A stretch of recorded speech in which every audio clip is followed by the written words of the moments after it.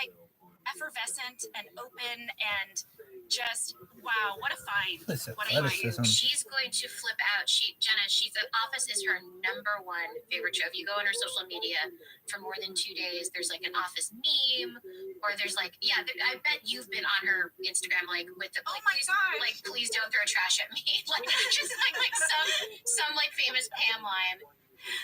Okay, so here we go. So now we have Diwali, the Festival of Lights. It's on network TV. Mindy, you have been so amazing at just really, I feel like, representing all different sides of culture and on television. It's just, you should know what it's meant to people. We had a lot of people write in about having their community seen in this mainstream way, what it meant to them. It's really moving. Oh wow, that's so nice. I mean, one of the harder things. Couldn't believe that Greg said yes, because normally we would do like a Halloween episode at that time of year because it's the end of October. But then when he said yes, I had to kind of confront the fact that I'm Indian American.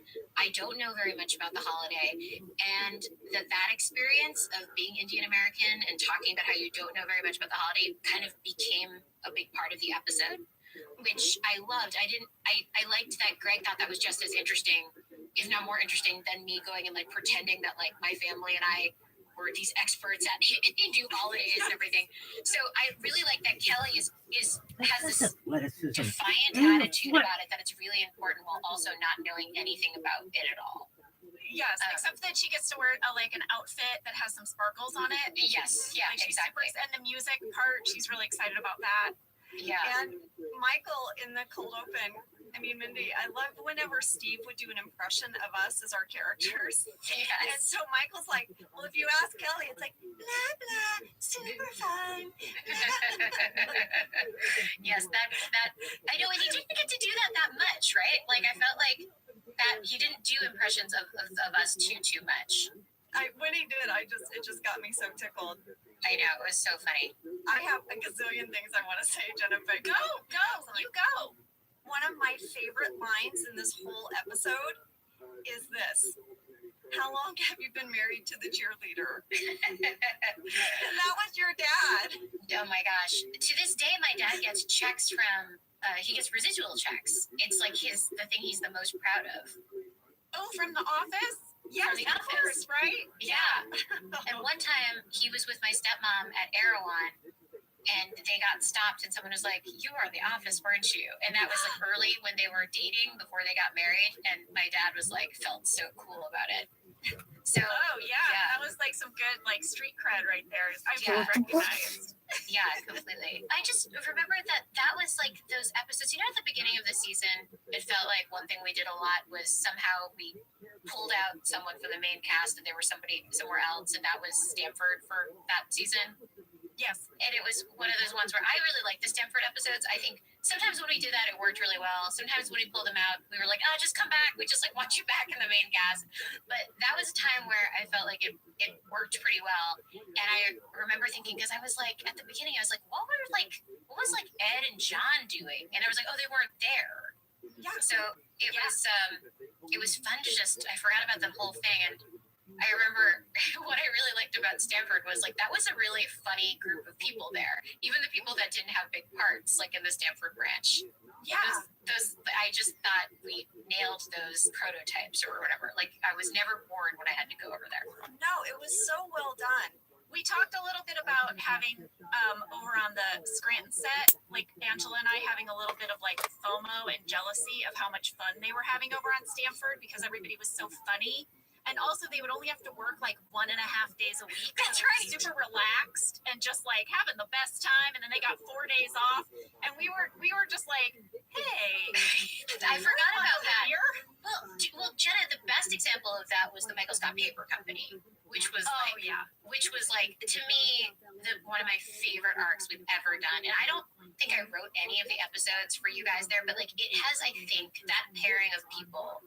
That group of people on their mission was like one of the times where I was like, wow, this is just like equally, if not more funny than like anything that's going. Wait, and that's when Idris Elba was that? Yeah. Yeah. Well, I mean, I guess if you come back to Idris Elba, you're doing fine. Yeah. I loved being in Michael Scott Paper Company. Oh my God. I kind of didn't want that arc to end. And Vikram, the four of you together. Oh my gosh. Yeah.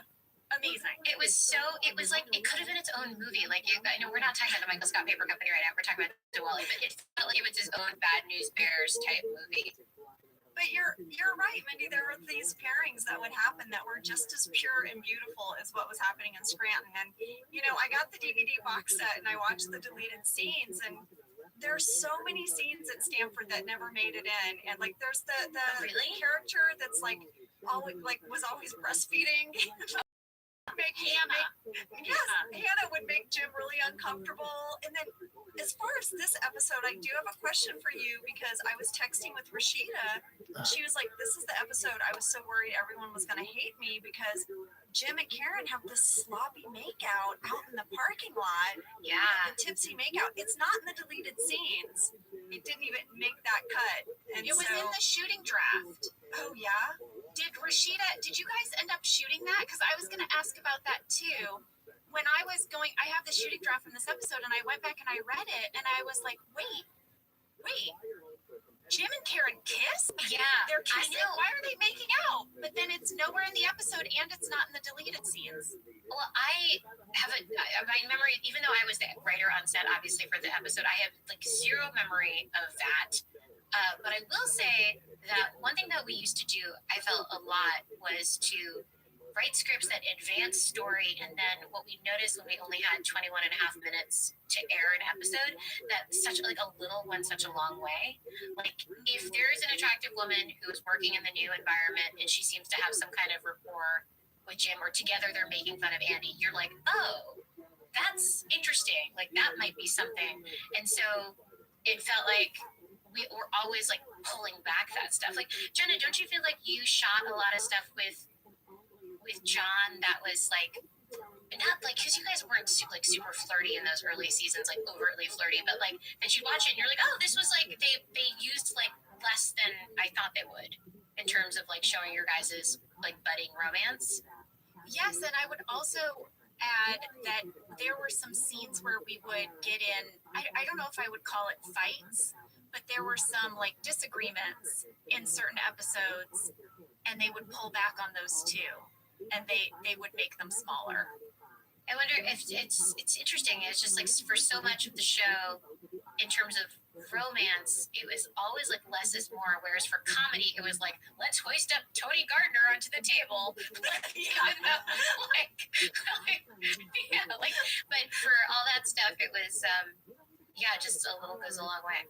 But the relationships were so finessed. I thought they were so smartly done. one of the things I remember really well about this episode was, again, like, it's such a time capsule of like 2006 or whatever, because the love interest, he wasn't really a love interest, but there was an Indian character who my parents preferred to Ryan. That was like a very small part of it. And it was played by this writer, Vali Chandrasekharan, who was kind of a friend of the writers on the show, but not an actor, just a guy, like a guy we knew. There was a real sort of casualness to our show of like, we're just kind of putting it together. Yeah, We probably shot this is season 3, right? For Diwali, we knew that season 2 had done well. We'd been nominated probably at this point. We'd been nominated, but we didn't know. So I felt like at the beginning of season 3, when we started shooting, we started feeling like a little bit more like, okay, we're not going to just get canceled or something. Because I remember so much stress earlier on, thinking like, it's hard to enjoy a show as much when you're like, is this even going to last? And I do remember being able to enjoy things a little bit more starting like at the beginning of season 3. Sorry, I just keep going off of, because I don't get to talk about The Office that much. I'm talking really like holistically about the show instead of just about this episode. But don't worry, we're going to break down this whole episode and like get into the nitty gritty of it. Okay. So this can be your Office memories. There's no prescription for what we talk about. Yeah. okay, cool. Greg was on to talk about Booze Cruise, and we went everywhere, you know. Okay. But it's such a special chapter in all of our lives. I think it's hard to compartmentalize it to one episode. It's such a big part of us. You know, one of the things I remember a lot about doing The Office was we didn't realize as writers how rare it was for Greg to just say, okay, well, I'm just going to give one person from the writer's world on set, and that's just going to be the writer of the episode. Some people do that now, but it's usually like an upper level writer. So it's your job to make sure that the intention of the lines is being corrected, give alts, answer questions from the actors. And I was a story editor when I did this. And I remember like that was pretty stressful, I think. Like I remember being on the set because Miguel Arteta was not one of our directors that we had all the time. And so I remember feeling like, is this like, am I being too like on set? Because we're on location a lot for this episode. I was like, am I too much in his hair? Is he going to yell at me? Because I think season 1, I was never alone for Hot Girl. Like I think Howard and Greg were there for almost all the shooting because it was, I think, one of the last ones we shot. But for this one, it was just like, go, manage set, answer all Indian questions, and make sure it's hilarious, and do all alts. It's so funny you say that, Mindy, because my impression of you as the writer on set was just always that you were one of my favorites. Really? That's so nice. Yes. Mostly because you were so up to laugh. Like I always felt like you found everyone hilarious. Oh my You God. seemed to like everything. You had the best alts, so you would sort of throw out ideas, maybe based on something you watched us do. You'd be like, oh my gosh, okay, wait, you have to do that again, and then what do you think about saying this? And it was like, oh my gosh, it was just like this uplifting, exciting. That's so nice. Oh, I loved it. We've talked a lot about that, and Jen Salata was very similar as well. Like, well, Jen, she just would laugh the whole time. Like we'd actually have to throw her off because She was laughing too much. she would ruin takes. But yeah, Yeah, I thought there's this thing that we would do on the show where when a cut would come out, the director's cut, and I've never seen it on any other show, we would all gather and watch it together in the writer's room. And director's cuts, famously in other shows, like make you want to kill yourself. They're usually so bad. But the quality was so good because the cast was so good. And so I remember it was like my favorite time. We could interrupt all of our work and just go into the little living room area of our writer's room and watch. I mean, I was such a fan of the show. I watched almost every cut of every episode, and then I would watch it live too. I didn't realize how unusual that is for somebody who works on a show. Most people do it, and then so a lot of actors don't even watch it when it airs. But I really was such a huge fan of the show. And a lot of times in those conference room scenes, like I'd have like no lines or one line or something in these 4-page scenes. And to me, it was like going to Second City and just watching everyone just be so funny, and it'd just be for free, and you'd be in this like freezing cold room, and there'd be snacks every 2 hours, and I was like, what? How could this be better? It felt like such an abundance of riches. I just loved sitting and watching everyone in character just reacting. Yeah. Mindy, I remember one time you were on stage in BJ, and you guys were at reception by Jenna, and you guys were talking, and I walked up, and you were having a conversation about some type of like economics. It was like some kind of like you had expanded economics, and I walked up and I was like, I'm gonna go over here. I was just like, they are two of the smartest people I have ever met, and I'm gonna hard pivot and back away. Wait, BJ and I were talking about economics. We weren't fighting. I'm so surprised. Oh no, it was a heated discussion. Oh, it was You were a on heated opposite sides. That is so 100%. funny. That is well, so I remember you and Paul and BJ as a little trio, probably because you were the writers who were with the actors. So between takes, you guys would always kind of huddle up and talk like story ideas and like what's happening in the writer's room. And so you were having to kind of manage 2 jobs at once. And I used to like hover around you guys and eavesdrop and just like hope you would invite me in to your hilarious conference. Yes. Some of my favorite memories are listening to you guys discuss story and character and pitch jokes to each other in between scenes. Well, that's so funny because I felt like when we were in the annex, we were the writers were in the annex. I'm sure you guys have talked about this many times, but we were in the annex obviously because then we could go be the writers' room and we wouldn't have to be in some of the big group scenes. But I remember also thinking like, but I want to be in the big group scenes. Like those were the funnest scenes to watch when Dwight would run in and be like, everyone to the roof. We just were left out of those scenes. About Diwali. So here's a couple things that I felt were maybe interesting to say, which was that we only cast my parents in it, which seems just like a complete act of nepotism and favoritism, because we had auditioned the parts, and Greg had felt that the actors we'd found of that age group, like the late 50s, early 60s, were like a little bit too either theatrical for the style of acting on our show, or too stilted because they had no acting experience. Now, I'm the first to say that my parents' acting was also very stilted, but he was like, at least they bear some familial resemblance to you. So we'll just put them in there. And I don't know if you guys remember this, but I remember going into it, my mom was had this energy of I'm just gonna be so much better than your father. I just know neither of them did any acting. She was a doctor, he was an architect, but she had this sense coming over that she's I just hope that you give me the most lines because I'm just naturally better on camera and it's gonna be good. But then Miguel fell in love with my dad. He was we have to give him more lines. He's killing it. And you guys remember this is a show where if anyone ever fell for anyone, Troy L. Underbridge, who was just kind of if anyone was interesting to a director in the wrong reasons, just because oh my god, I just love that guy's look, they could recur on the show for a long time. And I remember being I cannot have my dad and my mom come back here ever again to do this kind of thing. So I remember Miguel Arteta was hey, do you think we can add your dad to the background of another scene? And I was no, we can't. I was going to ask you what it was like for you to have them on set. I don't know if you guys feel this way. Well, you don't really, Ange, because your family, you guys are so tight. So I don't think you have this, but I did not feel so established on the show as a writer or as an actor that I felt so comfortable having them there. I was really worried about it seeming unprofessional, or just that they would tell boring stories to people, and Jenna would be hey, can you get this guy away from me? Tell an AD, I can't hear this story anymore, can you please? So I think I was worried, and I think I told them don't talk to people at craft services for too long, just say hi and answer questions, but don't launch into other stuff.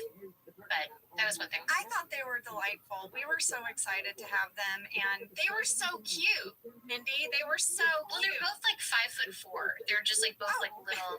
They're both. They're my people. I remember your mom complimented my blouse, and I remember it. That's nice. She liked the color on me, and I was oh, thanks so much. I don't know. I thought they were delightful.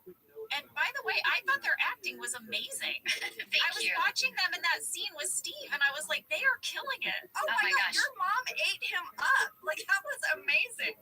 They were, I mean, I cannot believe, because that was at the time where I was I'd like to have a scene with Steve, it felt so special. And here they are, he's at a crossroads with Carol, and my dad is you should be with her. I forget exactly what he said, but I remember being this is kind of a juicy scene. But there's a nice little story, because I feel Pam's stories had such an emotional impact, but they often didn't have lots and lots of lines to them, but they always were so impactful as I thought your little story in this one was pretty sweet, Jenna.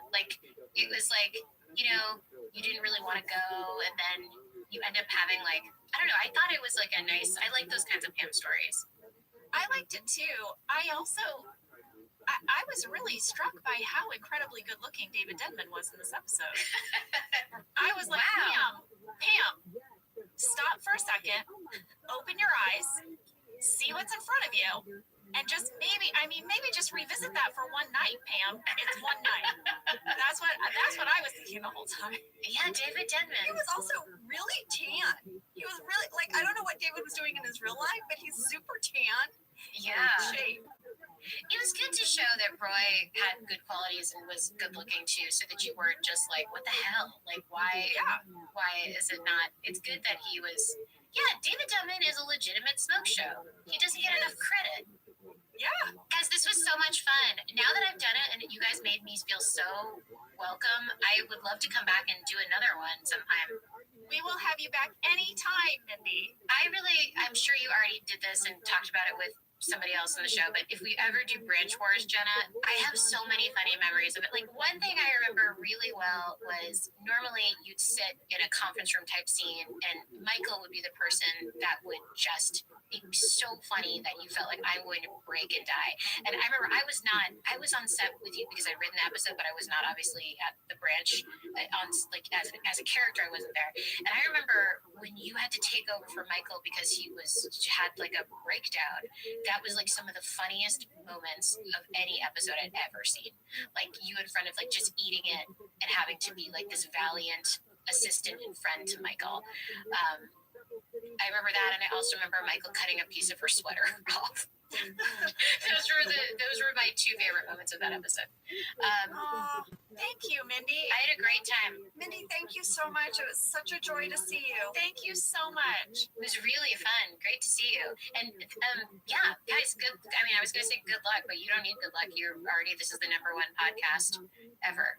But stop it. By the way, speaking of, I can't believe Legally Mom 3. I'm so excited. Thank you.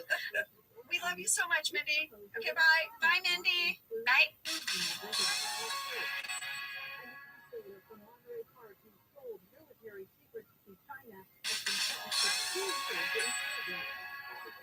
And we are back. Mindy Kaling. So fun. Please come back. That was so great. We have to have her back. I know. All right, ladies, should we break down this episode? We talked a little bit about this cold open with Mindy. We open in the office. Kelly is helping Ryan with his kurta, and Michael enters and he starts laughing at it. He calls it a dress, right?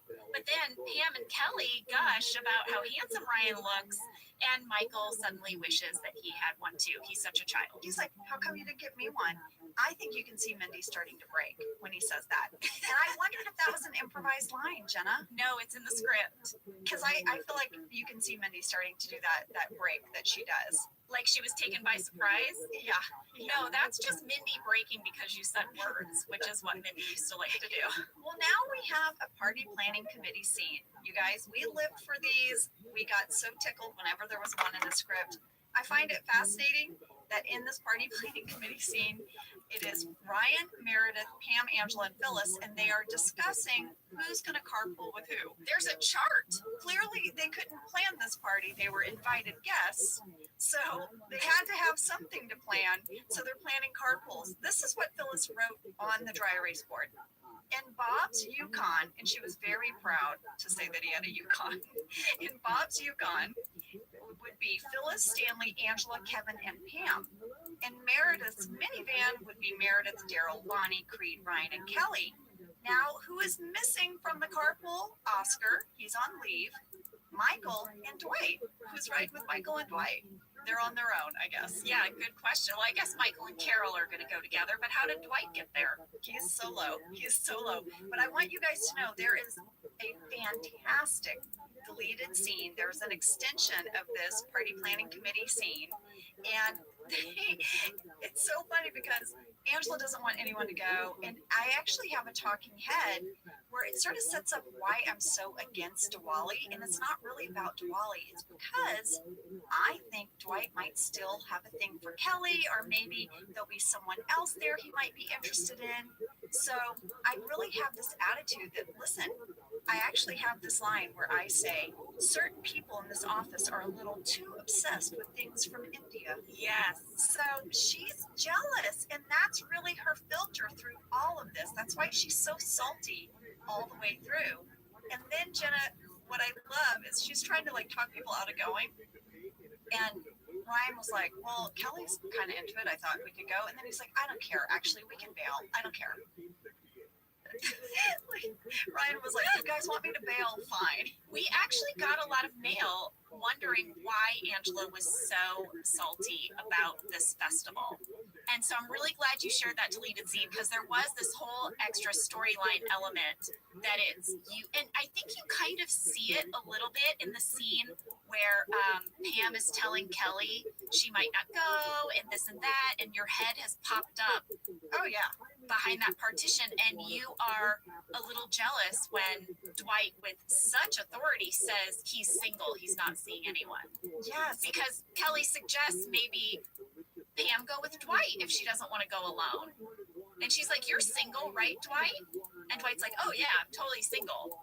And I think you see that little jealousy right there from Angela, like, "Ooh, Yeah. don't like it." There's deleted scenes that really sort of play out this Dwight Angela storyline and her jealousy and how it resolves itself. But that's what was going on for Angela Martin. So Michael gets aware of the fact that people might not be as enthusiastic about this Diwali festival as he would like. He says he thinks it's because, people are just ignorant about other cultures, and he really does not want to be embarrassed by everyone's ignorance in front of his girlfriend, Carol. Yeah, so he's got to educate everyone. So this means we're all going in the conference room. Yes. Once again, where does Michael get these posters? It feels last minute, but yet he has all these posters. Does he send Dwight on like a mad dash? There's all kinds of posters once we get in the conference room. It's so true. And when he starts showing us this slideshow, you notice how there's a photo of Michael and Carol kissing Awkward. that accidentally makes its way into this presentation. Yeah, Well, then he passes out the Kama Sutra to the employees. And remember, Angela, those were like little booklets that Phil Shea had to put together in print of all these Kama Sutra positions. And they were blurred out for television, but they were not blurred out in real life. We're all sitting in the room as actors, and we get these little booklets. And I remember being totally like, oh wow, okay. of course. Kevin says this is the best meeting they've ever had. The best one. If you guys get a chance and rewatch the scene, at the end, Toby takes away the Kama Sutra. And I want you to look at Phyllis's face because she makes an expression like she's really bummed out to lose the book. Oh my gosh, I missed that. Oh, I can't wait to go back and see that. Yeah. Well, Angela, should we talk a little bit about what's going on in Stamford? You mean with Josh Porter's like biker shorts and his fancy bike, and Jim and his clunky bike with a big basket? What's happening, Jim? What's going on? Well, Jim has started biking to work, just like Josh. He says, "I'm going to save gas money. It keeps me in shape." He did not anticipate how sweaty he would be. That talking head is so funny, how much sweat they put on him. Angela, do you remember how they used to make us sweaty when you have to be sweaty? They spray you. Yeah, they would either spray you with like a bottle that you would mist your plants with, or they would spray you with like those Evian mist sprays, and they have to like spritz you under the arms, but then they'd have to come and do it like between every take because it would dry. But then sometimes they would put like baby oil around like your hairline and then spray you so it would look especially sweaty.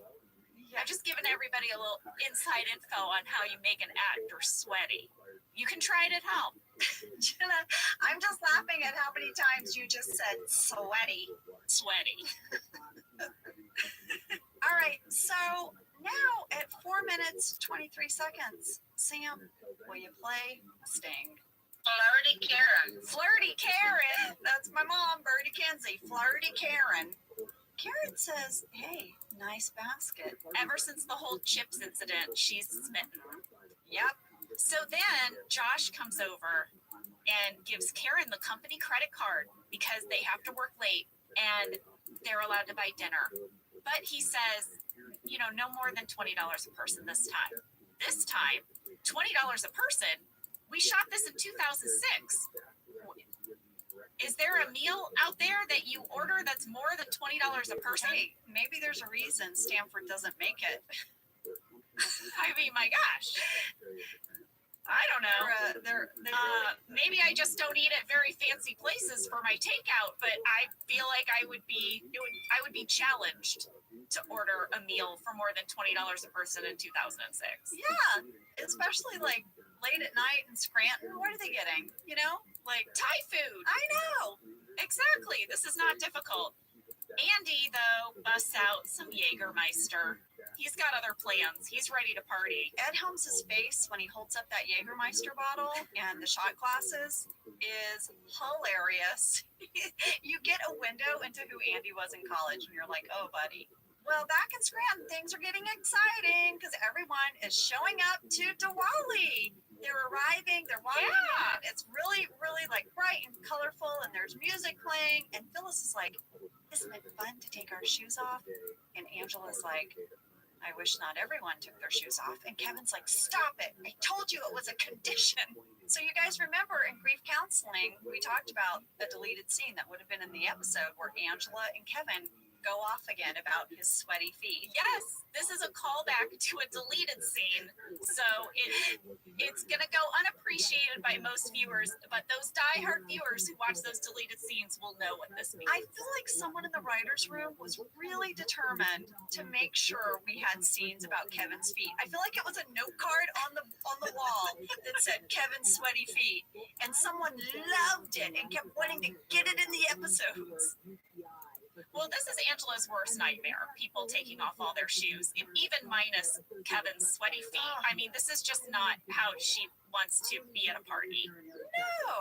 No. So, Angela, we got a fan question about these Diwali scenes. It comes from Sarah Beth Miller. She asked, was this a real Diwali celebration happening in the filming of this episode? How did you get all of those people in those beautiful costumes? Great question, Sarah Beth. I mean, there are so many people in this scene. So here's the thing. It was not a real Diwali festival. That was all put together by our amazing crew, just specifically for this episode. Yes, our set designer, Michael Gallenberg, and his team, they decorated that whole gym. Michael had to do a lot of research in order to transform the gymnasium to feel like a real Diwali festival. So I think he would be very proud to know that you wondered if this was real. Like, maybe we just stepped into an existing festival. No, they made the whole thing. They did a fantastic job. As far as costumes go, my character did not get to dress up, Jenna. I was so bummed. Yeah. I mean, she actually is just wearing what she wore to work. She didn't even change out of her work clothes. I know. But some of the cast did get to dress up. BJ, Rain, Mindy, and I'm sure our wardrobe stylist was thrilled to do something other than just drab office attire. They used to get so excited every time we got to wear anything other than our office attire. And Pam didn't really dress up, but she is not in her office attire, which was fun. I had a whole separate fitting for that. We got to see casual Pam. And did you notice I got to wear my hair differently as well? But we did find out some interesting trivia about all the other background actors who were dressed up for this festival. Yes, we went to Kentopedia, and he said our casting office worked with Central Casting. Now, Central Casting is a casting agency in Los Angeles. They specialize in sort of the background actors and filling out the picture, right? Yeah. Central Casting reached out to a lot of the Indian community here in Los Angeles to hire those background players. All in all, Kent said we had 100 extras working this episode, and every single one of them brought their own very beautiful costuming for us to use. And to kind of fill out the world, Kent also hired a professional dance company to come and lead us in some of the dances. He found a company called NDM Dance Productions, and he hired their director-choreographer, Dev Mahajan. And Dev hired 8 dancers. He choreographed, rehearsed their dance in the morning of that day 4 of shooting is when we shot all the dancing. And then we filmed it later in the afternoon. And all the dancers wear their own costumes as well.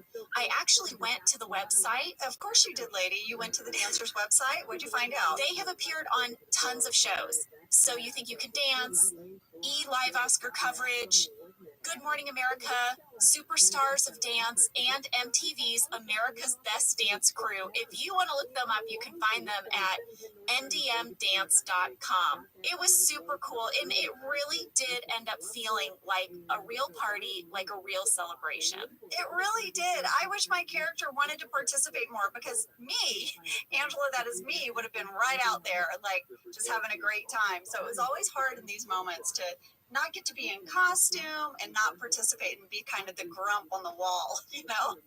I do, and we'll talk a little bit about my dancing later, but I did get to dance a little bit, and I was thrilled. Yes. Very fun.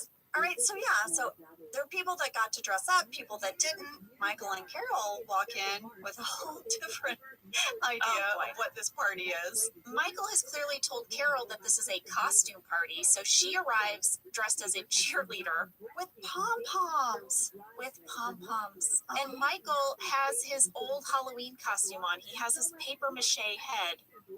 We had a fan question from Melinda O'Brien. Was Michael's costume the same one from the Halloween episode, or did they have to make another one? Oh no, Melinda, we save everything. Everything that anyone wore or held or used or interacted with on The Office goes into a giant warehouse. It's tagged. It's almost like an evidence room. So when they wrote that into this episode, they just went to that warehouse and they picked up that paper mache head and put it right on his shoulder again. That's right. It's like the end of Raiders of the Lost Ark. It's like rows and rows of boxes with dates, tags, episode names. So they went right to that box. And of course, Michael, you know, he can take the head off and then he just looks like he's in a suit. But Carol is stuck now as a cheerleader because Michael thought this was Indian Halloween. Yes, I know. Poor Carol. She is such a sport in this episode. She has to endure so much. And Nancy Krill just knocked it out of the park. She plays it so perfect of just sort of like quietly enduring this awkward evening while dressed like a cheerleader. Yeah. Well, let's move over to the buffet. Angela's at the buffet. She asks if they have any vegetarian options. She doesn't even seem satisfied when she learns that everything is vegetarian. It's all vegetarian. She's just in full grump mode. She's like, just give me some bread. And then the guy hands her the bread with his hands. And Angela, you have a line here that I am fairly certain you improvised. Oh, yeah. I say, you used your hands as I walk away. And I did improvise that because the guy literally did hand it to me with his hands. And I thought, that's not good. You should have used some tongs. He just handed it to me with his hands. And so I improvised that line and it stayed in and it makes me laugh. Of course, she goes ahead and eats it. So I guess she's not too concerned. But it's clearly she's just like not having a good time. And she's a little like grossed out because she's seeing a lot of feet. And now a guy just handed her bread with his hands, a stranger. Well, in the script, it says that you take a bite and say, ugh, garlic. We had some fan questions about the foods. Stacy and Rabbi both wrote in to say, was any of that delicious looking buffet food real? Did you get to sample some of the cuisine while filming this episode? Guys, it was all real food. It was all real. It was all delicious. Kent told me we hired a specialty food stylist to create the food, that it was authentically prepared, and we had it all 3 days of filming, and we got to eat it, and I remember that. It was delicious. It was delicious. I only got to eat the naan, but it was very good naan. Oh, I ate between takes. I just ate it. You don't even see Pam eating it on screen. I was like, I will eat this. Well, now we come to one of the moments in this episode that is one of my favorites, Angela. This is when Ryan meets Kelly's giggly sisters. Yeah. It's so cute. We got some fan questions from Lindsay, Bridget, and Dan, who all want to know, do you know what Kelly's sister is saying when they're talking to Ryan? They're saying something about Zach Braff. Okay, here's what the three little girls say. They say, Kelly likes Zach Braff. That's what they're saying in Hindi. They're sort of like teasing him. They were so cute. And they were played by Tanvir Adwal, Ananya Kepper, and Jaisha Patel. Well, the little girl who plays Kelly's sister that says the Zach Braff line, that's Jaisha. I found her on Instagram and I reached out to her to ask her about what it was like to be on the show, and she wrote back. I can't wait to share. She must be like a grown lady now. She is a grown woman now. She told me she was 13 years old when she shot this episode. She said she had not really heard about the show. She was still watching Disney Channel, she said. But she said her dad took her to the audition, and she remembers walking into the casting office and just seeing tons of other kids who were all there for the same role.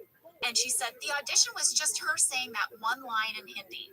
And she said she didn't speak any Hindi. So her dad told her how to say it about 5 seconds before she went into the audition room. And then she got the part. So she said she was so excited. And I asked her what it was like to be on set, if she had any memories. And she sent back the sweetest message. So we're going to play it for you now. I remember Rainn Wilson walking up to me and shoving a lightsaber in my hand and yelling, "Lightsaber war." I also remember getting to know Mindy Kaling and BJ Novak, who were so sweet to me. Meeting Mindy Kaling really meant a lot to me growing up because I didn't really see many Indian actresses in the entertainment industry at that time. And I love what Mindy has done with her platform, and she is still a huge inspiration for me till this day.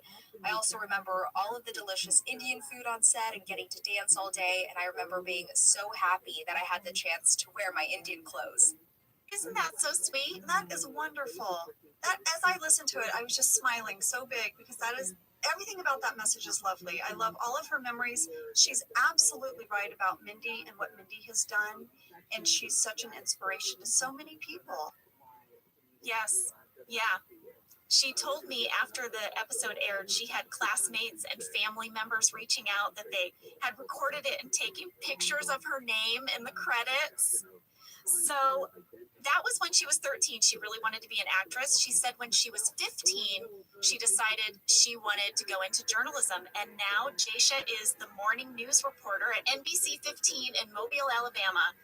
She told me she has to go to bed at 4 o'clock in the afternoon because she has to be in the studio at 3:30 in the morning. I have always heard that about these morning anchors on the East Coast, that they have to get up so early.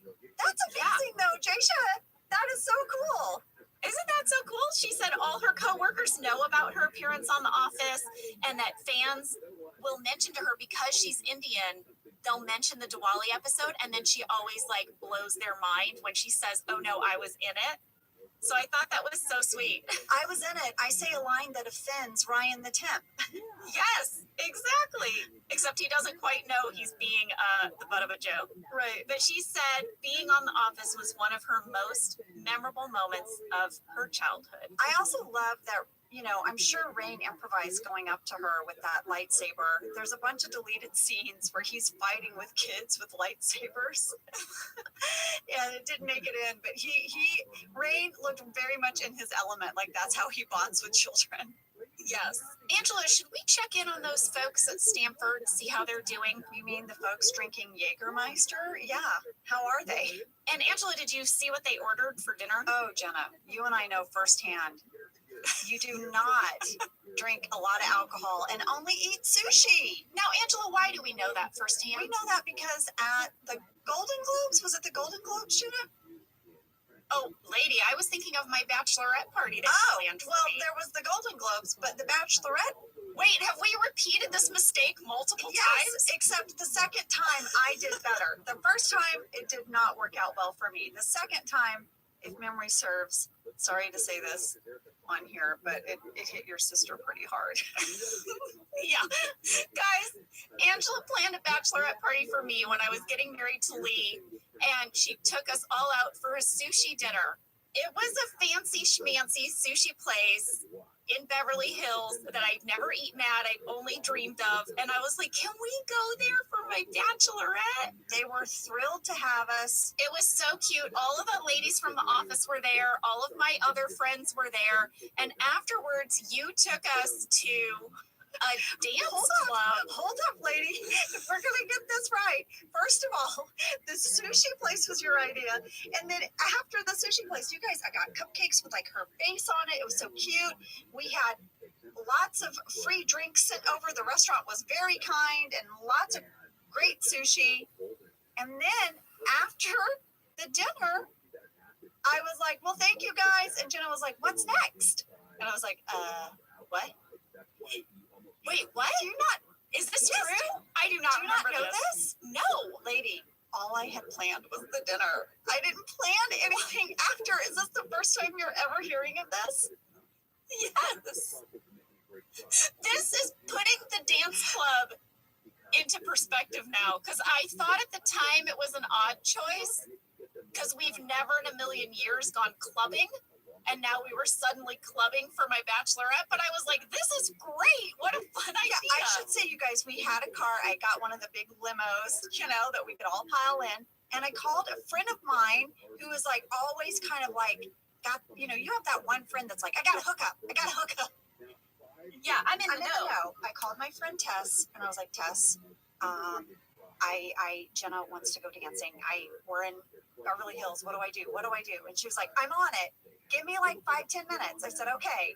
So we kind of hung out a little bit and I was like, I'm sorting out some stuff, guys. I do remember hanging out on the sidewalk outside the. Yes, it's because I didn't have a plan because the restaurant. all I had planned for was fancy sushi. And our evening would have been over at like 10 o'clock. Yeah. Anyway, I get a call from Tess and she goes, all right, Angela, it's pretty last minute. It's like, a Thursday night in Beverly Hills. So I did get you in this one club. I know this guy. He's got a booth for you and they're going to give you drink service. It's kind of a random club, but it'll be fun. You guys can dance.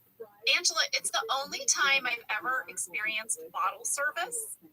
Bottle service is where they bring you just bottles of alcohol and then mixers and like little cut limes to your table and you make your drink. Also, when they walk it over, everyone starts doing, at least for us, I think this was the norm because I would see different people get bottle service and it was like, and they shot off like confetti in the air. It was so weird. It was so bizarre. It was crazy dancing. I remember we got in trouble because we were dancing on top of the couches and we got reprimanded for that. But guys, on our stomachs of sushi mixed with bottle service, long story short, at the end of the night, as the limo is dropping everyone off, my sister puked in Ellie Kemper's bushes. I puked when I got home. It was in my hair. I slept in it. It was an epic night, but that's what you get when you mix sushi and a lot of booze. And that is what is in store for these guys in Stanford. Yeah, as Jenna and I rewatched this episode, I texted her and I was like, oh, lady, alcohol and sushi. It's so true. It is so true. Should we go back to Diwali because Roy has arrived and he is watching Pam dance and have fun? And I have a full Mindy catch for you right here. And we've got a sting for it and everything. There you go. It's a full Mindy catch. Mira During wrote in to say, at the Diwali party when Roy walks in, Beyonce's Crazy in Love is playing in the background. And Angela, this was a note in the script. Mindy wrote in what song would be playing when Roy walks in, and that it would be a Beyonce song. So I think this is a full Mindy. I love it. It's a very subtle full Mindy. It's like full Mindy when you don't even see Mindy, but her presence is still there. Exactly. And my dance partner, we talked about this in the interview with Mindy. My dance partner, Valley, he was well known by the writers because he was a writer on My Name is Earl at the time.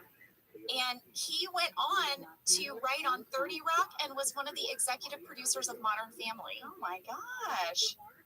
I know. Well, that Mindy did say, guys, he wasn't an actor. He was like a friend of ours. That's so wild. Well, can I ask you a little bit about your dance moves there, Miss Fisher? You can. What are you going to say?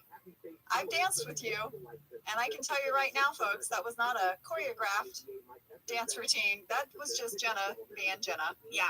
We had a fan question from Zaria Collins who asked that same question. Were those dance moves choreographed? Oh, no. Oh, no. That's all Miss Fisher. That's me fully dancing with my heart and soul. That's hello, St. Louis. St. Louis prom. That Sounds of Scranton right there. That's the same girl who made a Sounds of Scranton playlist, everyone. There I am. You could almost rewind me and put me in my high school gym right there. Well, something is going to happen that is super awkward because that is Michael's way. Michael's way is to take a wonderful moment and make everyone cringe.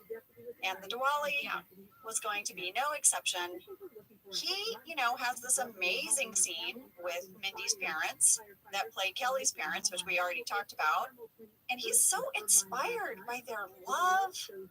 He's going to do it. Yeah. He's going to do it. Their commitment. Yeah, he's going to propose to Carol in front of a whole room of strangers on their 9th date. Yes, she's like, Carol, will you do me the honor of making me your husband? Of making me your husband. And she's like, can we talk about this in private? And this is one of my favorite moments in movies and TV where he's like, what? Into a microphone. She's like, can we talk about it in private? And then he's like, oh man, oh crap. Yes. Well, they have this Yes. scene out in the parking lot, Jenna, and it made me laugh so hard that, Carol is like, I can't do this, Michael. I can't do it. And his last ditch effort, his last few moments, what is he going to say that might change her mind? He's going to go for it. What could he say to change this woman's mind? Do you know what he says? Let me come with you. I have this book, the Kama Sutra. She says, Exactly. she's like, good night, Michael. Well, at this point, Pam she's talking to Valley and she's realizing something. She wants to reach out to Jim. So she's gonna text Well, Jim. that thing happened. That thing happened, which is, this crazy moment just happened. And who does she want to share it with? Right? This is how you know you really care about someone. Your person out there, folks, is the person you want to tell everything to right after it happens. It's who you bounce everything off of. And Pam wants to tell her person what just happened. Then she runs into Angela. Oh. She needs to get her shoes. And there is Angela guarding the shoes, she says. Well, and eating her dry naan. By the way, Angela, fan question from Rainy Greg. Was the naan dry? no, Was it actually no, dry? it wasn't. It was perfectly fine. I would say that too. I ate some of that naan. It was wonderful. I was glad to have it. I was probably hungry. Well, Jen and I used to always get so tickled to have scenes together because it rarely happened. So we were really excited about this. I loved shooting this scene with you, and I love it so much. I just want us to play it. Sam, can you play it? It's hot in there. How's the naan? Dry. Looked like you were having fun. I am. You should come dance with us. I have to watch our shoes so they don't get stolen. Who are you texting? No one. Aw. But also, lady, my character is so nosy. So note, who are you Yeah, it texting? looked like you were having fun. Who are you texting? I mean, who am I to ask you who you're texting? You're the party police. Also, you're single. Dwight made this big announcement that he's single. I don't know. Maybe you're texting Dwight. What's happening? Angela's spinning out in this episode, and a lot of those scenes ended up getting deleted, but it would be a fun watch to go back and watch them because that is why you are so intense in this episode. Yeah. So now Pam is going to make it outside. She hasn't received a text back from Jim, and she sits with Michael. Michael tries to relate to her. He's like, wow, they're both victims of broken engagements.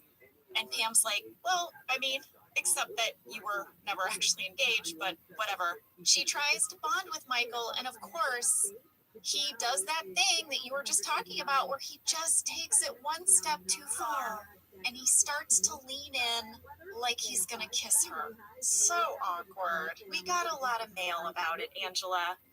Ruby, Alexandra, and Vanessa Ortiz all wrote in to ask if that was a scripted moment when Michael tries to kiss Pam. What was it like?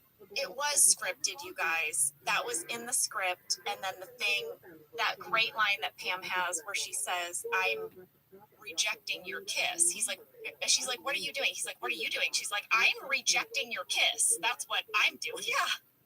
What are you doing? That was all scripted. And Angela, I was so excited to do that scene because I remember staying late that evening and shooting outside. I talked about this before when I had that scene with John up on the roof where Pam and Jim eat the grilled cheese sandwiches. It was one of those warm summer evenings in Los Angeles. They're the best. This was another one of those. And it's one of my fondest memories from shooting the show because I got Steve all to myself and I got Miguel Arteta all to myself and Mindy was there and it was just us doing this scene, getting it just perfect. It felt like we had all the time in the world. There was no rush. And I just absolutely loved it. Yeah, well, Mindy mentioned, that she was kind of jealous of her parents that they got to have this great scene with Steve, because there are several characters, myself included, that rarely got to have one-on-one scenes with Steve. It just wouldn't make sense in the world of the show. And whenever I did, it felt so special. And I think you got to have some amazing scenes with him throughout the course of the show. And this is just one of those that was just beautiful and so fun and funny and cringy and heartfelt.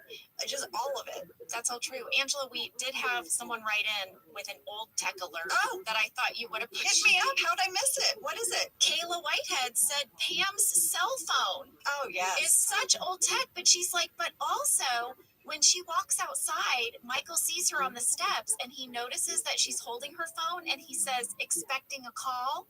She was like, no one would say that to you today. If you have your phone in your hand today, no one's like expecting a call, because we always all have our phones in our hands. That is a brilliant catch. I am applauding that catch. I love that observation. That is an amazing observation, because back then, yeah, your phone was in your purse. We didn't walk around holding phones, like flip phones like that, because we did hardly anything with them other than talk to someone. So if you're holding it, you probably just spoke to someone or you were about to. Yes, that is a great observation. Great. Well, I want to take us back to Stanford, because I think there's a moment in this episode that is the happiest we have seen Andy since he has appeared on the show. It's Happy Andy, and I want to share Happy Andy with you. Happy Andy happens at around 15 minutes. They have had a lot of Jaeger. Karen, though, she's just tossing her Jaeger shots into the trash. No one knows it. She's not getting wasted. And Andy starts singing a cappella. Karen's like, no a cappella, Andy. But he's drunk, and he's singing the Indigo Girls, Closer to Fine. And as he drunkenly sings, all of a sudden, Jim, who's super wasted, starts joining in and singing. And it's so adorable. Andy's like, Tuna, are you kidding me? Like, he's so happy. He's so happy. They're having like an a cappella moment. And this is Happy Andy. He is thrilled. Well, Angela, we had a fan catch from Renata Torres. She says at 17 minutes, 58 seconds, you can see a pair of white flip-flops under Karen's desk. Ah! And she wanted to know if that was on purpose, but we know why those are there. We do. Those were Rashida's flip-flops. Yeah, the wardrobe department would give us Uggs or flip-flops to wear to and from our trailers and sets, so we didn't have to walk in our kind of like high heel office shoes, right? Yeah. Yes, you caught Rashida's flip-flops. Wardrobe actually told me one time also, our trailers were not close to the soundstage. It was a little, quite a walk. And they said that also they would take our shoes to protect our shoes, because if we walked across the parking lot back and forth, and sometimes if there was weather of any kind, they preferred actually to leave our shoes on set by our desks. Rather than us walking around in them all the time. And we were delighted, because that meant less time in heels. We had our travel shoes. Those were Rashida's travel shoes. Well, as they're leaving for the night in Stanford, Jim is going to ride that bike home. He's going to ride his bike home. Or is he? Well, yeah. He falls over. Well, it's the end of the night at Stanford. They've had Jaeger. They've bonded over Indigo Girls. I mean, Andy's busting out his air mattress. He's like, oh yeah, he's staying in for the night. Jim is going to try to ride his giant bicycle with the big basket home, and he tips over into the bushes, and Karen's in her car. She's like, hold up, get in my car, drunkie. And Jenna, do you remember how freaked out people were about this moment? Yeah. I mean, people thought Karen was shady, that she let them get so wasted, and that was she waiting for Jim? Like she had planned it all along. Yeah, was she waiting out in the parking lot for Jim? I was like, hey, Mr. Tipsy, get in my car. And remember, in this episode, it was written that they were going to kiss. Oh, I talked to Rashida about it. I texted with her, and I want to read you guys what she said. She said in this episode, they had written a scene where Jim and Karen get sloppy drunk and make out. So maybe I guess she had been drinking too in that different version, right? In that different version, because I have the scripted version of that, the three of them go to a bar and they all get drunk together at a bar, and then they were supposed to make out on the street outside of this bar. Yeah. And Rashida said they actually filmed the scene in the parking lot. And she said she was really worried. She was like, everyone's going to hate me. And then she told me Stephen Merchant actually suggested that they cut the scene out.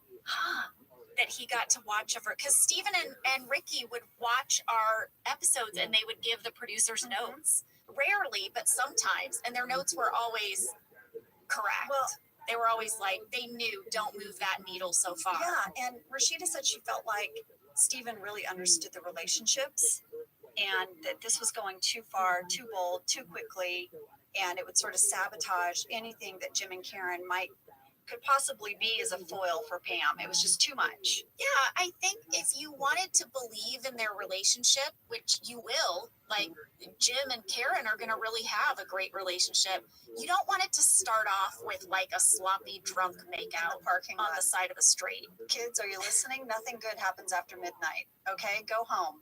This is what my aunt told me when I went off to college. She said, here's my advice to you about sleeping around. This is what she said. She said, you're going to go to these parties, you're going to do some drinking, and you might, in the moment, want to make a decision that's impulsive. She said, my advice to you is go home, because you can always wake up in the morning and say, oh, I wish I'd slept with that guy, and you can do something about it. But you can't undo. You can't undo. Yeah, I'm with your aunt. You can't undo. But I was kind of lame in college.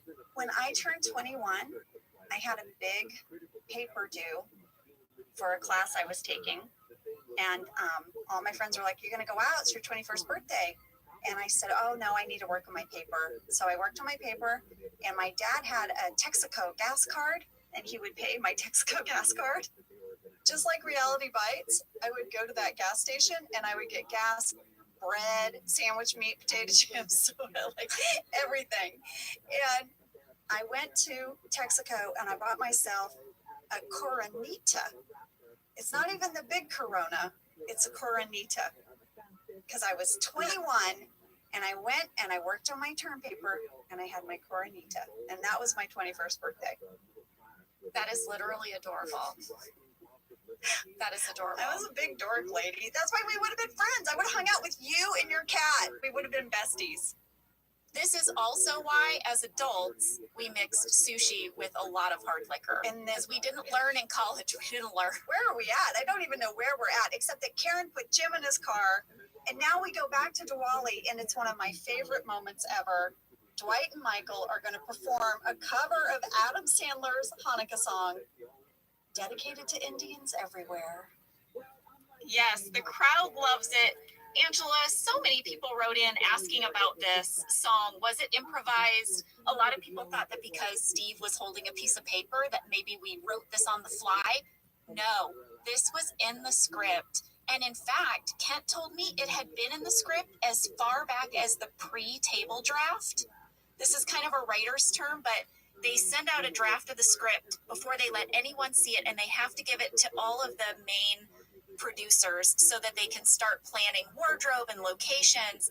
And Kent said that at that pre-table draft, this was the tag for the episode, and it remained there until we shot it. So they got permission and all that kind of stuff. And he said Steve asked for that piece of paper because he felt like his character wrote it at the party, and that would sell the idea that this was like a last minute idea by Michael. Yeah, I thought the same thing. I thought Michael needed those notes. Steve did not. Right. Yeah. Well, it's so good, and I have a really great catch. I'm going to call it a BFF catch. What is it? At 20 minutes, 34 seconds, after he's finished singing and it pans to the crowd and everyone cheers, you and I are sitting side by side on the floor together. Oh my gosh, Angela, you know we did that. ourselves. I know. We sat together. We probably were. I mean, I remember them doing that song. We were all just elated and along for the ride. It was so fun. And I think we just sat next to each other because they probably weren't even sure if they were going to use that big swing back to the crowd, right? Yeah. And so there we are. Here we are on the ground next to each other. BFF catch. That is the perfect way to end this podcast episode of Diwali. We did it with a BFF catch. We did it. And thank you so much to Mindy Kaling for stopping by. I just felt like we could keep talking and talking, and I can't wait for her to come back. And if you guys get a chance, go check out Mindy's new show that she co-created with Lang Fisher. It's so cute. It's a coming-of-age kind of comedy drama called Never Have I Ever. And the cast is wonderful, and the writing is great. And you guys, if you watch it, you'll see Angela on it, because Angela's in it in a couple of episodes. Yes, I'm in 2 episodes. I play the mom. I play one of her nemesis's mom, and it was really fun. I'll be the mom all day long, Jenna. I know. Yeah, casting folks out there, if you need a mom with a little bit of sass, give me a call. You know where to go.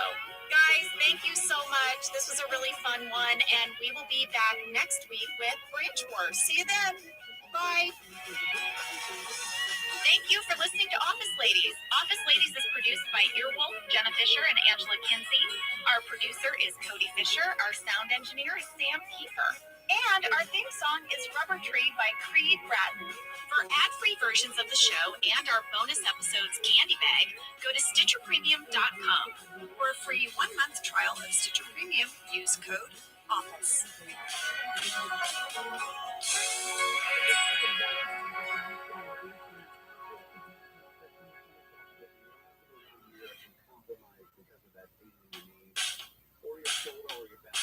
I'm Jenna Fisher. And I'm Angela Kinsey. We were on The Office together. And we're best friends. And now we're doing the Ultimate Office Rewatch podcast just for you. Each week, we will break down an episode of The Office and give exclusive behind-the-scenes stories that only 2 people who were there can tell you. We're the Office Ladies. Hi, folks. Hello, everybody. I'm sorry. I feel like I just shouted. 2 hours ago. I won't do that again. If you shouted, then what did I do? I don't know. I'll pull back. We're a little amped up today, guys. We're excited about this episode. We're amped up. We're excited about this episode. Also, seeing my BFF's face and There are Sam and dozens Cody, of like the the 4 of service us, about is to. kind of just How like big you one of the guys? highlights of my week. Every week, Not it's sure if you've one been of the getting highlights these of my accounts week. followed. Yeah, it's true. There are Let's dozens talk of about The Office. You can find them This all week's by it's episode is Branch installing Closing. It is ViralRabbi season 3, and episode searches. 7. Please note, Written by Mike Shore. don't bring and them directed to our by attention. Tucker Gates. Repost. Yes, Tucker Gates directed 4 episodes. People like absolutely No flip out comments. over is the Threat Level Midnight. We'll get there. Yes. Oh, Yeah. yes. All right, here's a summary I have of a this service episode, announcement jumping right in. for how big you Jan guys. Not tells sure if you're Michael getting these that the accounts Dunder followed. Mifflin There are Scranton branch dozens of is them. shutting down. That's great. Michael, of course, shares this news with the rest of the office, even though Jan told him not to. I mean, No what are you going comment. to tell Michael something and No comment on expect this him fish. not to just blurt it out? He's like Oh emotion. wow, driven. there's The more. guy Yes, cannot I have hold been anything receiving a in. bucket. So Nothing, annoying. Thank you basically. for this Yeah. helpful. This is always So everyone 2 is hours. wondering what their new life Thanks for will looking be out for like. They're interest talking sharing. about it. I'm getting They're several a thinking day about from it. this account. I Meanwhile, keep Michael blocking and everyone. Dwight drive to David Oh. Wallace's house in hopes of Yes, ambushing him. they are and trying to make me seeing crazy. Branch. They're gonna save us, guys. Even if they have to be aggressive. Like, Uh, what are they going to show up at this guy's house? What are they thinking? Yeah. Thank God he didn't come home. Well, so we tight. eventually What a learned great that Josh part. from Stanford I'm in leveraged love. his position This to is get a great. new job at Staples. Thanks, baby. And the Stanford branch will now be closing. The Scranton branch will absorb some of their employees. Why doesn't which means, why doesn't it show? guys, Jim is coming back. Oh, Jim is coming back. It's a big episode. That's a lot of information we find out in this episode. So much information, and it sets up the rest of the season, really. It really does. Yeah, we're gonna get our new characters now. Ed Helms, Rashida Jones, Angela, we're finally next week gonna be able to interact with those Stanford people. Yeah, and they really Dog, get who under is this? people's skin. It's so fun. All right, but we're getting ahead. We're getting ahead of ourselves. Jenna, now you and I I'm were following you, being baby. chatty on the phone yesterday. Jenna, you were a little, I don't know, braggy to me on the phone yesterday. You said you had fantastic fast facts. You wouldn't tell me.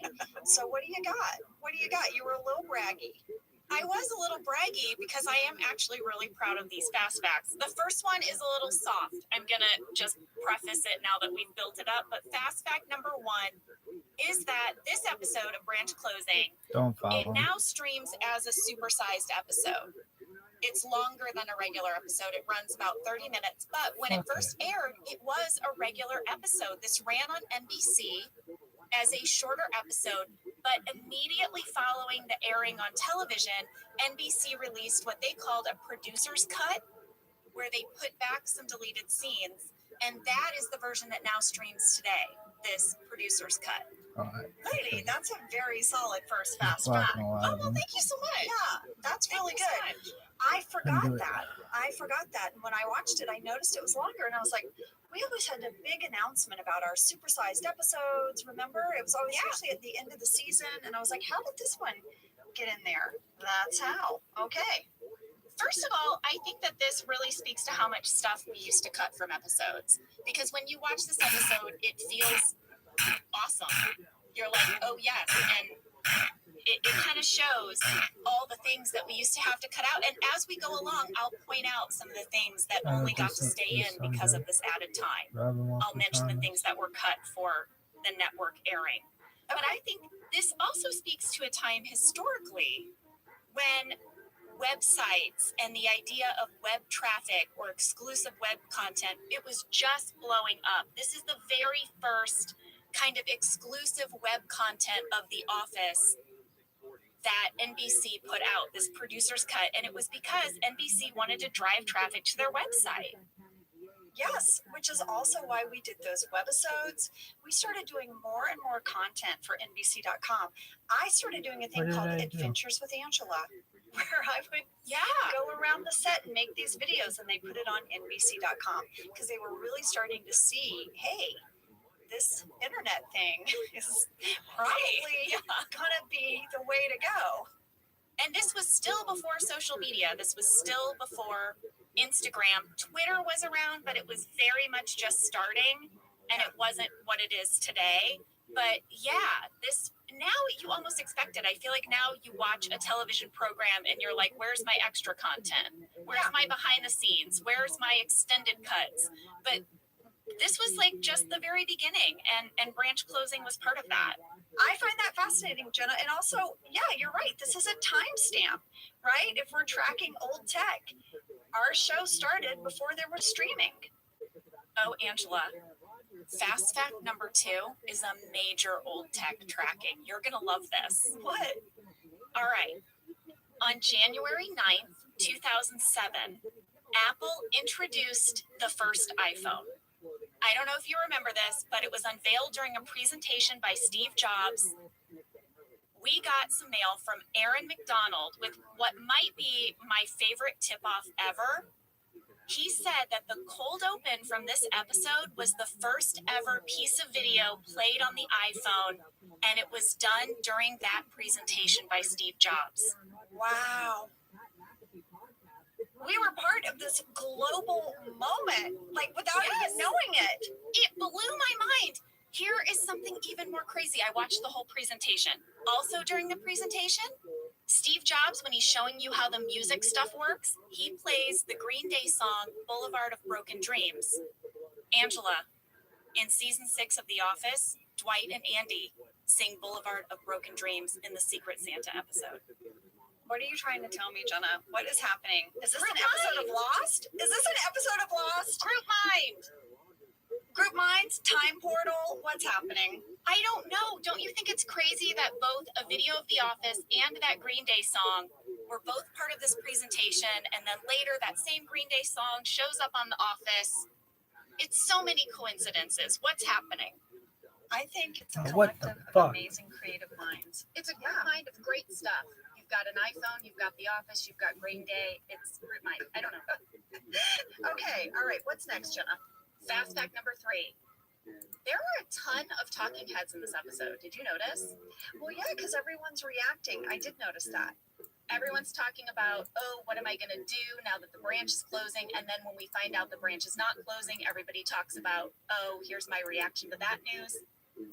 Do you remember when we talked about how our cinematographer, Randall Einhorn, chose the placement of a talking head based on whether or not people had a future outside of Dunder Mifflin?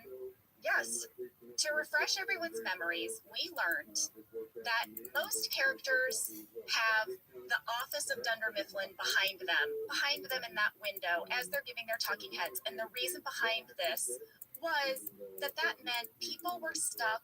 They didn't really have a future. They were kind of stuck in the world of Dunder Mifflin. Right. However, very often Jim would have a talking head all the time, and his talking heads had a window to the world behind him. Yes, the point of that was because he had a future outside of this company. Yes. Right? He was going places. Yes. Angela, in this episode, after the employees get the news that Dunder Mifflin Scranton is closing, every single one of the talking heads have a window to the outside world behind them. No, they don't. Oh, yes, they do. Wait, when they find out that the branch isn't closing, all of the talking heads switch back to having the bullpen behind them. I did not catch that. You have to watch it. I have to go back and watch it. Angela, you have a talking head where you're talking about Dunder Mifflin closing and outside world behind you. Same with Pam, same with Ryan, same with Phyllis, same with Stanley. And then when we find out that we're still stuck at Dunder Mifflin is behind us. That is so wild because I really don't think I ever had talking heads on that wall. Ever. I mean, I'm trying to think back. I think maybe one time when I was sitting next to you when we were both pregnant, right? Yeah. Like, wow, Jenna, that is a fantastic fast fact. It's subtle, but it's layered and it's there. Everybody watch Branch closing again just for the talking head. That's it. That's what I got. I'm giving you some claps all around. I was really proud of that one because I trashed that one myself. So I'm giving myself a real pat on the back for that. I'm raising my glass to myself. I don't know if you can see. I'm raising my coffee mug to myself. I'm raising mine back to you. You do, as you raise your coffee mug, I noticed you have a tattoo on your wrist that you normally don't have. I was fascinated and fixated on it. Did your kids give you a sticky tattoo? You know, Angela, in this pandemic, we have brought back some real oldies but goodies at our house, and one of them has been the temporary tattoos. Yeah, this is something my kids were interested in when they were like 2 or 3 years old, and they're now 8 and 6. And we found this drawer of temporary tattoos, and we're tatting up. You know what we found? What is exciting as your tattoos? We found in the shed a bin of unopened Play-Doh, and it was still good. Our kids are 12 and 10. They're not, that's when you sort of phase out of Play-Doh. Yeah. We brought it back. There's a chicken that poops Play-Doh. It's made a comeback. Lady, those fast facts were so good. I mean, where do we go from there? We should probably take a break. Let's take a break and then we'll dive into this episode. It sounds great.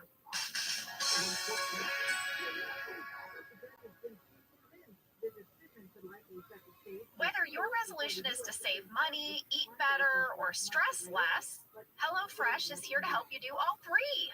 Yes, you guys, I love HelloFresh. Jen and I both love it. You know why we love it. And guess what I made the other night? What? It was so delicious. I made their pub-style shepherd's pie. I've made it. Yes, It's so good. white cheddar and then thyme mashed potatoes. I know it very well. It's a family favorite. Well, Josh normally makes dinner, so this was my turn, and I made this, and he loved it. And I was so happy. I was like, I made a shepherd's pie. I'd never made one before. It's so good. Everyone, you can say hello to your most delicious year yet with fresh ingredients, chef-crafted recipes, all at a price you'll like, delivered right to your door. Go to HelloFresh.com/OfficeLadiesFree and use code OfficeLadiesFree for free breakfast for life. Oh, yeah, for breakfast on the breakfast. Subscription is active. That's free breakfast for life at HelloFresh.com/OfficeLadiesFree. with code Office Ladies Free. Oh yeah, Hello that's Fresh, America's #1 meal kit. This show is sponsored by BetterHelp. oh yeah. You know, around New Year's, we all reflect, and people really start making lists of what they can do to be their best self for the next year. Yes, I think, the new year definitely makes you think New Year's resolution. What do I want to change? New year, new me, that kind of thing. Yes, but perhaps What? this year we could be reflecting on what we're already doing right. Yeah. And therapy can help you figure out your strengths so that you can ditch this idea that you need some extreme change or this extreme New Year's resolution and Right. just, you can make changes that really stick because they're based on your strengths. I like that. If you're thinking of starting therapy, give BetterHelp a try. It's entirely online, designed to be convenient, flexible, and suited to your schedule. Just fill out a brief questionnaire to get matched with a licensed therapist and switch therapists at any time for no additional charge. Celebrate the progress you've already made. Visit betterhelp.com/officeladies today to get 10% off your first month. That's BetterHelp, HELP.com/officeladies. Let's talk a little bit about hydration in the new year, particularly about liquid IV. Angela, you turned me on to this, and I'm going to have to give you props. Oh, thanks. It's pretty great. You told me that you use this when you travel to stay better hydrated, and Yeah. I started doing the same thing. Whenever we go on a road trip, it's like I don't want to drink too much water. 'Cause Dude, then I'll have if to I'm pee, 16, I'm and then railing I this find chick myself all the so time, dehydrated. and I'm never So I saying use anything. this. Well, I like it for hikes. Here's what it I is. keep feeling You it. get a little earthquakes. packet and you put it in your water, and then you are going to get 3 times the electrolytes of a leading sports drink plus 8 vitamins and nutrients.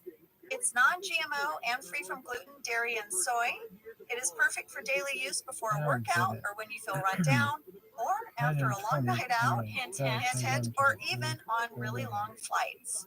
Rehydrate yourself for the new year. Grab your Liquid IV Hydration Multiplier sugar-free in bulk nationwide at Costco, or Am I get not 20% getting off your first order when you go to liquidiv.com and use code OfficeLadies at checkout. That's 20% off your first order when you shop Better Hydration today using promo code OfficeLadies at liquidiv.com.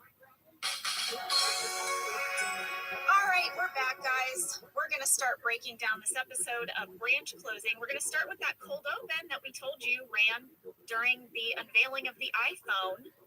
Yeah, so this is a classic Jim prank. He has found a way to prank Dwight even from the Stanford branch. He is sending a fax very early in the morning. Karen enters. Just curious, what? like, what are you doing? And he's like, it's too hard to explain. And we see a talking Is that head. fucker in cuffs? Jim says that Been he there, dog. stole some of Dwight's stationery before he left, and he occasionally sends Dwight a fax from Dwight's future self. It's so good. It's so perfect. It's so perfect. And that morning he said, Go. don't drink Go. the coffee. Fight Might him. be poison, Beat 'em right? up. Something to that effect. So Dwight's like, oh my God. And he sees Stanley about to take a sip of coffee, and he, practically tackles him to the ground. He's like, you'll thank me later. So Yes. Dwight thinks he is getting faxes from his future self. This is classic It's so Jim. good. It's so good. The first thing I thought after I watched this cold open was, did Mike Schur write this episode? He did, because that's Mike Schur. This is 100% from the brain of Mike Schur. He did such a good job of writing these Jim Dwight pranks. Oh, he's so smart, Jenna. He's so smart. I know. Smarty. Yeah. All right. So then we move into the episode, and Michael is at his desk. Jan enters. Oh, Michael. Again, like 3 hellos. Just call me Levinson in the morning. Levinsons. Oh. And Jan has news to deliver. But first, she has to sit through this barrage of awkward hellos from Michael, and she finally tells him, Dunder Mifflin Scranton is closing. You are a severance package person. Yeah, you're not gonna make Michael it. starts crying. And then he starts moaning. Jenna, can you imagine in this moment? No. And of course, it's so loud. Everyone from outside the office can see and hear that something is going down in his office. Everyone's very curious. Yes, because he's he's moaning. Kevin comes over to Pam's desk, wants to know what's going on. We had a fan question. Okay, I'm gonna let this fan question go, and then I have a card that just says, what? Is it what Hadley Horton is wondering? Why is Pam's hair different? What's up with the low pony? Oh, that's a separate card called Low Pony, question mark? Okay. Where should we start? Should we start with I like how what the, or how the low pony? Nigerians badly Let's start retract with their teeth. what and then go into Low Pony. Great. Pam calls Kevin Kev, and then Buddy, and they fist bump. What is happening? What is happening? The fist bump was a reluctant fist bump, though, Ange. I know, but Kev, She's Buddy, being fist bump. condescending. She's being totally condescending. She's trying to put him off. She's like, Kev, Buddy, fist bump, leave my desk. I mean, she's trying to get through it. That's my interpretation. My interpretation was that he's like a little kid. Yeah. So she's like, So okay, Kev. she's patronizing him, Yeah. for sure. But you just don't often hear Pam sort of become that casual with Kevin. Or, I feel like she saves that part of herself for Jim, and everyone else she's This river sort of cable just to be bigger. aloof to a little bit. So it just kind of was startling to me. That and your low ponytail. I mean, what the heck? Here's the deal with the low pony. I think it was a swing and a miss. I wasn't crazy about it when I saw it. We were trying to change things up. You might notice as well, Pam has got a little bit of like a pinkier, sparklier eyeshadow on in this episode as well, and a little lip gloss. There's so much pink. She has pink eyeshadow, pink lipstick, pink sweater, but then the low pony with the clip. Not even a ponytail holder. I can't wait. I sounded so southern. It's very hard for me. Holder. Anyway, it's a clip holding your hair, not even a ponytail holder. Yeah, well, the clip is humongous. Here's the thing. The conversation in hair and makeup was that Pam would be experimenting a little bit because she's going to her art classes, she's living on her own.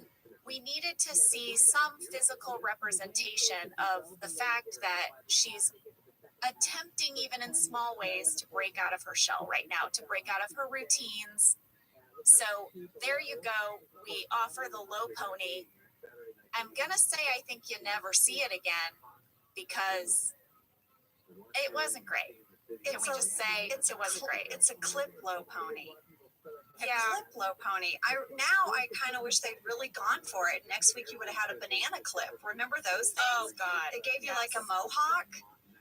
Yeah. Yeah. All right. Well, It was a moment in time. It was something we tried.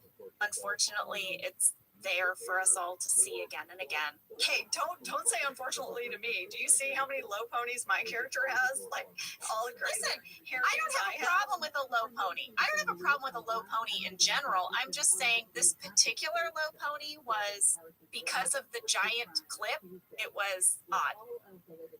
We're back in Michael's office. And Jenna, I don't know if you've ever had to fire someone. I have, or if you've ever been fired, but I couldn't imagine getting the news Michael got. And Jan's like, well, they believe that Josh Porter is going to have a big role in the future of the company. And Michael goes, what kind of role? King of the stupid universe? Just like, could you imagine? Like firing someone basically who's having this kind of a spiral. I mean, Could you imagine firing someone or being fired and then having their wind up mechanical teeth? was go that in off? the script? It was an accident. And by the way, this points to what amazing actors Steve and Melora are, because they just stayed in the moment and reacted to it as if that was meant to happen. It was not meant to That's happen. brilliant. And could it be more brilliant that you're firing this guy who's so incompetent on so many levels and his clacky teeth go off? Yes. Amazing. All right. I'm going to move us along. Michael has a talking head where he says, let's see Josh find another Stanley, Phyllis, or Kevin. Show me that farm. Show me that farm. And during that talking head, we kind of, we see Creed eating his mung beans at his desk. We see Phyllis knitting. And we had a fan question from Stephanie Miller. In this episode, when we see Phyllis knitting, can she knit in real life? Did she knit that whole scarf her character is working on? You guys, she is 100% fake knitting. Phyllis cannot knit. Didn't she do so good? They had a basket full of knitting stuff. They'd made it part of her character. It sat next to her desk all 9 seasons. And it just sat there. And sometimes if she had to do background stuff, but this was a great panning shot because, you know, Michael says there is no Stanley tree and he's napping. And then they say, do you think the world is crawling with Phyllis's and she's knitting? So it was this great visual. But no, Phyllis can't knit. Yeah. No, That's one of my favorite talking heads, though. I love that one. I do too. So then Michael is walking around the office. Dwight can tell something's wrong, but Michael isn't spilling. And this is my other favorite talking head from this episode, which is Dwight's talking head, where he says, when you're close to someone, you can read them like a book. And he says, Michael's book is titled, Something Weird is Going On, : What Did Jan Say? The Michael Scott Story by Michael Scott with Dwight Schrute. All right, that last part is not in the script, and I could kind of tell that there was an improv there because whenever Rain improvs at the end of a talking head or the end of a scene, I feel like you can see him smile just a little bit in the corners of his mouth and his eyes. So I reached out to Mike Schur, and he told me that he and Rain expanded on the book title on the day, on set. They kept throwing out ideas. The original was just supposed to be Something Weird is Going On, : What Did Jan Say? And Mike threw out the Michael Scott Story, and then Rain added with Dwight Schrute. Yeah, for sure. I mean, I feel like we all have tells. And Rain, when he has an improv that I think he's really happy with, has a little bit of a smirk. He's kind of proud of the moment. He amuses himself in the moment while saying it. Now things are really getting heightened over at the Stanford branch because Karen breaks the news that the Scranton branch is closing to Jim. And oh my God, Jim's face. He's like, what? You notice he doesn't reach out to Pam. Pam and Jim never call one another or text one another in this whole day. It's kind of weird because in Diwali, we see that Pam was texting Jim and they had that phone call at the end of grief counseling. But what's going on? Why no communication? It makes perfect sense to me. You know, they're both sort of struggling with where do we go from here? And I'm sure Pam's first instinct is to reach out to him, but she doesn't feel like she has that kind of access to him anymore. She rejected him. So no, it makes perfect sense to me that they don't communicate. What I thought was weirder, and we're going to get to it, is that Roy finds out from accounting. So Pam didn't even tell Roy. That's right. So now Michael approaches Pam at front reception. He's acting really strange. She clearly knows something is up because he was moaning in his office and Jan visited. So Pam's like, what's going on, Michael? Yeah, I have a fan catch from this moment. Okay. At 6 minutes, 21 seconds, Celeste Dimas says, if you freeze and look closely on that big board that's hanging by accounting, on Tuesday the 5th, it says, one of many Emmys, Steve was robbed. That's a great fan catch. I promise I didn't write it. We shot this episode about 2 weeks after the Emmys, and I guess someone had written up on the board a little congratulations to us, and we also needed to say that Steve was robbed because he did not win that year for Michael Scott. He never won for Michael Scott, Which is ridiculous. yeah. Well, I have a Jenna catch because since Celeste turned me on to looking at this whiteboard, I found something else on the whiteboard. On the top line, written under Thursday, written in multiple colors, it says, in case you haven't noticed, there is a lot of colorful hooey on this board. Anyway, guys, for the future, I think it could be very fun to freeze on this whiteboard because they did change what they wrote all the time. Well, I love that. I love the little subtle shade towards the television academy totally. about Steve not getting the Emmy. Totally. Coming up next, Michael has a talking head, and then he does something immediately after, and it's one of these classic Michael moments that I live for. It always makes me laugh so hard. Michael says that all he can do is put on a brave face and be our leader. And then he says to the whole bullpen, it's over. We are screwed. Yeah. Like, really, buddy? That's the brave face you're putting on for us? Okay, thanks. Yeah, I mean, he offers no comfort. He sort of begins to ugly cry. Angela's asking about the employees, asking about their jobs. I have two catches here. I have something I need to say, Angela. Okay, go. At 7 minutes 18 seconds, your sweater? It's a sweater vest. Okay, so I actually have some photos of this sweater from a wardrobe fitting that I saved. So I have a button-down shirt, and then over it I have a sweater vest, but it's like a tank. It's like a teeny tiny, very odd sweater vest. Yes. It's like another one of those failed Project Runway contests. Oh, 100%. And then our wardrobe designer, Carrie Bennett, took the buttons off the sweater vest and replaced them with those cat faces. It's really a work of art. It really is. All right, well, I have a catch at 7 minutes, 27 seconds. This is one of the most famous Michael Scott memes. It's Steve making that face like he's about to cry, or maybe he smells dog poop. You know the face. And he says, "This is the worst." And people use it a ton to respond to other people. Like when they get some news that they're like, "No way." All of a sudden, I see in my feed Steve's face. Okay, on Office Ladies Pod, will you please post the pictures of your cat buttons and of this meme? Yes, of course, of course. Okay, good, because I want everyone to have these visuals. Okay. I think it's important. I have a script question, Jenna, because I know you have the scripts. So Toby admits that he knows that this was going to happen. Michael calls him a traitor, says he wants to see him in his office. They start to walk in, and Michael says, "Oh my God, you walk so slowly." I feel like that was Steve improvising. I had that same feeling, and I did look at the script. None of that part of him calling Toby into his office was scripted. So that whole bit of him calling Toby in his office, say he's walking slowly, and then Dwight guarding the door and putting his hand up to the camera, none of that was in the script.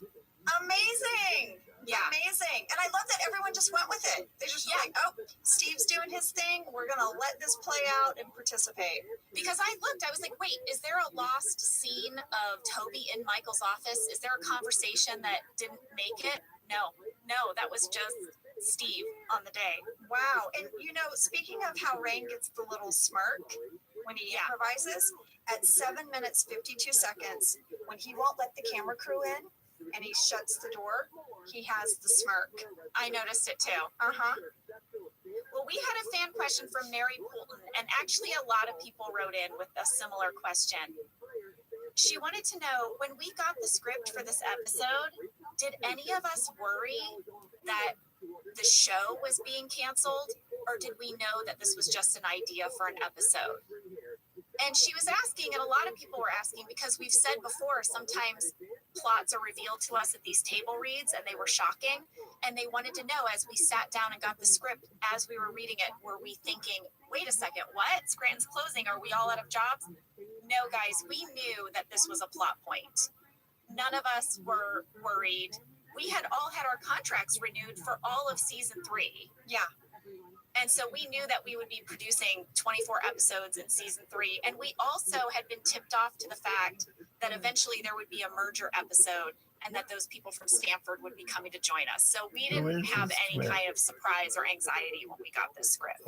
No, we were just excited because it meant finally after this episode, we could all be in one room together. So we were excited. At least the Scranton branch, we were excited. I don't know. Maybe Stanford was like, we like our schedule, but we were excited to have everyone back. All right, so now, Angela, we move What are they into saying about you? Orion talking head, and he's He's holding up his created business over cards, right? Or are they his calling cards? Oh, boy. He's holding up his business/calling cards. 8 minutes. Notice, here it is, talking head, exterior window behind him. Oh, This is No, the Lily beginning Joe. of the exterior window talking heads, because next up, Angela has a talking head and Kelly has a talking head with the mascara on her face, all exterior windows. she's gonna track it. All right, so now we're going back to Stanford, and Andy is leading everyone in a chant, "Stanford, Connecticut." Who the Right? He's fuck getting is this everyone bitch? worked up. So while That's everyone's Lily. chanting, at 8 minutes 23 seconds, you will see someone who is beloved She's by our survived by office casting 14 crew. Her people. name is Lori Socks. She was our stand-in. Her and her husband, Steven, they were like a stand-in duo team, and she's in the background in the scene, and it just made me so happy to see her. I saw her too. And I loved it. Well, maybe we should explain what a stand-in is if we haven't before. So after you Who is rehearse a this scene with the Rabbi actors, you Rothschild? bring in people to stand in for the actors while the crew sets the lights and the camera angles. And this is an opportunity for the cast to go and get their makeup fixed or change their outfit or any number of things, rehearse their lines. And then when we're ready to start rolling, the actors come back in and stand in their positions or sit at their desks. So Lori would stand in for all the women, and Steven, her husband, would stand in for the men. But every once in a while, you'll see them pop up in the background of scenes, and that's what happened here. Yeah, they're wonderful, and we all became very close. And anyway, I was very excited to see her there. I know, they were the loveliest, and they had 2 kids. Lori got pregnant twice over the course of the show. Everybody who worked on our show became part of the family, and they were part of our family. Yes, absolutely. Well, back in Scranton, Meredith goes into Michael's office to let him know that she is still down to sleep together. She's still down to get down. Yeah, because, they made a pact years ago that they would sleep together on the last day of work. And Michael is like, I have no idea what you're talking about. Okay, this storyline, which is going to keep playing out of Meredith trying to figure out who she agreed to have sex with on her last day of work, this was an example of one of the storylines that got cut from the original time with the producer's cut. Oh my gosh. Well, and see, I love it. I feel like it fills out the picture. Yes, completely. Well, Jenna, your character has a pretty big talking head coming up. It's interesting to see how the branch closing is affecting everyone. I mean, Stanley is elated, right? He's going to retire early. Oh, yeah. Stanley's elated. Ryan says this worked out great. And Pam is really happy. Oh, yeah. And we express all of those emotions with an exterior window behind us, Angela. Well, Pam says that she always thought that maybe she would make a big speech and slap someone and storm out. So dramatic. I know. Who would she slap? It would have been me. She would have slapped me. Well, she's eventually going to slap Michael, so maybe that's who she means. But it's definitely either you or Michael. Right? Yeah. Yeah. 100%. Okay, so now, Angela, we're over in accounting, and Angela and Kevin break the news to Roy. Yeah, why do Angela and Kevin break the news, huh? Why I don't hasn't Pam know. said anything? I think this really shows how disconnected Roy and Pam are, by the way. Well, he seems very concerned that Pam might be one of the Connecticut transfers, but Angela kind of misreads his concern and thinks that he's worrying about himself, and she's like, oh, Roy, you'll be fine. You're so strong and capable. Yeah, don't worry, Roy. Yeah, don't worry, Roy. Kevin finds this hilarious. Angela tells him to grow up. Yeah, he totally storms off. We got a fan question from Patricia Kennedy. Patricia wants to know, Angela, when you're talking to Roy, it seems like Angela has a thing for Roy. Did she? Patricia, this is a fantastic question. All right, many of you out there have speculated about Angela and Roy. Jenna, I have been asked this question a lot, and there's all of these threads online about it.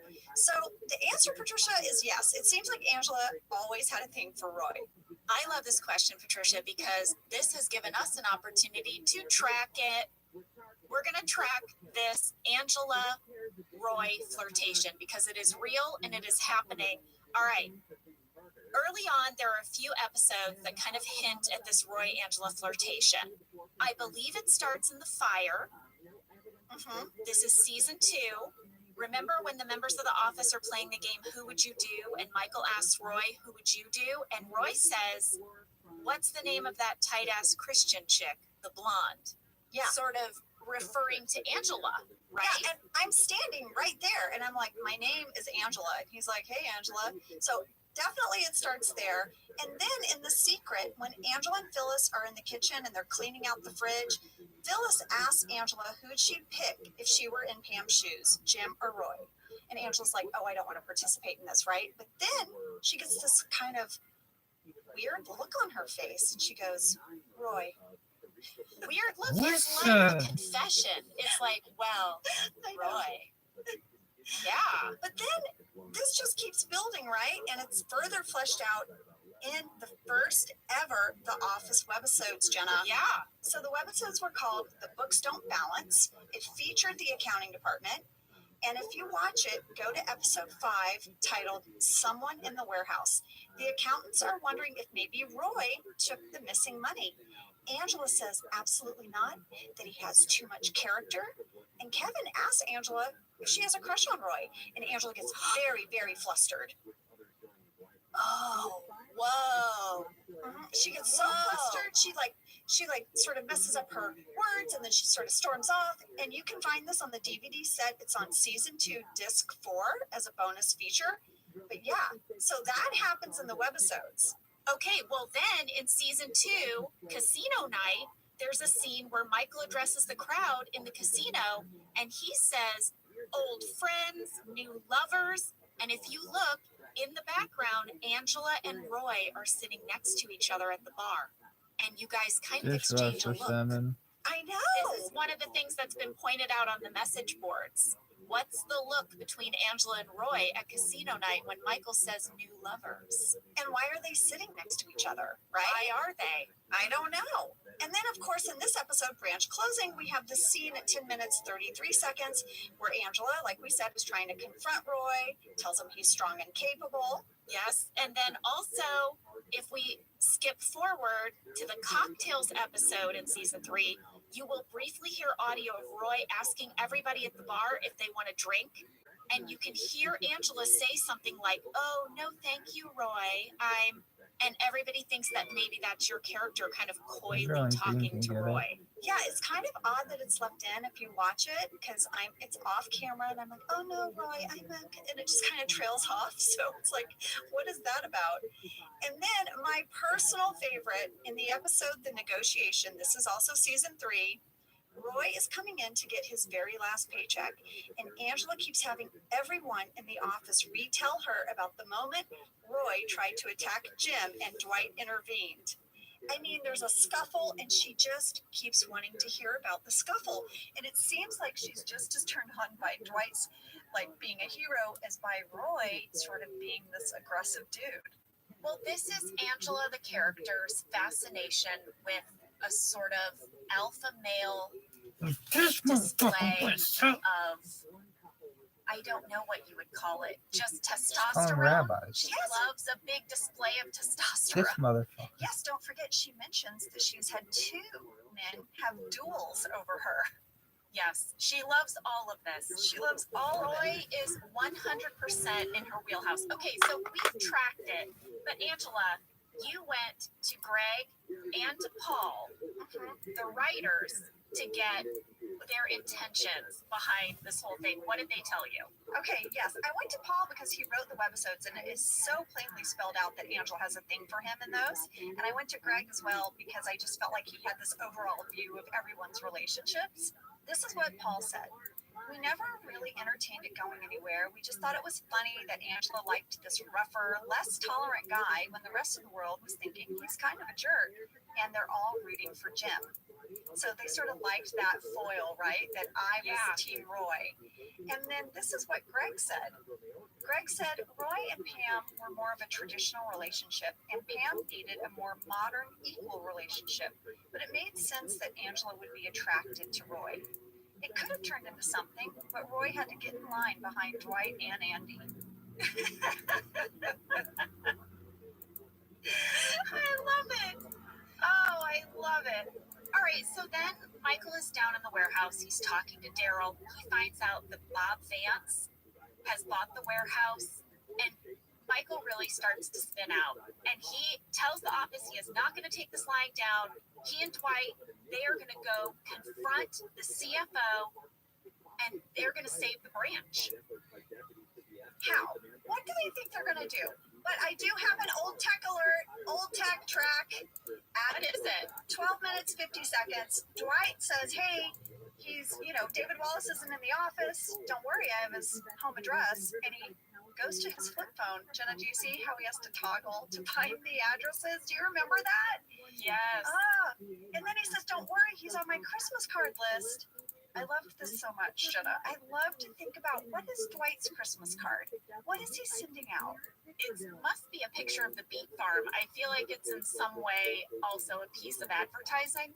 Maybe it's Moe's holding up a bunch of beads. I have a fan catch from Nico Martin. When Michael and Dwight are driving to David Wallace's house, the temperature in the car says it's 80 degrees outside. Why are Michael and Dwight wearing trench coats?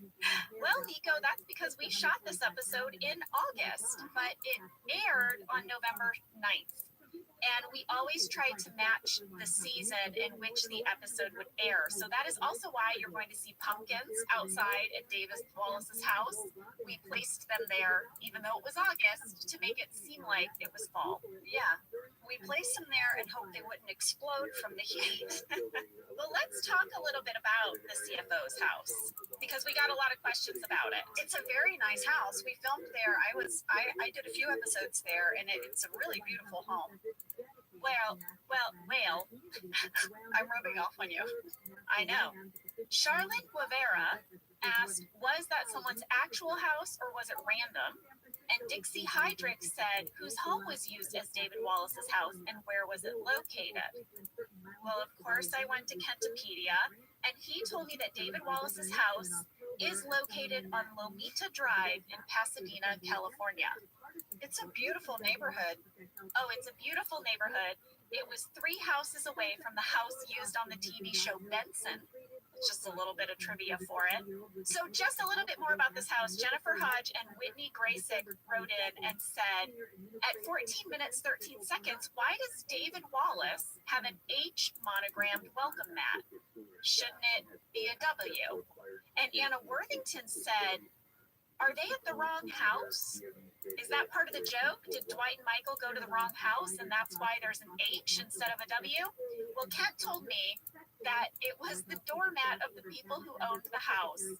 And no one noticed the mistake until after they were in the editing room. And you'll see in the future, this is David Wallace's house. They just forgot to replace the welcome mat. The welcome mat and also the golden retriever that's in the backyard. Oh no, that's a whole story. That golden retriever was placed there. I'll get to it.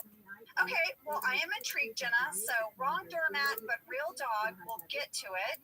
Maybe we should take a little break right now. And when we come back, guys, we have a really fun guest. Yeah. All right, we'll see you in a second. It's the wizard.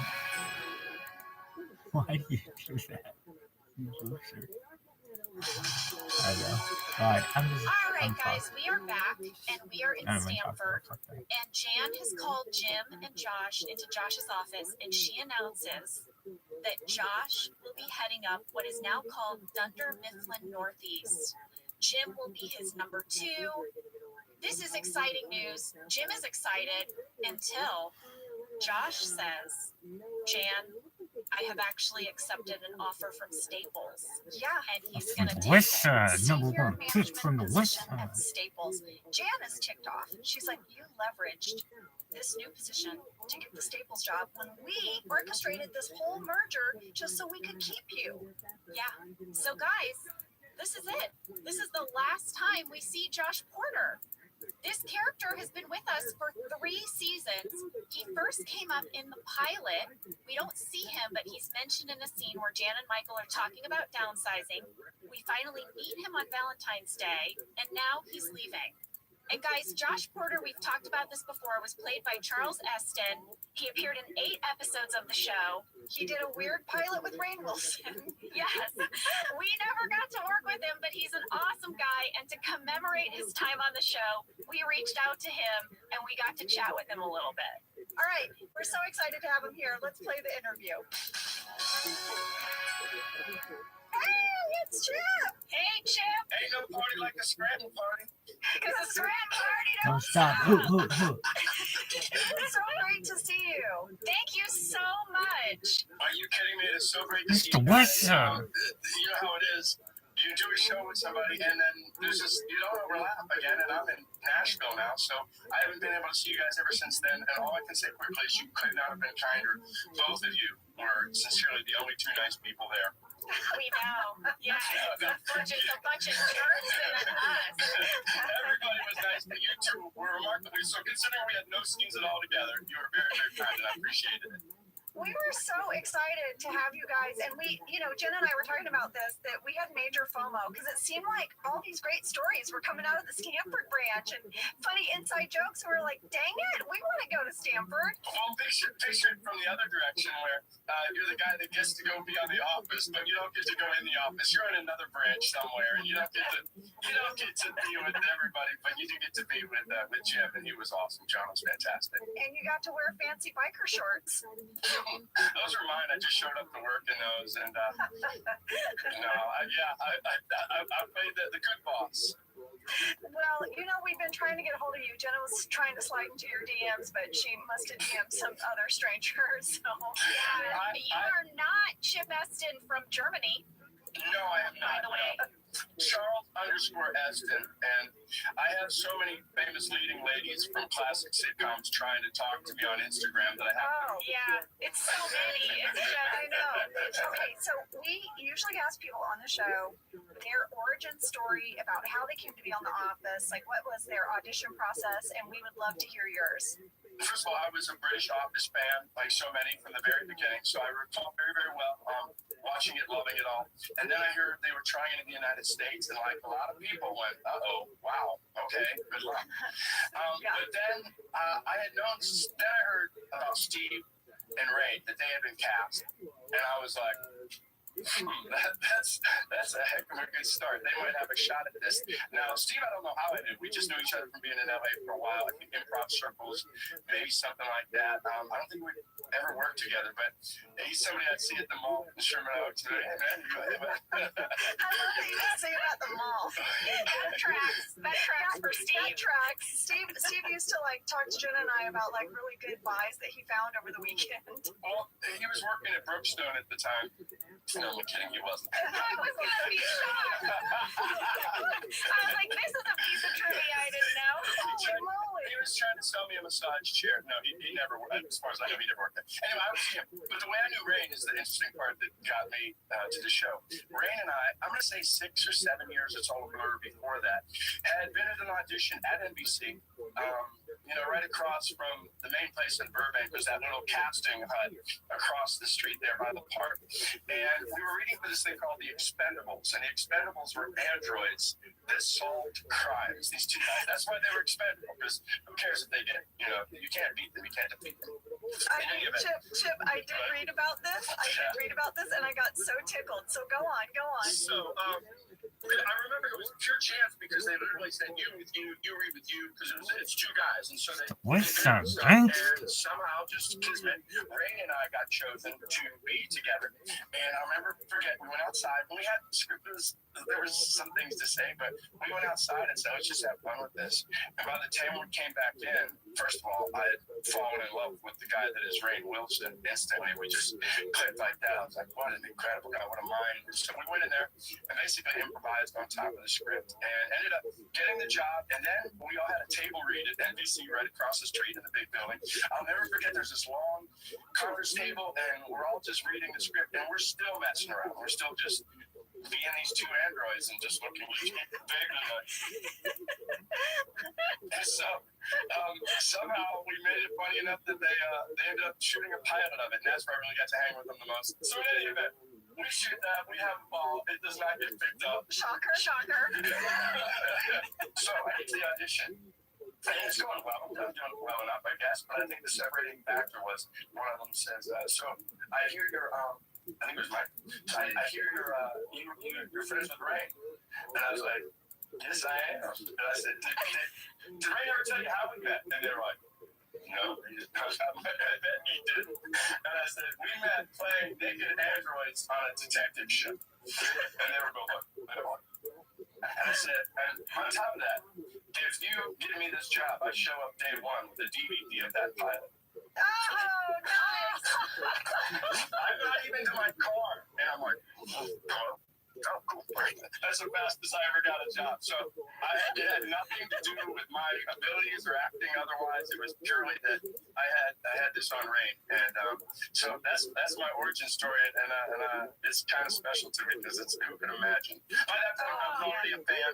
It was like being on, it was like winning a radio contest to be on a show that I already loved. I was very uncool about it because I was just so happy to be there. But you guys were all very cool about it. So, Jim, after you got the job and you started working on the show, we said, like, it looked like you guys were having so much fun. What was it like to get to do these scenes with, like, Ed Helms and Steve Carell and Rashida Jones? Like, do you have any episodes in particular that you have fond memories of? There is the one episode where Josh is very mad at Jim because Jim is playing Call of Duty and uses the sniper rifle, and he just starts screaming at him. And of course, Ed was amazing, and that scene goes off. And so what I didn't realize is that everybody was playing that game for real on the breaks, on the set. Did you guys have that same thing in yours, I believe, right?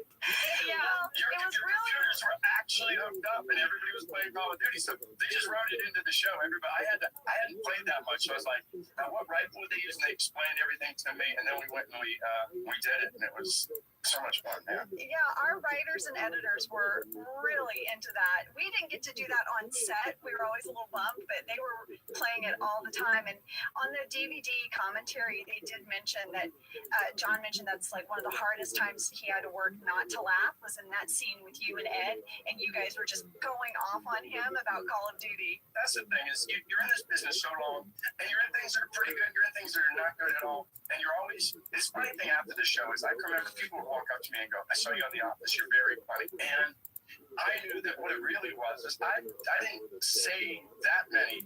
I wasn't the funny part of it. I was more the situation and the comedy. But I did get some great, very, very funny lines.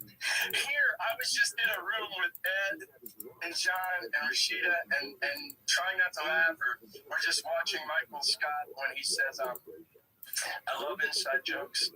I'd like to be a part of one someday. That's just as good a line as anybody can write. And all I had to do was stand there and just do the thing where you don't laugh and you're kind of, the cringe. And I couldn't believe I was. It was thrilling. Well, so what is it like for you now? Like, The Office has had this new life on Netflix and it's everywhere. Do you get stopped? Do you get recognized for being on the show? What it mostly is on social media is that I was on other things since then. Like when I was on Nashville, I played a character called Deacon, and people would watch it. And it was a very dramatic, very sort of, he was in AA, and he was trying not to drink anymore, and he loved this woman. So it was always very dramatic, very heartfelt. Played music, did all these things. So inevitably, I would see a tweet that would say, "Just realized that Deacon from Nashville is Josh from Stanford," and it always had that hashtag, mind blown. So that's mostly where it happened. It used to be that The Office was a little bit more niche, like somebody go, "I know you from The Office," but now you're right. There's just a resurgence. There's a second thing. The best evidence of that is my own kids. When I was doing the show, they were in junior high, elementary. Maybe one of them was in high school. No, they weren't. They were in junior high. So they didn't know what The Office was really. They didn't watch it on television. But now, it's going back. How many years has it been that this research is? 3 years? More? Whatever it is. Oh, gosh. It feels like in the last 3 or 4 years. Yeah, the last 3 years, I think. It was always on in our house. I think I told Angela it was on in the summer more than the air conditioning. It was just, and they fell in love with it. They knew it so well. So that was maybe the first time when it was really cool. That they were cool, chill about it. Like, yeah, you're on it. But I did tell. It meant a lot. And it means a lot to me. Oh, that is so cool. The other rabbit hole I pulled out with you guys is the, what do you call it? The bloopers. The bloopers on Netflix. If I start watching one, I'm there all the time. And I think that's because it's the best of remembering the parts of the show you love so much. But then getting to see how authentically funny it struck you guys. Like, sometimes you'd be watching, you go, "This is insane. They don't seem to think this is funny." I mean, I'm an actor, and I would think that. And then you come away, and you would see where everybody did break up with that line, or where there would be lines that you just could not get out to save your life. And those always killed me. And also the scenes that never made it. I had a great scene with Melora that didn't make it in. We were at the convention, and at the end of the night, all this stuff is going on. I'm walking, Shan and Josh are walking towards the elevators, and basically Jan stops and invites Josh on up for the night. That's on the DVD set. She totally hits on you, and you're like, nah, I'm good. Yeah, I'm good. I'm gonna go to Staples. Exactly. I know. You talked about how you were the good boss, but in this episode, at the end, you sort of serve up the ultimate betrayal and you leverage your job for a position at Staples. What did you think when you read that? Were you disappointed at all in Josh? Or were you like, I get it. I mean, who wants to work with this group of loonies? At that point, I was just more disappointed for Chip than I was disappointed in Josh. Because I knew that Ed and Rashida were moving on over. And I always knew that it wouldn't work to have the other boss there with him. I just saw something the other day, Janet, that, look, I've done a lot of drama. There are moments, the moment where he admires your painting so much and he says, that's our office, and you're just looking at him and you hug him. That's, to me, as emotional and as real and as heartbreaking as any drama anywhere. So that's another thing I've always loved about it, and you guys. Oh, yeah, for sure. I mean, Steve broke my heart many times on this show. Just his sort of childlike innocence as Michael, even though he was a lot of times just a real, like, I don't know, like idiot. Like, he was also this very pure-hearted person and complicated. Yeah, and I look now and I know how hard that is for writers. We've seen how things on different shows that go another season and another season. It's like, how do they keep it all together? Because that's always the tension. When you have the fool, when you have the moron or people, what makes them funny is how out there they are. What makes them human is the grounding of that and giving of the other side. The tension between those two things, it's so hard to ride where you don't make them not funny anymore because now they're just superhuman and kind and don't we love them. Or other times you just leave them like they don't have any arc at all. They're just that same person they always were. The way that they did that over the seasons with you guys is just, it's very unusual and special. Well, your character of Josh had a great arc. Yeah, I did. You thought I was the perfect guy. That's the other thing. Is that I always thought this is charismatic. It all comes very easy to him. And in the end, he does that. I had one other fun thing. When Ed was on my final episode, Josh is the reason that branch is essentially going to be shutting down. So at that point, he doesn't think he has a job anymore. He's just flipping out. Andy is. Yeah. So there's a scene in the kitchen they had, and all the scene was Andy walks in there, he's pouring some coffee or something, and all of a sudden we get that first hint of that Andy Bernard anger that he later has to deal with, and he just flips out and sort of destroys everything and stops. And that was the scene, and I was real proud because I said, what if Josh, the guy that's the cause of all it, walked in right after that and just to say goodbye? My guess is that Andy is not strong enough or brave enough to do anything but go, great, nice, it was awesome, great, and just, even have to cover his fury immediately and be sort of the wuss that he was in that moment. And they said, yeah, let's try that. So that was a lot of fun. He destroys that room, and I walk in there and I go, listen, Andy, it's been great. And he said, yeah, awesome, man. Good luck and everything like that. Oh my gosh, I love it. That was your pitch. I love that.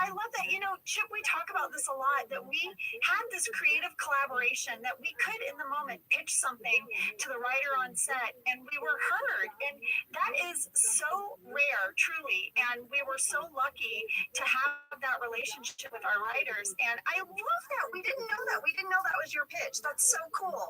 And also furthers the Andy character because Andy was always just white knuckling his anger, and suppressing it until eventually, he's gonna punch the wall. But you love seeing him try to contain. That's such an Andy thing too. So that's kind of cool that I get to see that. And I get to see, and also the other thing, how cool is it when you have a little idea, a little pitch, and you're surrounded by people that are going to make your pitch amazing. I've been in other places where you make a pitch and they try it, and it just doesn't get sold the way that you had it in your head, but that got sold out and beyond anything I could imagine what he did with this. So Totally did, and it absolutely just crystallized who Andy was, just all of that moment says who he is. That is fantastic. I love that story. Aw, Chip, thank you so much. Thank you for coming on here and sharing about your time on The Office. We are so glad that we got a hold of you. Thank you, guys. Where can we find you? Tell us where you are on Instagram. I'm at Charles_Eston. I'm also Charles Eston on Twitter and Facebook. Good. And Chip, you're also you're on a show right now called Outer Banks on Netflix. Yeah, we were #1 on Netflix. Wow. A little show called The Office. Hey. For a quick minute there, yeah. It's something else. It's really kind of amazing. We shot it last summer. It's sort of a young adult thrilling adventure. It has this amazing life on its own. As I said, we knocked Tiger King out of first place. Tiger King. That's something. That says something. And then I have one more thing to share with everyone. You do a weekly Saturday Facebook live stream, and it's called Quarantine Live Stream. Is that right? Yeah, because of the show Nashville, I have to play a lot of music on that, so that's why I'm still here in Nashville. I get to do very cool things like play at the Grand Ole Opry, or the Bluebird, or the Ryman. Oh, wow. And tour around and make music, so I'm on Spotify too. But in any event, so I just play a couple songs on the show, on the Quarantine live stream, and then I do another thing where I do a duet with somebody. I send them video of me sing it, they listen and sing along, and we put them together in a video, so there's always a duet. And then I do interviews as well, just like you're doing right here. This was it last week? Yeah, last week was Old Dominion, the band Old Dominion I interviewed. Well, Chip, thank you so much. This was such a delight. Thank you guys very much for having me. I love that you're doing this. Everybody loves that you're doing this. This thing is on fire, this podcast, because what would they want more than discuss these things with you guys? So well done, and hopefully I get to see you down the road in some other situation. But thanks for having me. Thank you. We love you. Love you. Love you too. Bye, guys. Bye. All right, so that was amazing. Thank you so much, Chip. That was really cool. I'm glad we were able to commemorate his time on the show. And to all of you other Chips/Charleses out there that Jenna slid into your DMs, we apologize. Okay, Jenna, where are we? So Dwight and Michael are still outside of David Wallace's house, and they've decided that they're going to practice. They're going to role play what Michael is going to say when he sees David walking up, right? Yeah, they got to be prepared. Yes. So I traded some messages with Mike Schur, and he told me that there was an element of the scene that was improvised, and it made everyone laugh so hard that they were able to keep it in, but they had to cut at this one moment, because right after that moment, like 1 second after that moment, everyone started breaking. So during this scene, when they're role playing, Dwight is pretending to be David Wallace, and he's doing a good job. He's making good arguments. So Michael gets frustrated, and he has this line where he says something like, just go back and start over and be more intimidated by me. Okay, that's where it was supposed to end. That was the scripted ending of the scene. But when they shot it, Rain walks back in, and Steve says, Mr. Wallace? Rain goes, kind of like he's terrified. That was the moment. Mike said it was amazing, and we literally couldn't go one frame later because they both started laughing hysterically. Yes, I love that, because Steve as Michael is like, be more scared of me and don't touch me. Yeah. It was so good. It was so good. All right, so now, lady, do you want me to tell you about this dog? Yes, I want you to tell me about the dog, because I saw the doormat and I was like, oh yeah, they just forgot. They forgot. And then I saw the dog and I was like, well, then that's those people's dog, right? No, it's crazy. All right, so there's the scene where Dwight is sifting through the garbage. And by the way, this scene of him looking through the garbage, this was another one of those scenes that had been cut for the regular network airing of this episode. We got a ton of questions about this scene. Jocelyn Beecher wrote in and said, at 19 minutes at David Wallace's house, there's a dog in the yard. Did they specifically cast for a dog, or did that dog belong to the people who own the house? All right, the dog in the backyard was something that they added. And they added it because they thought that there might be more of a feeling of jeopardy involved if there was like this guard dog or this watchdog standing behind Dwight as he sifted through the garbage. That was the friendliest looking dog ever. That dog was wagging its tail. It looked like it just wanted to play fetch. That dog made me want to get another dog, and we already have 2 dogs and 2 cats. I mean, I know. Ken told me they hired a dog trainer. They hired this dog, and he was so sweet. He just wanted to play. He just wanted to like lick your hand. And he was like in no way intimidating, just like you said. Yeah, but they stuck with it. They stuck with it. They're like, this dog is gonna be in the shot. We paid for this dog.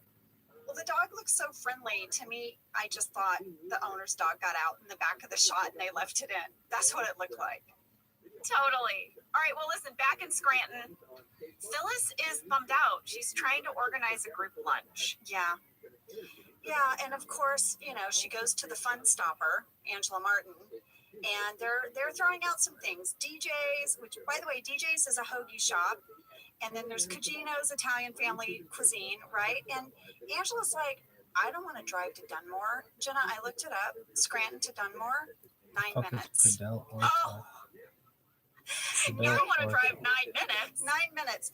And then Kevin's like, what about Cooper's? And she's like, no, seafood. And I want you to know, Brian and I have been to Cooper's when we went to Scranton, and they gave us like a little hat that looks like lobster. What do you call them? Claws? Yeah, they gave us each hats. I have photos of Brian and I like drinking beers with these lobster claw hats on. It was really fun. But yeah, Angela Martin's very against seafood. And then I can't even believe Kevin suggests Hooters to her. Are you kidding me? I know. In the middle of all this, Phyllis just walks away. She's like, never mind. Yeah, you guys are the worst. Forget it. Yeah. At the same time, Creed is walking around. He's dealing with this by selling everything in the office. He's selling the equipment, the fax machine, his personal computer. And I think if you look on the wall behind him, the dustbuster off the wall, it's gone. I have a hair catch for Creed. I think this episode debuts a new hairstyle for Creed. It's poofy. It's like they blow dried it straight up in the air and then like used a rolling brush. I want you to look at his hair. It is so poofy. It made me laugh. Lady, I noticed the same thing. I had the same note. Creed hair? Yeah, I wrote down. What's up with Creed's hair? Did they use the rolling brush on him? Like, what's happening? We're going to have to track it because I want to see if that continues in future episodes, this new way of doing Creed's hair. The poofy. It's so poofy. Yes. By the way, that whole storyline of Creed selling stuff, that was the other thing that was cut out originally and was added back for the extended cut. So the three main things were the Meredith storyline, this Creed storyline, and Dwight going through the trash. Got it. With the friendly dog. Well, yes, with the friendly dog. All right, so now Jan enters. She's looking for Michael because things have changed. Josh Porter threw them for a loop. They've had to reorganize, restructure, and she wants to let them know that now Scranton is staying and Stamford is going to be merging into Scranton, right? Yes. But yes. Michael has been ignoring phone calls, and a lady, we have some major Phyllis sass. What's the Phyllis sass? Well, it is at 20 minutes, 40 seconds. She looks at Jan and she goes, we know the branch is closing. And she gives Jan the snarkiest look. It's so amazing. It cracked me up. And I was looking online for like sassy office moments. I just wanted to see if this had been clocked. Okay. On May 16th, 2020, which is just a few days ago from this recording, right? Yes. There is a new YouTube video collage that someone made called Sassiest Moments. This exact one before. On YouTube. Sassiest Moments from the Office. I think they have been listening to the podcast because all of a sudden there's the Sassiest Moments collage on YouTube. Angela, you 100% started sass. You started it early with Angela Sass. And if anyone is out there using sass or sassing or referring to something as sass, I want everyone to know that you started it. Well, 100%. You should have trademarked it.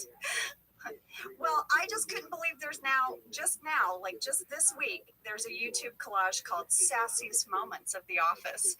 Anyway, there's major Phyllis sass here. So yes, Jan tells everyone the Scranton branch is safe for now. There's a lot of mixed emotions. Some people are really happy, some people are sad. Kevin and Angela have a huge hug. Oh, lady, we got a fan question about that from Phoebe Tomac. When Kevin hugs Angela and picks her up, it looks like Angela got crushed a little bit. She wants to know if you got hurt. No, I did not get hurt. That was just, I think, Brian having a little bit of fun because he is such a big guy and he can pick me up really easily. And when would our characters ever hug or be this happy together? So that was just something he added. It wasn't in the script. And he and I cracked up. I think you see me, I think I'm genuinely laughing because it made us laugh. So also in the scene, Angela, Pam asks Jan, is anyone coming back to Scranton? We know who she's thinking about. Yeah. And over in Stamford, Andy is asking Jim if he's going to go back to Scranton. And he sort of says he doesn't know yet. He's not sure. He's thinking about it. And then Ryan in the kitchen is like, I'm a little, nervous about Jim coming back. I just hope it's not weird. Pam, of course, totally internalizes this, like, oh my God, he knows. And he's like, I took his job. I sit at his desk. It's all about him, right? Yeah. So Pam is kind of relieved in that moment. Next, Ryan's going to have his talking head where he knows he'll be staying at Scranton. Here's the moment, 23 minutes, 6 seconds. From here on out, all of the talking heads are facing back into the office. Oh, lady, this is your proudest podcast deep dive moment, maybe. Next, I think it is. I think this ranks right up there with your Alpha Womb deep dive. Oh, I did enjoy Alpha Womb. Yes, you did. Yes, you did. Then over in Stamford, Karen is saying, she would move to Scranton if they offered it to her. Jim gives this poor woman so many mixed messages, okay? I have some beef with Jim because he's like, why would you do that? Just go to New York. I mean, you're 45 minutes from New York. Why would you go to Scranton, right? And then he pivots back the other way at the end and tells her to take the job. I feel bad. I feel bad for her. I feel like these mixed messages are going to play out through the whole Jim-Karen relationship, actually. Yeah. Jim is very wishy-washy with her, in my opinion. In this scene, at 23 minutes, 17 seconds, I have a Lee catch. Your husband Lee? My husband Lee. We You're were like, watching Angela, you're like, what other Lee am I talking about? Like, yes, my husband Lee. Okay, my husband Lee. We watched this episode together, and he said, oh my gosh, look at the sign behind Karen's head during this conversation about whether or not she should move to Scranton. Do you know what it says? No. It says, window of opportunity. An obstacle to one is an opportunity to another. Whoa. We thought this was interesting because I was showing him all the talking heads and he was like, oh, look at what's behind Karen. It's a window of opportunity. Layers. Well, back in Scranton, Meredith is congratulating Creed on his business venture. He's made $1,200. And finally, Gary Trundle calls. He calls Meredith. Do you know why? He used to work at the Scranton branch, and he says, I heard the branch was closing. Do you still want to make good on our agreement? Meredith found her guy. She did make a sex pact with someone. She almost confesses the branch isn't closing, and then she's like, can you meet me at my place in 20 minutes? We had a fan question from Bailey Aspenson. At 24 minutes, 30 seconds, when Meredith is talking on the phone, who is she talking to? Do you know? Of course I don't know. Kent Sabornak. Finally, Kent. Kentopedia. Finally, Kent. Kent Sabornak played the voice of Gary Trundle. He was going to be my first guest. Yes. Yes. So Dwight and Michael are in the car, and they're reminiscing now about their favorite memories of Dunder Mifflin because they've ignored phone calls, and they don't know that their jobs are safe. And Dwight says to Michael, what's your favorite memory? And he goes, all of it. And then Dwight goes, even the part where the branch was closed? And he's like, Dwight, was that part scripted? When Ray said it was? Yes, okay. That scene in the car is almost word for word scripted. All right, I didn't know if that was like Rain tagging the end of the scene. So I love that. It's so funny, Angela, because the reason I know that is because I had the same thought when I watched it and I checked. I wanted to know, is that scripted? Well, here's the thing. We often could add a line at the end of a scene. That's the easiest place to improvise because it doesn't really mess up the context of the scene. So whenever I see these little throwaways at the end, especially by Steve and Rain, I always wonder. Yeah, nope, that one was totally scripted. Well, now we're back at Scranton, and the gang is going out for shots. Creed is buying because Creed made some money today. Jenna, did you notice as Angela leaves what a big wave she gives to Roy? No, this is more of Angela. Oh my gosh, it's almost awkward. At 26 minutes, 35 seconds, she walks by and literally goes like this. You guys can't see me, but I'm going to do it for Jenna. Oh, that's a big wave. Yes, it's a really big wave. So she for sure is like, bye, handsome. Well, Pam now has her talking head facing into the office, I will say. And she is giddy. She's giddy. She's saying stuff like, oh, it's good because finding another job is kind of a pain and there are reasons to stay. But underneath, all she is thinking is, Jim is coming back, Jim is coming back, Jim is coming back, Jim is coming back. That's everything. And you're so excited for her. And then we go to Stanford, and Jim tells Karen he thinks she should take a job in Scranton too. And Karen just lays it all out for the camera crew. She's just like, hey, I'm happy you said that. I don't think he's into me, but I'm kind of into him. So there's that. Wow. This is like someone who's sort of unapologetically into this guy. I dig it about her. I like it. Jim doesn't even tell her, apparently, about what went on with Pam. So she's walking into Scranton, and she has no idea that he kissed the receptionist. She has no idea that there was this 4-year flirtation. She's just like, I like this guy. I'm going to go to Scranton and see what happens. I'm going to take it one step more and say, she has no idea that he said, I love you. Hello, I love you, to the receptionist. We are being very Team Karen Filippelli right now. We are, because Jim is spiraling, let's be honest. I mean, listen, I can justify Jim's choices and his behavior. He has a broken heart. He's confused. He's crushed. We've all been wishy-washy. We've all kind of done versions of this in our life and had versions of it done to us. All right, so moving on. Dwight and Michael are still outside David Wallace's house. He's never come home. It's dark. They're hungry, but Dwight won't let them leave. But finally, he says, yes, we can go. And as they're leaving, Dwight checks his phone, clearly gets a message that their jobs are safe, and this is delightful. They're like, we did it! We did it! They're like, wait, what? They're like bumping chests. Yeah, but they literally are like, we did it. Like, what did they do? And even at the end, I think Steve as Michael's like, wait, what did we do? Like, yeah, how did this happen? I'm so confused. And then I love it. I love it too. They're so happy. And then the whole episode ends with Toby saying, well, I guess I won't go to Costa Rica. It'll be there when I'm 65. Yeah, exactly.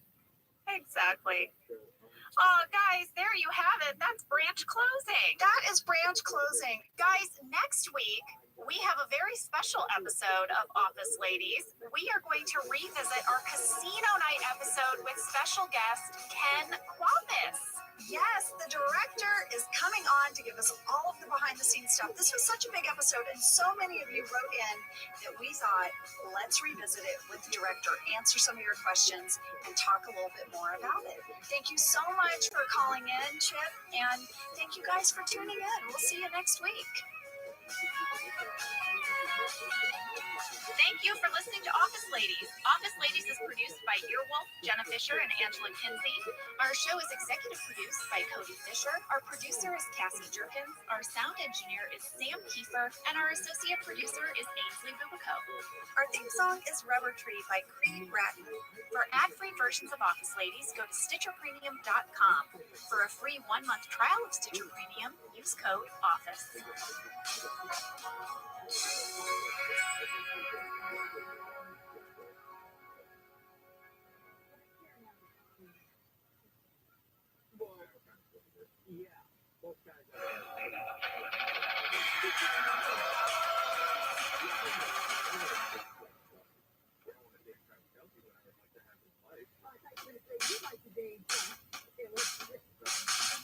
I'm Jenna Fisher. And I'm Angela Kinsey. We were on The Office together. And we're best friends. And now we're doing the Ultimate Office Rewatch podcast just for you. Each week, we will break down an episode of The Office and give exclusive behind-the-scenes stories that only 2 people who were there can tell you. We're the Office Ladies. Hey, guys! Welcome to Office Ladies! Hi, friends. This week, we are doing something a little different. we are going to revisit an old episode. We're going to revisit the season 2 finale casino night episode. Yeah, guys, we're going to shake it up a little bit. We got so much love and feedback for this episode, and we really loved reading your reactions. They cracked us up. Also, it was one of your favorite episodes that we had done. Remember, we had JK, John Krasinski, on to chat about those Jim and Pam scenes. And Jenna, Constance Gorham said, Casino Night was my favorite episode of The Office and of your podcast. I loved your conversations with John, the joy you felt when reminiscing about those backstage moments, and the friendship you have was so sweet and definitely had me smiling while listening to it. Well, Constance, we agree. We agree with you. And that's why we want to go back and give this one a second look. We broke down a lot of stuff in this episode, but Ange, we missed some stuff. What? We did. No. We did. People wrote in with more questions. We're going to answer those. And a little later, we are going to interview the director of Casino Night, Ken Wathis. Guys, Ken directed 13 episodes of The Office, including our pilot episode. I mean, he got us started. He also directed Diversity Day, Sexual Harassment, Booze Cruise, Gay Witch Hunt. He directed our 100th episode of The Office, Company Picnic, and our finale. We literally could not be more excited to talk with him today. I love this human. He is one of my favorite humans. I'm so excited for you guys to hear his awesome, sweet voice. He is just a delight. I can't wait. Go ahead. Go ahead. That's how he would say action. Yeah, go ahead. He would also give me notes like this. He would say, Jenna, you know what? In this next take, why don't you know what? Go ahead. Yes! He would start to give me a note and then not give me a note. I would be like, what kind of like ninja mind game is this? Yeah, we're going to ask him about it. Yeah. We're going to ask him about his ninja mind tricks.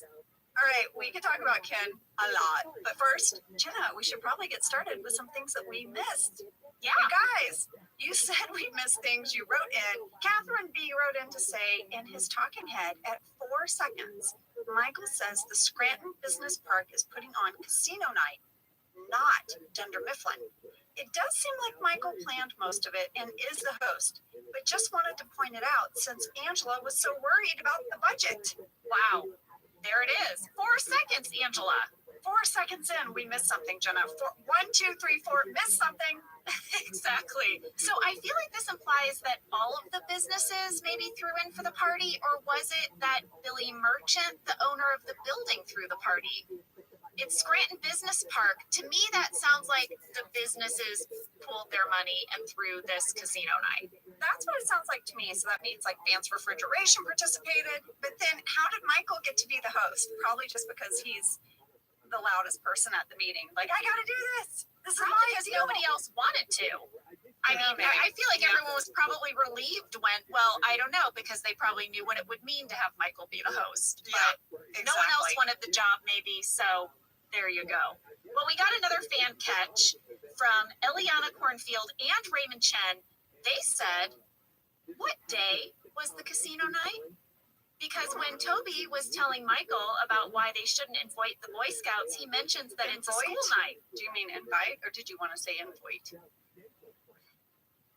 I wanted to say invite, like in John Voight. He invited them. He invited them. I've been watching Normal People, all right? Don't do an accent. Don't do an accent. Collins. Don't do an Marianne. accent. Don't do an Collins. accent. Don't do an accent. Collins and Marianne could Stop it. solve their whole relationship by simply having one conversation. All right. That was like 8 different mixes of. I know. All right. That's how I do it. I put them all together. I'll start again. We got another fan catch from Eliana Cornfield and Raymond Chen.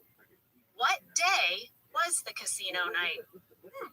When Toby was telling Michael about why they shouldn't invite the Boy Scouts, he mentions that it's a school night. But when Jan leaves, Michael says, talk to you Monday, implying that it's a Friday night. Well, I think we all know what I have to say about this. Here we go. Why aren't they casual if it's Friday? If it's a Friday, why aren't we dressed casually? Now, I know, by the way, a lot of people have written into me about this and said that in Michael Scott...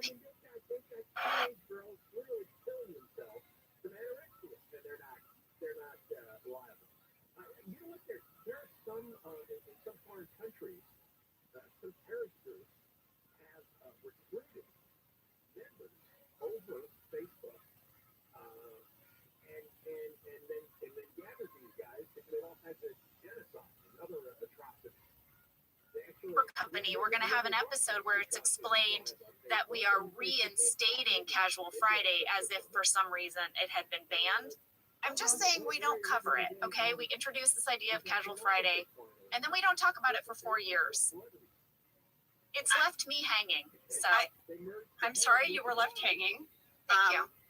I feel for you and your other friends out there who are looking for those Fridays of casualness.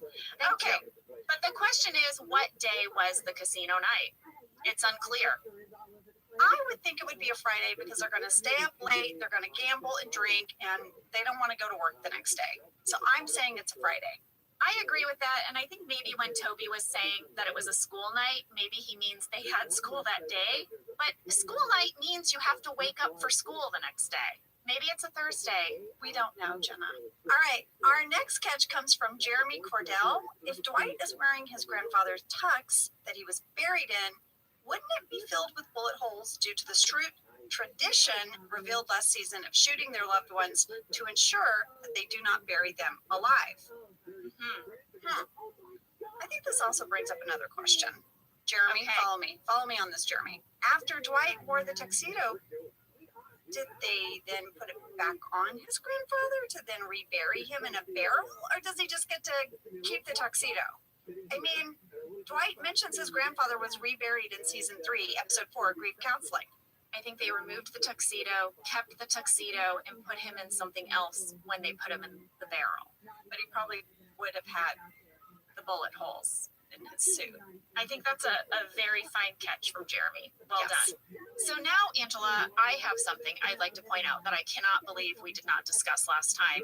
At 15 minutes, 35 seconds, we have an amazing shot of Mindy's hair extensions. Full Mindy, she's wearing a flower in her hair.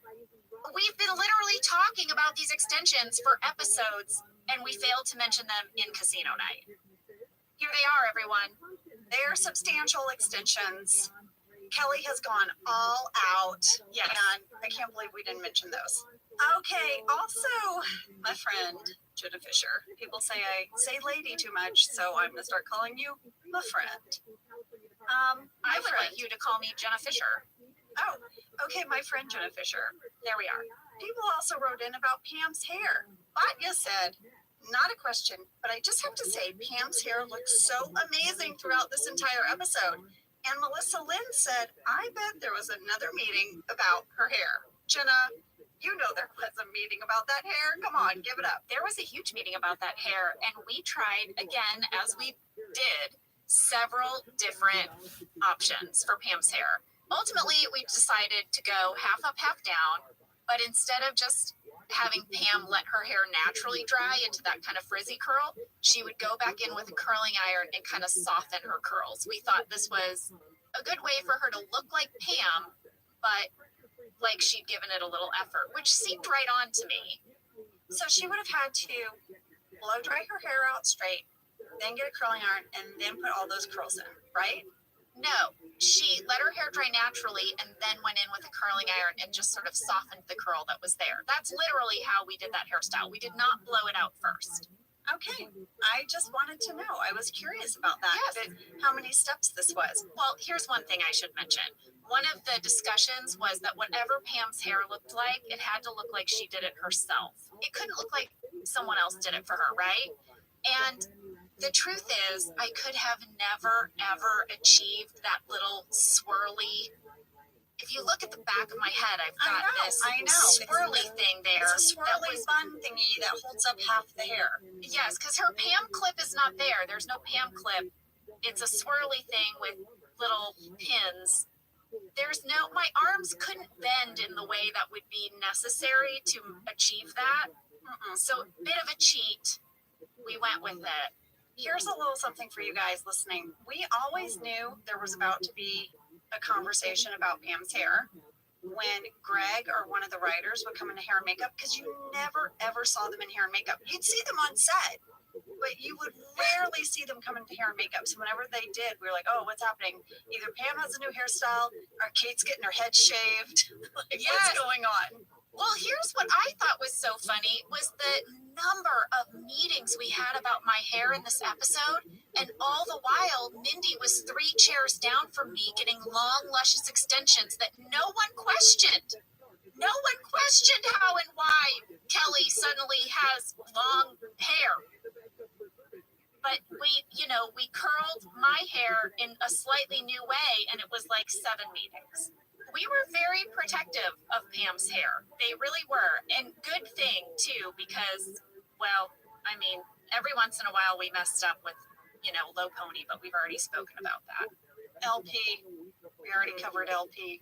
All right. I would like to talk about drink orders. Attract it. You don't want to talk about it. Here's the thing. At 20 minutes, 3 seconds, we see Jan and Carol. They are side by side at the bar, which is totally awkward. Okay. Guess what Carol ordered? What? Red wine. Okay. Keeping it simple. Yeah. Right? Yeah. Jan orders a Cosmopolitan.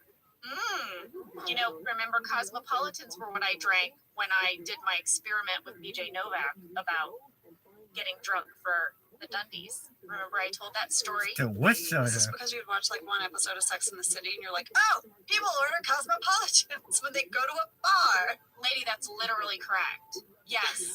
I had done so little drinking that when I had to order a drink, I said Cosmopolitan because it's what they drank on Sex in the City. Yes. Yes, 100%. I didn't know it was that or a screwdriver. I knew those 2 drinks. That's it. All right. So Ryan comes up and orders a 7 and 7 with 8 maraschino cherries, sugar on the rim, blended if you can. And then doesn't Jim say, oh, that's still going on. It's still going on, huh? Yeah, it's perfect line. It's perfect. Well, at 14 minutes and 46 seconds, Michael goes up to Billy Merchant. And we did not talk about this scene, and I have some info here. Okay. Michael says to Billy, your nurse is hot. To which Billy says, she's not my nurse, she's my girlfriend. And Michael says, your nurse became your girlfriend? Sweet. And Billy says, she was never my nurse. I met her at Chili's. All right. We had someone write in, and I am so sorry, sir. I lost your name.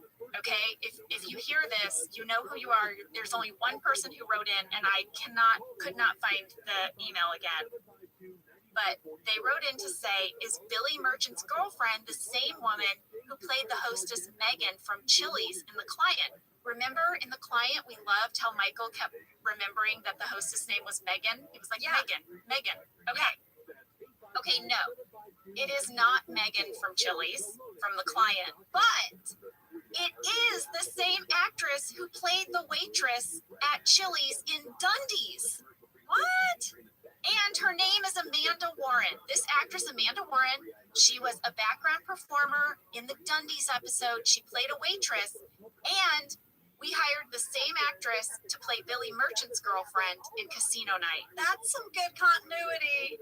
Come on, some good continuity. And by the way, thank you, Kentopedia, for doing that deep dive on our casting file to get me the answer to that question. Oh, Kentopedia. Well, at 15 minutes, 51 seconds, Michael sits down at the poker table to play No Limit Texas Hold'em. Michael goes all in against Toby. Toby calls. Michael gets really mad. Toby shows a pair of jacks, and then Michael folds his cards and storms away from the table. We have a fan question from K Guth. As a poker player, did it bother Jenna that when Toby calls Michael's all in, Michael just leaves, even though he could still win? Yes. Yes, K Guth. Yes, it bothered me a lot. Also, in the script, it said that Michael turns over his cards, revealing a 9 and a 10, which means he could have won by landing a straight, right?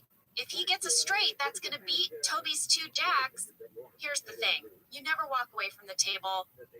In the scene, Michael doesn't reveal his cards. He just folds his cards. So I guess we're left to presume that they were really awful, but you never know what you're going to get on the flop, on the turn, and the river. You never walk away from your hand. Thank you, K Guth. It did bother me.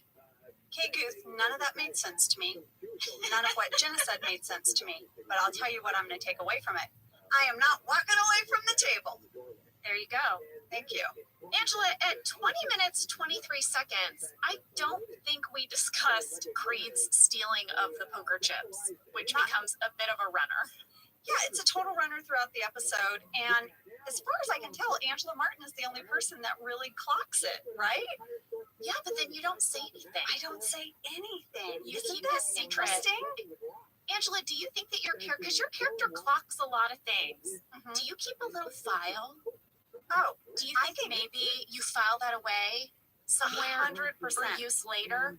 I think that's one of the things Dwight and I have in common. He's tracking all kinds of stuff, and so am I. And so when the two of us think that we're going to have power together, we're like, oh, we own these people. Oh, you guys definitely have some secret files. For sure.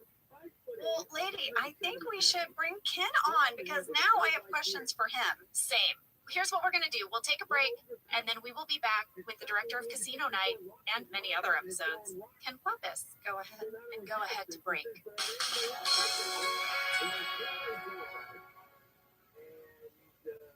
Whether your resolution is to save money, eat better, or stress less, HelloFresh is here to help you do all three. Yes, you guys, I love HelloFresh. Jen and I both love it. You know why we love it. And guess what I made the other night? What? It was so delicious. I made their pub-style shepherd's pie. I've made it. Yes, It's so good. White cheddar and the Yes. thyme mashed potatoes. I know it very well. It's a family favorite. Well, you know, Josh normally makes dinner, so this was my turn, and I made this, and he loved it, and I was so happy. I was like, I made a shepherd's pie. I'd never made one before. It's so good. Everyone, you can say hello to your most delicious year yet with fresh ingredients, chef-crafted recipes, all at a price you'll like, delivered right to your door. Go to hellofresh.com/officeladiesfree and use code officeladiesfree for free breakfast for life. One breakfast item per box while subscription is active. That's free breakfast for life at hellofresh.com/officeladiesfree with code officeladiesfree. HelloFresh, America's #1 meal kit. This show is sponsored by BetterHelp. You know, around New Year's, we all reflect, and people really start making lists of what they can do to be their best self for the next year. Yes, I think, the new year definitely makes you think New Year's resolution. What do I want to change? New year, new me, that kind of thing. Yes, but perhaps this year we could be reflecting on what we're already doing right. Yeah. And therapy can help you figure out your strengths so that you can ditch this idea that you need some extreme change or this extreme New Year's resolution and Right. just, you can make changes that really stick because they're based on your strengths. I like that. If you're thinking of starting therapy, give BetterHelp a try. It's entirely online, designed to be convenient, flexible, and suited to your schedule. Just fill out a brief questionnaire to get matched with a licensed therapist and switch therapists at any time for no additional charge. Celebrate the progress you've already made. Visit betterhelp.com/officeladies today to get 10% off your first month. That's BetterHelp, HELP.com/officeladies. Ken Pappas, hello. Ken Pappas is here, everybody. We are so thrilled to have you. I am so happy to be here. Ken, you and I share a hometown. We do, and I have a very distinct memory about one of our first meetings. So I went to an all-boys high school in St. Louis. St. Louis University High School, all boys, and the only girls I met in high school came from two sister schools, Ursuline Academy and Narinx, and those were the girls who were actors in our plays. Yes. So anyways, when you and I auditioned, I remember having this moment where I thought, wow, this woman has such a weird Catholic girl vibe going on here. She reminds me of the girls I knew from Narinx High School, and that's where you went. That's where I went to school. Yes. And the only boys I knew came from St. Louis University High School to be in our place. No, it was the weirdest, most random thing, and but obviously there's an important St. Louis contingent on the show. Obviously, There's a huge one. It's you guys and Ellie and Phyllis. Am I missing anyone else? Rusty Mahmood, Rusty. our first AD. Rusty. Oh Rusty. my gosh. Yeah. I really wasn't aware of how many people were from St. Louis until the World Series that one season when everyone was watching. Remember? It was like, I'm going to get it wrong. But anyway, I just remember you guys were really intense about baseball. And I was like, why? You guys were all from St. Louis. Right. It was a bad World Series. The Cardinals. Oh, is that why y'all are so quiet? I'm sorry. I thought I was bringing up a really great memory. You guys were like silent. I'm like, what's happening? Okay, sorry. Okay. Well, Ken, we always like to ask our guests how they came to be a part of The Office. And you were our first director. You directed our pilot. We'd love to hear how that happened. Well, I did not know Greg before the show. I met with him. I had an interview with him. I was actually very nervous to meet him because I knew his work. I really admired him. I also was nervous because, like, so many people said this is a terrible idea to try to remake this show with The Office, and so I went into this job interview with all these different feelings, including like, what if I get this job? This is an impossible task, remaking this beloved show. And I don't remember much of the meeting except for one thing, and that is Greg asked me what I thought of the British show. I said I really loved it, but that I was completely confused about the layout of the paper company in the British show. I just found it I couldn't figure out where people sat or anything like that. And I remember even in the meeting thinking, this is a really bad move on my part, because like in theory, you hire a director because they have, I don't know, visual sense, and here I was basically saying I'm like spatially challenged. And Greg, to my delight, he goes, "Oh yeah, I'm totally confused about that too." And then we were sitting, I don't know where the meeting took place, but we were sitting on a sofa, and then we kind of scrunched down next to the coffee table and got pieces of paper and pens and started like drawing, like we were a couple of kids. We were like drawing what we imagined the original paper company layout was like. So that was, I think, the turning point of the meeting. Oh my gosh, I love that story. I guess that, it's a little bit the lesson of, sometimes it's okay just to admit what you don't know, I guess. It really speaks to Greg too, because I could see Greg getting a bunch of paper and saying, let's draw it. Let's figure it out. Oh, that's exactly what it was. The two of us just like little kids drawing for a while. So when you got the job then, how did you approach building the Dunder Mifflin world? Did you scout real offices? Because, our first location was that real office in Culver City. How did you choose your space? Well, the space, as I recall, the office was just this kind of shuttered office. There was nothing going on. It was basically a big empty rectangle. There was nothing in it, really. And I remember a lot of questions that Greg and I, batted back and forth, including, should there be dividers between the desks? Should there be cubicles? And, or if there are dividers, should they be low enough that people could still kind of see each other over them? And we decided, happily to have no dividers except accounting. And accounting. And which is also a very bizarre divider because you're still staring at each other. Well, I have my theory. That Angela Martin requested that because she needed a buffer between her and Kevin because he's a little smelly. I remember even when we decided it would be glass, it was like, well, what's the point of having that divider? But I think it was just sort of, we wanted some sense that somebody was in a cubicle kind of thing. But I do remember spending a lot of time thinking about the relationship between Pam's chair and Jim's chair. That actually was something that I played around a bunch with different ways Pam's, your reception area was always where it was, but it was a question of where would Jim sit? And and it seems now like, how could it not be what it was? But I love the idea that you always look at Jim and Jim has to turn to look at you. It's like the simplest thing, but I thought that somehow the way your desks related would help tell the Pam Jim story.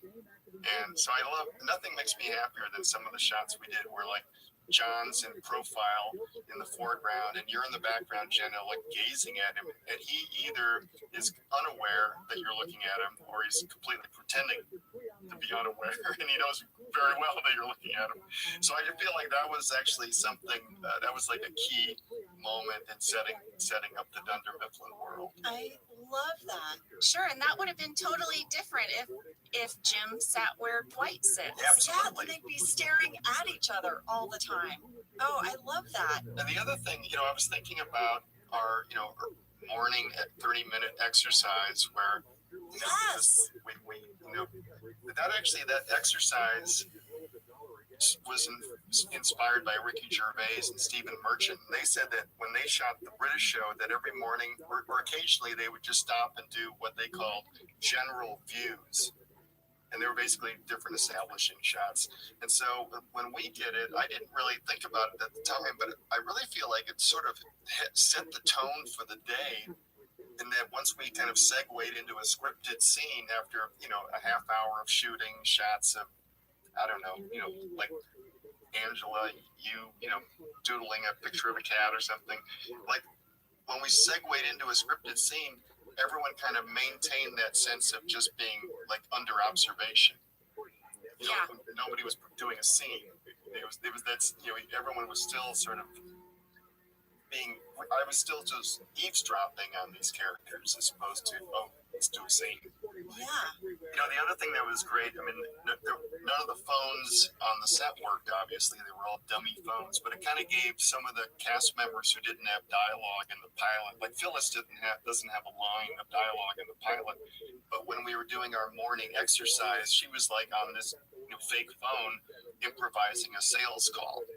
And so I remember actually filming her, and so it was kind of a great way for all of the cast members to start to find their voice, even if they didn't have words in the script. Well, Ken, one of the things I remember as well, just was watching you and our camera operator, watching you and Randall sort of like scope out the look of the scene.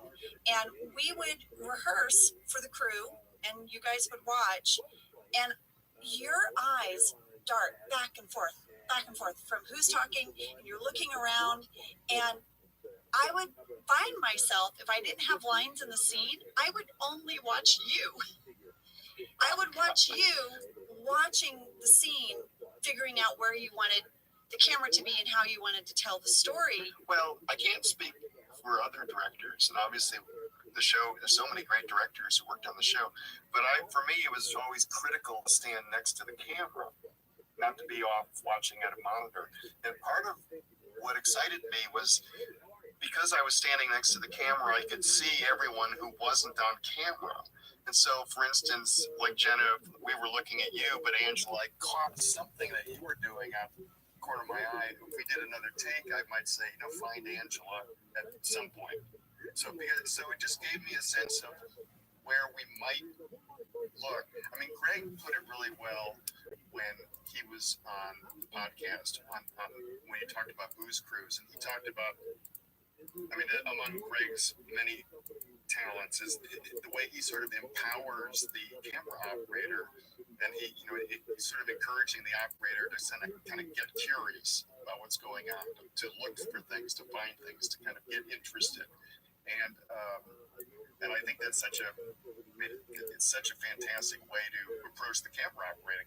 But for me at the beginning, it was mostly I just needed to figure out what else could the camera find take to take. Anyways, that's a long and involved way of answering the question. No, I love that. The other thing I loved was the idea that the camera would be, quote, in the wrong place. So, and we didn't do this a lot as time went on, but at the beginning there were a few times where, for instance, like Jenna, I was on you, but Angela, you had a line, and then we'd whip over, but we'd get to you too late, Angela. So we'd arrive just for like a bit of dead air. So we get there and wouldn't get the line.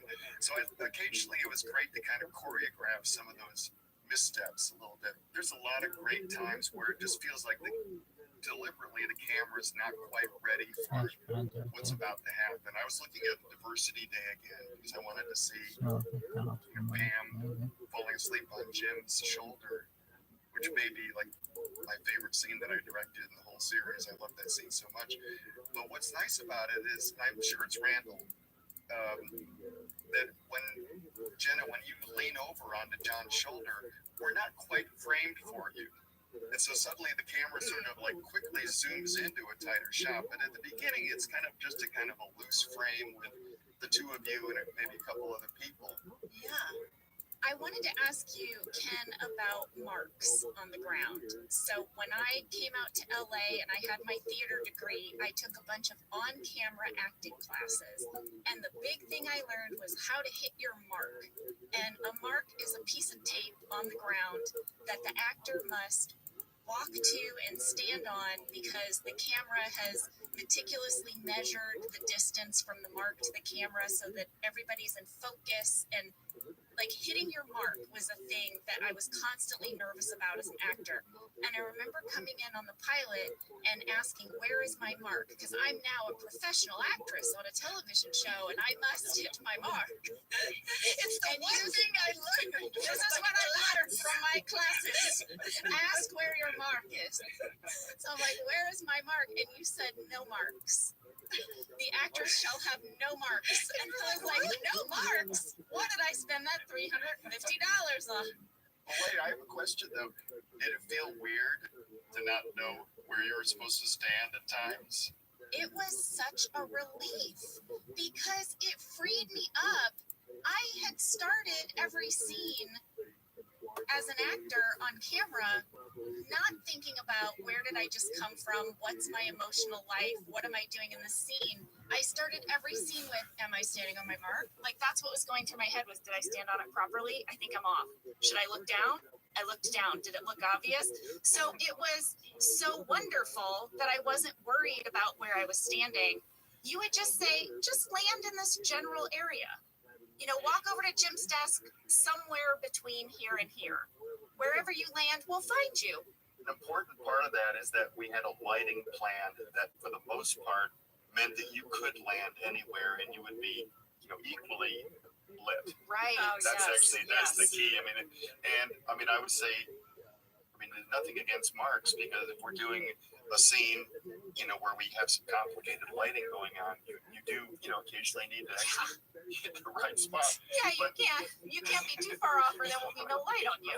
Yeah. But I think that was part of it. But the other part of it was just the idea that generally that we were never staging things for the camera. Well, we were always staging things for the camera, but we were creating the illusion that we were simply sort of observing what was going on as opposed to choreographing something for the lens. I just love the idea that we had to follow you. We were the documentary team. We came in each day. We don't know what you guys are going to do, and we're just gathering footage. Well, speaking of documentary crew, Ken, one more thing that you established, I'm not sure if we've shared this with people about the talking heads, that you, Ken, sat in the place of the documentarian. So when we started, and then with every director that followed you, you sat next to the camera and asked us a question before we delivered our talking head. And early on, especially, Ken, you would start our talking heads by asking us general questions about our life, about our weekend, and you would sort of gently lead us to a prompt that would then get us to deliver our scripted talking head. And that was kind of an exercise that we did in the beginning. But I think a lot of times people don't know this. You deliver things like that to like a piece of tape or to a tennis ball that you're just meant to look at so that your eye is in the right place.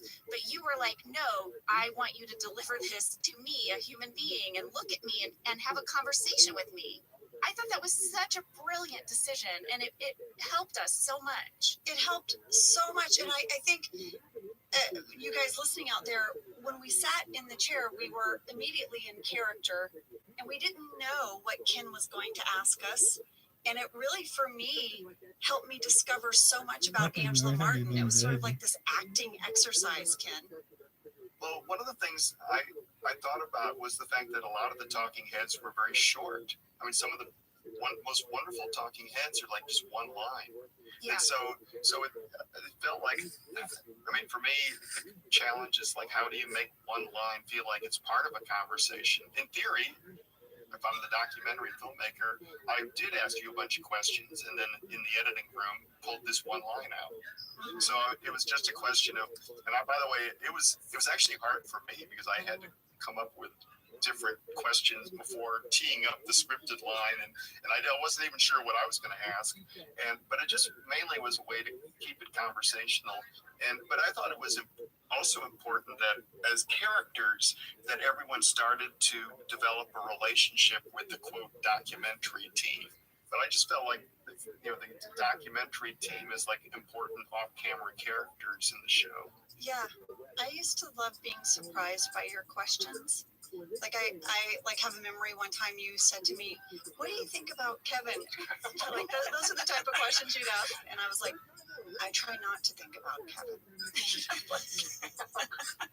You want to ask some of the questions of the people wrote in? Yes, let's ask some fan questions here. Ken, a lot of people wrote in wondering which episode was the most rewarding or the most challenging. I feel very blessed because I got to direct a lot of significant stories, and certainly a lot of important Pam and Jim stories. And I would say the most challenging for different reasons. The fire was very challenging because we spent so much time in the parking lot, and it was like 150 degrees. It was the hardest, so hard. And Booze Cruise, I love so much, but boy, that boat was not fun to work on. Here's a question. What would you consider the most underappreciated moment in the show? That's a big question. Wow. That's tough. Let me think about that. Well, here's a moment or a short scene from the pilot that I always point to as, to me, one of the best scenes. Certainly in the pilot is the scene towards the end between John and David. That's when they're like leaning on Pam's desk after she has left, and they're just leaning and not talking to each other, and it goes on forever. And it's just this weird scene of dead air, but there's such tension between them. And finally, I can't remember John's line, but he starts to engage with David, and then David just walks away. It is the oddest little scene. But I love how beautifully it's very tense, and there's not a word, and they're not even looking at each other. I just find that would fall under a great underappreciated moment. Yeah, I love that moment, and it felt so real, like in watching it. And Jim tries, and then Roy's like, "I'm out," just walks away. Oh yeah, I love moments like that. We got this question from Justin Sweeney. Justin asked, as a director, how do you balance telling actors what to do versus empowering actors to be creative and make their own decisions? You're so good at this, Ken. You're very good. I feel like part of my job as a director is to simply create an atmosphere where people feel loose and people feel like they can kind of play or fall on their face or make a fool of themselves. I mean, I just feel like part of it is trying to really not be in any way, shape, or form kind of judgmental in my mind, and just sort of like and sort of kind of love people into their best work. And so it's not a specific thing. It's more just kind of, and I also feel it's very important to be near the actors, to not be off in another. I mean, obviously that's just the case in The Office, but I don't want to be off in another room looking at a video monitor. I want to be near the actors so that when you call cut, the actors look up and you're the first person they see.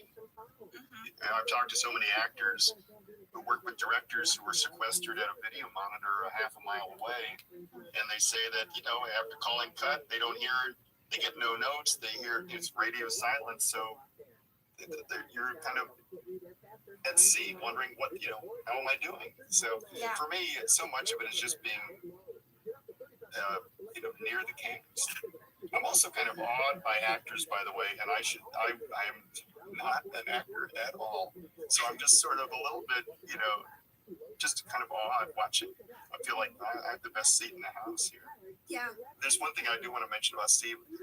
I know on the Booze Cruise episode, you talked about how, you talked about his intensely great, work ethic, and the fact that he was shooting a movie at the same time we were doing the booze cruise. And what I remember in there at the beginning of the series is I always tried to get to the set before anyone else to kind of figure out what I was going to do during the day. And Steve was already there. And he was in Michael Scott's office with the door closed. And he was just thinking about the day's work. And he was there before everyone. And I thought, wow, that's a pretty cool, it's a cool signal for Steve. Not that this was his intention, but what a great signal to send everyone in terms of like being serious about your work. Yeah. Ken, you would give me a piece of direction that you gave me more than once, and I am convinced it was a Jedi mind trick. Oh, I know it. I would do a scene a couple of times, and then you would come up to the reception desk and you would say, Jenna, on this next one, what if you know what, never mind.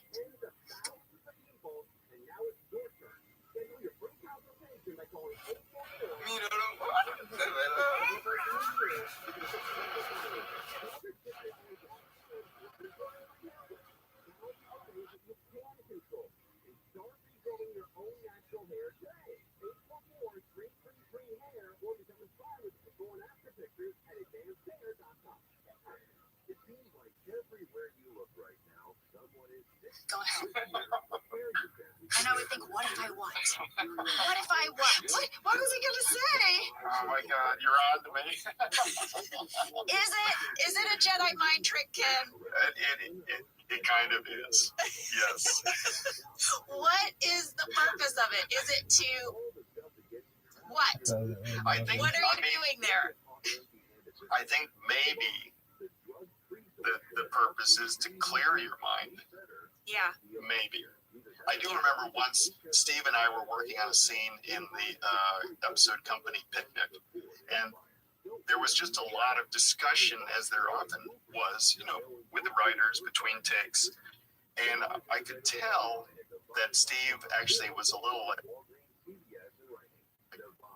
felt a little overnoted. Maybe that's the right way to put it. He was overnoted. And I remember before one take, I said, okay, Steve, what I want you to do in this next take is like wipe the whole blackboard clean. That was all I said. And he goes, oh, good. He was very relieved by that note. So. Well, Ken, I had done an improv pilot that didn't go, and I had done a few commercials. But this was my first steady gig as an actor, and I remember feeling such comfort when you would say, go ahead, like just go ahead. And it's something the whole cast has always talked about, how you would just say, go ahead. And it was like, you don't scream action. Yeah. Will you do it for our audience? Ken, we've talked about it. Will you do it? Go ahead. That's it, guys. No, that's the one. There's a lot of different versions of go ahead, by the way. There are. No, that's true. In like really emotional scenes, like there was always a lot of support in your go ahead for Pam. You'd be like, go ahead. Like it's okay. Like you would give me permission. Go ahead.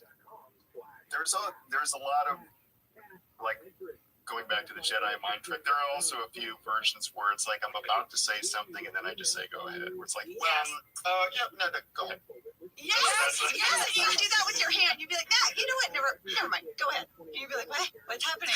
Ken and I got to work together again on Black AF for Netflix, and you got to say go ahead, and I got to hear it, and it'd been so long. I almost, like, in the scene, my character wasn't supposed to cry in that moment, but I was like, oh my God, I'm tearing up because Ken just said go ahead.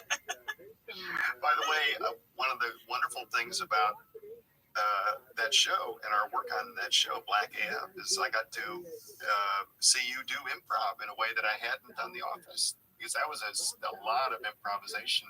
And of course, as you both know, everyone always asks how much The Office was improvised. And of course, mainly was just brilliantly written to sound improvised. Yes. So. Well, listen, you guys, should we get into Casino Night? Yeah. So Casino Night received critical praise. I found that in a 2011 poll conducted by the fan site Office Tally, fans voted Casino Night as their favorite all-time Office episode that had aired at the time. Did you have any idea while you were directing it that it would be received like that?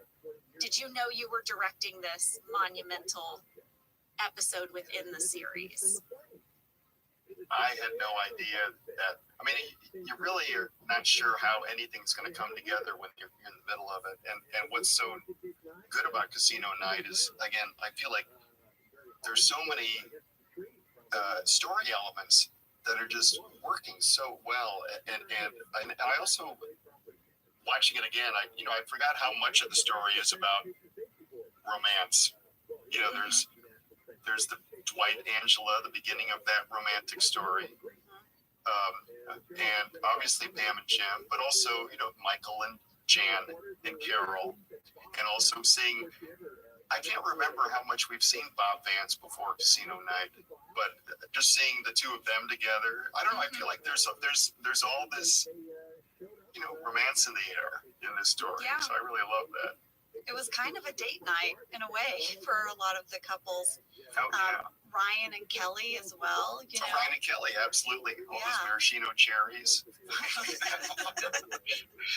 And I have so many favorite moments from Casino Night, but there's like a couple of tiny ones I'd love to, they're so tiny, but I love them so much. And one of them, and Angela, you talked about it after you slap Dwight and walk away, that tiny little moment before you exit frame. It's so small, it's so beautiful, and it's so great that Randall kept capturing it take after take. But what I also love in that shot is that you see both yours and Rain's reaction at once. It's a very energetic shot because you're watching, you're kind of keeping an eye on both of you at once. It's really great.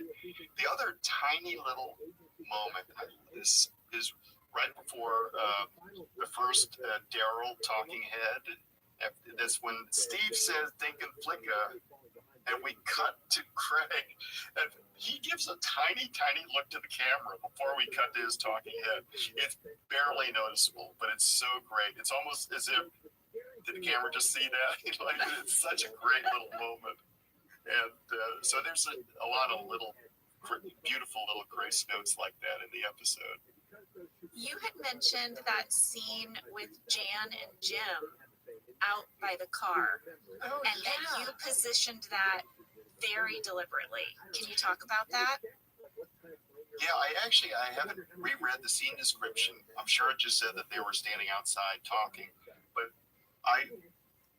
and they may have actually found this on their own. They may have literally just leaned against a car hood side by side and rehearsed it. Who knows how it landed, but when I saw it, it felt so sexy. It felt like, wow, this feels, and plus, Melora's smoking a cigarette. Melora is sexy though. She's so beautiful, And she's very sexy, but she's also, in that scene, she's in such a not good mood, which to me actually made me feel even more that this would play as an interesting mislead for the audience. Oh, maybe she's going to, maybe they're going to, I don't know, something's going to happen with these two. And it just felt like revenge hookup. No, but it just felt like that somehow just the two of them just leaning casually against a car hood just felt like it was the right way to go. And I loved when you did the Casino Night podcast that you talked about Jan's overnight bag in her car. And I loved, Jenna, what you said. You said the camera finds her overnight bag. And I was so delighted when you said that, because in fact, the camera doesn't find it. She holds it up for us to see. And I remember this, I had a big discussion with Melora that night, because in the script, in Steve's script, it says she tosses what appears to be an overnight bag over her shoulder into the back seat.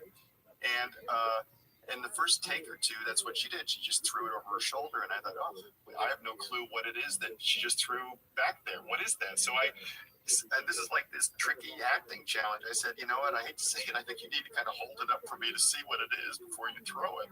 And so we had a discussion about why would she pause and look at it, and I remember talking to her about this bag is like taunting you. It's like sort of it's like just making fun of you, like and so she did it so gracefully, and it feels completely natural, even though it's a totally stagey moment. I had no idea. I mean, we watched it. We had no idea. Yeah, I thought it same. was totally organic. I mean, that's brilliant on your part and Melora's part. Well, Melora pulled it off. It's so beautiful. One of my favorite shots is so not a documentary type shot, and I just love it. It's the shot of Jan and Carol side by side at the bar. And Steve's in the background, and he notices them, and then he slinks out of frame, and he's framed sort of. It's a very formal, very like a sort of very funny shot, but he's framed right in between them. He slinks out of frame, and then moments later he reappears deep in the background, and he's still like sort of monitoring them, and it's like such a hilarious shot. I don't have any clue what, and they're having a dialogue, Jan and Carol. I have no clue what they're talking about. All I'm doing is watching Steve like scurrying around in the background. They're ordering their drinks, and let's see.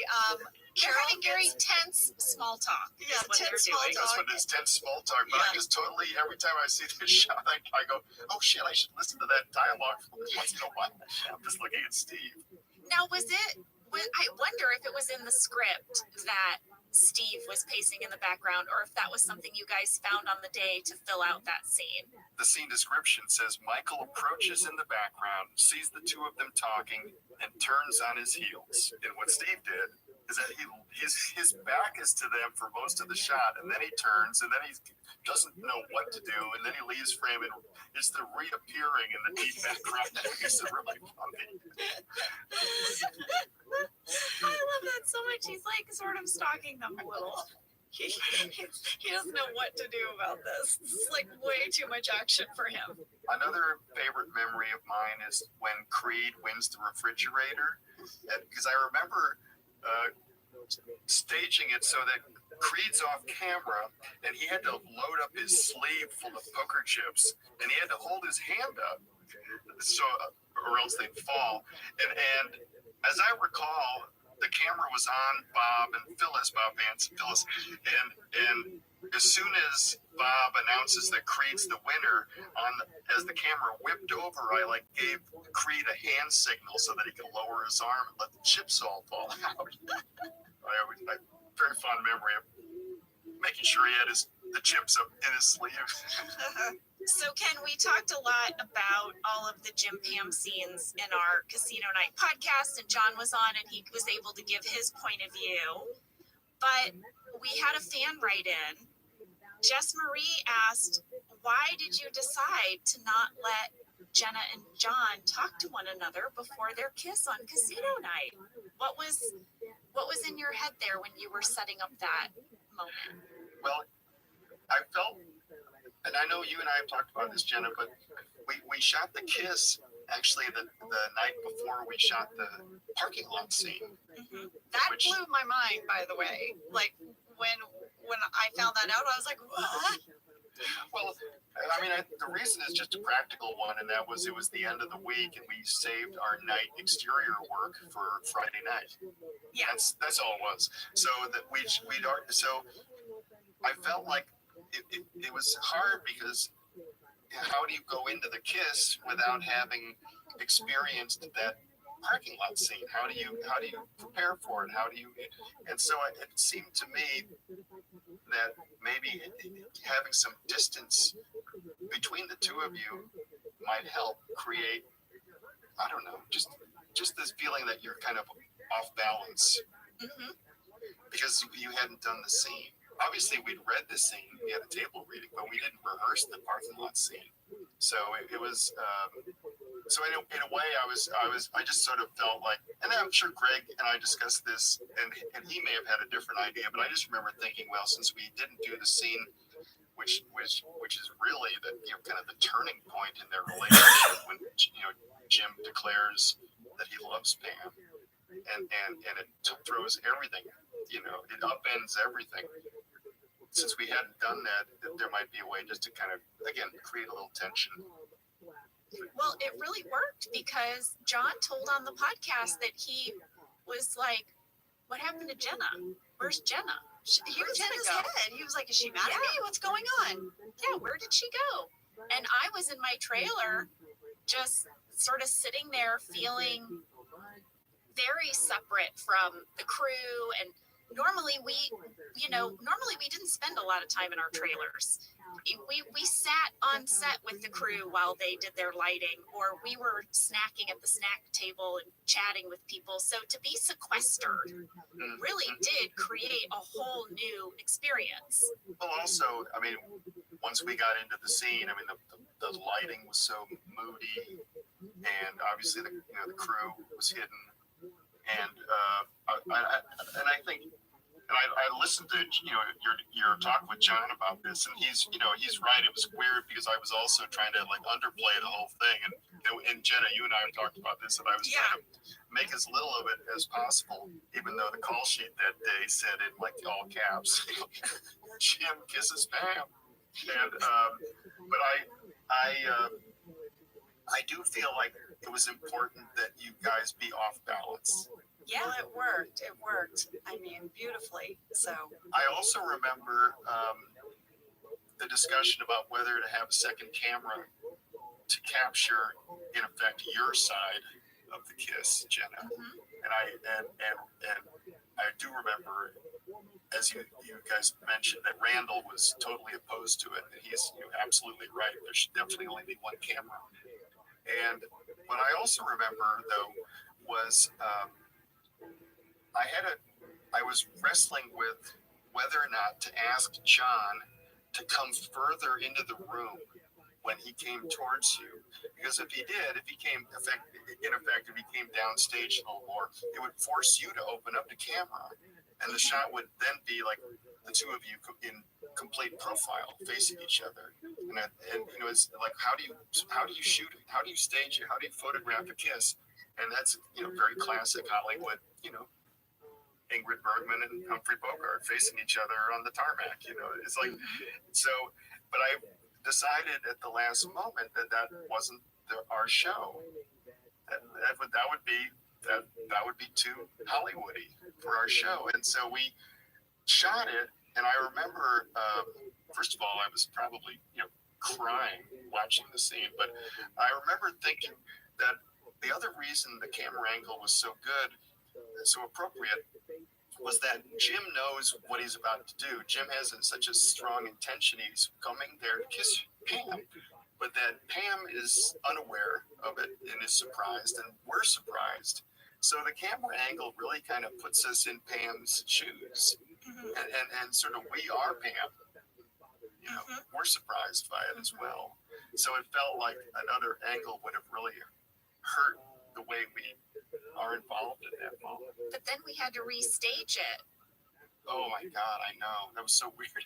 We had to wait all summer to find out Pam's reaction, and then the only way to get it was to restage that whole moment. Was that so hard as a director to recreate a moment so that it seemed like it was just playing out? I mean, I kind of don't even know how we did it. A lot of people wrote in asking, wait, did you film the beginning of Gay Witch Hunt on the casino night? Right. You just waited and you saved the footage? And it was like, no, we completely recreated it and let it play out. I remember being surprised when I saw the Gay Witch Hunt script, because we hadn't gotten it. I mean, the script, I don't think it was written when we shot Casino Night. So, and I do remember going, oh my gosh, we got to do that again. So, because I thought, because it was such an emotional, it was so, it was so kind of draining for everyone. Not in a bad way, but it was just emotional. I remember it being a lot breezier of a job to recreate it, because The redo was not nearly as heavy feeling. No. Ken, thank you so much for coming on the podcast today. Thank you. I had such a blast. It's so great to see both of you, and I just so happy I'm part of this show. Well, you have to come back, okay? I mean, listen, we've got a few years here. We're going to be Well, hitting you up with some questions. Okay, well, I will put in a request for when you get the company picnic, Jenna. I think we need to have a discussion about your volleyball skills. Yes, we will have you back for company picnic for sure. You guys, I want to tell you that Ken is without a doubt one of the very best directors I've ever worked with. I feel so fortunate to have worked with you, Ken. And he has a book coming out. It is called But What I Really Want to Do Is Direct, Lessons from a Life Behind the Camera. It comes out October 6th, but it is available for pre-order now on Amazon. I got an advance copy, so I've already read it. Oh,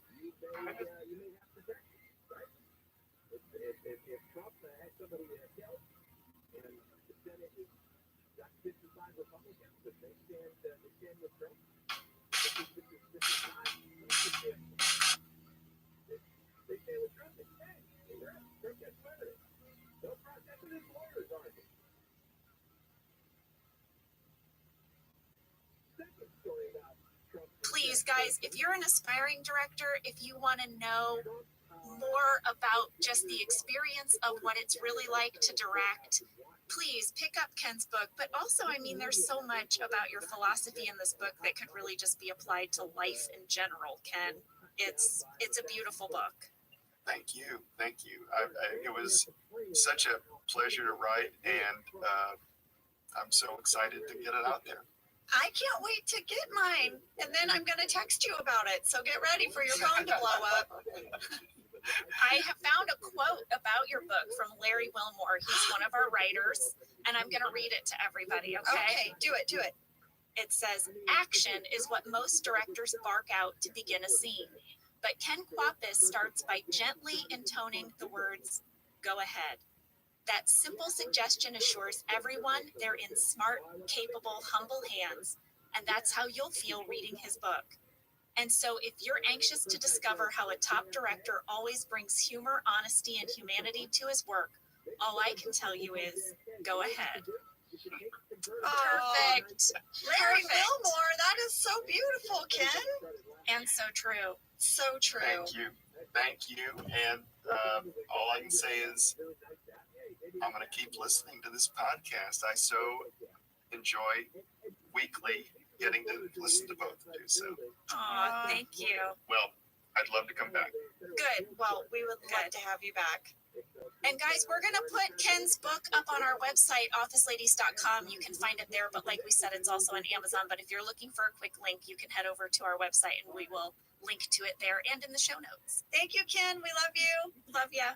I love both of you, and I hope to see you soon.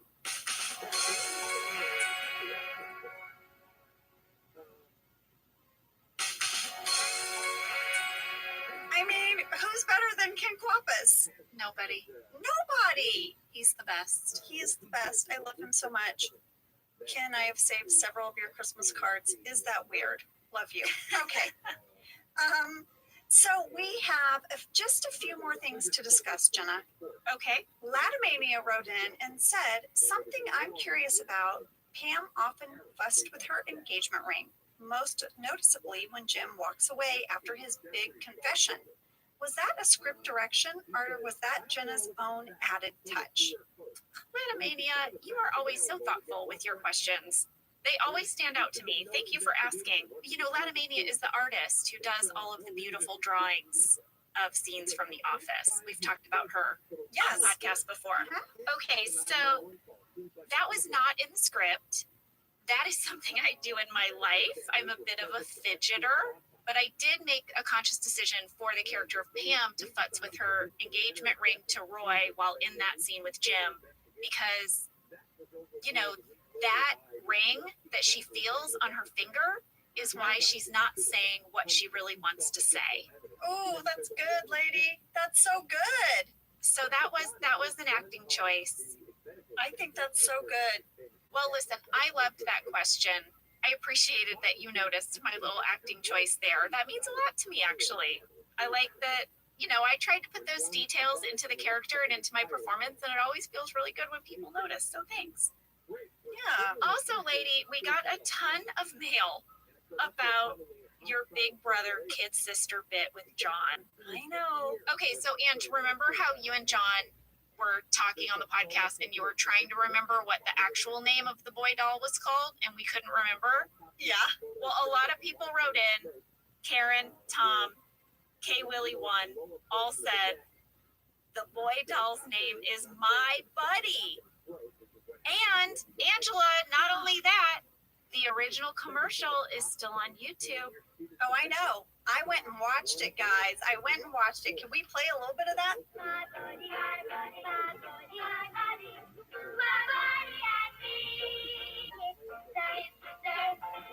There it is. Big Buddy, kid sister, Angela. My buddy. My What did I buddy. say? Not big. You said big buddy. Oh my gosh. My buddy. We will never get, we literally just listened to it and it's not landing on me. But I can only hear Big Brother, Kid Sister because that's what you and John did for so long on set. But Angela, here is what creeped me out. When I watched that commercial and I saw that doll, my God, it looks like you. Oh, come on. Lady, braid your hair and you are Kid Sister. It is. Well, John is who started it. He said to me, he called me kid sister, and then clearly, classic Kinsey, I got it wrong, and I went, big brother, instead of my buddy. Well, he nailed it on Kid Sister because the resemblance is eerie. Well, I guess I'm just going to have to go get one. Don't get one. It will scare people in your home if they come upon it. It'll be like you putting a Chucky doll in your house. You can't do it. I'm going to get one, and I'm going to put it by my mailbox.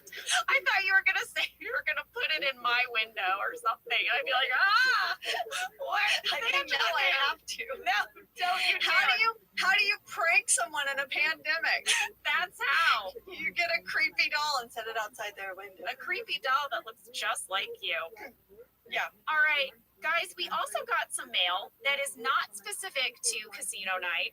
Okay. Why do some characters on the show have character names like Pam, Jim, Roy, Dwight, and some have their real names? Oscar, Creed, Angela, Phyllis. We get this question, I would say, the most. It's In one of the mailbox. every single week. Yeah. Every single week. So I feel like we have maybe answered this before, but we want to take it We again. do. We answered it in one of our candy bag episodes, but we're going to answer it here because we really feel like people want to know. Well, listen, we had asked Greg about this, and he said obviously some characters are based on characters from the original British Office, right? Jim and Pam and Dwight. And then there were these new characters, and it was myself and Oscar. We weren't the original, and they just used our names and just kind of it stuck. I think what's interesting, Angela, did Greg ask your permission to use your name, or did he just name you Angela? No, no one said anything. The only conversation I ever remember having is he asked me if I had any pitches for my last name. Oh, And I did pitch Martin. But this was several episodes in. I was already Angela, and then we were talking about, well, what would your last name be? And I wrote down a list of them, and one of them was Martin, and that cleared. is that significant to you in some way? Is Martin a No. family name or something? No, I just was trying to think. I thought it was interesting that Kevin was Kevin Malone, and Oscar was Oscar Martinez, and then I'd be Angela Martin. We'd be the three M's. And then we, for years, had a running joke that our spinoff would be the accountants go have their own firm called M and M. I love it. I love it. Well, there you have it, guys. That's why some people have their real names and some people have character names, nothing like their name. Yeah, I think the writers just were like, we'll use their names. It's really not probably that interesting of a story, but there you go. Guys, thank you so much for sending in your questions. This was so much fun. I loved this revisited episode, Angela. Honestly, one of our favorite things that we do is get to read comments and interact with you guys. And I just love that. I love The Office. Jenna and I obviously loved the show. So we love getting to interact with fans that also loved it and have questions and comments and things that you caught that we missed. I love all of it. I also really like the idea of being able to deep dive with some of like the original visionaries for the show. Like, we have to get Dave Rogers, our editor. We've got to get Carrie Bennett, who designed our wardrobe season 1 in the beginning, and like Randall Einhorn, our cinematographer, Kentapedia. You have to get Kentapedia. Okay, so yeah, I don't know what we're going to call these, but from time to time, we're going to give you, what do we want to call it, Angela? A deep dive, a revisited. We'll figure it out. You guys actually tell us if we do an episode like this again, should we call it the deep dive or the revisited? I like the deep dive. Well, I mean, you got a deep, you got a dive, you put them together, get a deep dive. No. That's my son did that. My son. That's my son, Angela. And you're like, no. That is horrible. No, I'm kidding. Oh my gosh, hilarious. Okay, so guys, keep sending in your questions. We have folders over on officeladies.com to submit questions for specific episodes. You can also send us an email at officeladies@earwolf.com. Yes, we love engaging with you on our social media. You can follow us over at Office Ladies Pod on Instagram. And thank you so much to Ken Quapis. And thank you guys so much for listening in. Yeah, we'll be back next week with the merger. Thank you for listening to Office Ladies. Office Ladies is produced by Earwolf, Jenna Fisher, and Angela Kinsey. Our producer is Cody Fisher. Our sound engineer is Sam Kiefer. And our theme song is Rubber Tree by Creed Bratton. For ad-free versions of the show and our bonus episodes candy bag, go to StitcherPremium.com. For a free 1-month trial of Stitcher Premium, use code OFFICE.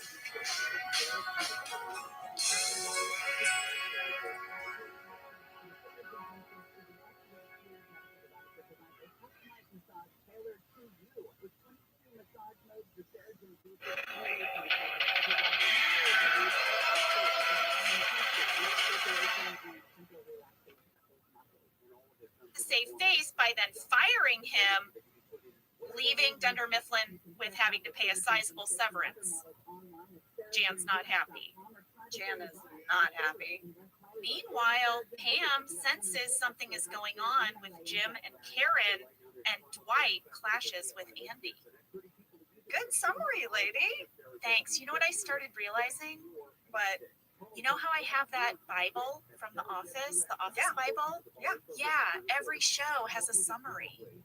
Every episode has a summary in the Office Bible. So I've been able to now refer to the Office Bible summary. I tweak it a little. I put a little zhuzh on it. But yeah, I used to just sit down at a blank page and think, how do I summarize this episode? And a team of writers have done it for me, and it was just sitting on my desk.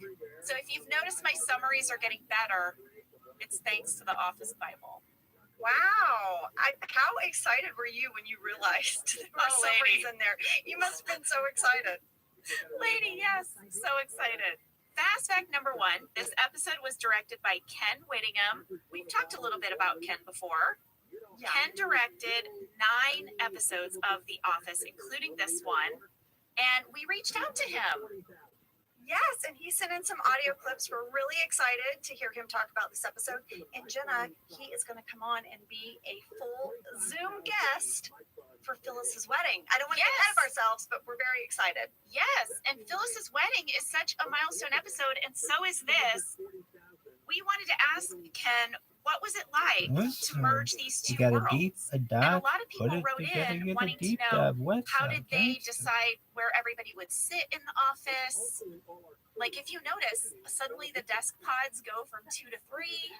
Yeah, I remember being so happy that Ken was the one directing this because we already knew Ken really well. We were so comfortable with him. And this was big even for the cast, Jenna. There was a buzz because we hadn't been around these people, and you know, we barely got to see them at table reads and things like that. So there was a real sort of buzz on set. And I remember being happy that Ken was there because he's so calm and like, he was going to guide us through the merger. Well, here is his audio clip explaining how he and Greg decided where all the new people would sit? Introducing the characters from the Stanford branch would be very important to establish these characters and how they interacted with the Scranton employees, their likes and their dislikes for each other. I remember Greg Daniels asking me to decide where the new characters would sit and why. So he and I walked the set and I laid out where I thought everyone should be. Since Ryan had taken Jim's old desk, I decided that Jim would sit directly across from Dwight, which would be fun for Jim and irritating to Dwight. It would also put Jim in the middle of Karen and Pam, which will also make Jim uncomfortable and Pam to be able to check out interactions between him and Karen. I set Andy in between Kevin and Angela to establish Andy's instant attraction to Angela, and also they would be in Dwight's eye line to create Dwight's jealousy. Andy would later move on to Karen's desk. I placed Tony in the back near Toby at a very obscure desk because he would be quitting or getting fired in that episode. We also discussed how important it was to build Pam's awareness that Jim had moved on and was interested in Karen.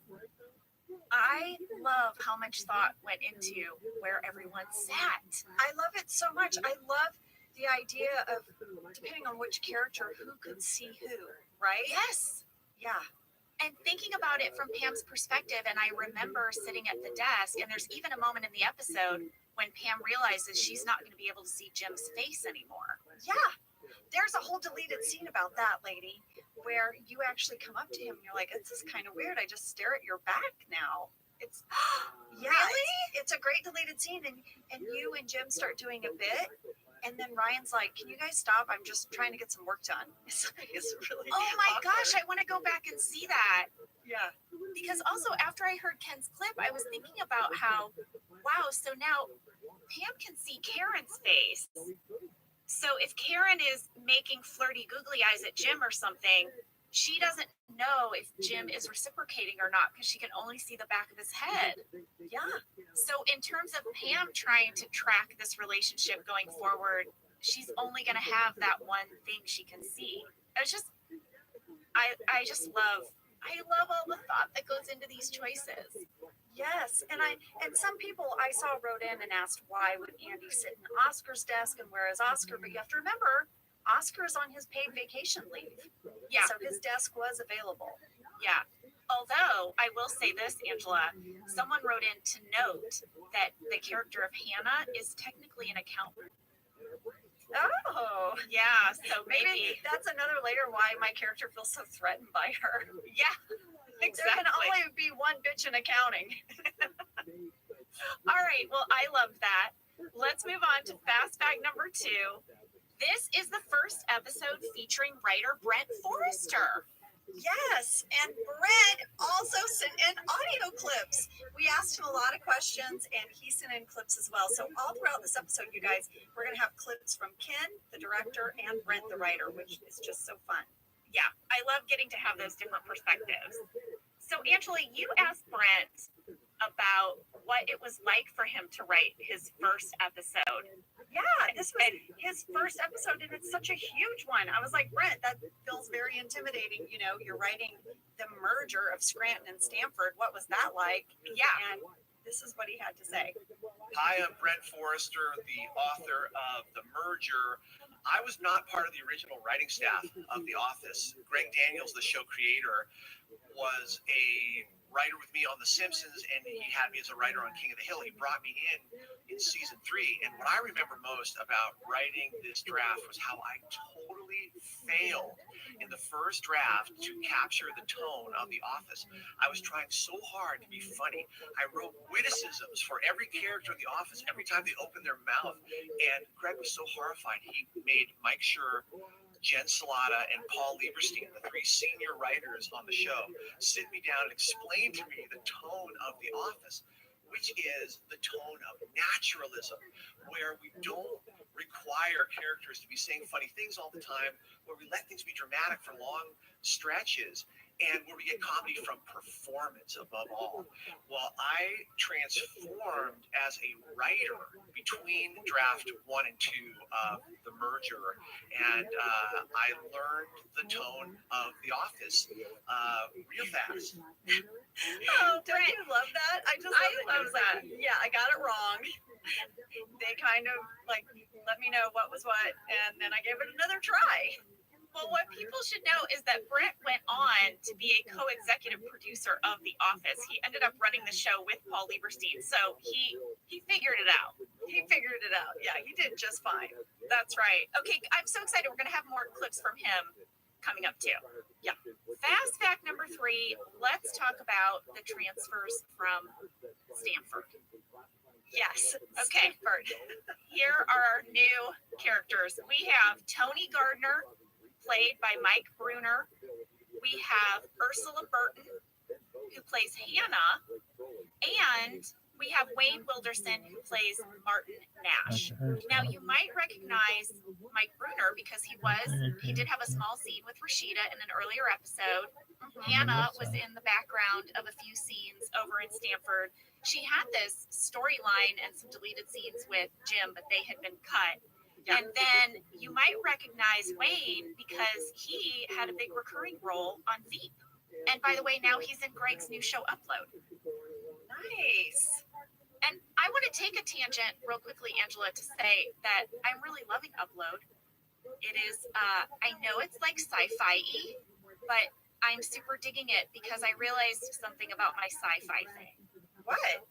Okay, I really like Black Mirror as well. And I feel like Upload has a type of sort of a comedic Black Mirror thing going on. And is that sci-fi? Is Black Mirror sci-fi fantasy?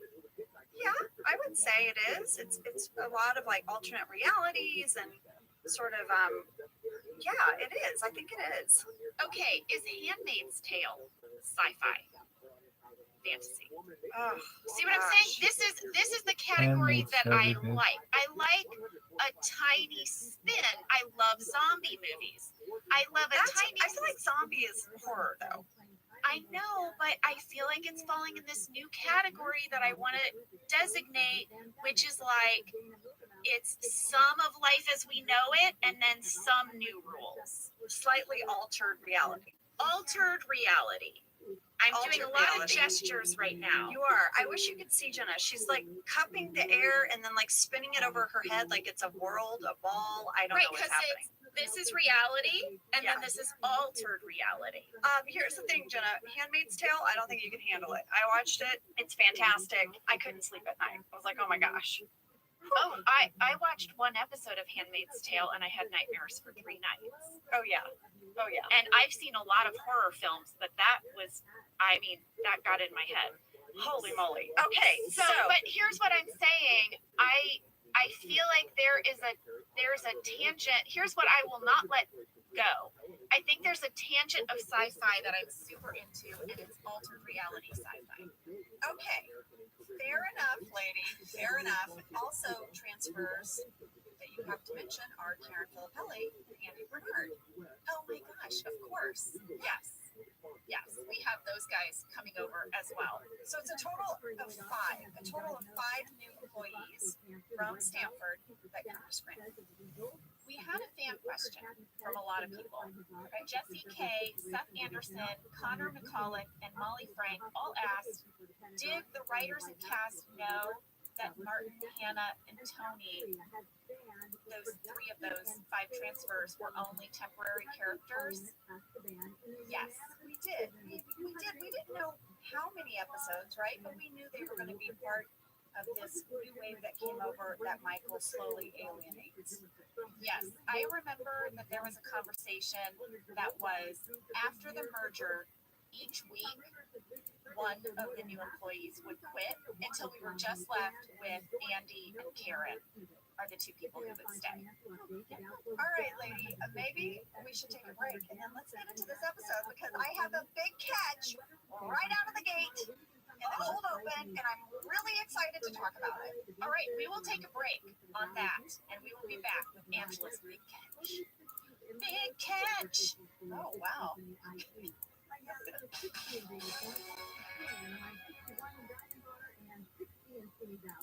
Whether your resolution is to save money, eat better, or stress less, HelloFresh is here to help you do all 3. Yes, you guys, I love HelloFresh. Jen and I both love it. You know why we love it. And guess what I made the other night? What? It was Shepherd's so pie. delicious. I made their pub-style shepherd's pie. I made it. Yes, it's so good. White cheddar and then thyme mashed potatoes. I know it very well. It's a family favorite. Well, you know, Josh normally makes dinner, so this was my turn, and I made this, and he loved it, and I was so happy. I was like, I made a shepherd's pie. I'd never made one before. It's so good. Everyone, you can say hello to your most delicious year yet with fresh ingredients, chef-crafted recipes, all at a price you'll like, delivered right to your door. Go to hellofresh.com/officeladiesfree and use code officeladiesfree for free breakfast for life. One breakfast item per box while subscription is active. That's free breakfast for life at hellofresh.com/officeladiesfree with code officeladiesfree. HelloFresh, America's #1 meal kit. This show is sponsored by BetterHelp. You know, around New Year's, we all reflect and people really start making lists of what they can do to be their best self for the next year. Yes, I think, you know, the new year definitely makes you think New Year's resolution. What do I want to change? New year, new me, that kind of thing. Yes, but perhaps this year we could be reflecting on what we're already doing right. And therapy can help you figure out your strengths so that you can ditch this idea that you need some extreme change or this extreme New Year's resolution and just, you know, you can make changes that really stick because they're based on your strengths. I like that. If you're thinking of starting therapy, give BetterHelp a try. It's entirely online, designed to be convenient, flexible, and suited to your schedule. Just fill out a brief questionnaire to get matched with a licensed therapist and switch therapists at any time for no additional charge. Celebrate the progress you've already made. Visit betterhelp.com/officeladies today to get 10% off your first month. That's BetterHelp, HELP.com/officeladies. All right, guys, we're back. We started the Stanford branch. Jim has a talking head. He tells us the Stanford branch is closing. Andy made Stanford RIP hats for everyone. Andy asked Jim what Michael Scott is like. Yeah, he wants some intel. He wants some intel. He wants to know how to work the system over there. Yeah, and Jim's like, you know what? You just kind of have to meet him. You have to meet him. But did you notice when Andy was asking him about Michael, he was like, what kind of magazines does he like? We know. Yeah.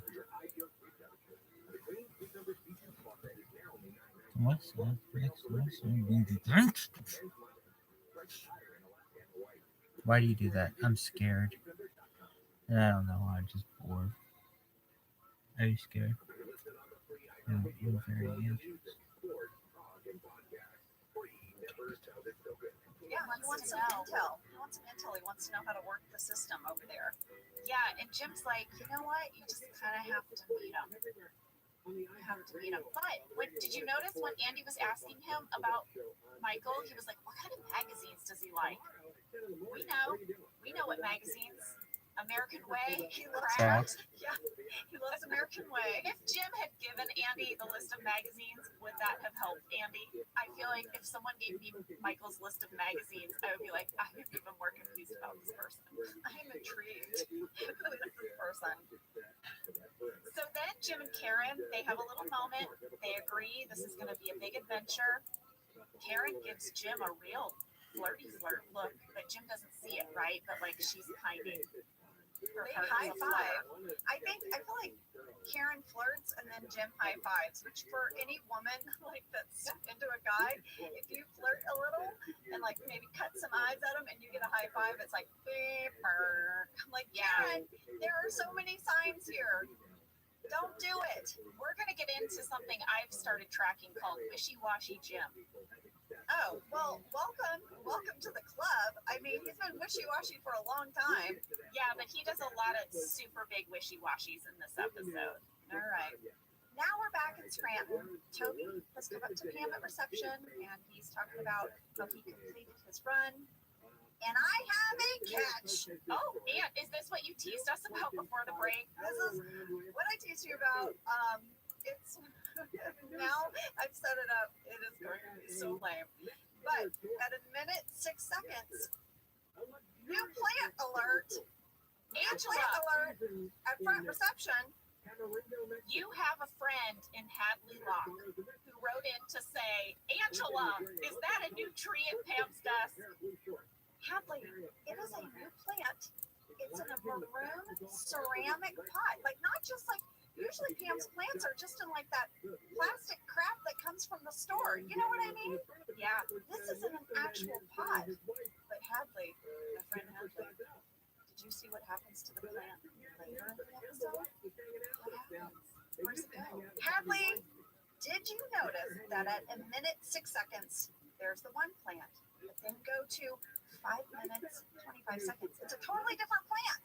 What? Whatever plant we used in the cold open, I don't know what happened to it. They couldn't find it. Someone got a different plant. It is a different plant.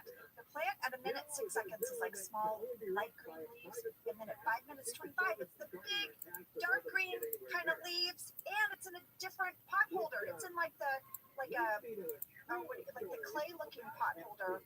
Whereas at a minute 6 seconds, it's like a shiny maroon pot holder. Guys, I know this is what you're here for, but this is some serious plant day. Plant day. You have found the evidence for something I was wondering about. I think we filmed this cold open on another day. I think we inserted this cold open, but it wasn't in the original shooting draft. So I think we came back and did this whole Dwight Toby running thing at a different time. And that's why the plants are different. Yes, that would make sense. They knew there was a plant on your desk, but they couldn't get the same one. So they just had to fudge it. Okay, because here's the thing. Pam takes Dwight down to the parking lot, right? Because he says that he can run faster than Toby, faster than anything. He's not impressed with Toby's running time. Jenna, he can run faster than a snake, a mongoose, and a panther. Somewhere in there. That's his speed. Right. Listen. So Pam is like, all right, I'm gonna time you, and she makes Dwight run around the building. She's holding a digital thermometer. She has this sort of long, sort of a talking head. She's kind of talking out loud, talking to the documentary crew. And then she just goes inside. She abandons Dwight. We had fan questions from Spencer Brandon, Mateus Almeida, and Angie T. Does Rain actually run around the whole building in the cold open? How did they time it out for Dwight to be running around the corner just as Pam finished talking? All right, Angela, I watched the scene. It is a one shot. There is no cut. So did Rain really have to run around the building?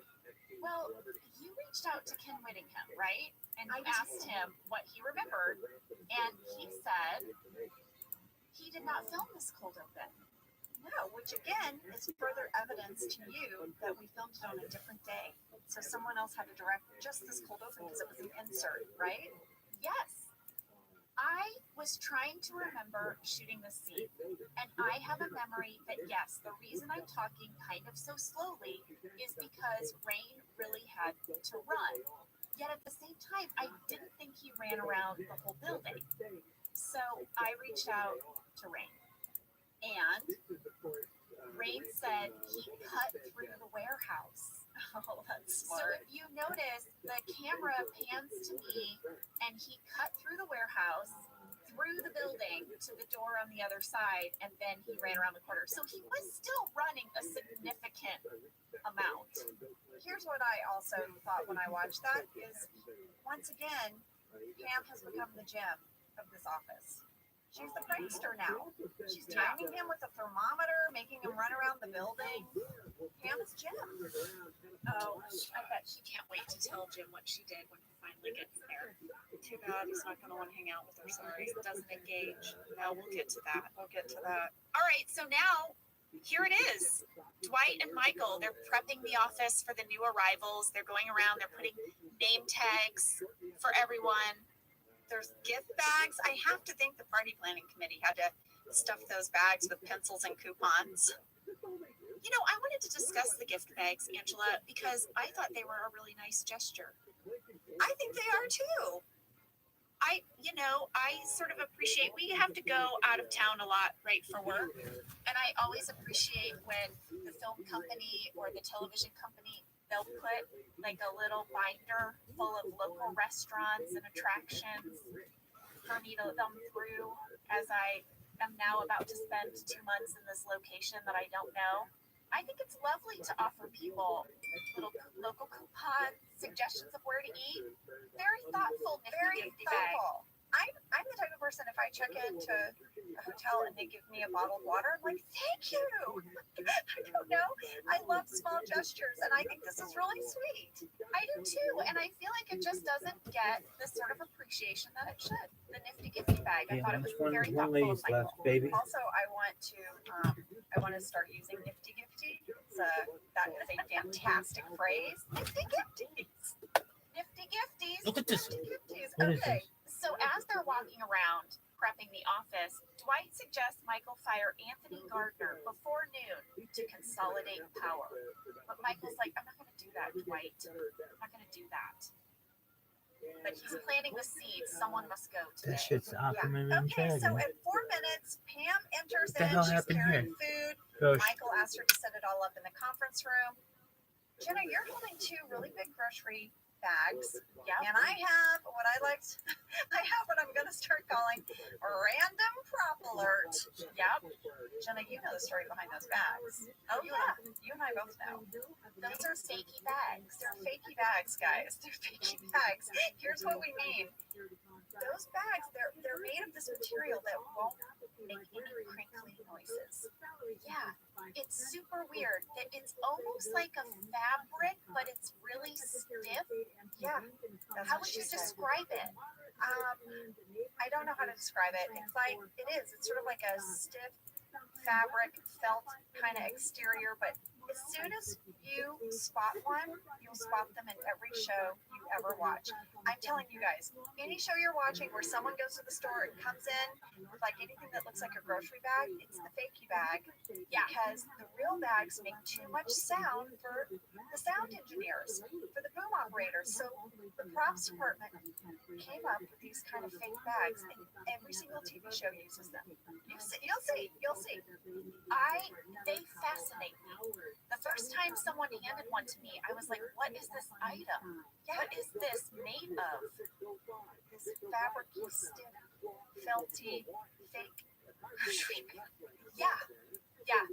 I'm always fascinated by them. And you're right. Once you see it, you can't unsee it. You can't unsee it because the brown paper bag, it doesn't look like paper. Look closely. It doesn't. You're like, what is that? You'll see it. You'll see Also, it. there's never any printing on it. There's never any like name of grocery store. It's just this solid brown bag. Yeah. So next, Pam has her talking head, and she's excited to meet all the new people.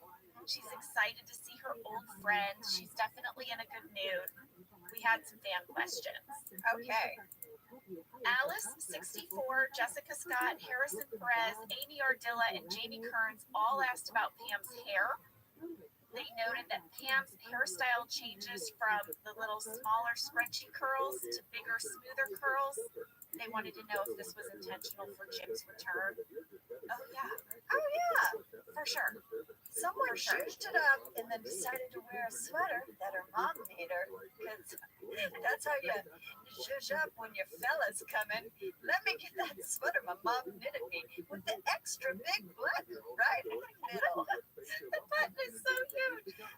All right, Angela, Maggie Mendez, Diana Swanson, and Morgan Ostrag all asked, is Pam's sweater really homemade? No, look at it.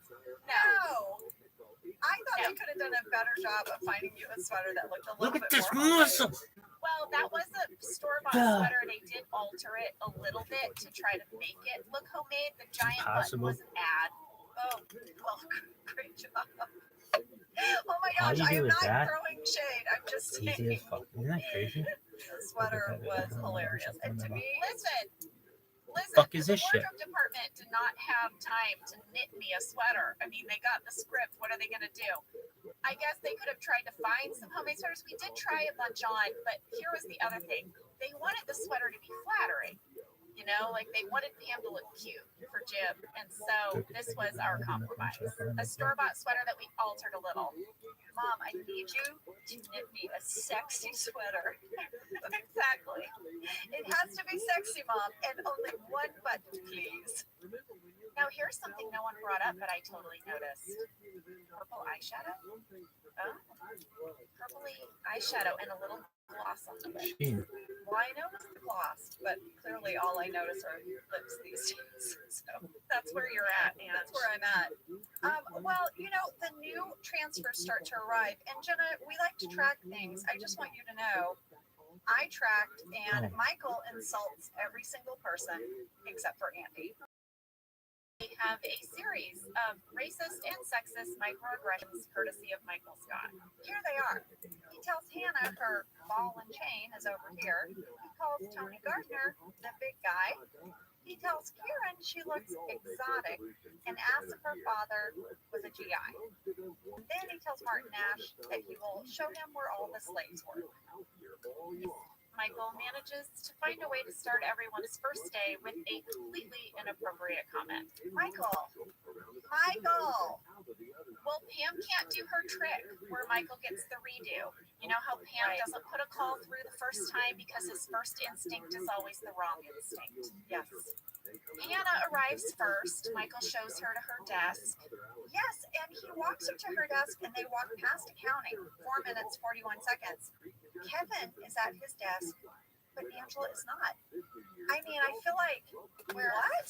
Kevin made it to work before Angela? Just saying, Angela's running a little late today. Where's Angela? Where is Angela? I don't know. All right, so Tony Gardner is the next to arrive. And guess who's standing right there? Hannah. What? Didn't she just get walked to her desk? How is she now back at reception? Why isn't she at her desk? I think this is a continuity error.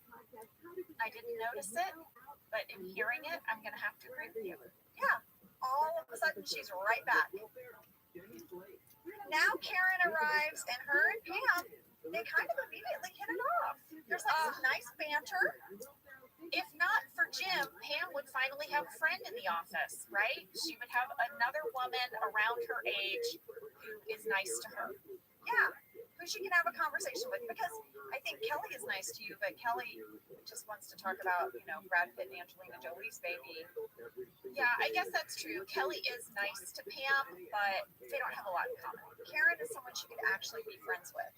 But no, it's not going to happen. No. So then we have Andy's talking head down in the parking lot. He's about to arrive, and I love this talking head. He says he plans to be the number 2 in Scranton within weeks. He lays out his game plan. Here's what it includes: repetition, personality mirroring, and never breaking off a handshake. He says you always have to think one step ahead, like a carpenter who makes stairs. I want to discuss this. I think this is a really good strategy. I kind of want to try it. No, Jenna, I don't see this going well. I don't know. You can't like walk up to someone and just start imitating how they talk and their movements. I don't know. I mean, I think it's personality mirroring. Is that an actual thing? Is that taught in leadership seminars somewhere? Because this feels very much like Andy went to a leadership seminar and they're like, here's how you make a good first impression. Say their name a whole bunch. Yeah, name repetition. Never break a handshake. I don't know, Ange. Can we try it? I'm going to meet you, okay? Go ahead. I'm going to meet Andy. Go. Hi, Hey, how are you? I'm good. How are you, Angela? I haven't told you my name yet, creeper. How'd you know it was me? Have you been stalking me? Psycho. I Googled you before our meeting. Okay, This is not going well. This is not, I failed. I did a terrible job. You failed in 3 sentences. Oh boy. All right, maybe not. Okay. Okay, so Andy arrives, he gets his nifty gifties, and he does his strategy, and Michael loves it. Yes, Michael thinks he's awesome because Andy is doing an impression of Michael. So Michael probably feels like he gets me. Yeah, he loves it. We had a fan catch, Angela. Oh, Veronica Ramirez noted that when Andy was in the parking lot doing his talking head, yeah. he has his tan jacket on, Yeah. but when he walks through the door, it's nowhere to be seen. Oh. Where did he take off his jacket? Where did he put his jacket? He left it with that other plant. He did. There's in a warehouse somewhere. in a box of lost things. Yeah. Oh my gosh. Guess who's making his big debut? Jim. He walks in with Martin. They're talking sports.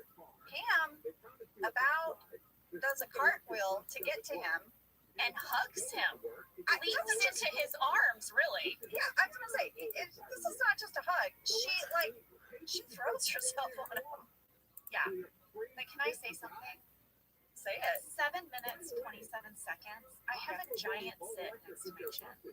And they have tried to cover it up, but it's like a little bit like when you try to cover up like super big zits. This is one of those zits, and I honestly remember it, believe it or not. And when I saw it, I was like, oh yeah, I remember that.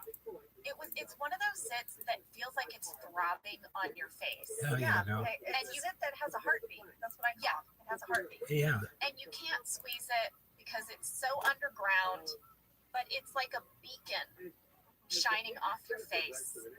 And here it was, we had to film this scene where Pam is going to see Jim for the first time. And I was like, I cannot believe we're dealing with this today. And the makeup department, I mean, they did their best. They caked a bunch of makeup on it. There's But only it is so much there. you can do. There's only so much. And it's there. Yeah. And it still bums me out today. It's okay, lady. I had a big zit in the Valentine's episode, and all the photos we took. Remember, we did. It was like a whole press photo day. There's like photos of me looking up at Dwight, this like Valentine's photo, and I have an enormous zit. So, I can't remember what episode it is, but I'm going to ask Greg because there was a future episode that was like a huge Jim Pam thing. And I had another one of these big zits. And then when I saw the episode, it was gone. And I swear, I was like, Greg, what happened? He said, you know what, Jenna, we decided to take it out in post. Oh, good CGI jerked it away because it was really distracting. how embarrassing, Jenna, that there was a room full of people that you didn't even know who had to have a conversation about, do we have it in the budget to scoochie out her zit and post edit? And then it was someone's job to painstakingly remove it frame by frame. Yeah, it was so distracting. Oh, Lord. Well, Jenna, you're not alone. Hadley, who also noticed the plant, wrote in and said, at the talking head at 3 minutes, 55 seconds, does Dwight have a little pimple on his right cheek? Why were we all so pimply in this episode? Was it the summer? Were we just all hot and sweaty? I don't know. Maybe so. All right. So Jim now enters, and Dwight and Jim are reunited. Jim messes with Dwight immediately by pretending like he's eating his eyeline, even though he's not. Yeah, Jim and Dwight are right back at it. And if you guys love to track a really good John Krasinski Dwight, go to 7 minutes, 53 seconds. It's Oh, really nice. good. Hi, Dwight. Nice. So everyone has arrived now, and we had a fan question. A lot of people wrote in. Kristen F., Sarah Hodges, Connor McCulloch, Erica Sansom, and more all wanted to know what was it like having all these new actors on set from the Stanford branch? And what was it like to have John back? I wrote about this in my journal. Of course you did. Of course you journaled this. I said, we were really excited to shoot the merger. It was like we were meeting new people. The Stanford and Scranton branches shot on different days and different sound stages, so we almost never were together except for maybe just a few times. And we all really missed John's presence on set. So when the branches merged, it was the first time we were all acting together as a group. And it was a blast. Ed Helms made me laugh so loud, I pulled a Phyllis and snorted.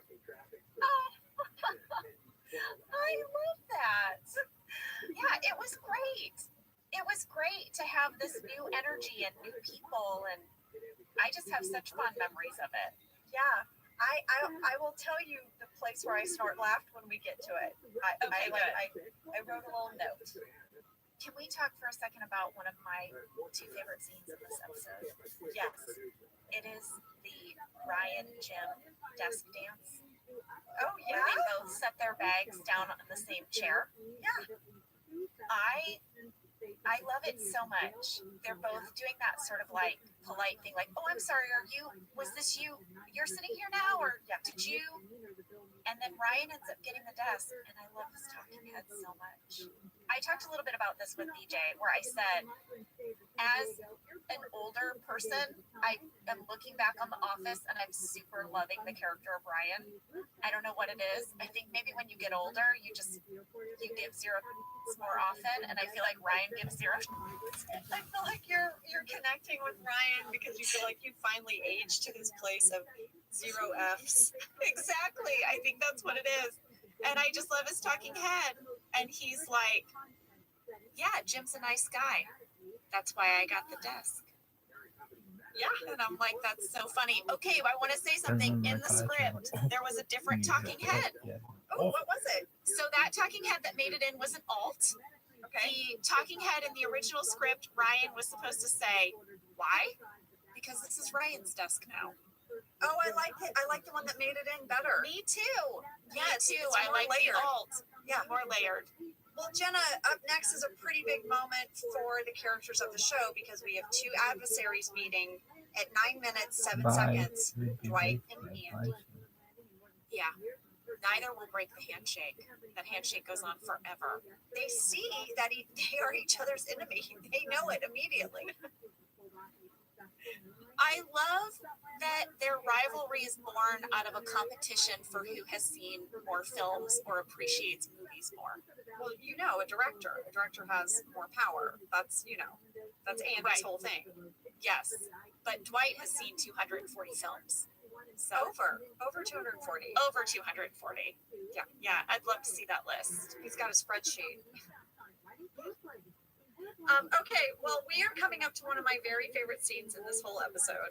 I have two. I think my second one is maybe one that you like as well, but this one I loved. And if you're relating to Ryan, Jenna, I think I'm relating to Toby. Oh, Because Jim comes over and Toby is excited to see him, and I think Toby just wanted to be cool, and he tries to do a fist bump, and then Jim was like, "Oh, is this what you're doing now?" And then Toby's like, "Oh, just forget it. Just forget it. I'm sorry. I don't know why I did that." And he has like this self-loathing in this moment, and my heart just breaks for him. But I feel like that's what I do. Like whenever I try to be like, I'm gonna be cool, it's like, forget it. That was lame. Oh my Yeah. God. that was definitely Toby's glitchy up in here moment. Yeah, it got glitchy up in there, Toby, but it was so, it felt so honest. I just loved it. Also, I have a little bit of a beef with Jim in this moment. Same. He knows that Toby's trying to be cool. He knows that Toby just wants Jim to like him. And he should have just fist bumped him back instead of commenting like, "Oh, is this what you're doing now?" And sort of giving him shade. So Agree. Jim, I have issue with you right there. Just fist bump back. Don't comment on the fist bump. Just do it back. Agree. I need to bring up something called Shreddergate. Oh, Angela, okay. which version of this did you watch for our rewatch? Did you watch the iTunes version or the Netflix version or the DVD version? I watched the Netflix version and the DVD version because I watched this episode 3 times. Okay, I watched it on iTunes and Netflix. If you watch the iTunes download, you will see a whole storyline with Kevin shredding things using a Staples shredder. It has a giant Staples sticker on it, and he talks about what a great shredder it is and yada yada. If you watch the Netflix version, this storyline is not in there. It is also not on the DVD. So, folks who watched the iTunes download like I did, here is what that was about. This was an embedded advertisement for this Staples shredder, which actually existed at the time and was launching. And they paid the show to feature it on the show by one of our characters. They picked Kevin. Something that people should know, like if a show gets money to make a character drink a Coke versus a Pepsi, the actor does not get any coin for that. No. But also, people noted Staples is Dunder Mifflin's main competitor. Yeah. So it was especially strange. I mean, it's the Staples theoretically is the whole reason this merger's happening because that's how they lost Josh Porter. Yes. So it was an odd thing. It was odd. Okay, Angela, so now Michael is ready. Yeah, He's making everyone go in the conference room. yeah, he has a gigantic performance, Jenna. That's Yeah. coming It, up. he has named this the official merger day all family welcome breakfast. He's put out some food, but only the guests are allowed to eat and drink. Do you see the food though? It looked like the little pieces of like toast and salmon. I didn't see anything else. And champagne. Yeah, I mean, Pam carried 2 fake grocery bags into the office, and this is what was in it. I feel like this is on Pam. Is this all Michael gave her money for, or did Pam just do a horrible job of shopping? Also, was Angela Martin like, I did the gift bags. I'm out. I'm out. I have to say, I don't think Michael used the party planning committee at all here. I feel like Michael put together those gift bags. I don't know. I think the reason this buffet is sad is because the PPC was not involved. I think if you only have 2 items, it can't be a buffet. I think it's got to be. Well, you're the buffet expert, I'm the so. buffet expert. I think it's like 3 items or more. Also, I love that on their very first day, he is going to insult them all and then also give them champagne. He's like, Michael would be fired. Michael should already be fired. For sure. Also, at 12 minutes, 36 seconds, I see Mindy break. Oh, you do? Yeah. So after Michael tells Kelly to consider the salmon to be poisoned beef, Mindy starts to break and puts her hand up to her face as she walks away. Oh, I have to go back and look for that. So, Ange, we asked Ken Whittingham, our director, how did he fit everyone in the conference room? I mean, Jenna, we could barely fit in it before 5 new people. And remember, also in the room with us are 2 camera operators, 2 boom operators, and usually a first AD. So there were also additional crew members. Should we play the clip? Yeah. To see what Ken said about getting us all in there? Yeah. It was very challenging staging and shooting the conference room scenes. I wanted to create a us and them kind of situation, so I put each branch on opposite sides. However, in the first conference room scene, Karen was the only person from Stanford that I put on the Scranton side. I remember Rashida asking me why she was the only person on that side, and I told her the reason being is to put her and Pam and Jim in the same shot to capture all of their reactions when Karen passes Jim a stick of gum to pique Pam's curiosity. Okay, this leads me to Wishy-Washy Jim and the stick of gum. Why is he wishy-washy if he takes a stick of gum? Listen, are they dating or not, are they not dating? Because when you bring a girl that you are dating into a new office where you used to work and then you don't sit next to her in the first group meeting, wishy-washy. What is that? I feel like I'm watching Normal People all over again. Did you watch that show? My God. No. All right. Well, yeah, I don't know what he's doing. I don't know if, here's the thing. I do think he's wishy-washy. I don't know if I support it in this moment because for all we knew, like, he went in to sit down and to save her a seat, but then Pam sat down and now he's like, oh crap, what do I do? Maybe he's just a little deer in headlights. Well, then maybe he should have moved back to the back row and sat next to Karen. I don't know. Here is what I'm saying. I'm saying we're going to learn at the end of this episode that they're dating, and I don't think he is regarding Karen as a woman he is dating right now. I agree with that.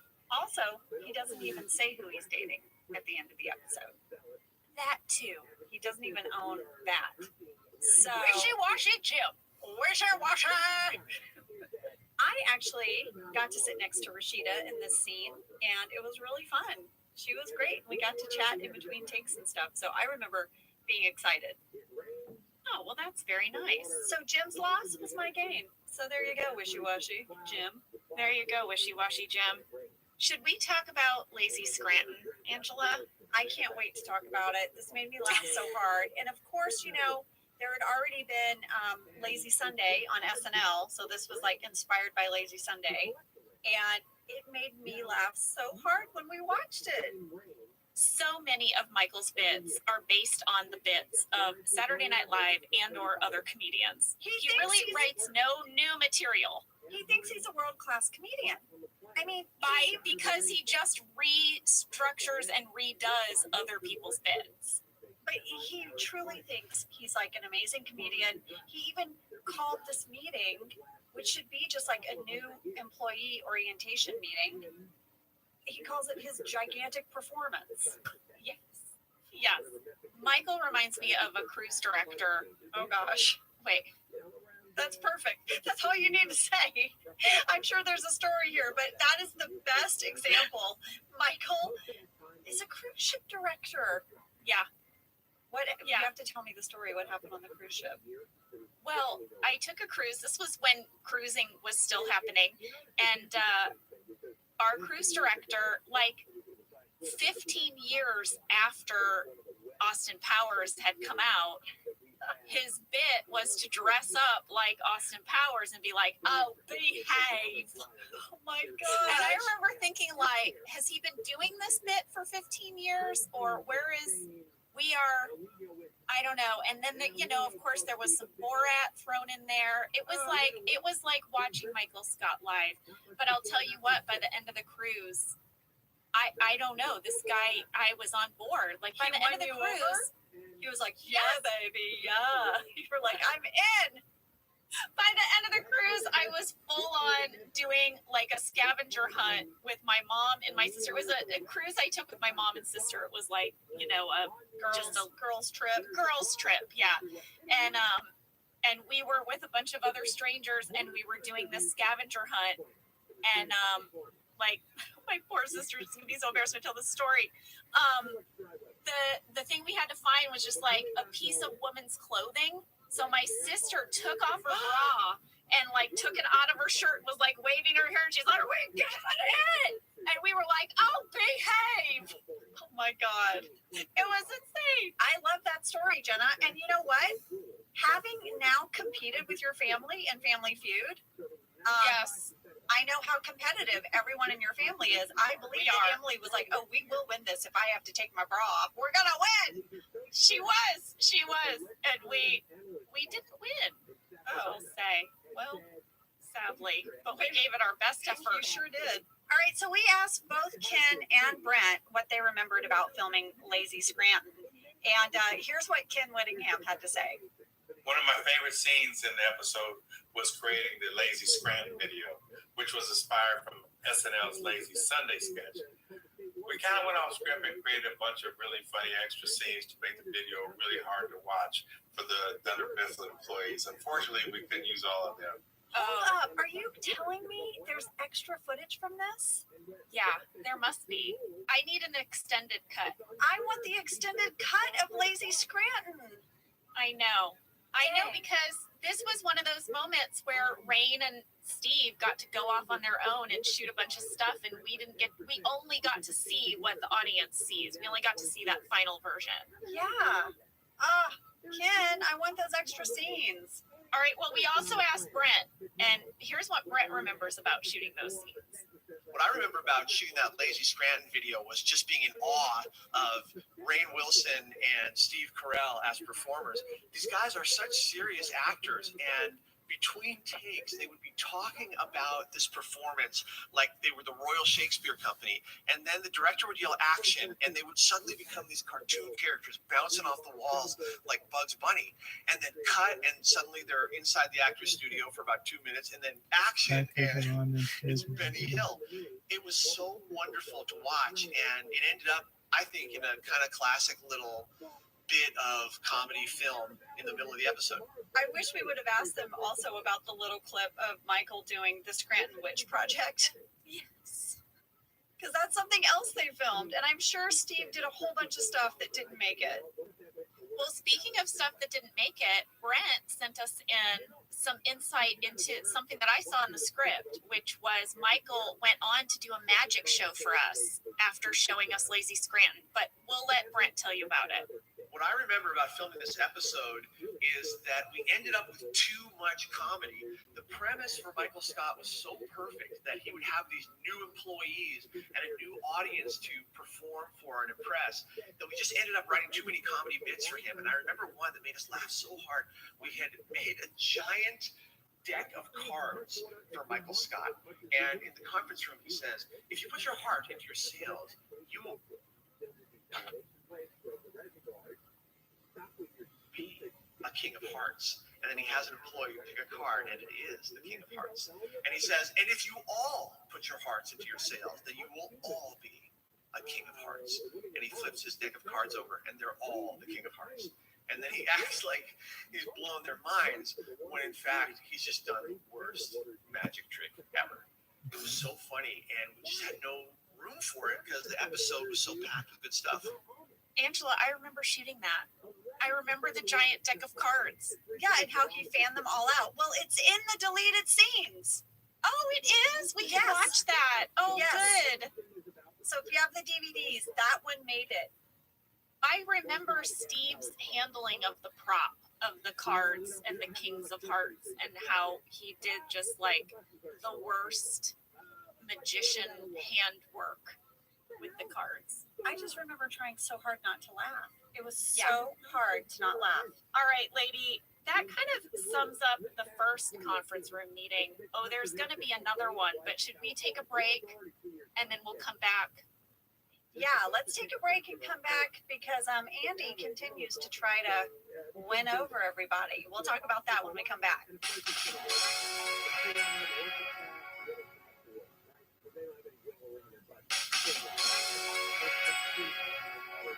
All right, so we are back, and at 15 minutes, Andy is hitting on Angela. Is that what's happening?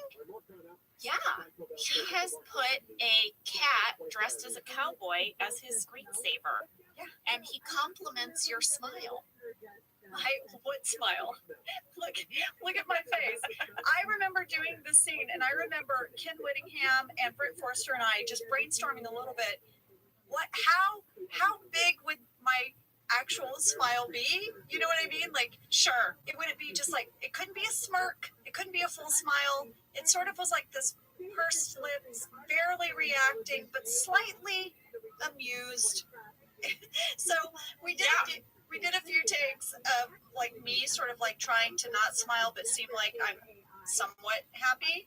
And that like is something that I laugh thinking about because I remember Ken and Brent both being like, okay, maybe even less of a smile, or okay, maybe you've got to do something. Like we were just like trying to dial it and find it. Well, I love where it landed. I think it's perfect. And it is probably more smiling than we've ever seen from Angela Martin. So, Well, I think the biggest smile my character has had is when she realizes that Dwight gave her a key. yes. That's Yes, the that's biggest right. smile. But this is amused. Yeah, slightly amused. Besides your smile, I was very distracted at 15 minutes, 50 seconds with your all brown outfit. This is a new color for you. You're usually in the gray tones. These are striking moments because, like, Rain almost always wears mustard yellow, but I noticed in a recent episode he's in green. He's like, but it's monotone. Like, that's the other thing. Both you and Dwight dress in like a monotone. Mm-hmm. Have you noticed? It's Yes. like, Yes, absolutely. I mean, it was a brown skirt, and then I had a brown button sweater over like a black shirt. Like, it was so weird. The whole outfit was so bizarre. yeah. Should we move to the heartbreak in the break room? Oh, lady, do you know what I titled this scene on my note card? What? Very hunchy. Oh, yeah. Very Posture. hunchy. Posture, Jenna. Hunchy. But it's so true, and you know why she's doing it. Okay, Jenna, set up the scene. Jim is getting a water instead of his usual grape soda from the vending machine, and Pam comes in, and she has him alone, right? So she wants their old banter back, and she's like, "Oh, no grape soda, huh?" And he's like, "Yeah, no, just water." He doesn't meet her there, right? And she's like, oh, you've changed so much. And he's like, oh, yeah, I don't know. And then Michael comes in and Pam tries to give Jim a little like look, a little bit like, oh my gosh. And Jim does not return. No, he is giving you nothing back. And he says to Michael, you're not interrupting anything because nothing's happening. It's kind of cold. And he just leaves. And Pam was like, yeah.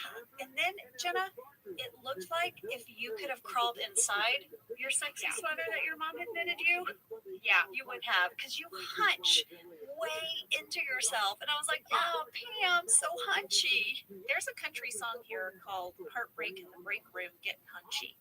I was wearing a sexy sweater that my mama gave me. And then I went in the break room. And he broke me. So what did I do? I tried to crawl into my sexy sweater. I got my heart break in the break room. Our country music singing is really breathy. It's not like peppy like country. Like there's a heartbreak in the break room, and I'm gonna tell you why. Oh good Lord. Okay. Oh good Lord. Hey, can I put it out there? Anybody want to write Heartbreak in the Break Room? Here are your keywords. Heartbreak in the break room. Very hunchy. Mama's sexy sweater. Yeah, Mama knit me a sexy sweater for my heartbreak in the break room. Oh, there it is. Mama knit me a sexy sweater, but all it got me was heartbreak in the break room. Oh, come on. All right, so now where do we go from here? I mean, where do we go from here? Hannah is pumping in the bullpen. Yeah. Creed is leering at her. Creed's so gross. Ryan is like, hey, I'm sorry, it's distracting. Angela does not approve. Jenna, you and I both breastfed. We both had pumps. We had to pump at work. But I would not have pumped in a bullpen. No, I wouldn't have pumped in a bullpen. I've pumped in lots of places. I have pumped while driving down the road. While I was driving, I had a day where I had to go to a meeting, and the traffic in Los Angeles is so bad that I was not going to make it home in time to pump and or breastfeed. Yeah. So after my meeting, I got in my car, I hooked up my pump with my hands-free bandana thing. Oh, yeah, you had the hands-free one. And I just pumped as I drove. I also pumped in a restroom at the airport. That was really the grossest experience of my life. This was before airports had, nursing lounges. Yeah. I pumped in the coat closet of the Screen Actors Guild Awards. I remember that, and lady, a couple of years later, I did the same. And I remember you being like, "Oh, Jenna, I'll show you where to go. Here's this coat closet I used several years ago." Yeah. And I was like, "Great, you helped me out." So Jenna, now we have basically the Stanford branch and the Scranton branch trying to work all together, and it's bumpy, right? It's like having that new roommate, and they're having to sit next to each other. Like Creed is laughing way too loud on the phone. Hannah is pumping in the bullpen. Martin tries to have this moment with Stanley, and then of course there's Karen and Phyllis. We'll get to that. Yes, well, we got a fan question about that moment between Martin and Stanley. Kenya Hunt wrote in to say, as a Black American, I personally lived for the really intimate details about Blackness in the show, like Daryl teaching Michael Dink and Flicka, for example. Another example is the moment between Martin and Stanley in this episode. Martin tries to give Stanley the black nod, the nod Black people give each other as a sign of understanding. What's that nod? Spaces, and Stanley rejects him. It is too funny. Who wrote that part, or was it improvised? Well, we asked Brent Forrester, our writer, about that, and here's what he had to say. That was written into the script, but the performers, Leslie Baker and the great Wayne Wilderson, who played Martin, they did make it their own, and it was directed by Ken Whittingham, who I remember thought it was very, very funny. And yeah, that was a collaboration for sure. So glad you liked that. And here's what our director Ken had to say about that moment. The interaction between Martin and Stanley was written by Brett Forrester, and yes, it was scripted. And I laugh out loud every time I watch it. It just really kills. Just got the west side energy, motherfucker. Okay, so now is one of my favorite scenes in this whole episode. Same. I mean, Jenna, we didn't even talk about this, and then this morning when we were getting ready to do it, we both had this scene down as like, we've got to hear this scene because we love it so much. Karen is sitting at her desk and she is like, what is that smell? It smells like a funeral home. It smells like a funeral home, she says. Yeah. We come to find out it's Phyllis's perfume. Phyllis is like, oh, I'll help you find the smell. And then Karen is like, oh, I think I'm allergic to your perfume. And Phyllis has a response that I love so much. This is Phyllis sass, right, Angela? Such Phyllis sass. So much so, there's part of it I want on a t-shirt. It's so great. Can we play a clip of it? Yes, please. Got a lot to learn about this town. Missy, what's I think I'm just allergic to made with real pine? my perfume. It's just my crazy nose. I'm used to different smells. Suburban Bob Orlando. Vance bought this perfume for me in Metropolitan Orlando. It's made from real pine. Who's Bob Vance? A lot to learn about this town, sweetie. Oh, the first lady of Vance Refrigeration is not pleased. Phyllis is pissed. Yeah. First of all, she insults her perfume, and it's from Metropolitan Orlando. Hello. Yeah. It's made with real pine, Angela. And Karen doesn't know who Bob Vance is? Oh. Good luck, no. Karen. Good luck. You really stepped in it, Karen. And Stanley has that amazing talking head where he is like, I don't know who these new people think they are, but I have sat downwind of Phyllis's stinky perfume for years and I have never said a word. Yeah. Oh man, no one's getting along. No one's getting along from the new branch, and it's all going to come to a head. I love throughout the series the sort of subtle tension that happens from time to time between Phyllis and Stanley. I have to say, every once in a while, Phyllis gets real annoyed with him. And then now we're getting a peek into what Stanley has endured in that dust clump. Years of this perfume. They're like an old married couple. The two They of them. are. They really are. They have each other's back, but they also like drive each other crazy. But it's this sort of like subtle, quiet anger. They definitely eat dinner in silence, Mm-hmm. right? They're that couple in the restaurant and they haven't said a word for 30 minutes. It's because they've been together so long. They've said everything they need to say. Exactly. Oh, I love it so much. Angela, I have to point something out here. This is a tangent, but it's short. You know, we're talking about how this is Phyllis sass. You really coined the sass. A fan sent in that on one of our episodes in the podcast notes, it says that our guest on the episode is Michael Sass. What? Yes. Like on the Apple download site, it says like our guests are, and then it lists the guests, and one of the guests is Michael Sass. There's no photo for him though. That is hilarious. Whatever the algorithm is that like listens to your podcast and then picks out guest stars to highlight, somehow this computer program believes that there's someone on our podcast named Michael Sass. Because we've said sass so many times, it's now like the thing the computer picks up on. Yeah, Sass is one of our guest stars. Oh man. All right, so guys, it's hard to believe, but Michael didn't feel like one conference room meeting was enough. He makes everyone go inside for what he's now calling the integration celebration. Well, he's really noticed that no one's getting along, and he's worried about it. And so he says, you know, I mean, a great show can make people forget about their differences. You got to give them another great show, everybody. Yeah, so what he decides to do is reenact another Saturday Night Live bit. This time, Night at the Roxbury. And this is what Michael thinks. This is the way to bring everyone together. It's to imitate these idiots at the nightclub. But his boombox doesn't work. No. So Andy comes to the rescue and he sings for him. Andy starts going ping pong, ping pong, ping pong, ping pong, right? He starts doing that. Well, none of us knew what that was going to sound like, really, right? Yeah, it was just in the script that he would provide the music. Right? And so I don't think we were really prepared for Ed Helms as Andy to go full out.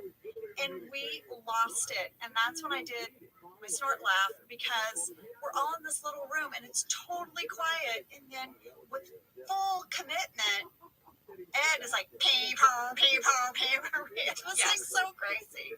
Sorry, I dropped my pencil. I was like, it was crazy. That was amazing. I'll never forget that. And also remember, Ed was new to us, so we were like, oh, he showed up in full uniform, ready to play today. Yeah, we didn't know what was coming. Yeah, Ed made us laugh so hard. So next, Michael asks all of the new employees to sit up on the conference table. This is to illustrate that the older employees are not above them. I have some fun trivia from Dunderpedia about this moment. Okay, Dunderpedia, what do you got? Dunderpedia notes that in the British version, they have an episode called Motivation, and the manager, David Brent, says he would never make his employees stand on a table because it's against health and safety regulations. Kind of fun little thing. Fun little thing. I guess Michael never read the health and safety Clearly. ever. This is Toby's whole life, is having to try to catch Michael up on every regulation. Yeah. So there's one person who's not on the table. It's Tony. And Michael says, Tony, let's get you up on the table, right? And Tony is like, yeah, I can't. I can't get on the table. And Michael's like, no, yes, you can. He's thinking there's like, right? Like he's like giving him a pep talk to get on the table. And then Tony is like, no, I physically can't get on the table. But Michael will not let it go. He's like, we'll help you. We will physically help you get on the table. Yeah, and then he gets Dwight involved, and then it's really cringy. And I remember, like, even when we were there, being like, oh my god, oh my god, oh my god. And then, Tony is like, stop it, I'm done. I am done. Yes, and he says, I can't work here. I can't work here. And of course, Michael is like, oh my god, is it Toby? And Tony's like, no, Toby was actually very kind and helpful. It is you. It is your management style. But like Tony is being nicer about it than I am. He's like, no, Michael, it's your management style. And Michael cannot believe it. He cannot believe that there would be someone who doesn't think he's an awesome manager. Michael cannot hold up the mirror to see himself. He just can't. And throughout the course of this day, he's been disrespectful to all the new employees. And Tony has had it. He's not going to work in this environment anymore.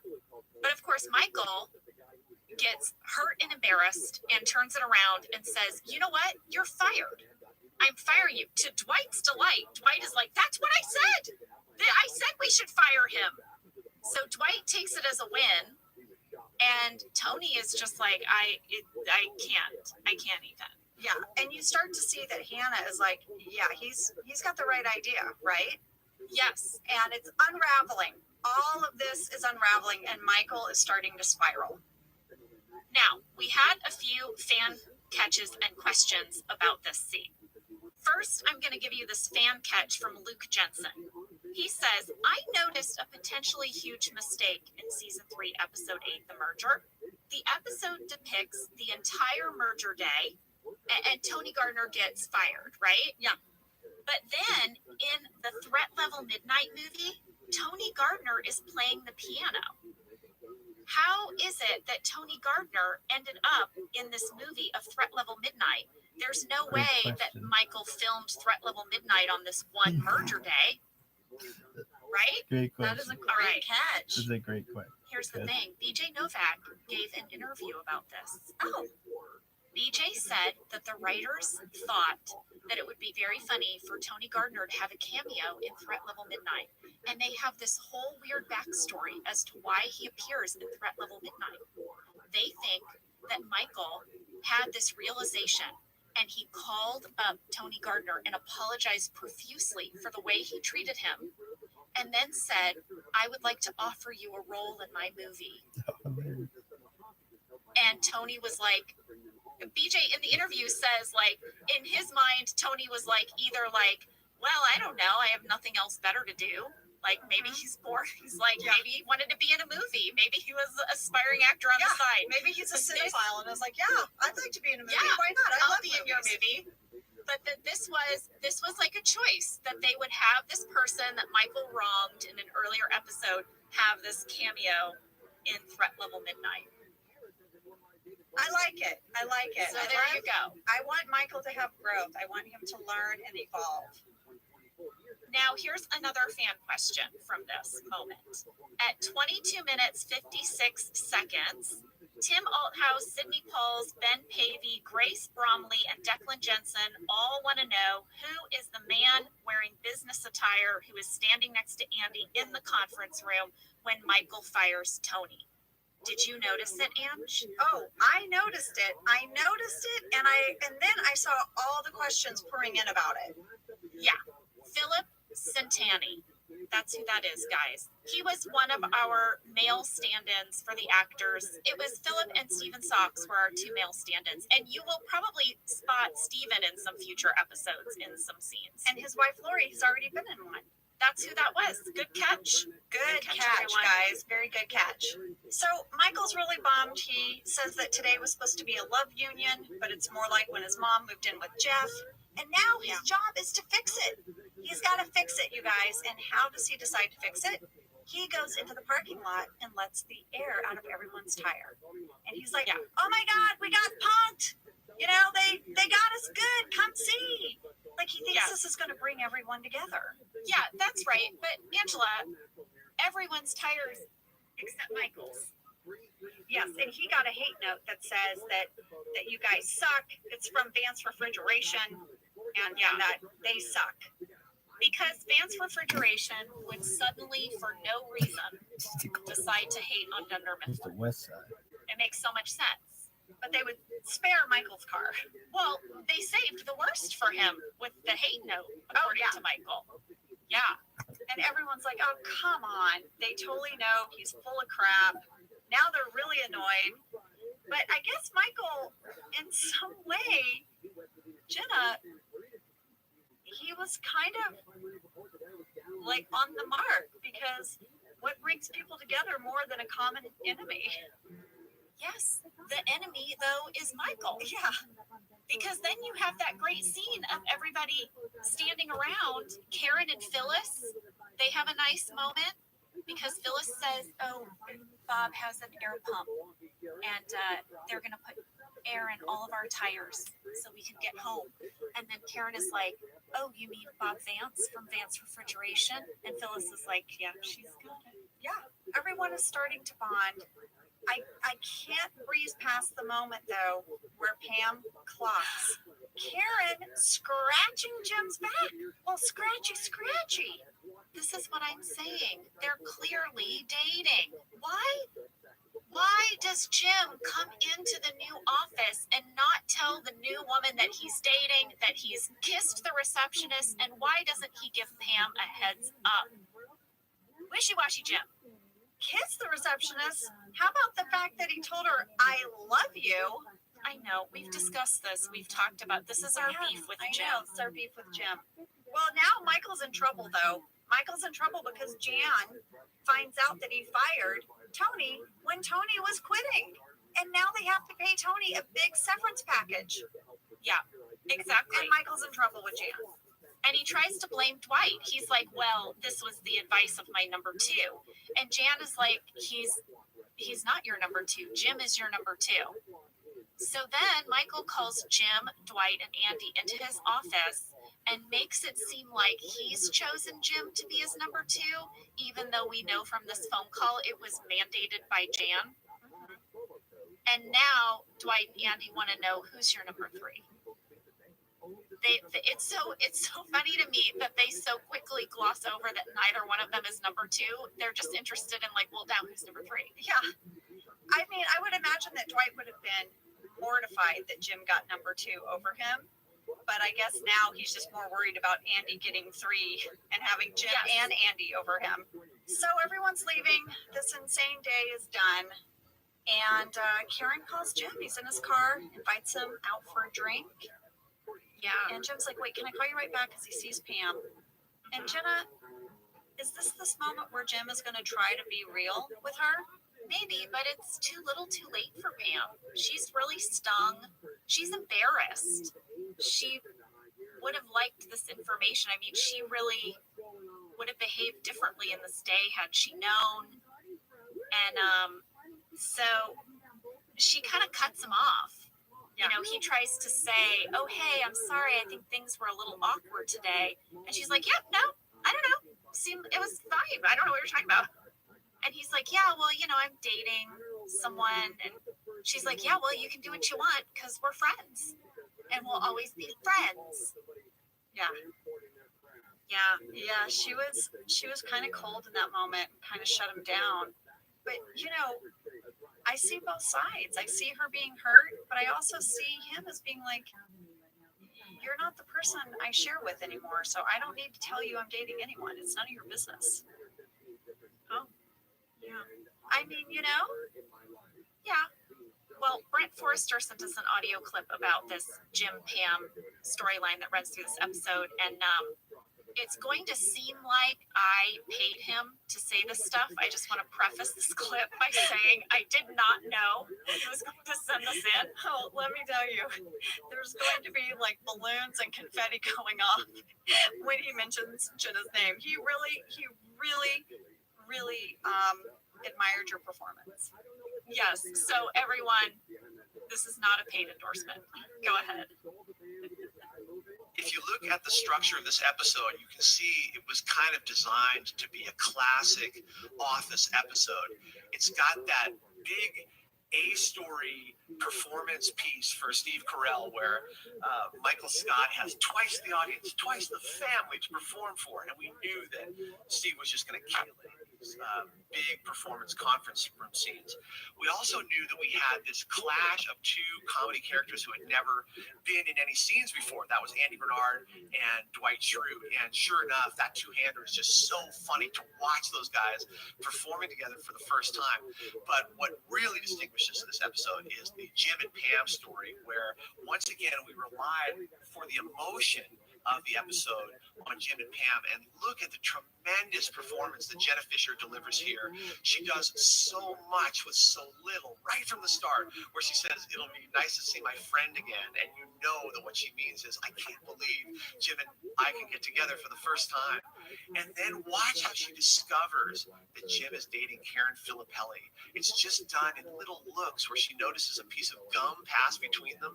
Oh, it kills me, man. It's the greatest performance, and it's part of this tremendous ongoing performance that Jenna Fisher did as Pam Beasley. One of the great performances ever captured on TV, in my opinion. Yeah, it really is. It really is one of the greatest performances ever captured on TV. I wrote that out for him, and I felt like he delivered it perfectly. No, thank you, Brent. No, listen, in your defense, it is a fantastic performance, and that was just a heartfelt message from Brent about how moved he was, and really everyone is by Jim and Pam. They break our hearts all the time because that is what a sort of star-crossed lovers courtship is. It's one moment you're available for that other person, either physically or emotionally, and the other person isn't, and then it flips and they break your heart over and over until they hopefully find each other. Well, here's the thing, you know, I did not make up any of that performance. That was all written for me by the great Brent Forrester. But truly, it's like that, those directions were in the script. I didn't invent those, you know. All of those moments of embarrassment, those were all described to me in the script, and I just had to play them. So, you know, it's that's some of the beautiful detail that we would get in our scripts that I so appreciated as a performer. Those quiet moments that they allowed to play out, those moments of silence, moments of realization. We always took our time with those, and it allowed me to like really go for it. I loved it. Well, it's great, and that scene broke my heart. There are a lot of moments in this episode where I was just as excited as Pam was that Jim was going to be back, and then he's just not available to you. So it's really hard to watch. Yeah, it's like a brick wall. Well, luckily, this episode does not end there. It does not end. Revelation that salmon.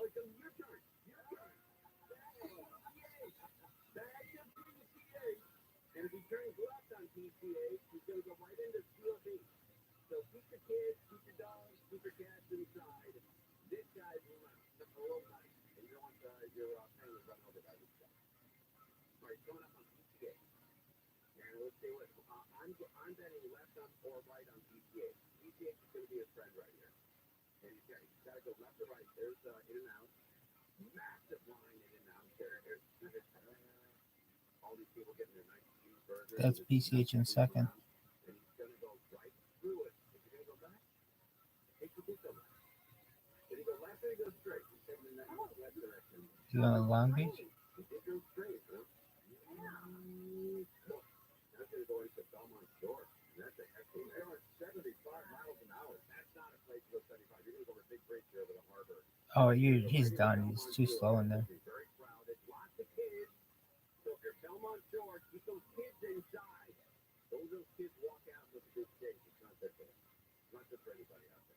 All right, just got to go up to Belmont Shore. It's going to get hectic there. A lot of traffic at this time. About 4:45 in the afternoon. And if he goes to Belmont Shore here, he's headed to Long Beach. East Long Beach. And then he'll be in the heart of beautiful Long Beach. Man, he's going to enjoy himself. A lot of great neighborhoods around there. He's cool around. Beautiful. To take home.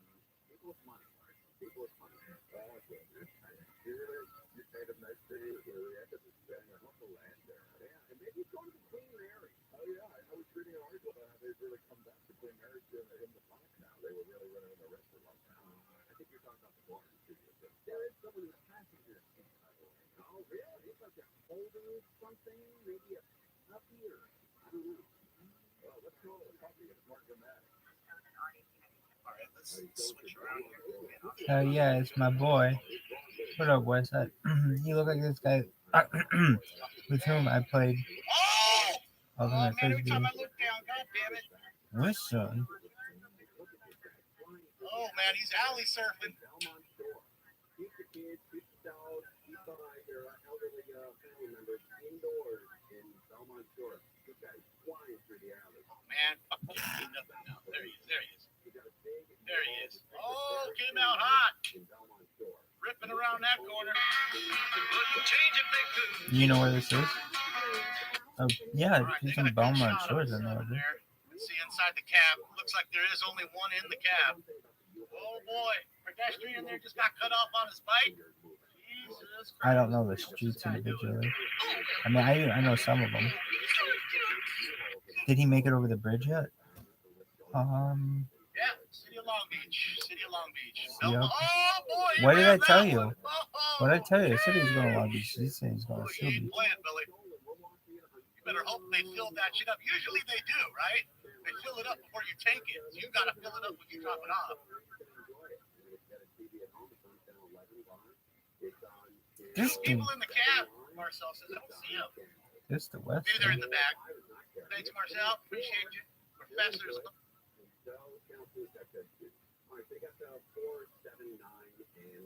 On the, as always. We have multiples, guys. We have a circus U-Haul. Baby. Shout out to everybody who's watching, man, especially new viewers. Uh-oh. He's gonna do it. Get himself into a dead end. Dead end, dog. Oh, let it go. Oh, he sure did. Ladies and gentlemen, he's locked in that joint. He's done. Oh, boy. He's better done. turn his ass around quick. He better turn around. Because he went home, you know? So went home. I don't even see. I don't All right, let's either. go here now until they move around. There it is. Oh, there he is. Fuck, there he is. He's a runner. Fuck, we got a runner. What's up? What's up? What's up? What's up? Let's go. He's sitting there chilling in the park and shit. he doing? Just pulled over to hang out in the park. Just pretend. Pretend you're hanging out in the park. As you can see, the delay here, guys, is pretty hefty. We'll see the better shot from 7 as he gets out of the car. It's got to be right here, guys. See the difference? The delay is longer. Oh, don't tell me homie's going for a swim. Don't tell me. Let's see. Is there more than one? There is more than one. Marcel is right. There's more than one. There's one homie. He's running like he has to take a shit or something. There's his homeboy. All right, let's go back to the more live. One guy on the ground. What happened to the other guy? That guy. Holy shit. There we go. He's stretched out. They got him on the ground. Seal Beach PD up on top. Hellfire, baby. Two homeless, you think? Maybe they were doing urban camping. That's like a thing now. Like take the U-Haul. It's just, a normal U-Haul. Nobody really looks at it. Now you can live in the back of it. Totally makes sense. The question is where's the homie? Where's the what? He was thinking about it. Homie was thinking about taking that swim right there. You know he was, right? He was this close to taking that swim, but he didn't want to ruin his new K-Swiss. Do you wear K-Swiss anymore? I used to wear K-Swiss back in the day. They were bad shoes. K-Swiss too big. Wears K-Swiss. Does anybody wear K-Swiss? No, they'd be really big in the future, maybe. Yeah, Rick, I don't know where the other one went. The other one just walked off like Kaiser Soze, like a part twin. Where did the other guy go? They go part or win.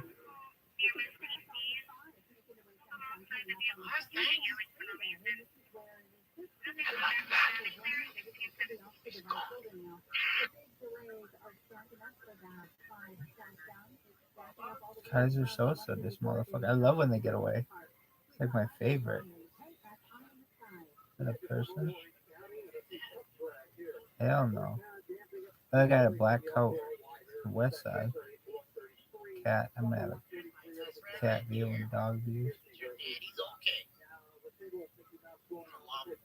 Alright, so they're on the search for this guy here. I can't get any comms, Seal Beach PD. Again, let's take a look here. You have that, and then again here, left side, I'm assuming that's a live shot, the left side of it right now. So he's not far, he's at the end of the block. He's literally at the end of the block. Let's see. They found him. BK's, British Knights. She's trying to get picked up, like, hey, calling the Uber right now. He's done. We get the Uber up out here. This motherfucker done. There's the west side. There's the west side. There's the west side. There's the west side. They don't know it's him. They don't know it's him. Now they know. No, It's his first day watching news. no, they don't. They don't know it's him. Some feeds lag more than Motherfucker, others. they don't know it's him. Delay than others. I can't control delay. Motherfucker, they don't know it's him. So my way to control it is just gotta show you the one that's up front. That cop walked right by him. That way you can see this. See it actually happening, that you can see back and forth. Okay? Wait, did they get him? So it looks like they're taking him or her into custody right now. They was just walking so nonchalant. Is that Dennis Rodman? Can't confirm nor deny. If it is Rodman, he's lost about a foot in height. Wait, so what happened?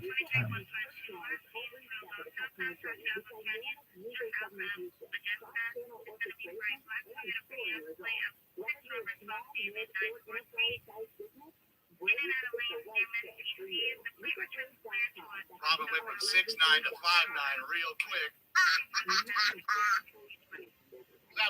Shout out to Rogers Middle School. You know where that is? Pretty close.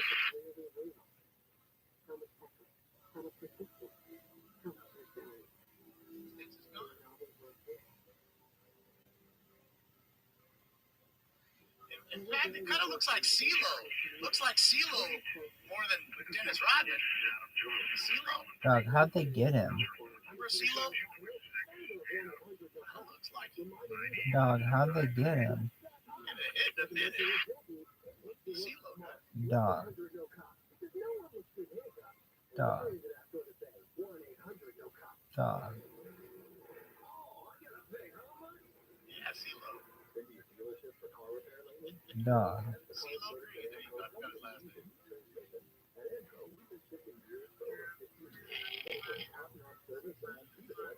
So Sammy's already done. Shot 7. Getting up on it.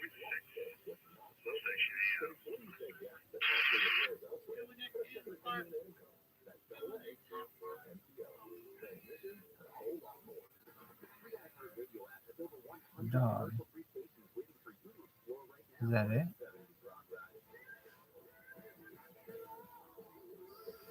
Ray Charles? Yeah. Ron Ray Charles. You guys talking about Al Roker for 2024.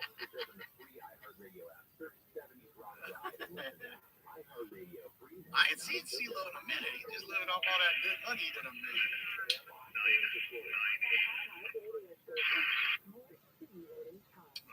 So beautiful.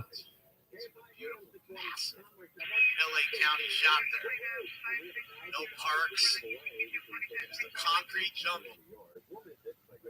They used to live right over there. Grace Jones. That's what looks like they cut their feet now too. Shots 4 and 7 for getting up on that. 2 chases today. One does want another, ladies and gentlemen. That was good. They're still hard to win. Yeah. That was a what? That was a gangster. That's how it works sometimes. But the case is over. I missed it already. No, you did, Mark. I thought it was really red hot, and then it went stone cold. The guy pulled over. He ran to the. He said, like, he must be one of the dumbest guys ever. Like, he didn't pull over in a mall or an airport or a busy subway station. He pulled over at the ocean where nobody's walking. There's 2 main places you should pull over. You've been on to one of them already, Sam, and that is the mall. Yeah, the multi-level mall. You gotta park your car. It has public parking. If you park outside, it's not. But but in covered parking, multi-level, you dump the car. You're into the mall. You take off your jacket. Now you blend into the crowd. So I'm not telling you how to commit a crime, but I'm just saying, if we spent a lot of time, both you and me, Sam, watching this stuff, right? So the second place is the high rise. If you can get to a parking lot again, the high rise, bam, you're in, and then you're just, I think, generally speaking, pretty much stuff to track down. Yeah, another one would be sort of a combo of those two, like an airport parking lot or an airport. Any covered parking is great, to get away. And you know what sucks? Back in the old days, if a chase was really hostile and the guy was really dangerous running away from the cops, there'd be more and more cops on to get involved because this guy pulled over and showed me business into the nightstick and just the street racket downtown. But now, if there's a high-speed chase and it gets dangerous, the cops pull back, which honestly is the smart thing to do for public safety. Too many people have lost their lives, innocent people have lost their lives. Like, what signals does that send to people? You do want to be able to flip what happened here. They back off, and then when he stops, boom, they close. And they got this guy. He's wanted for a stolen U-Haul. Really low-level crime when it comes to pulling your heels in downtown. Not going to be, who's he going to be rooming with? The guy who also stole a U-Haul, or I don't know. I wonder if they'll even do it. Give Joe end up in I hope he does. Do some. I don't know. But that's going to be a hellish place to spend some time. County lockup, people screaming all night, people yelling. Everybody's innocent. Nobody's done anything wrong. And sleep there. I don't know how you get any sleep. You got to watch your back. You got to, you sort of have to move off with another group to get protection and sleep. I think I'd become quickly like the cops of the prison. Yeah. You got to get a bunch of guys on one side. Yeah. Just yourself into the supervisory role of the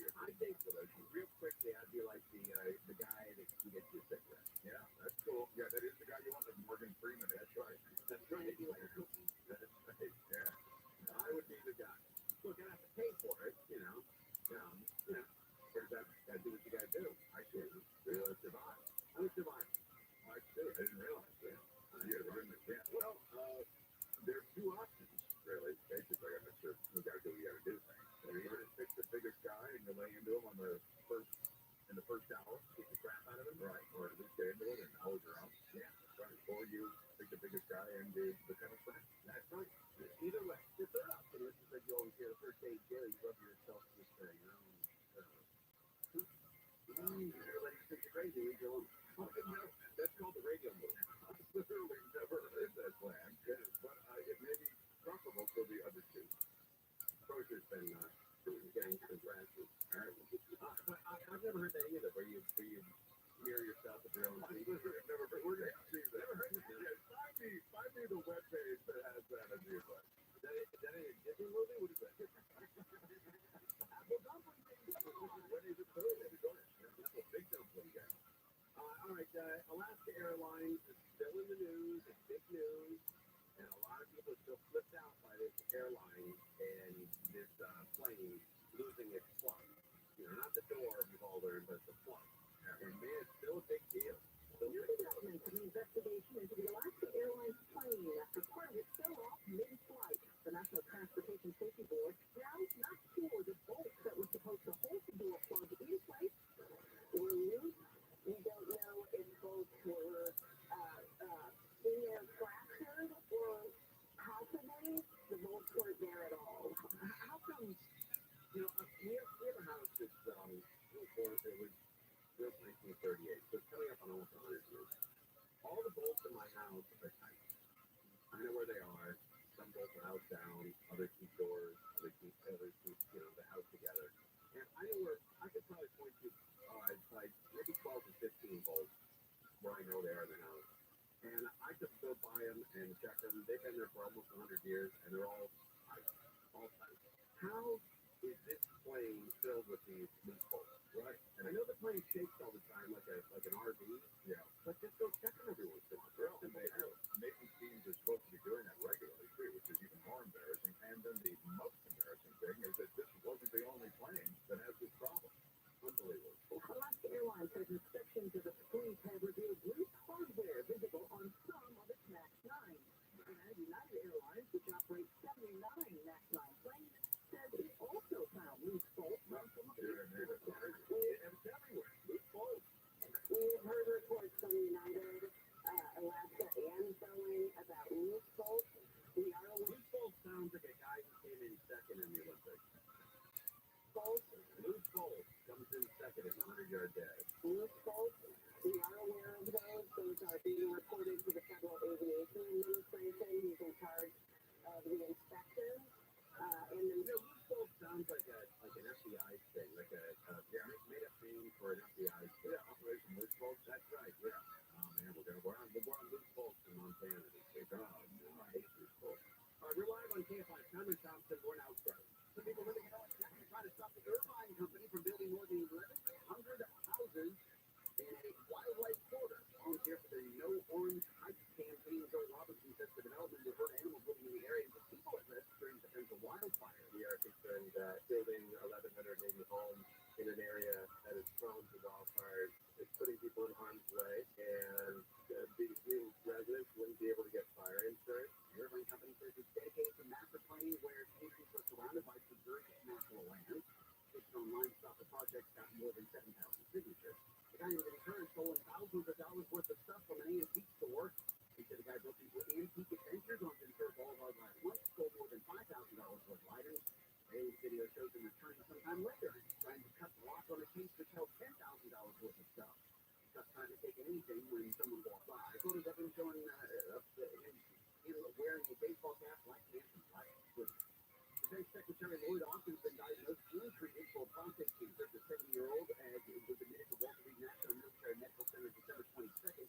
The administration and defense officials were not told for days about his cancer. He's in contact with his senior staff and has full access to acquired secure communications capabilities and continues to monitor DoD's day-to-day operations worldwide. Pentagon Pat Ryder says Austin's prostate cancer was detected early. His prognosis is excellent. White House Chief of Staff orders cabinet members or secretaries to notify his office if they ever cancel some of their duties. And Jesus Christ is returning to the theater. Filmmaker Martin Scorsese says he's adopted a book called A Life of Jesus for the big screen. Academy Award-winning director says he was inspired to write his next film about Jesus after visiting Pope Francis at a Catholic conference in Italy.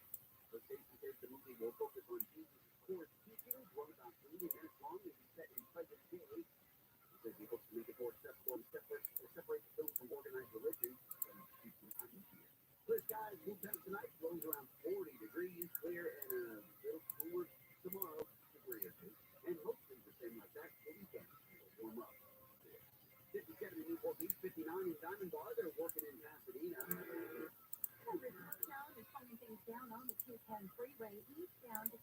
Sierra Madre. And from Sierra Madre to Madre Street, it's the right lane off limit.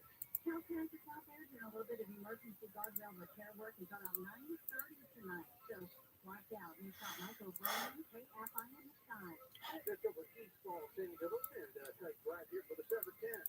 710 South Santa, camping up just before the 16th. The worst of that down from Florence there into Big Dog Bell. Now it looks like beyond that, not too bad down towards Long Beach. Now if you're leaving East LA on the 60 eastbound, again, just from the beginning of the freeway at East LA interchange. Now the worst of that is just after about Rose Beach Boulevard. And ahead of that, it's a little catch to roll ice to the birds with the 57 in 9 o'clock. Mike O'Brien, KFI in the sky. KFI in the sky. Get you there faster. I'm Angel Martinez. You can make the decision right now to get lasting relief from that awful joint pain for 2024. Don't go another year compromising because of that pain in your knees or your shoulder. Call QC Kinetics. It's the nation's leader in regenerative non-surgical pain relief. Your body has what it needs to restore and repair that damaged joint tissue, and QC Kinetics can make it happen. No drugs, no surgery, no downtime. This is the future of pain treatment. QC has tens of thousands of satisfied patients all over America. People with back pain or hip pain, any pain associated with arthritis or an injury. This is not a Band-Aid. This is a revolutionary treatment that can get you moving again. Get your life back, and listen, it's non-surgical. If this is the year you decide to fight back against that pain, take the first step now. Call QC Kinetics. Get a free consultation on the calendar today. Call QC Kinetics in Glendale, Orange, Mission Viejo, and now in Costa Mesa, 213-997-PAIN. That's 213-997-PAIN. QC Kinetics, 213-997-PAIN. This is Jacob and Ron. If you've been involved in a motorcycle accident, call 844-24-JACOB. There are many things to love about winter. Cozy sweaters, celebration, and family time. But winter can also bring many stresses. Extra expenses, seasonal bugs, and so much family time. If you and your loved ones are feeling stressed or anxious this winter, Calvo can help. Check out our free mental health resource at calvo.org today. Are you suffering from back pain, pain in your legs and feet? Do you suffer from leg cramping, pain when you walk, numbness, prickling or tingling sensation? Have you tried all the pain treatments, the shots, the pills, yet you're still suffering with chronic pain caused by peripheral neuropathy, spinal stenosis, or a failed back surgery? Here is good news from the Laser Regen Pain Institute. There's now hope of reducing There's athleticism. with a new non-surgical, painless laser-guided stem cell treatment that may reduce or eliminate your back, leg, and foot pain in minutes. If you're in pain, here's a special offer. Call now for a special $97 back, foot, and leg exam. Oh, lucky. Yeah, you're being baby, just sheep. And X-ray MRI review. This exam is normally $375. And on Pam's heartbreak or this awkward moment, it ends with a fantastic scene between Andy and Dwight where they're arguing about their cars, their IQs. They have an amazing coughing. They insult contest. You're an idiot. Like they Yeah. do this weird. You're a bigger idiot. I have a fan catch in this final scene. Reese Pearsall wrote in and said at 28 minutes 42 seconds, if you're watching the iTunes version, so Dwight and Andy are fighting over their car. Andy's like 1985 called once it's Trans Am back, and Dwight goes, huh, well, it's an 87, so there. But in the pilot, when Dwight is describing his car to Ryan the Temp, he says it's a 1978 Trans Am. Oh, all right, so fantastic catch, Reese. And oh, hold up, Sam is saying he has a little info about this car. Sam? Yeah, I think I can solve this one actually. I think from the pilot in the first couple seasons, he has a 1978 Nissan 280Z. And I think you can see it in the grief counseling episode when Pam and Roy walk outside to talk about her new car. And then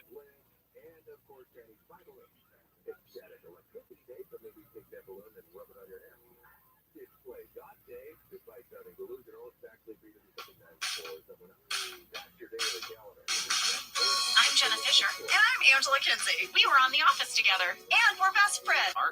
and then at some point he gets a 1987 Pontiac Trans Am That's the maroon one you see most of the season. So it's just two different cars. And I know this because I grew up in the 80s in a car family, and my uncle had the first car and my brother had the second car. And I've listened to much Motley Crue in both of those. Sam! Applause! Wow. Sam, Wow. add to your list muscle car knowledge. I love it. I have one thing I noticed about this scene, Angela. So we know that this elevator goes nowhere. Yeah. We know that when Andy and Dwight stepped into that elevator, it was just a room on a stage. And I clocked the moment when then the elevator doors open and they're suddenly, quote unquote, downstairs in the lobby. They had to film that at two different times in two different buildings, and you can see the moment that the camera cuts. And that's the moment it starts to move, it pans to the left, and then there's a cut. And that is when they were now relocated in the different stage for the exiting of the elevator. And so it's a fun little moment to watch, I think. You and Reese getting all the catches in that final scene. But it looks so seamless. It looks so seamless. It really seems like that elevator went from one floor to another. Well, I have one deleted scene I want to talk about before we close out the merger here. You know, Jenna, we've talked before that John and I rarely interacted as characters. Yeah, we rarely spoke to each other on camera. Well, in the deleted scenes, there's a scene where Jim goes to accounting. Kevin says that he hid his M&Ms under his desk if he wants any. They're under his desk, but he didn't want the other people to have them. And then Jim looks at me and goes, "Hi, Angela." And I go, "You need a haircut." And he goes, Oh, wow. and he goes, "Bye, Angela." And he leaves the scene, and that's it. That's all the scene was. But then they left the camera rolling, and we improvised a beat, and it made it in the deleted scenes. So after Jim leaves, Kevin goes, "It is his first date back." And I say, "His hair is flipping out on the sides." And Kevin goes, "I like him." And I say, "Oh my Lord." Well, here's something though, Ange, you said earlier in the clip that they ended up using of Kevin hiding his M&Ms, you're not even at your desk. I know, I would have been there, because then Jim would have walked up. I don't know, guys. I'm out. Interesting. I'm hanging out with the plant from the other day. I don't know where I am. Yeah, you're with Andy's coat and the plant. Yeah, Just the three of you. I'm in the box of What are you lost, doing? the box of lost things. Yes. Oh, all right, guys. That was the merger. We want to thank Ken Whittingham and Brent Forster for sending in those awesome audio clips. Ken is a prolific director. He is directing just about every TV show out there. The Upshaws, American Housewife.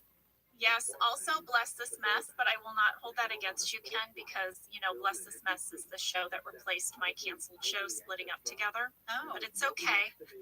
It's okay. I'm not bitter. Word. I'll let you guys get into that when he's on Phyllis's wedding. Okay. And Ken left us a little clip saying goodbye and where you can find him on the socials. Thank you so much, Angela and Jenna, for having me do this. Of all the television I've done, some of my best memories are being with you guys on all of this. So let's do some more of these podcasts and talk about Phyllis's wedding and some other episodes I've done. So Ken Whittingham, at Ken Whittingham on Twitter, and Kenny Witt on Instagram. And also thank you to Brent Forrester. We're going to have him back again in the future. Guys, Brent Forrester is the head writer for Space Force Season 1. And he also online has Brent Forrester's Comedy Knowledge School. It's awesome. It's a 6-week workshop on half-hour comedy writing. You can Google it. You can also find it over on YouTube at Reach Forrester. I love that. I absolutely love that. Well, everybody, that was the merger. Thank you so much for listening in, and we can't wait to see you next week. See you next week. Thank you for listening to Office Ladies. Office Ladies is produced by Earwolf, Jenna Fisher, and Angela Kinsey. Our producer is Cody Fisher. Our sound engineer is Sam Kiefer.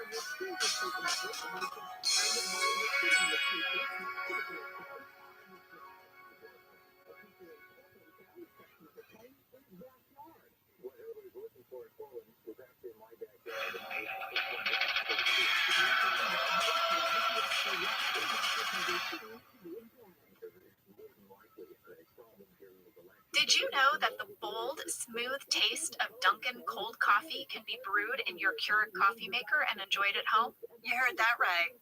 Dunkin's cold K-Cup pods were crafted to be brewed hot and enjoyed cold. Each Dunkin' cold K-Cup pod is packed with the smooth, bold Dunkin' flavor you crave. Pick up a pack of Dunkin's cold K-Cup pods and enjoy a Dunkin' cold coffee at home whenever you crave it. Just brew over ice and sip in seconds, because the home with Dunkin' is where you want to be. Whether your resolution is to save money, eat better, or stress less, HelloFresh is here to help you do all three. You guys know that we love HelloFresh. We've been using them for years. Each HelloFresh box is packed with farm fresh ingredients. Everything arrives pre-portioned, which means less hassle and also less wasted food, because you really use everything in the package. Go to HelloFresh.com/OfficeLadiesFree and use code OfficeLadiesFree for free breakfast for life. One breakfast item per box while subscription is active. That's free breakfast for life at HelloFresh.com/OfficeLadiesFree with code OfficeLadiesFree. HelloFresh, America's #1 meal kit.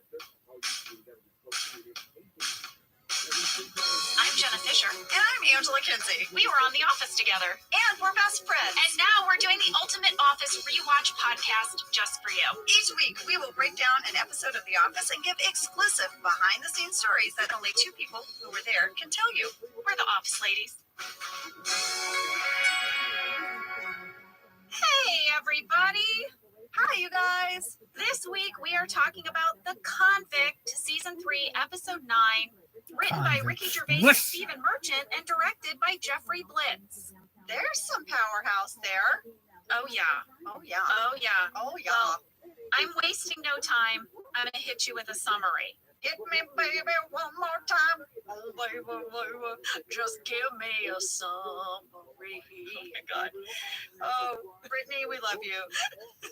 All right. In this episode, Michael learns that one of the new Stanford transfers, Martin Nash, is a reformed convict. When Martin tells the other employees about his time in prison, the staff says it sounds like it's better than working at Dunder Mifflin. Well, Michael is heartbroken to hear that people would rather be in prison than at Dunder Mifflin. So he responds by turning into Prison Mike to scare them all straight. And then also Andy asks Jim for advice on how to woo Pam. And we get a little bit of a prank. He's going to woo Pam. There's going to be some banjo playing. It's real special.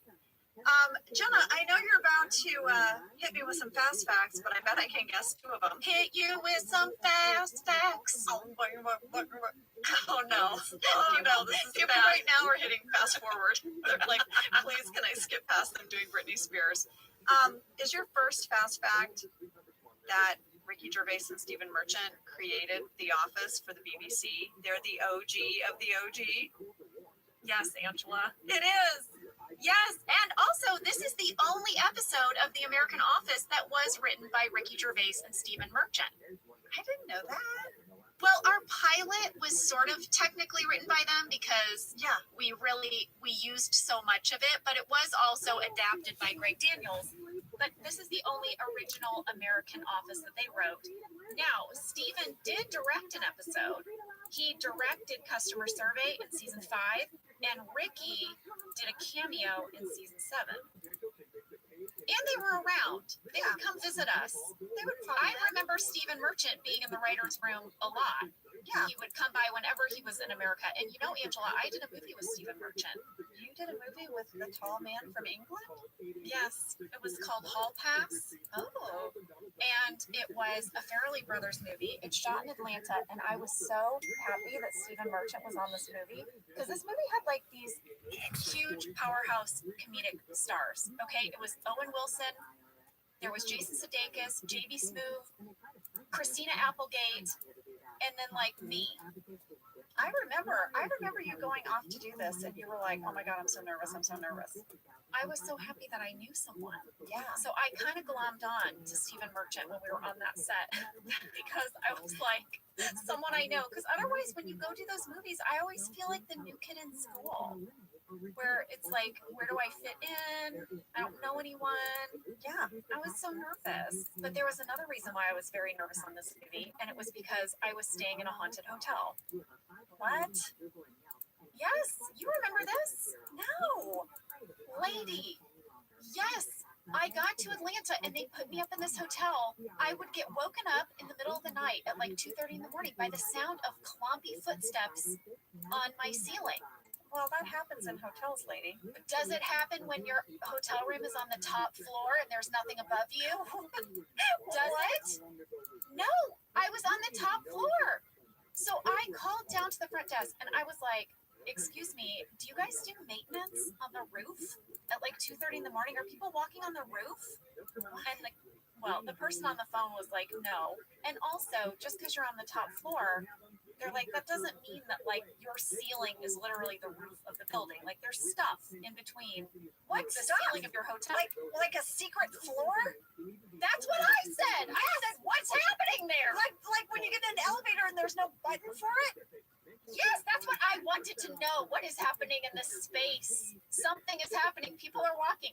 They insisted that I was not hearing these noises. They insisted. Angela, I wouldn't let it go. Well, So I went to course a not. travel website and I Googled this hotel. You did a deep dive on the hotel. It's a haunted hotel. Oh, no. There were tons of stories of people who had stayed on the top floor who had heard the footsteps. Shut the front door. Okay, so now I can't sleep, right? Because you have a full-on ghost. I'm in a ghost hotel. I have to go to work tomorrow with Owen Wilson. I'm sleepless. I'm nervous. I called Lee crying in the middle of the night. Lee, who was my boyfriend at the time, who's back in Los Angeles writing a script. I was like, you need to fly here and you have to come keep me safe from the ghosts. You have to stay with me during this movie. And he's like, what am I, a Ghostbuster? What the heck, Jenna, just move hotels. That's what Lee said. But I was like, I am not about to call this production company and insist that they move me from this hotel because it's haunted. They would think you were Looney Tunes. They would be like, oh, this actress is convinced her hotel room is haunted and she wants to move. I get it. So Lee flew out. He stayed with me while I shot that movie and protected me from the ghost. And by the way, when he got there, he heard it. I would be so freaked out. Well, oh my gosh, that fast fact took a turn, but I like That it. it really did. I'm here for it. I'm going to steer us back onto the episode with fast fact number 2. This was the first episode directed by Jeff Blitz. We love Jeff Blitz. He directed 11 episodes of The Office. This was his first. He is a wonderful, delightful human being. I adore him. We reached out to Jeff and he sent in audio clips about this episode. We're so excited. I also told him I really need him to come back on because we need to discuss Save Bandit. Yes. And when I threw that cat in the ceiling, that has to be talked about. Because he directed that episode too, right? Yes. But you guys, I want to give a shout out to a movie that Jeff had done. I had watched this movie. It's a documentary. I was a huge fan of it and a fan of his. So I kind of geeked out when he finally got to direct an episode. But he directed a documentary called Spellbound.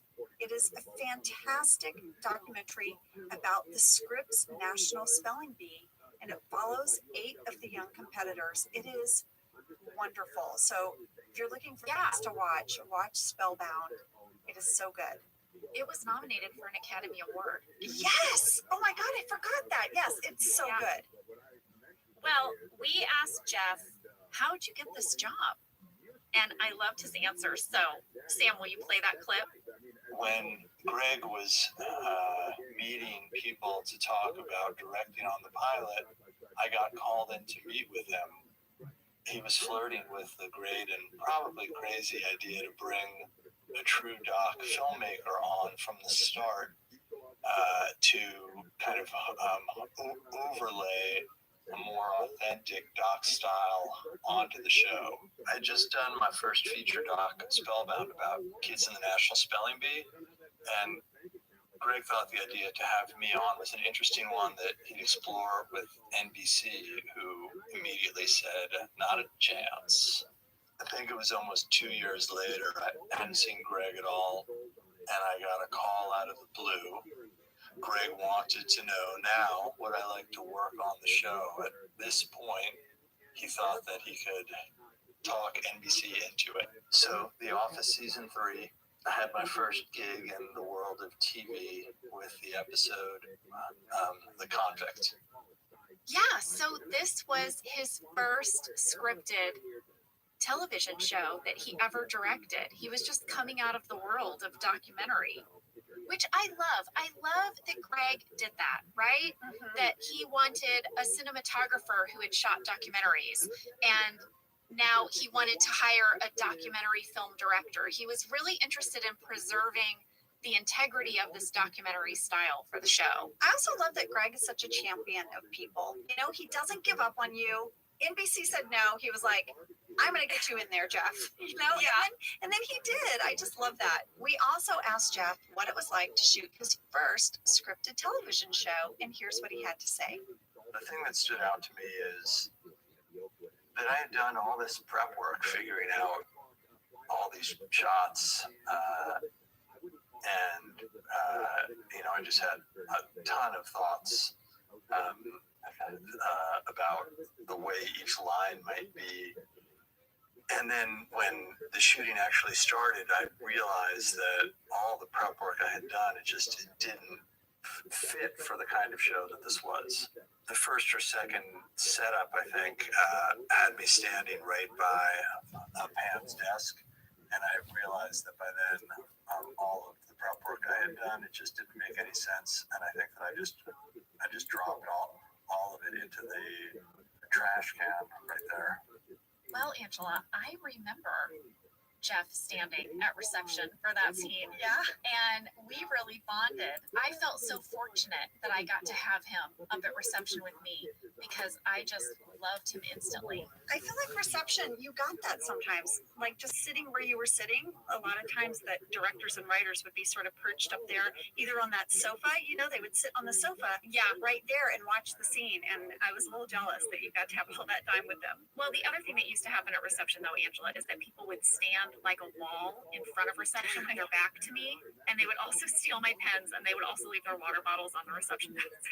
So there's an upside and a downside. There was. All right, are you ready for fast fact number 3? I am. Fast fact number 3, Wayne Wilderson, amazing comic actor, played Martin Nash.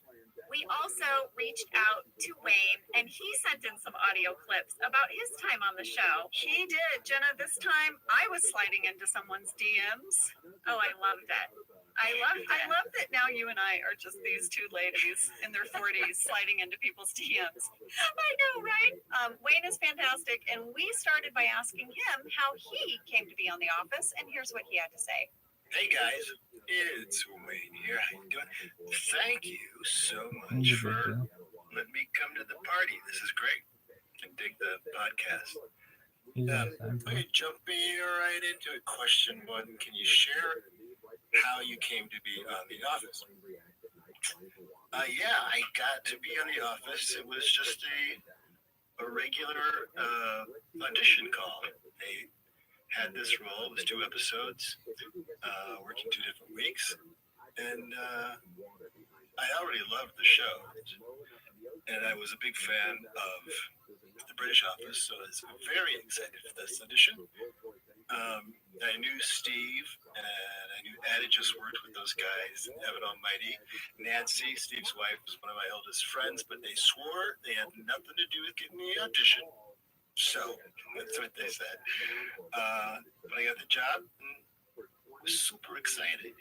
In that particular episode, I'm not sure if I knew when I got the part that Ricky Gervais and Stephen Merchant had written it, and I think those 2 episodes were the first ones that they ever did for the U.S. office. So that was a bit of an honor.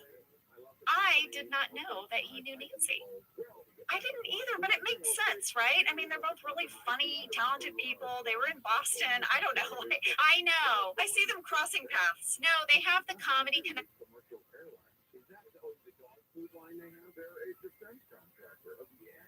right.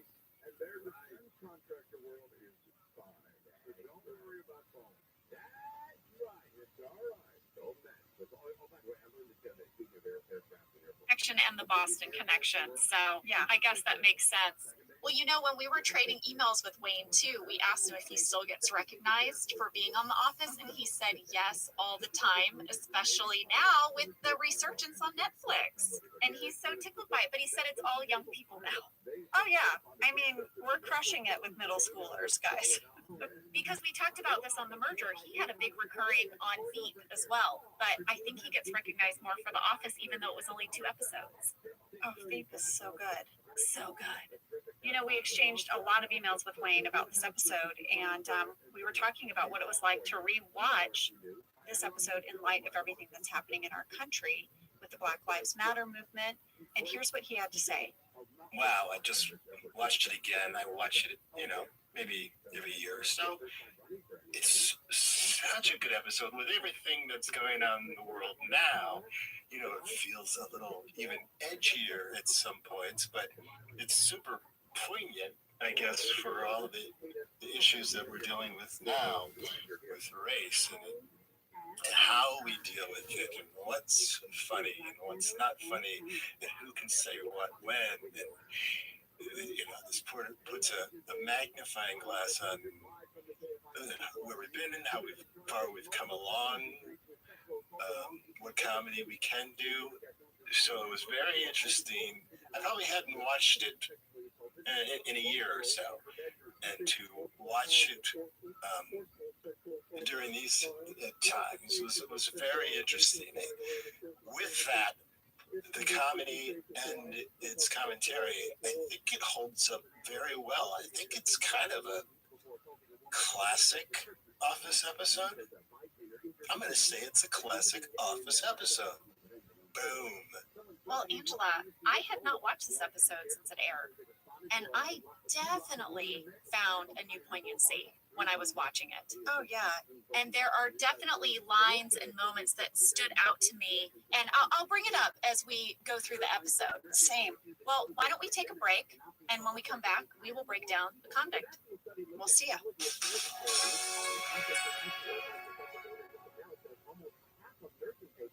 Well, folks, you know I have a lot of family in Texas, and I just want you to know, if you travel to Texas, there are vast landscapes, cultures, regions, destinations, activities that allow for an infinite number of different travel experiences. You can have fun in the sun. Texas has 350 miles of coastline. That's right. Or if you like more of a rugged vacation, there are campgrounds, hiking trails, state parks, and the food. Can we talk about the food? Tex-Mex and barbecue. There's live music, art museums, cowboy experiences. Come on. Right now, Travel Texas offers a one-of-the-kind online trip builder that allows users to generate a custom visually led trip matched to their unique interests. So you go in there and you click your interests and it'll say, here's where you want to go in Texas. Visit traveltexas.com/get-your-own to get the only trip to Texas that matters, yours. That's traveltexas.com/get-your-own. Jenna, I think you know this.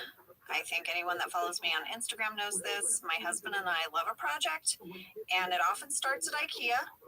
Because we love to save money while we're also furnishing our home, and we get really affordable, beautiful stuff. Look at this athleticism. Your sectional is really comfortable. Yeah, Thank you. We look bought this fun, huge girl. sectional sofa at IKEA. Josh put it all together. It's in our sort of TV kind of game room. It's awesome. IKEA also has a great section to help you get organized. They have solutions for storage. They have the marketplace, where you can get decor. Really, from the living room to the bedroom, IKEA is making it more affordable than ever to furnish your entire home with home solutions you'll love. My favorite part is when we're leaving and we walk through the plant section. I always grab a plant. Shop hundreds of new lower prices today at IKEA-USA.com. That's IKEA-USA.com. Hey, yeah, what's that? For 175 years, Gorton's has been committed to spreading the goodness of the sea by making quality seafood accessible to everyone, while responsibly sustaining its future. Over 99% of Gorton's seafood is certified as responsibly sourced. And Gordon's reached out to us and said, do you want us to send you some of our fish sticks, some of our products, so you can become familiar with it before you speak about it on the podcast? Fucking And I Gordon's was like, fisherman Gordon's, glitched I've and got you in my SOCOM freezer US right Navy now. SEAL. Yeah, you do. What's up? You do. Your kids love the fish sticks. Yes, it's our fave. Guess what I got? I got these Southern style shrimp. You'll It suck is this so dick, girl. good. Oh, yeah. Yeah. You know, when you're looking in the freezer aisle, the Trust Gordons are in the Gordon yellow fisherman. package. They've got the iconic fisherman on the Trust the cover. Gordon This brand has been around since I fisherman. was a kid. Same. Gordon's Trust the is actually a brand that's been around for 175 years. Oh my gosh. That's Yes. so rare. Holy Well, fucking we love shit. Gordon's, and it can help you make your mealtime easy. Visit Gordons.com to learn more, Trust the find a store, Gordon and get a recipe inspiration. West side. Okay, so we are back. This episode starts with Hannah bringing her baby into the office. And she's got She the is west setting side up for the her baby's staying all day. Clearly, she's got a pack and play. Yeah, there's a pack and play. She's got a pack and I play. mean, She's got the she's west side. moving in. What's happening? Yeah, we had a fan question from Ellis Friedman, Victoria Leva, and Megan Keel. Why did Hannah bring her baby into the office? Yes, ladies. Why? Why? We don't know. I watched the deleted scenes. I have a lot to bring to this episode that is explained in deleted scenes. We'll get to that. This is not. There's a whole runner in the deleted scenes with the baby. There's no explanation. People holding the baby. Yeah, I saw that in the script because I have the script for this one. And there are all these scenes of people with the baby, but never is it explained why the baby is there. I would like to point out that this is a very progressive choice by Michael to allow a new mother to bring their baby into the office for the day. So I appreciate that. Although what we didn't need him to do was get under the table and do an impression of Look Who's Talking. Do you remember those movies? With Kirstie Alley and John Travolta? They were a huge hit. Wait, is Bruce Willis the talking baby? Yeah, Bruce Willis. So Kirstie Alley has like a one-night stand with this cab Not driver played by Kirstie. John Travolta. Kirstie. And they have a baby, and now they have to Oh, figure wow. out how to, I guess, co-parent this baby when they're not a couple. Of course, spoiler alert, they're gonna fall in love. Yay! But all the Bring her while, back you're just to getting fuck her. commentary Bring her on back their just to rape that parenting bitch. and their Then romance Go back to wherever. through the voice But of no, the it's not cool. baby, It's not cool. But maybe voiced by Bruce Willis. as her as a fancy, grown man. then she. So, because he's not doing a baby voice, he's a Every grown girl man fancy voice. He's dog. a baby His voice. own regular man voice. Every I girl want to be in fancy. that pitch meeting. I want to be in that pitch meeting. I want to see the person that's like, here's the thing. The baby talks, and it's Bruce Willis, the same guy that said, yippee-ki-yay, mother effer, is going to be the baby. It's going to be great. Here we go. Okay, well, in the deleted scenes, there is a baby runner. I mean, Karen holds the baby and flirts with Jim, and Pam watches it all. I read that in the script. Kelly holds the baby and just jiggles it in front of Ryan. And Ryan finally is like, what, Kelly? What? Are you holding a baby because you want me to want to have a baby with you? And she's like, no, what are you talking about? Whatever. And then 3 seconds later, she's like, oh my God, I want a baby right now. It's actually really funny. And then there's a very funny deleted scene where Andy and Dwight have like a baby off. Like, they're so ridiculous. These two are so ridiculous. Like, Andy's like, I was a baby model. I'm not going to apologize for it. I was a beautiful baby and I modeled. This is like their whole competition in the last episode about who has seen more movies. Exactly. So they're arguing about themselves as babies. Andy was, I guess, a gorgeous baby and modeled. And Dwight was like, well, I weighed 13 pounds and my mom couldn't walk for 3 months. So take that. It's so weird. All right, well, the scene with Pam having to watch Jim and Karen fuss over this baby was deleted, but the next scene in the episode is Pam watching Jim and Karen kind of flirt at the copy machine. Yeah. And at 1 minute 47 seconds, you can still see my zit from the week before. Stop it. From the merger. It's a little smaller, but it's still there. You have got to stop pointing it out. None of us noticed, or maybe Hadley did, because I know she noticed Dwight's zit.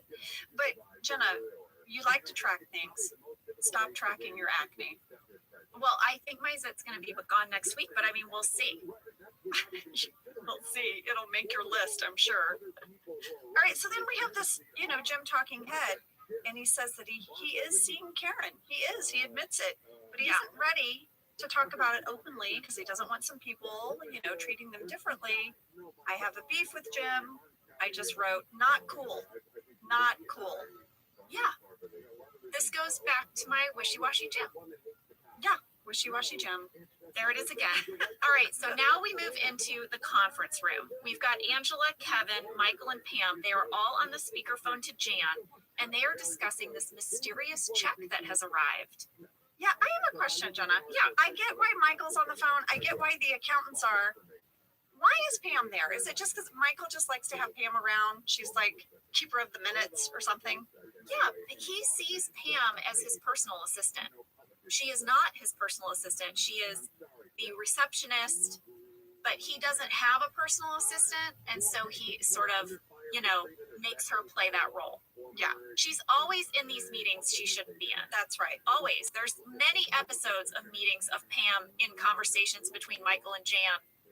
And I love it because the camera will just pan mid scene and then it reveals Pam has been sitting there with a notebook the whole time.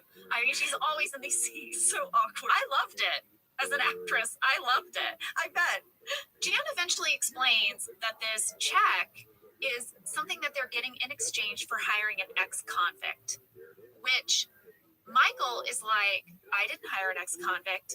They come to realize that one of the Stanford transfers must be part of this program, meaning that there is someone from Stanford who has a criminal record. All right. So Jenna, when Jan said, they're probably getting the tax break because they hired an ex-con, I was like, hold up. I know this program. Why did she just jump to ex-con? Because several people qualify for this program. Because I worked at a company that had employees that qualified for this federal work program. And guess what I did? I'm sensing a deep dive here. Then you sensed right, lady. All right. I went on the U.S. Department of Labor and the IRS websites for 3 hours. Real fun stuff there, guys. Real fun. I love you. And I deeply love you for that. I really do, Angela. I love that you did that. I know, because this is coming from someone who spent, I think, probably 5 hours of her life researching an alpha womb. So, go on. Anyway, so it is called the Work Opportunity Tax Credit. It's a federal tax credit available to employees for hiring individuals from certain targeted groups who have consistently faced significant barriers to employment. And there are several types of people that qualify for this program. There are veterans, all right? They're recipients of SNAP benefits, which is food stamps, people with supplemental security income, people that have long-term unemployment. So a lot of people qualify for this, not just ex-cons. And the companies that hire this group, depending on the hours they work, there's certain categories they have to check off the list. But your company can get a tax credit anywhere from $2,400 to $9,600 per employee you hire through this program. Wow. Yeah. Oh, am I getting applause for my deep dive?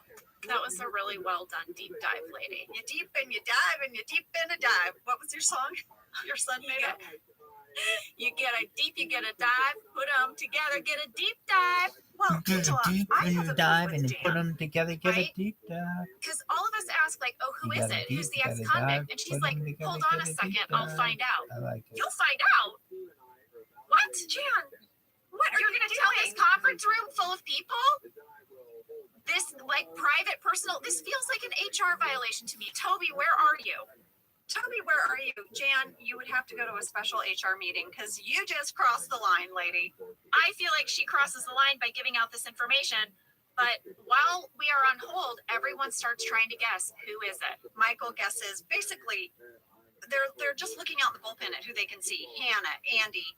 Then Kevin says Martin, and Michael's like, "How dare you?" He goes, "You just said that because you think Martin is black." And Kevin is like, "Well, no, he is black." So they're kind of bickering about it, and then Jan comes on the phone and she's like, "It's Martin Nash." They're all wondering, well, what did Martin do? Yeah, why was he in jail?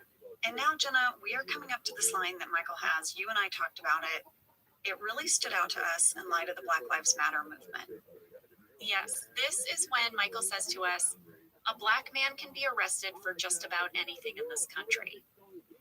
Yeah. Yeah. I mean, we were rewatching this episode in the middle of a civil rights movement in our country. People are literally in the streets protesting this very fact of Black people being arrested for just about anything, but not just that, being killed. So, yeah, this line hit me hard, and I have to say, I expected Michael to make a joke here, but he doesn't. No, he doesn't. And I'm so glad that he doesn't. I know, me too. Well, I think, Jenna, as the viewer, we're always expecting Michael to play it up for the cameras, right? He thinks he's like an entertainer, and anyway, but he doesn't in this moment. He's just truthful and sincere, and I think it made the line that much more powerful. Yeah, I agree. And, also, and while we were prepping this episode, I was reading the book Just Mercy by Brian Stevenson, and it's an amazing book. It's a memoir. It's about, it's the story of this lawyer, Brian Stevenson, and how he helps to overturn the sentence of a man who's on death row for a crime he didn't commit. But it also goes into ways that our criminal justice system is in need of reform, and it's a really powerful book, and I feel like I learned so much. We can link to it in our show notes, but just to rewatch this episode right now and hear that line, I mean, it had a lot of added poignancy for me. Yeah, for me too. I know Just Mercy is also a movie that's out now, but Jenna, you love the book so much, and you're sending it my way, so thank you. I am, yes, I'm giving you my copy. Thanks. Okay, so getting back to the scene, what happens next? Okay, so next, Michael tells them, you know what, do not share this information. No one needs to know about this. Yes. I mean, he's oddly the voice of reason in this moment. He's like, it's no one's business. It's not a good thing to share, right? Kevin says, cool. Pam's like, okay. Angela, have a hard time with that. Angela needs to know what was the crime. Right. And she's also very, she's not a very trusting person. She's a very fear-based person. And she starts to spiral out. Well, she's also not a very forgiving person. I mean, don't make a mistake around Angela. She'll remember it forever. And it's no surprise to me that Dwight has a similar reaction, because the two of them are, they're soulmates. And so they spiral out. But we'll get to that. All right. So next we're out in the bullpen, and Andy calls Jim. And this is what I wrote on my card, Jenna. Why does Jim even entertain this conversation? He calls him on the phone because he wants to know which woman in the office he should hit on. And he starts naming all the women. And I agree. Why does Jim not just hang up? I think Jim sort of sees a way to prank Pam. I don't think he wants to be part of Andy's grossness, but he suggests Pam. Yes. So next up, Michael takes Dwight aside to tell him about Martin's past. And Dwight has this talking head where he explains that he is upset simply because he does not like criminals. He doesn't like criminals. And we had a fan question from Mary Coors, Nicole Bridges, and Jet Fenton. After Michael tells Dwight about Martin being a convict, he has this talking head in front of a window. But normally his talking heads are facing into the office. Why the change now? Okay, people have really been tracking where the talking heads are and the whole window thing ever since we shared about it. So I just want to put this one to rest. This is because this is one of those on-the-fly talking heads. This is next to the window that's next to our Dunder Mifflin sign in the little lobby as you walk into the office. This was not done in the conference room. This was not a formal talking head. If it was, I'm sure they would have sat Dwight down in that same chair with the bullpen behind him. But since this was on the fly, that's what that window is. It is not significant of our previous talking head theme. So the symbolism happens in the conference room, not so much talking head on the fly. Right. So Dwight, like Angela, starts to spiral out with this information. He's going to try to get to the bottom of things. Yes, both Dwight and Angela are preoccupied with the fact that they don't know why Martin was in prison. They can't let it go, like Michael suggested. And meanwhile, Andy is quizzing Jim about what are Pam's interests. And Jim lists off all of these crazy things. One of them, Andy really jumps on, which is golf, frisbee golf.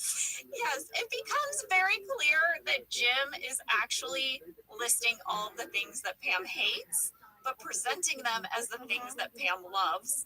And he says any frisbee-based competition, to which Andy says, oh my gosh, I guess he invented some sort of combination of frisbee and golf while he was in college. No, he didn't invent it. He was on the team. He played frolf at Cornell. Andy doesn't say he invented frolf. I think he did. I think he says he was one of the founders of the frolf team at Cornell. Cornell's team, but not of the sport. It's an actual sport. No, Angela, wait.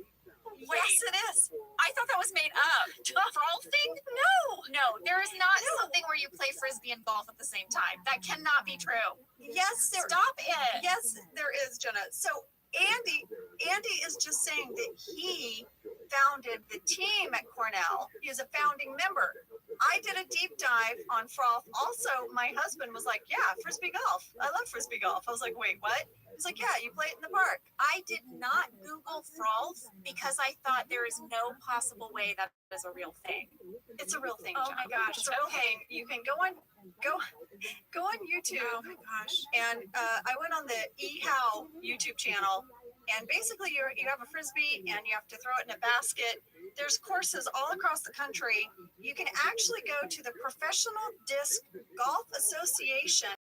That's the PDGA, and you can find out where there are frisbee golf courses in your area, in your city, and it's a whole thing, Jenna. Wow. Yeah. Well, I just Googled frolf, and I'm reading on frolf.com. This is my favorite thing I've read so far. Everyone and everything in the world is part of a frolfing game. Every tree, street, sign, building, car, person, animal, everything is a part of the game. Everything must be taken into consideration when playing a hole.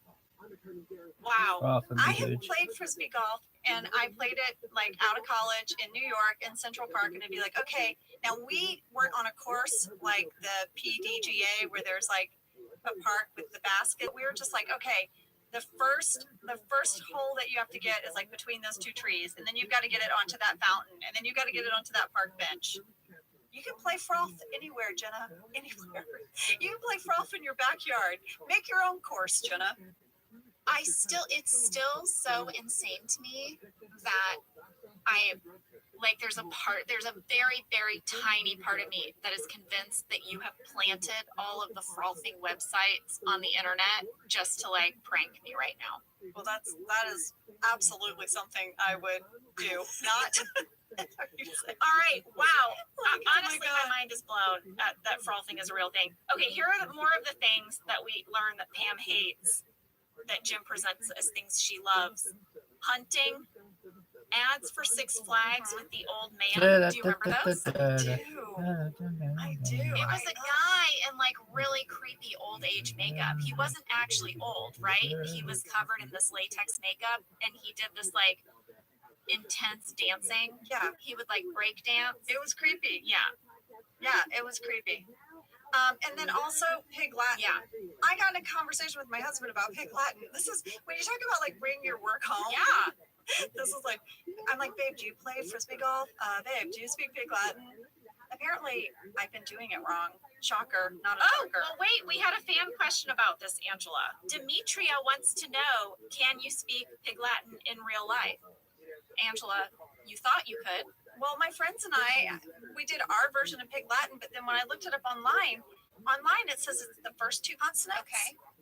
And we just did the first letter of each word. That's how we did it. We did the first letter, add it to the end, and add AY. But when I looked it up online, it said it's the first two consonants. Is that how you guys do it? Well, what is an example of a word with two consonants? Thought. Ought they? How would you say? Okay, so my friends and I would say, oh, that's so wrong. Did you guys know what you were saying? Did you guys understand each other? Did you struggle speaking Latin? No, we had a fine time. We were fine. It was even more secretive for you because other people could not understand your Pig Latin. So how would you say there? Ere they? Okay, so we would say herte. Wow. Alway. Well, my friends and I, we actually Ooye. We spoke something called the Ob language. It's called the Ob language. My friend Sarah O'Halloran's mother taught her the Ob language. So Sarah's name in Ob would be Sabaraba Abahabalabaraban. Stop it. Stop it. That was always my favorite thing to Stop say. it. That's ridiculous. So you put an ob sound before every vowel sound that you hear. So a word like really is spelled R-E-A, but you don't put ob before the E and before the A. You just put it before the vowel sound. So the word really would be Rabbi. Abin kaba Rabbi kabo labi guabich. Abin mabai fraben, sabaraba abahaba labarabin, abin kabik sabik nabigabo, abin abalabin grabant, yabas tabus babik dabas, abin habai skabo. Okay, this is ridiculous. And could your friend understand you and speak it back? And would you guys walk around talking like this? We were so cool. Oh my We were God. so cool. So would my name be Ab-Ang Abaloba? No, your name would be Abalad Angela. Abalad. Oh my gosh, how do you say Angela? Angela. Ab-Ang Abanjabalaba. Kabinzabi. Kabinzabi. Is that Yeah. Kinsey? My name is Jabanaba Fabashaber. Oh my God. That is insane. This podcast is produced by Cabo Dabi Fabashaber and engineered by Sabim Kabi Faber. All right. Okay. Where are we in this episode? All right, so I have a couple of fan questions from this scene with Jim and Andy. Are you ready? Okay. Yeah. Fan question from Sarah Hodges, Liz Franco, Rachel Hayes, and Donna Miller. Are any of the things that Pam hates things that Jenna hates too? They want to know, did I get to collaborate on what items Jim chose? No, I did not give any consultation on that list. Clearly, because you had no idea. I had no idea. I don't even know what frosting The is. frisbee golf was So a I real didn't know thing. that I hated it because I didn't know. And then also, we have a mystery. Many people wrote in about this mystery at 6 minutes and 50 seconds. Christopher Jake, Donna Miller, again, Amy Cruz, and Chelsea Kay all wrote in to say it looks like there is a mini fireplace heater in the background on a desk over Jim's shoulder. What is it? Okay. There really does look, I don't know what it is, but I was mesmerized by it. Mesmerized? Guys, go to 6 minutes and 50 seconds. What is it? I'm writing this down on a note card because I want to go check it out.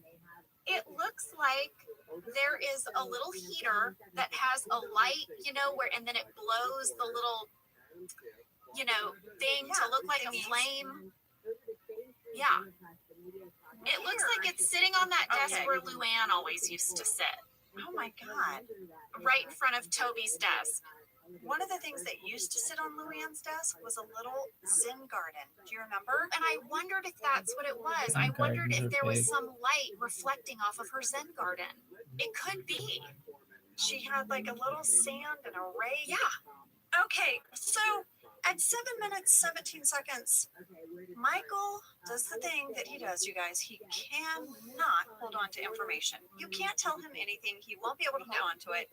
Much like how Michael had to announce to everyone that Oscar was gay, Michael now feels like he's helping. He thinks he's helping. He's just going to say, hey, let's just come clean. And, he lets everyone know of Martin's past. It's an amazing scene because he walks over to Martin's desk and he's like, hey, I just wanted to come over and say, how are you settling in? And Martin's like, oh, yeah, thanks for coming over. I'm settling in fine. And then he immediately says, attention, everyone. I just want you to know that Martin is an ex-convict, but I trust him and you're not allowed to judge him. And the look on Wayne's face is so amazing because he's clearly like, I'm so sorry. I thought we were making small talk. And now apparently we're making a grand announcement about my past. I mean, Wayne's reaction is so good. It's what sells it. And we asked him what it was like to do these scenes with Steve and do these big sort of bullpen scenes. And here's what he had to say. The show at that time was getting hugely popular. Steve was a huge star, which was just wild because it was just Steve. You're the guy from the FedEx commercials, aren't you? But yeah, I watched the show and I watched the British version as well. I was a big fan of the show. It was really quality work by all people in front and behind the camera, you could tell that he had this feeling it was going to be a historic show. It was going to be around for a long time, so it felt really good to be a part of it.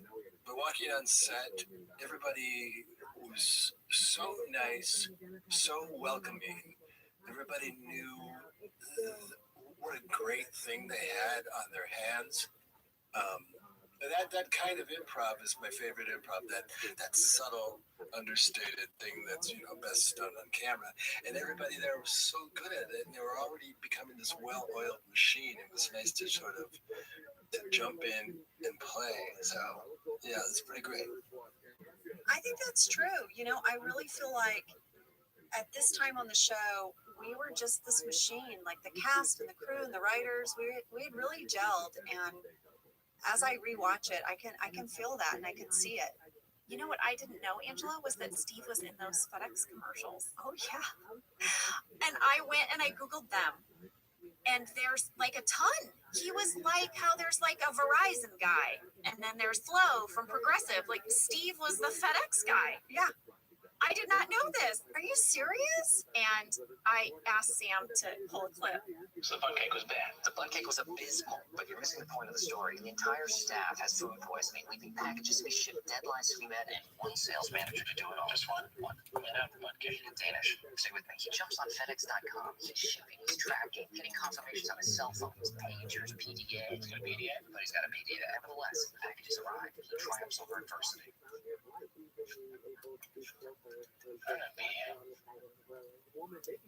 There you go. Well, wait, I have a piece of trivia about that specific FedEx ad that Sam just played. What? I want you guys to know. Steve is saying that everyone in the office got food poisoning. The first person that runs to the bathroom to puke in this commercial is Eric Stonestreet. What? That's crazy. He's an extra in this commercial, and he's running to the bathroom to puke. Eric Stonestreet, who's on Modern Family, is in this commercial as a puking employee. I love that. Oh my gosh, that's amazing. All right, so also in the scene, after Michael announces to the entire office that Martin is an ex-convict, he then challenges everyone to name a white man they trust, and he will name a black man he trusts even more. So he's like, Pam, name a white man you trust. And she says, my dad. And he says, Danny Glover. In the script, there is a Martin talking head. And I don't know if this is in the deleted scenes, Angela, but it made me laugh out loud. It was so funny. Martin says, Michael's an all right guy. He told me he trusts me more than Kirsten Dunst. And no one's ever told me that before. I love that talking head so much. It is 3 sentences, but it is so rich with information. And was that in the deleted scenes? Can I see that talking head or no? No, it's not in the deleted scenes, and I'm really sad. There is a Martin talking head in the deleted scenes, and it's this one. He says, usually when people find out about the prison thing, yeah, they get pretty weird. That's a good one. All right, Jenna, now we're in the break room, and we find out why Martin went to prison. Yes. Martin says, do you guys want to know what I was in for? And he explains that he went to prison for insider trading. Now we move into a Kevin talking head that I love. I laughed out loud. He says, I asked Martin to explain why he went to jail 3 times because it sounds a lot like what I do every day here at the office. Yes, Jenna, there's a whole theory online that Dunder Mifflin is a front, like a money laundering front. Yes, there is. There is. And that like maybe like Kevin and I, the accountants, are in on it. So here's a fan question from Thomas O'Brien. He says that he knows about this theory, and the main reason for this is that Scranton consistently outperforms all the other branches despite the rapidly decreasing paper market. And Thomas wants to know, what do we think about this theory? Do we think it has any merit that Dunder Mifflin is actually a front for money laundering? I would say no. I don't think it really is a front for money laundering. I mean, if that was a part of the story, I believe Greg Daniels would have revealed that to us in the finale or somewhere in the last season. So no, but I am curious It does sound like Kevin is participating in some sort of Something shady. yeah, right, because that's what it is. It's insider trading. It's not money laundering. Martin didn't go to prison for money laundering. He went to prison for insider trading. I know, but this is the theory of mine that Dunder Mifflin is a front for money laundering. And I'm gonna say I could see it. Oh no, I could see it. I could see it because if you were gonna have a money laundering front, by the way, I've also been watching a lot of Ozark, and that's all he does. If you watch Ozark, he has to launder money for the drug cartel. So I'm like, oh my gosh, yes, a paper company, and you have like all this inventory, and then you have sort of like a boss who's kind of incompetent, who might not catch everything. Right? I think I can see it, Thomas. I can see it. Right. But I'm also watching Ozark, so maybe that's informing me. All right. Well, in this scene, Martin fields a lot of questions from all of us about what prison was like. And he gives a rather sort of rosy view of prison. He's like, oh, yeah, we had outside time. We got to watch TV. I got to take some classes. Pam's like, they had watercolor classes in prison? Yeah. And then we're like, wow, Michael, it sounds like prison is better than Dunder Mifflin. We're kind of teasing Michael, right? And then Michael is just very upset at this implication that Dunder Mifflin is worse than prison. What you have to remember is that everyone at Dunder Mifflin is Michael's family, and Dunder Mifflin is like his home away from home. So basically, his family has just told him that prison is better than home. Yeah. Prison is better than this world that they've made together. And so Michael is really hurt. Michael had no issue with Martin until right now. And it's because, you know, somehow his employees, which are like his family, think that there's some other cooler place to be. And he's like, no, this is the best place to be. You guys, we have it amazing here. And he can't believe that they can't see Dunder Mifflin the way he can. Well, I asked Wayne what it was like to shoot that break room scene because here he was a guest star and he had to really drive that scene, you know? Yeah. And I mean, I remember what it was like to be a guest actor on shows and how intimidating something like that could be. And so I just wanted to hear what was it like to do this scene from his perspective. Here's what he had to say. Coming to work on your guys' awesome show.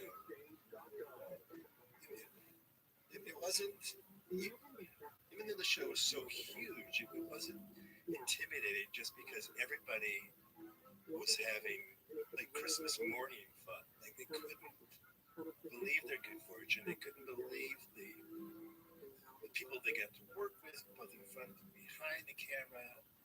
And they couldn't believe how funny the writing was. So that scene was, I love that scene. I love sort of the fish out of water getting into the water so everybody can get out of the pool. If that makes any sense, I don't really know. But yeah, it was an easy environment to do your best work. So yeah, that's. I knew that day, like, oh, gotta redo my reel because that's the shizzle. I thought that was the sweetest response. All right, Jenna, I have something to say to you. What? Pamela ding dong. Oh boy. Yeah. So it's 10 minutes, 38 seconds, and Andy is hitting on Pam in all the wrong ways. No, and the look on Jim's face, it says it all. This is a great prank. It's going great. And then we have the talking head from Pam where she's like, that was wow. So she loves this prank. She's into it.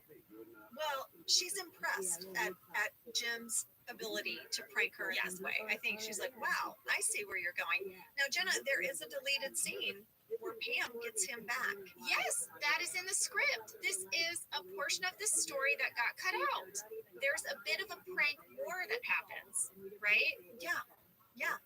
So Pam gives Andy all this information about all these things that would just be a horrible night out for Jim, like drinking White Russians, like just going out. Yeah, going to this German restaurant. She basically is like, you know what, Andy, I'm not available, but Jim would love to hang out. He would love a buddy. Yeah. And so Andy's like, "What are you doing tonight?" "We're going out." And Jim's like, "Whoa, whoa, whoa, wait." So she does get him back. She does, but that did not end up in the episode, which I think is a little bit unfortunate because later, when Jim is going to suggest to Andy that he go get his banjo and sing in a high falsetto, that was actually in response to Pam's prank on Jim. Yeah. So that was like Jim one-upping her. Yeah. But instead, it sort of seems like this one-sided prank, but in the script, it was actually both of them doing it to each other. A two-sided. Yeah. Well, we had a fan question during this talking head, Angela. A lot of people wrote in. Emily Soto, Tori Quill, Angela C., Harshita V., and Monica Jax all said, "Is the necklace that Pam wears a horse or a unicorn? Do we know its significance? And do Pam's necklaces represent different periods in her life?" Well, guys, it is a unicorn. And Pam used to wear a little heart necklace, but it was a gift from Roy. And so when they broke up, she took it off. And with the wardrobe department, we picked a new necklace for Pam. And this is what we picked. Now, I'm curious. I did a deep dive on unicorns. Of course you did. I'm sure my search history on my computer is like IRS, United States Department of Labor, unicorn. Okay. Why did you guys pick it? And then I'm going to tell you what I found on the internet.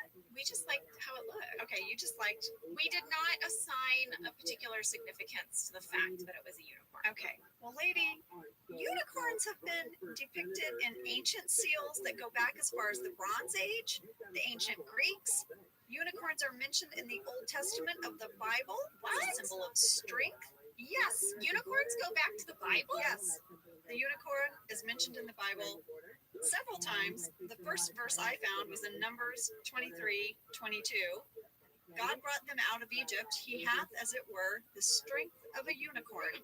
I mean, okay, so the unicorn symbol has been around for a long time. It's been associated with strength, fantasy, rarity, purity. It is Scotland's national animal. What? Yeah, when I was in Scotland, like you would see it in places like you go into Edinburgh Castle and it's in the crest, you know. There's also another meaning for unicorn. You might want to take a minute and put some earmuffs on your kids' ears. The unicorn is also known as the third woman of a threesome. Oh, it's called a unicorn, which I probably jumped too far on this, but you have Jim, you have Karen. Wow. Is Pam the unicorn? I don't know. Okay, I need to reach out to Carrie Bennett in wardrobe and ask her if this unicorn pendant was as arbitrary as I thought it was. Because I like both of your explanations of unicorn. When you were describing the significance of unicorn, I'm like, yeah, strength, change, perseverance. I'm into it. You're right. But then your third woman thing, I'm just saying. could be. Well, listen, lady, on that note, I think we should take a break and then we will come back and see some of the changes that Michael has instituted at Dunder Mifflin to make life more like prison. Oh, fantastic.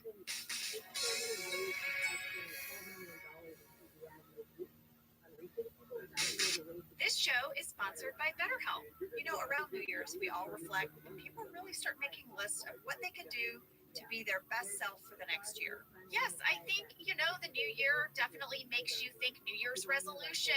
What do I want to change? New year, new me, that kind of thing. Yes, but perhaps this year we could be reflecting on what we're already doing right. And therapy can help you figure out your strengths so that you can ditch this idea that you need some extreme change or this extreme New Year's resolution and just, you can make changes that really stick because they're based on your strengths. I like that. If you're thinking of starting therapy, give BetterHelp a try. It's entirely online, designed to be convenient, flexible, and suited to your schedule. Just fill out a brief questionnaire to get matched with a licensed therapist and switch therapists at any time for no additional charge. Celebrate the progress you've already made. Visit betterhelp.com/officeladies today to get 10% off your first month. That's BetterHelp, HELP.com/officeladies. Let's talk a little bit about hydration in the new year, particularly about Liquid IV. Angela, you turned me on to this, and I'm going to have to give you props. Oh, thanks. It's pretty great. You told me that you use this when you travel to stay better hydrated, and I started doing the same thing. You know, whenever we go on a road trip, it's like I don't want to drink too much water because then I'll have to pee, and then I find myself so dehydrated. So I use this. Well, I like it for hikes. Here's what it is. You get a little packet and you put it in your water, and then you are going to get 3 times the electrolytes of a leading sports drink plus 8 vitamins and nutrients. It's non-GMO and free from gluten, dairy, and soy.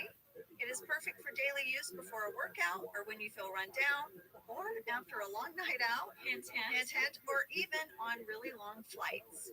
Rehydrate yourself for the new year. Grab your Liquid IV Hydration Multiplier sugar-free in bulk nationwide at Costco, or get 20% off your first order when you go to liquidiv.com and use code OfficeLadies at checkout. That's 20% off your first order when you shop Better Hydration today using promo code OfficeLadies at liquidiv.com. All right, so we are back. Michael announces to the group that he is, quote, instituting some changes to make this more like prison, starting with 1 hour of outdoor time. So he makes everyone go down to the parking lot. They're all freezing. One of my favorite things about this scene is that he has 2.5-pound weights in his trunk. Yeah. Well, he's not trying to bulk up. No. He just wants to tone. We had a fan question from Callie, Corinne, and Bernadette. When you guys were bundled up and went outside for rec time in the parking lot, was it actually cold out? No, it was not cold at all. I looked it up. We shot this the week of October 2nd, but October is hot in Los Angeles, you guys. It stays really warm. Every October, I get suckered in to try to recreate like a fall woodland scene to my front yard. Like, I buy all these pumpkins. I have like an autumn wreath. I do this whole thing, and every year my pumpkins like explode from the heat and turn to mush, and I have to like shovel them off the porch because they're so flattened. Yeah, it was not cold, but I felt like we did a wonderful job of making ourselves look cold. We did great. I was like, hey, and they put all the ice on the ground and on the cars. Look at us acting, and we look cold. We sold it. We did. All right, so then we go inside to the break room where Michael is setting up a very sort of grainy television set for Kevin to watch. And Martin shares with him that the TV in prison was a lot bigger. Yeah. Yeah. Well, we had a fan question from Graciela, Sydney, Joe, Brooke, and Leah. Was the weather forecast that Michael plays on the TV an actual weather forecast from a Scranton newsroom, or was it an actor? I don't know. Well, lady, I looked this up on the internet, and Dunderpedia, if you are correct, you say that it is the actual Scranton weather, that it is the NBC weather station. It's WBRE NBC, and that weather guy is Josh Hodel. Oh, so is that true, Josh Hodel? Is that you? You know what? That tracks for me. I feel like we would have that detail. I feel like we would. I feel like Phil Shea would have been all over that. Just like all of our menus were local Scranton restaurants, things like that. I feel like Phil Shea would have been on that. I agree. So now should we talk a little bit about how this prank is going? We mentioned it before. Andy is at Jim's desk and Jim's suggesting that he play, the banjo for her and asks if he can sing in a high falsetto. And he's like, I can. I loved it. It's so funny. Ed is having so much fun in that moment that I loved watching Ed get to do that. Well, what we didn't talk about is that Karen comes up. Yeah. And she's like, what are you guys doing? What? I want in. I want to Jim's play. like, I'll be part of the prank. And wishy-washy Jim shows up. He's like, yeah, because he's caught now. He's caught now. And now, if he had to explain this and who she was to him and all their pranking that they did together, now there's accountability, and now he's backpedaling. Yeah, exactly. All right, Angela, should we go into the break room? so that we can meet one of the most famous characters from The Office. This character is so famous. I mean, Jenna, I love roller skating. Stay with me here. All right. And I have found a community of people who love to roller skate online on Instagram. And I was just sent. This gal won a roller skating competition dressed as Prison Mike. It's like amazing. Oh my gosh. I know. It's amazing. I might have to post it. It's so good. I put it in my Insta story, but she is phenomenal. But this character, people love Prison Mike. They love Prison Mike. Jenna, I found the origin story for Prison Mike. What? It's in the deleted scenes. I have to read this to you guys. It made everything make so much sense for me. All right. Okay. Hang with me. I'll look at my notes. Michael Scott has a talking head that's in the deleted scenes. Listen to this. All right. He says, when I was just a little kid, we had an assembly at school where a giant owl came out and gave a very impassioned speech about giving hoots and not polluting. And you know what? I never polluted again. It was right then when I realized the power of saying things as a character.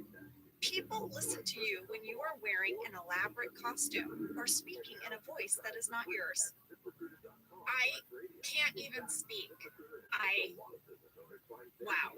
Michael thinks since he was a little boy that the way you get people to listen to you and make changes is if you are a character. That's how they listen to you. I am so sad that this was deleted because not only does it speak to Prison Mike, it speaks to every character Michael has ever done or ever will do. Because a giant owl told him something and he paid attention. Okay, wow. He goes on, Jenna, there's another talking head where he says, this isn't the first time he's done Prison Mike. He's what? Yeah, he's done Prison Mike before. Because he developed Prison Mike in improv class. And he said he was in improv class and he was doing the scene, and these two college kids, they just wouldn't stop talking. So I became Prison Mike, and I turned to them and I said, hey, shut up or I'll stab you twos. Okay? Yeah. Wow. Not only had he done this character before, but he does characters when he wants people to pay attention. This is huge information.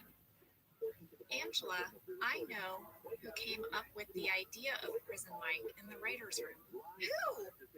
All right, so this script was written by Ricky Gervais and Stephen Merchant, but we've established before that after a script is written by the original writer or writers, it always goes back to the writer's room for punch-up and rewrites, and that scripts really are a kind of like collaborative effort, right? So when I was watching the scene, I thought to myself, this sounds like BJ Novak to me. Was it? I texted BJ. I was like, BJ, I know that Stephen and Ricky wrote this episode. Did you come up with Prison Mike? Because I'm putting it on like you or maybe Mike Schur, but I think it's you. Here's what BJ told me. Well, in the lore of the writer's room, I get credit for Prison Mike. But it wasn't. By the way, I love the writer's room has a lore. I want to know more about the writer's room lore. Well, I'm paraphrasing. He did not say lore, but he basically said, I have the reputation of having written Prison Mike, but it actually wasn't me. So he said it was late one night and he was in Paul Lieberstein's office. It was him and Paul and Mindy. And they were tasked with having to punch up this scene in the conference room. The idea of the scene was that Michael was just going to convince us all that Dunder Mifflin was better than Prison. But how? And he said that at the beginning of the meeting, Paul kind of offhandedly said, what if he plays a character, you know, like, I don't know, like Prison Mike or something. But they quickly glossed over it. And they kept spitting out ideas and this and that and this and that. And then near the end of the meeting, BJ said something like, well, I really like this idea of him playing a character, Prison Mike. And that Mindy and Paul were like, Prison Mike, that's a brilliant idea. And BJ was kind of like, well, I was really just giving you your own idea back, but somehow he gets credited with Prison Mike, but he said, I think I would give it to Paul Lieberstein. But it was the three of them together that then wrote those Prison Mike jokes. I love that. And I love that he had the crazy guys and dolls. Yes, that's in the script. Oh my gosh. We actually had a ton of fan questions about this because it's such a good scene. So Kristen Wendt, Jordan C, Gina D, Megan M, Mark M, and many more wanted to know, were any of Steve's lines as Prison Mike improvised? Yes, some, because I looked at the script. But like the main ones, the ones that you remember, like about the gruel and the Dementors, that was all in the script. That was all scripted. There's little moments, like little things that Steve kind of added. But I would have to say for the main points of Prison Mike are scripted. I feel like we can't do this episode without hearing a little bit of Prison Mike. Agree. Sam. I'm Prison Mike. You know why they call me Prison Mike? Do you really expect us to know you're somebody else? Do you really expect me to not push you up against the wall, Mia? Listen. All right, hey, that's just the way we talk in the clique. Amazing. Tanks. Guys, I wrote about this scene in my journal, and I have to tell you guys what I wrote. Oh my gosh. This is kind of a big thing, Jenna, because I said in the conference room scene, when Steve became Prison Mike, the first time he turned around with that bandana on in his crazy guys and dolls accent, we all lost it. Even Steve, which never happens. Because it was so ridiculous. We all cracked up. And then I said, but if you watch really closely, you can see John and Phyllis are barely holding it together. And if you go to 16 minutes, 3 seconds, you can see John breaking. I feel like all of us are near breaking through this whole scene. We emailed Jeff Blitz about this, and we were trading messages about this scene. And I said to him, my memory of this was that we were in this conference room doing Prison Mike for like 3 days. I'm sure it wasn't that long, but we spent a long time on it. He sent in this audio clip about it. I think for scenes like this, that the goal of it, for me anyway, as you guys well know, I was trying to do it with the most speed. I'm picturing you guys are laughing right now. Yeah, I do. I know that for scenes like this, there's a way to get through it where the whole of the scene gets really boiled down. But something like this, it felt like it needed to. It just intuitively felt like that if I could give Steve more of a run at it, that the whole thought of the scene was just gonna come through. So yes, I know for the cast that it was a slog. I know the way I did it was a slog, and yet, man, I love this scene. I do. I just do. I love it. Well, we were all breaking. Wayne emailed us, Jenna, that he broke in this scene as well. And we asked him what some of his favorite moments were, and here's what he had to say. There were a lot of really great favorite moments shooting that episode. The convict and shooting the one before that, the merger. The moment with Stanley was great. But the one I remember most is obviously the whole Prison Mike thing was hilarious. And take after take, it was so very hard to not break while Steve was doing Prison Mike, and we broke a lot. And in that conference room, it was pretty hot. I remember I had to get wiped down for sweat a lot, but there's one moment towards the end of his Prison Mike routine, and they use this particular take in the episode, I believe, where he goes, thanks for letting me be a part of your life, because you got a good life. You got a good life.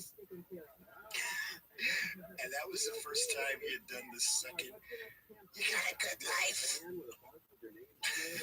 And the camera is behind me, and you can see my cheeks bulge because I'm about to explode with laughter. I don't want to ruin the take, but that whole day in the conference room with Prison Mike was pretty special, I have to say. Yes. And by the way, I looked at that moment he's talking about, and you totally can see him smiling. It's like on the back of his head, and you know he's smiling. Yeah. Like that. It's one of those. That's how funny the scene was to us when we were shooting it. I rewatched that with him in mind as well, and just you gotta get inside. Just it made me laugh so hard. It did really make me laugh that he remembered how hot the conference room was. Yes. Because Jenna, the guys hated the conference room because they would get so hot. It was the one place where my body temperature actually felt okay. Yes, same. That was something about conference room scenes that I loved. I knew I wasn't going to be cold. Yes, we knew we wouldn't freeze to death, but meanwhile, the guys were like a sweaty mess. So that made me laugh. We had a fan catch in this scene as well from Allison Kamada. She says, around 14 minutes and 23 seconds when everyone's in the conference room, I saw like someone's knee in a pair of shorts and boots. Was this the camera operator? Yes. Yes. Randall or Matt? I think it was Randall. So it's right after Prison Mike asks you, Angela, if you really expect him not to push you up against the wall, that clip we played. Yeah. The camera widens out to show the whole group sort of being like, hey, whoa, whoa, whoa. Yeah. If you look in the far right corner, I think you can see Randall's knee. Oh, I think he's like perched in the corner there, and he's got his camera on Steve. Yeah. And then Matt probably had his camera on you and the group. Yes, because Matt would get reactions and Randall would have Steve. And yes, you are right. I bet it's Randall's knee. That's a great catch. Yeah, I thought so too. So, the group is not sort of giving Michael what he wants. No. So he resorts to locking them in the conference room. He's like, if you want to feel what it feels like to be imprisoned, here you go. And he walks out of the conference room. Now, here's a little something. That is such a fakey fake lock. That On the door. door did not lock at all. I don't even think it shut very well. I also think that if you look at it, you can see that like Steve is doing a bit of sleight of hand. I don't even think the key goes in the keyhole. I don't think that keyhole has always been there.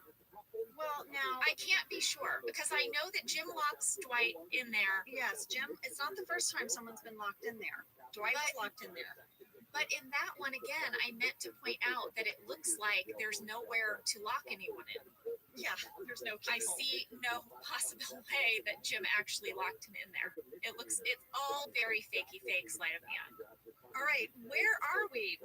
We're locked in the conference room. Pam calls Toby. Pam called Toby, and Toby explains to Michael, they're just teasing you. Of course they know that prison is worse than Dunder Mifflin. The look on his face when he realizes he's being teased, he immediately forgives everyone, and he's just so delighted to be part of a joke. Exactly. He's like, oh, they do get it. They do like it here. They do like me. They Yes. are happy here. It's a joke. Yes. Oh, I get it now. So now Michael has a talking head and he explains that Martin has quit. And Jenna, do you blame him? I mean, no, I don't blame him. Like, how do you work there now? And also you have to remember this fulfills a story arc for the show that each week a Stanford employee is going to go. Yeah. Well, I noticed something. When Martin is leaving, he's getting into the elevator and you see him, he's carrying his box of things.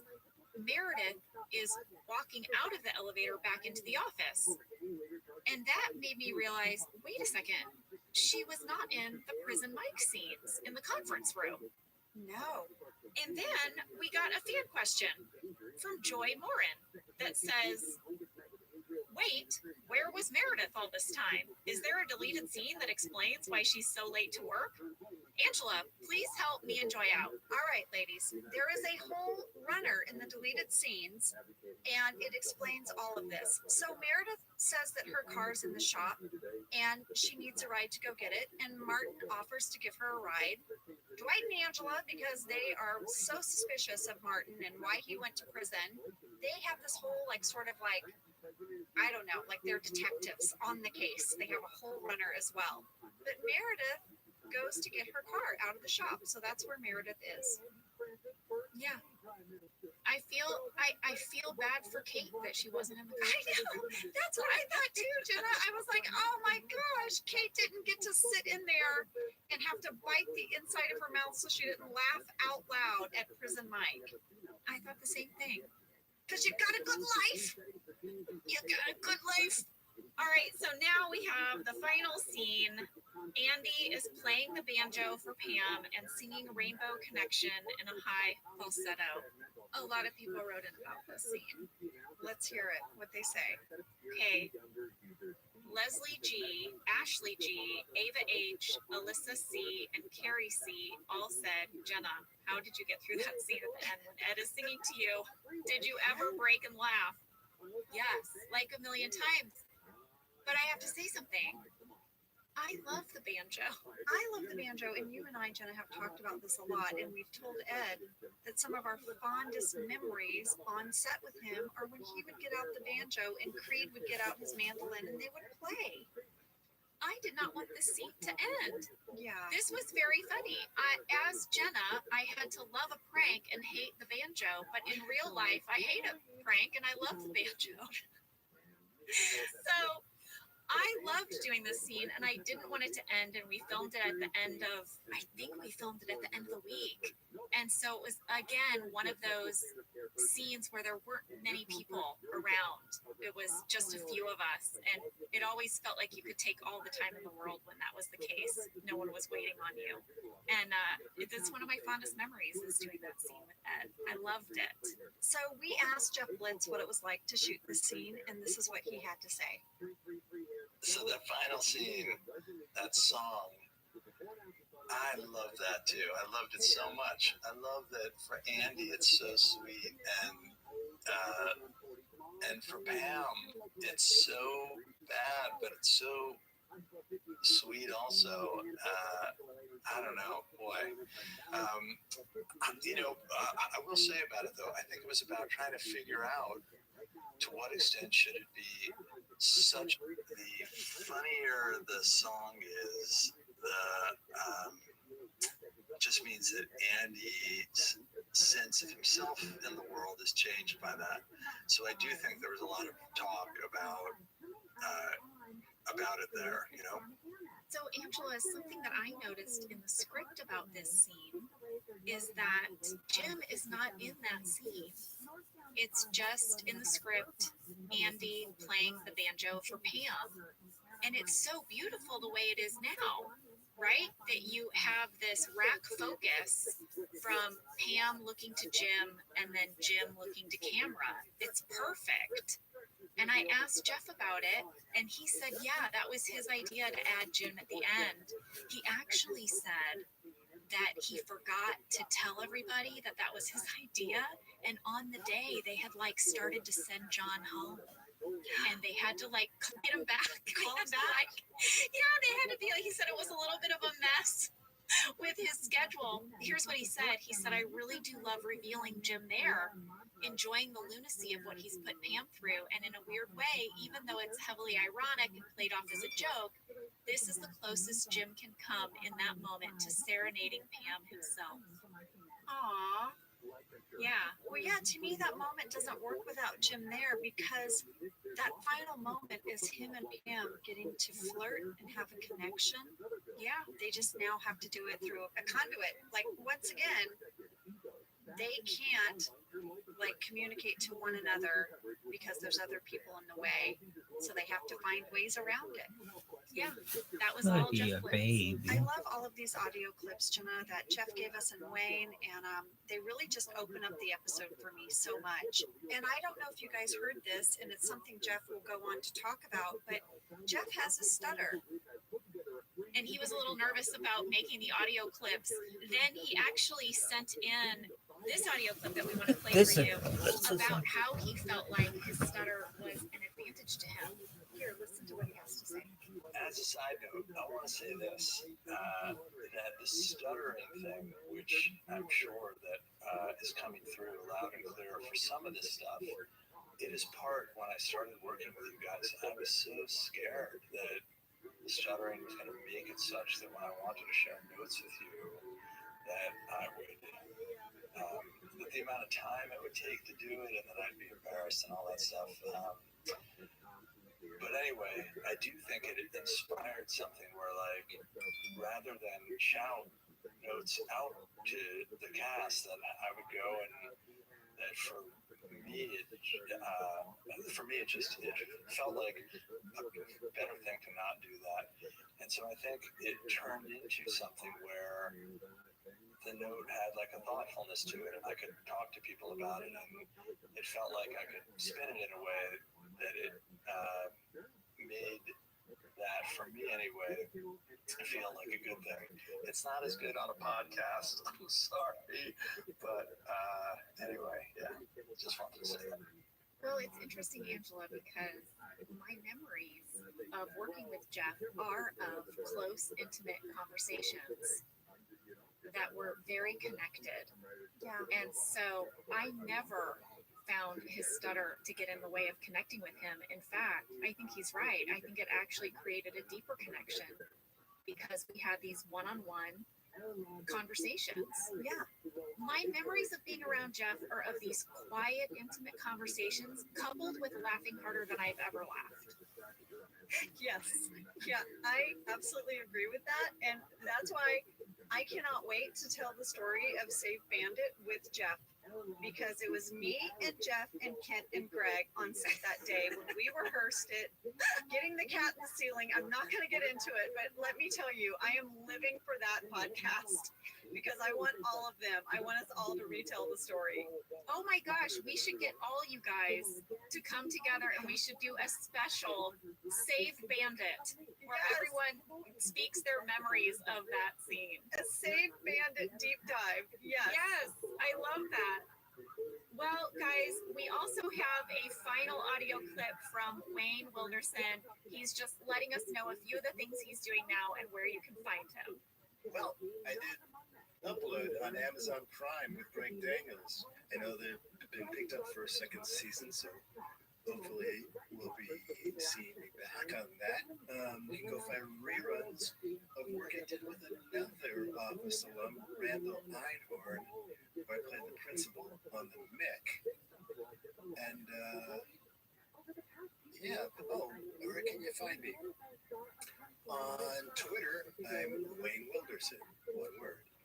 On Facebook, I'm Wayne Wilderson, one word. And on Instagram, I'm Wayne Wilderson. That's one word. You guys, miss you. Thank you so much for letting me come on your awesome podcast. It's been a lot of fun. All right. Later. It makes me laugh. The way he was setting that up, I thought he was going to say something different for his Instagram, but I know his Instagram is Wayne Wilderson, one word. And yeah. Anyway. By the way, it's not Wayne Wilderson, one word. It's just Wayne Wilderson. Yeah. One Yeah, word. exactly. It is his name combined, guys. And you can find Jeff Blitz on Twitter at Jeffrey Blitz. Jeff, Wayne, thank you so much. Guys, that was The Convict. That was The Convict. Thank you so much for listening and sending in your questions. We will see you next week with part 1 of Penny on Christmas. It's Christmas already, and it's going to be a 2-parter.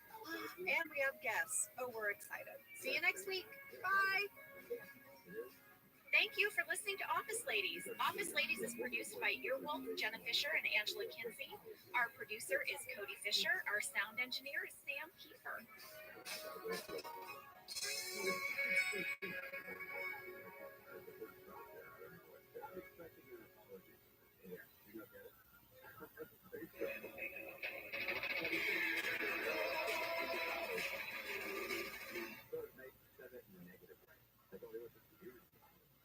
Did you know that the bold, smooth taste of Dunkin' cold coffee can be brewed in your Keurig coffee maker and enjoyed at home? You heard that right. Dunkin's cold K-Cup pods were crafted to be brewed hot and enjoyed cold. Each Dunkin' cold K-Cup pod is packed with the smooth, bold Dunkin' flavor you crave. Pick up a pack of Dunkin's cold K-Cup pods and enjoy a Dunkin' cold coffee at home whenever you crave it. Just brew over ice and sip in seconds, because the home with Dunkin' is where you want to be. I'm Jenna other. And we're best friends. And now we're doing the Ultimate Office Rewatch podcast just for you. Each week, we will break down an episode of The Office and give exclusive behind-the-scenes stories that only two people who were there can tell you. We're the Office ladies. Merry Christmas! Merry Christmas! It's Christmas on The Office again. Well, someone showed up very festive. That's right. It's a Benihana Christmas. Well, I think Angela Martin would let you know it's a nutcracker Christmas. Oh, wow. Oh, wow, you're already going there. I am, lady. I am here. The party planning committee has arrived. Well, we'll talk about that. Guys, this is season 3, episode 10. Written by Jen Salata, directed by Harold Ramis, a Benihana Christmas. And this is an hour-long episode. Yeah, so buckle in. It's going to be a supersized episode of Office Ladies. And we have some exciting news. We have 2 special guests this week, Rashida Jones and writer Jen Salata. So much fun, and both of these ladies will be joining us for interviews during the episode. Well, Jenna, how about giving us a summary? Okay, it is Christmas at Dunder Mifflin. Carol breaks up with Michael the day of the Christmas party after Michael photoshops himself under her family Christmas card. He put his face on her ex-husband's face from a family ski trip and sent it out to people. Yeah. Oh, Michael. Well, Andy suggests he and some of the guys take Michael to Benihana to cheer him up. Meanwhile, Angela kicks Karen out of the party planning committee. So Pam and Karen band together and start the committee to plan parties. We're going to have some dueling holiday parties. Well, she should have better ideas. Oh boy, you are in it to win it today. And I came to play. Well, later, Michael and the boys come back from Benihana with dates just in time for the 2 parties to merge, and we end with everyone singing their hearts out to karaoke. All right, fast fact number 1. Harold Ramis. Harold Ramis. I mean, Jenna, my whole childhood were his movies. Legend. I was so giddy, nervous, excited to work with him. I mean, Meatballs, Caddyshack, Ghostbusters, Ghostbusters 2, Groundhog Day, for flippin's sake. Stripes. Oh my God, yes, Stripes. Oh, also, Angela, he got his start at Chicago's Second City. Yes, he's just like so talented. He's such a great writer as well, guys. He's a writer, actor, director. He was just a comic legend, and I was in awe. Well, you know, he passed away in 2014. I just can't believe that I got to work with him, frankly. I know. Harold Ramis was just a teddy bear of a human. He just made you feel so comfortable, and he was so fun to talk to. And I have some great memories of him. We did a lot of conference room scenes, obviously, in this episode. I was in the conference room quite a bit, right? Because my party versus Karen's and Pam's party. Yeah. And Harold was in the conference room with me. We were just chatting, and he told this great story about how when kids would come trick-or-treating to his house, he lived in Illinois, he would put on the Ghostbusters uniform and answer the door in his Ghostbusters uniform. Yeah, he did that every year. I thought that was so delightful. It was the sweetest story. All right, let's move into fast fact number 2, which I'm calling guest star breakdown. Okay, we got to break down all of our guest stars. The Benihana waitresses. The main waitress in the restaurant, Cindy, is played by Brittany Ishibashi, who you might recognize from Runaways. She starred as Tina, as well as recurring roles on Hawaii Five-O and Grace and Frankie. But here is something very interesting about Brittany and me. Okay, weirdly, both Brittany and I have had guest appearances on the TV shows Off Center and Mismatch, but we were not in the same episode. So The Office was the 3rd project that she and I have both been in, but we've never shared a scene and we've never met. That's crazy. Our lives have sort of been intersecting. Brittany, am I going to meet you one day? You're on track to finally be in a project together at the same time, on the same day, in the same scene. So, Angela, there are two more guest star waitresses. These are the waitresses that Michael and Andy bring back to the party. So, first there is Amy, who is played by Kat On, and she's done just a ton of sketch comedy, stand up, Funny or Die. And then there is Michael's girlfriend, Nikki, who is played by Kulab Vilaysack. Okay, I worked with Kulab on Hot Wives of Orlando. It was a show on Hulu. It's a really funny spoof of the Real Housewives, and she was great in it. She's great in a lot of things, but that was a lot of fun to do. Well, lady, you know I loved that. I know. Okay, fast fact number 3. I got the scoop from Kentopedia on the Benihana location because we got a lot of fan questions about it. I wanted to ask about that because I was wondering if it's the Benihanas in Encino. It sure is. I have been to that Benihanas, and when I was rewatching this, the way you walk into the restaurant, you know, it's the same. And I was like, yeah, come on, that's Benihanas in Encino, California. Well, lady, we got some fan questions from Ashley Hildreth, Rachel Martineau, Hannah Holtman, Malia Holbrook, Abigail Hess, Rupinder Gossel, and many others all asked, were the restaurant scenes filmed at an actual restaurant? How long did it have to be shut down? And is the chef at Benihana an actual Benihana chef? Or was it an actor? I'm going to say yes because he was too good with that knife. Yes, we will start there. It was a real chef. We hired all of the chefs and all of the wait staff of the Encino Benihana to perform in the episode. And we also hired 78 background actors to play diners. We shut it down for a whole day. We rented out the entire place, and it took about 12 hours to shoot those scenes. This is reminding me that we had a bigger budget because when in the past could we go in and be like, we'll take the whole place? I mean, even Chili's was like an out of business boarded up. Yes, that's like restaurant, but this was like an actually like very successful restaurant that was always full of people, and we closed them down for a day. Wowsies. Well, and I did a deep dive on Benihana. And I'd like to give you now the history of Benihana, the restaurant.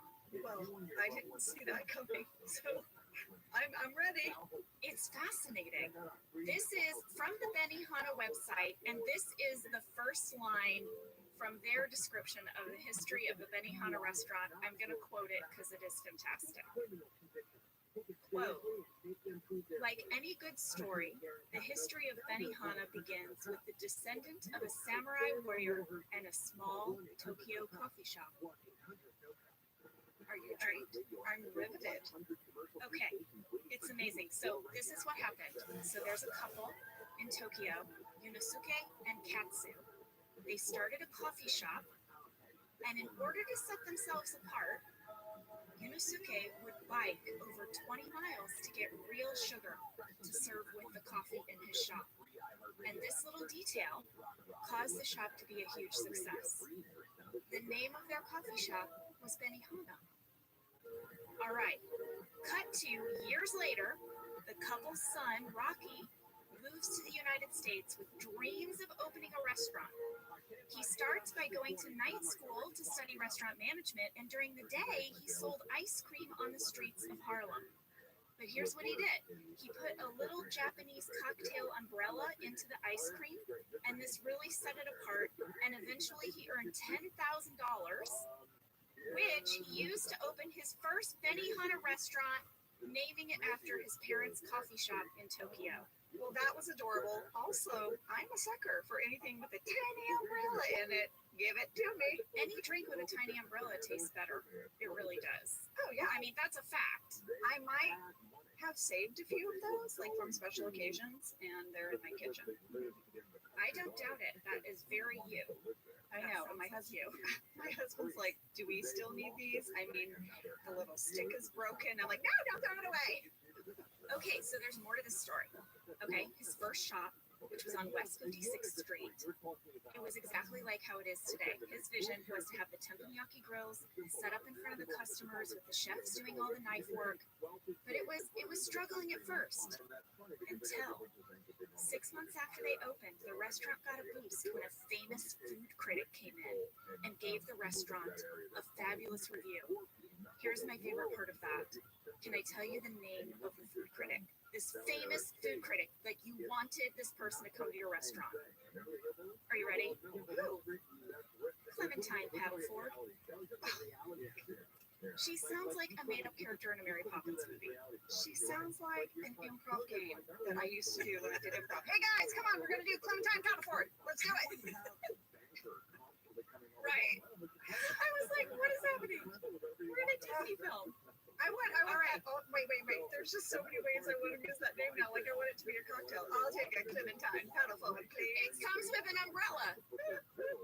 And thank you, Clementine, for giving Benihana a rave review, because the restaurant became a huge success, and there are now over 70 Benihana restaurants in the United States, Caribbean, and Central and South America.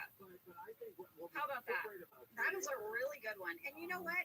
If your name is Clementine Paddleford, you are the best food critic in New York City. I mean, yes. I have a clear picture of this woman and her discerning food eating looks. Yeah. Oh, I need to see what she looks like. I only imagine her eating with like very tiny cutlery, like a tiny fork. Right? Mm-hmm. Why is that? All right, lady. Thank you for indulging my deep dive on Benihana and Clementine Paddleford. Are you kidding? I loved it.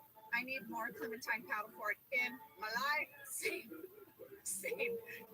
But listen, should we move on now to our first interview? Yes. Okay, guys, we had such a fun storyline with Rashida Jones in this episode with the whole dueling Christmas parties, and it was such a blast to shoot. We couldn't wait to reunite with her and talk all about it. So let's get to it. Sam, run the interview with Rashida.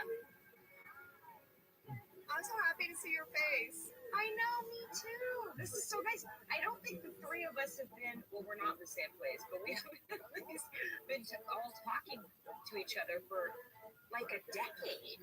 Oh, yeah. All in the same one place. Yeah.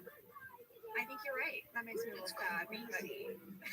Isabel asked me a really random question the other day. She was like, Mom, who of your friends have you been on a boat with? And I was like, well, I mean, Rashida and I went on an ocean conservation trip for Oceana, so we were on a lot of boats. I mean, a lot? I mean, we were like on a boat almost every day. That's true. For a week. That's true. That's true. So we were like clocking how many boats, and I'm like, well, technically maybe same boat, but a boat every day. That one dive that we took that day where there was like, it was like the 101 of the ocean. It was like sharks and eels and turtles. It was just the coolest. It was the coolest. Oh, I know. That was great. I miss all of that. I know. But yeah, I just thought it was just like one of those questions your kid asks you, and then she's like, "Wait, you've never been on a boat with Jenna?" I was like, "No, Jenna, have you guys never been on a boat? We've never been on a boat. We've got some adventures, Jenna. You got to make that happen. You might have to do like a recording of your podcast on a boat." Oh dear Lord, Rashida, look at our setup right now. Doesn't it sound good to imagine though? Yeah. The future? Yes. One day we'll be boating and podcasting together. Yeah. Oh God, I love it. This movie, the criticism is just unprecedented. I'm so happy to be here. Well, Rashida, one question we always ask our guests is, how did you come to be on The Office? I auditioned many times. I knew people socially before I joined the cast, and I went to college with Mike Schur. We were in a play together freshman year. Oh man! I'd love to see what Mike Schur was like in college. He was the same. He was the same. Yeah, he was like floppy haired. I mean, he was a little less. I remember, like, in our 20s, he got, like, a fancy shirt for the first time, and making fun of him for a really long time. So he was like Mike without, like, any sort of, like, socialization, you know? and we were in like a really bad farce together. And yeah, we became fast friends and we took a lot of classes together. And anyway, so I knew Mike, and I came to know about the US office because he moved from New York and said, I got a job in LA. I'm going to write the US office. And I was really mad at him, as I think a lot of people were, because we were like, how could you do that to the UK office, my favorite show? How could you even try? Yeah. And then it was, in a lot of ways, you know, its own thing and even better and great. And, you know, but it was a big mountain, I'm sure, for you all to climb. Oh yeah. My first reaction was like, no. It's perfect. It's perfect. Right. And then of course I was like so thrilled, you know, when it was like Greg and such smart people in the writers' room. You guys had the benefit of playing characters that didn't have a British counterpart. Like, I was always worried, oh no, I don't want people to think that I stole my performance from Lucy Davis. Right. And so, but I had seen her performance and I'm sure it seeped in. How could it not? And also the lines were the same in the pilot. Right. But you guys had a big part, I think, of getting to influence your characters. Is that true on your part, Rashida? Angela's kind of talked about that before. There was some third point in a triangle that showed up in the UK office. There was like a love interest for Tim that came up, but a completely different like characterization of somebody who, you know, who would be like a threat to that relationship. To end that other point, just to say that I auditioned many times, and I remember having a distinct feeling that when I got to the point, Jenna, where you and I sat in a room and read lines together, and then got to improv a little bit, like everything just like made sense all of a sudden. You know, like it was such a cool like counterpart. Like it made me feel like, oh, I feel like I really get this dynamic, you know. And I feel like you kind of got me the part in a lot of ways. No way. Yes, no, you did. Well, I had that same experience with you in the room, and it's very similar to when they paired me up with John. I was like, oh, when I'm paired up with this person, I just turn into Pam. I think I read with 2 or 3 different people, and Mike asked me, so what'd you think? Who'd you like? And I just went on and on and on and on and on about you. And I was like, I mean, she was amazing. I told him all those things. She made it so easy to be Pam. And he was like, okay, noted. But he didn't say, oh, she's my best friend from college. I can't wait to tell her. So he played it so cool. No, and by the way, with me too, like I wish if there were a time I really wanted a part and I could like curry some favor with people I knew, this was the time, but like nobody would do anything for me. Because you know how Greg is too. I mean, he was like asking everybody, he could not make up his mind. There was like another woman who was kind of trying to decide between us. I came in so many times, I waited for so long. Mike, you know, Mike is like ethical Mike, so he wasn't gonna be like, I'm gonna gun for you. He was like, it has to be the right person for the part and everybody has to be on board. So like it was torturous. Like they really took me to the bitter end before I got the call. I'm so glad you got the part. It changed my whole career. Yeah. I was like about to quit acting before I got the show, so it was a big deal for me. For Jenna and I, this was the first time I had rewatched the whole Benihana Christmas like all in one sitting. Yeah. I'd seen little clips because you know it's the little drummer boy and people like send me clips of me doing that, but I hadn't really sat down and watched it all. And what about you? Was this the first time you rewatched it? Yes, I hadn't seen it. I don't think since it aired. And I was giggling so much. And like a couple things occurred to me. One was that we got that payoff, Jenna. Finally, like that thing that like came to life in the audition. I don't think it really got to really manifest until this episode, you know.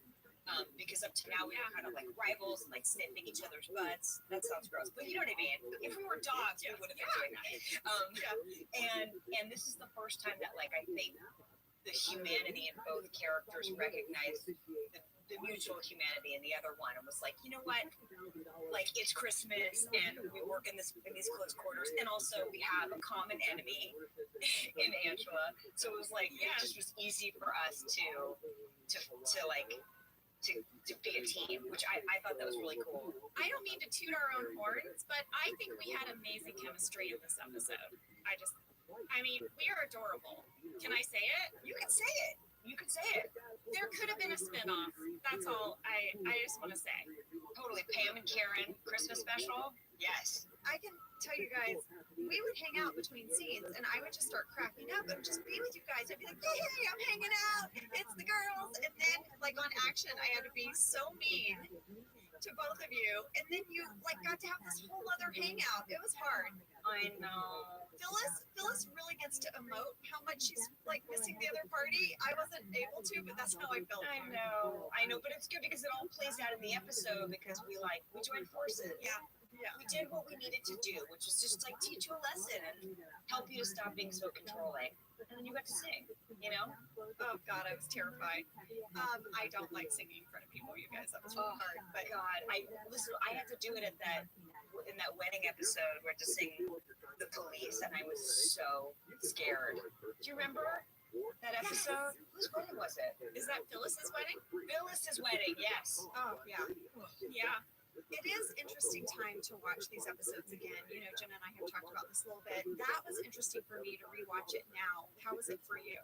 I mean, listen, that was the second thing I was going to say is watching I haven't watched the show since it aired. And, you know, I think so much of the show and so much of Michael and what works about Michael is this delicate balance between full cringe and, like, well-intentioned, lovable, like, bad boss. And to watch it now in the current climate, like, that balance feels different. It just feels so different. I mean, there's so much stuff. It's beyond cringe. It's like, wow. But it also, to me, like, you know, I think there's so much conversation right now about what's acceptable, but also, like, in retrospect, what we're allowed to kind of partake in, you know, in a time where things were considered more acceptable, even if they weren't and they shouldn't be. I think it's good to have things that read really badly now and didn't read badly at the time, because it is a mark of our progress. And it's also like the show resonates because Michael reminds people of their bosses and people they work with and maybe a little bit of themselves. And it's like really important that people see that, like, you have to measure up to the moment that you're in. So much of the show is like people putting up with, like, his bad behavior and being like, oh my God. And now I think people feel armed at work to be like, you know what? I don't like the way you're talking about that person or that woman or that whatever. Like, that's not acceptable behavior anymore. You could say something and feel empowered as, like, an employee to do that, you know? So it was super fascinating. I think a lot of times we on the show as characters, we would speak up by giving a look to camera or indicating our disapproval. But you're right. I think today we would speak up right to his face. Michael wouldn't have a job with that behavior, probably. No, it's one too many infractions, Michael. Jeez, he's like a human resources nightmare. And that's the funny thing too, is that Toby is the enemy. Like, Toby's trying to, like, he's sensitive and he's trying to take care of people and be tolerant, and, like, Michael hates him so much for it because he's killing his party. And, like, this feels like it's like a relationship you couldn't even write today, really, you know? One of the notes that Greg gave Steve when Steve was, like, starting to perform as Michael is that he saw the character as this guy who thinks maybe Jennifer Aniston might see this tape someday. Like, so to sort of play it, like, right. And I so see in Steve's performance how Michael Scott thinks he's an entertainer. He thinks he's funny and cutting edge and pushing boundaries, and he's just so inappropriate. But I see his performance in a different way, knowing that note from Greg. Totally. Well, also because, you know, there's a conversation around who's entitled to push the boundaries, and I think that entertainers feel like they can in a way that normal people can't. And so it would make sense that, like, Michael would think he's one of those entertainers and not one of those normal people, you know? Yeah. We have talked a lot about party planning committee scenes and how much fun we had getting to do them as actors, right? Yeah. And I just loved Rashida that you got to be in on that, and that you guys like that we got to sit there and play. That was the most fun. So fun. Particularly, there's that scene, Rashida, where you try to participate in the party. You try to throw out some ideas of things you guys used to do in Stanford, and Angela just shuts you down. Yeah, they're like good ideas. A raffle, very good. As we will see played out in a successful party in the break room. She just had it out for me. I mean, I don't take it personally. I think it was just like that was your place to shine, and that was your committee for so long. Well, it's like the people that only have a tiny bit of power, but with that power, it just means everything. Yes. Everything. Yeah. I mean, so I think that was the party planning committee was her thing. And if you messed with it, she spiraled out. There's a deleted talking head. It's not in the episode, but it's on the DVDs. You're like, I don't know. If we didn't have a party planning committee in Stanford, like it's really funny because you're just like, why is there a committee? Like, yeah. I mean, I also love those scenes. Those are my favorite scenes on the show. It's like when you're all kind of stuck in a room and there's like a rhythm to the scene because I get church giggles even though I'm Jewish, but I do. And also like it's just so fun to watch the ping pong of like, Phyllis's eyes dart or like, like Kate be like, yes, like please, anything with alcohol I'm in, or like just to see that. I love watching the rhythm of like, especially because it was like it's all ladies that scene, right? yeah. It was just so fun. It's great. Rashida, I have to bring this up. We've been tracking this. I call it Wishy-Washy Jim. And I want to get your take on Wishy-Washy Jim.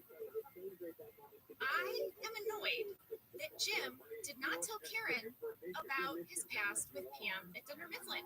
She walks into this whole world, this whole thing. She has no idea. Yeah. And then it's sort of, he doesn't tell Pam that he's seeing Karen. So there's this whole, like, many episodes where these two women, Karen is in the dark, Pam is, like, sensing something but trying to figure it out. Well, I think this speaks to a larger thing, which is like in the lore of the Office universe, like, I take umbrage with like what Karen means now in the modern day, because I think neither Rashida's definitely not a Karen, and even Karen is from the Office is not Karen. Like she's up for a good time. She's not a tattletale. She's not a racist.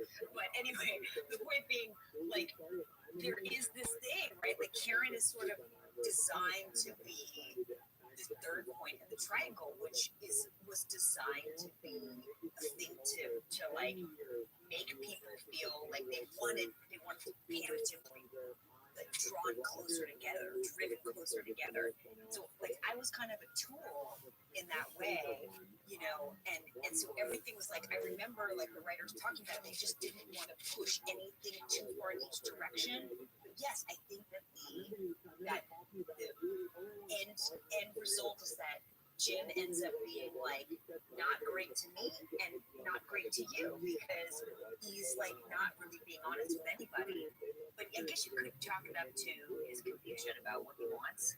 Yeah, but I agree with you. It's irritating, and I think in real life that would be like super annoying. Yeah.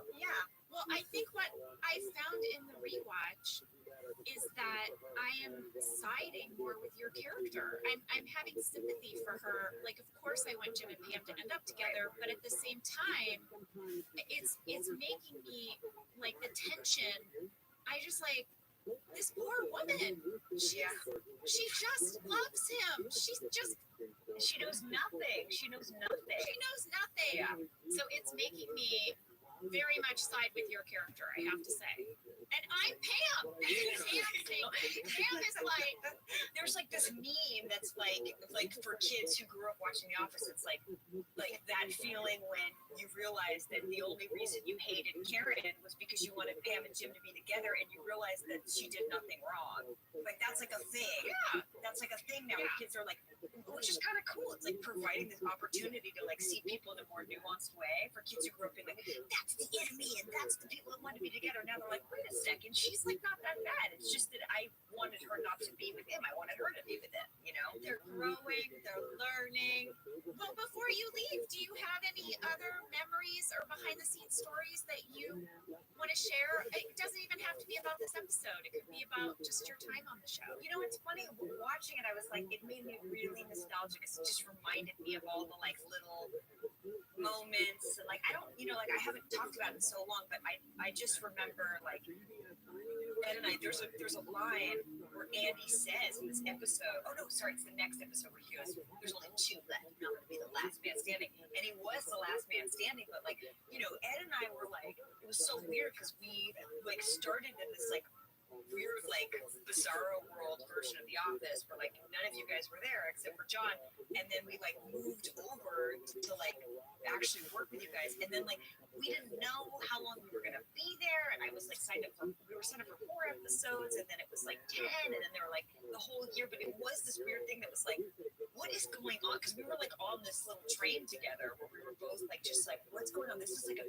crazy huge opportunity for both of us, and we would just have these little like powwows at our trailers, tiny little trailers, and just like try to check in and see what was going on. It really was like, it's just such a game changer for me, and like, and everybody was so nice to me, and it just everybody's so different on the show. So like, I think just to like get to know you all and Phyllis, like the ladies were like my favorite. Like just so it was such a like formative time for me in my life, you know. Yeah, it really was.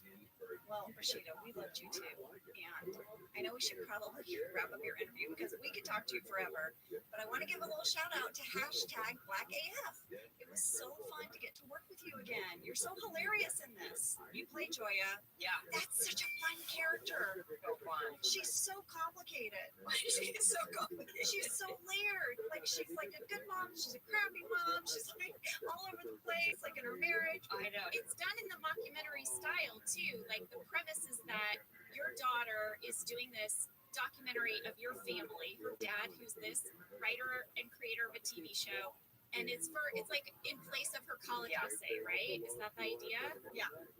And so you guys do talking heads, but she's also like capturing video, and then more formally, sometimes you guys are performing for the camera a little bit. Because you know it's there. Rashida, you're such an amazing writer, director, performer, actress. Is there anything else we can share? I mean, I produced a show that's on Quibi that I love, and I think everyone should go watch if they have Quibi, or if they don't, then they can, I don't know, get a trial or something. My friend Maurice Harris, he's this beautiful florist, artist, dancer. He's just like a magical person, and we produced this show called Centerpiece, which is where he sits with an artist and they talk about their process and their life and their childhood, and then he creates this beautiful like magical centerpiece that's like the embodiment of their life and art and journey, and it's just like a cool, like wonderful little inspiring show. I want to see it. I want to see it. Centerpiece. Yeah. Centerpiece. Okay, guys. Well, Rashida, thank you so much. Thank you. It was so fun. I'll come back. Come back. I mean, you didn't invite me, but if you invite me, I will come back. Okay. You are officially invited, and you will officially come back. I can't wait. Great. Rashida, I hope we get to go on a boat again. I know. Jenna, we'll podcast. I do love a boat, so I can be the recurring character on your boatcast. Boatcast? Trademark. Boatcasting with Jenna and Angela, with special guest Rashida Jones. Oh my God, I love it.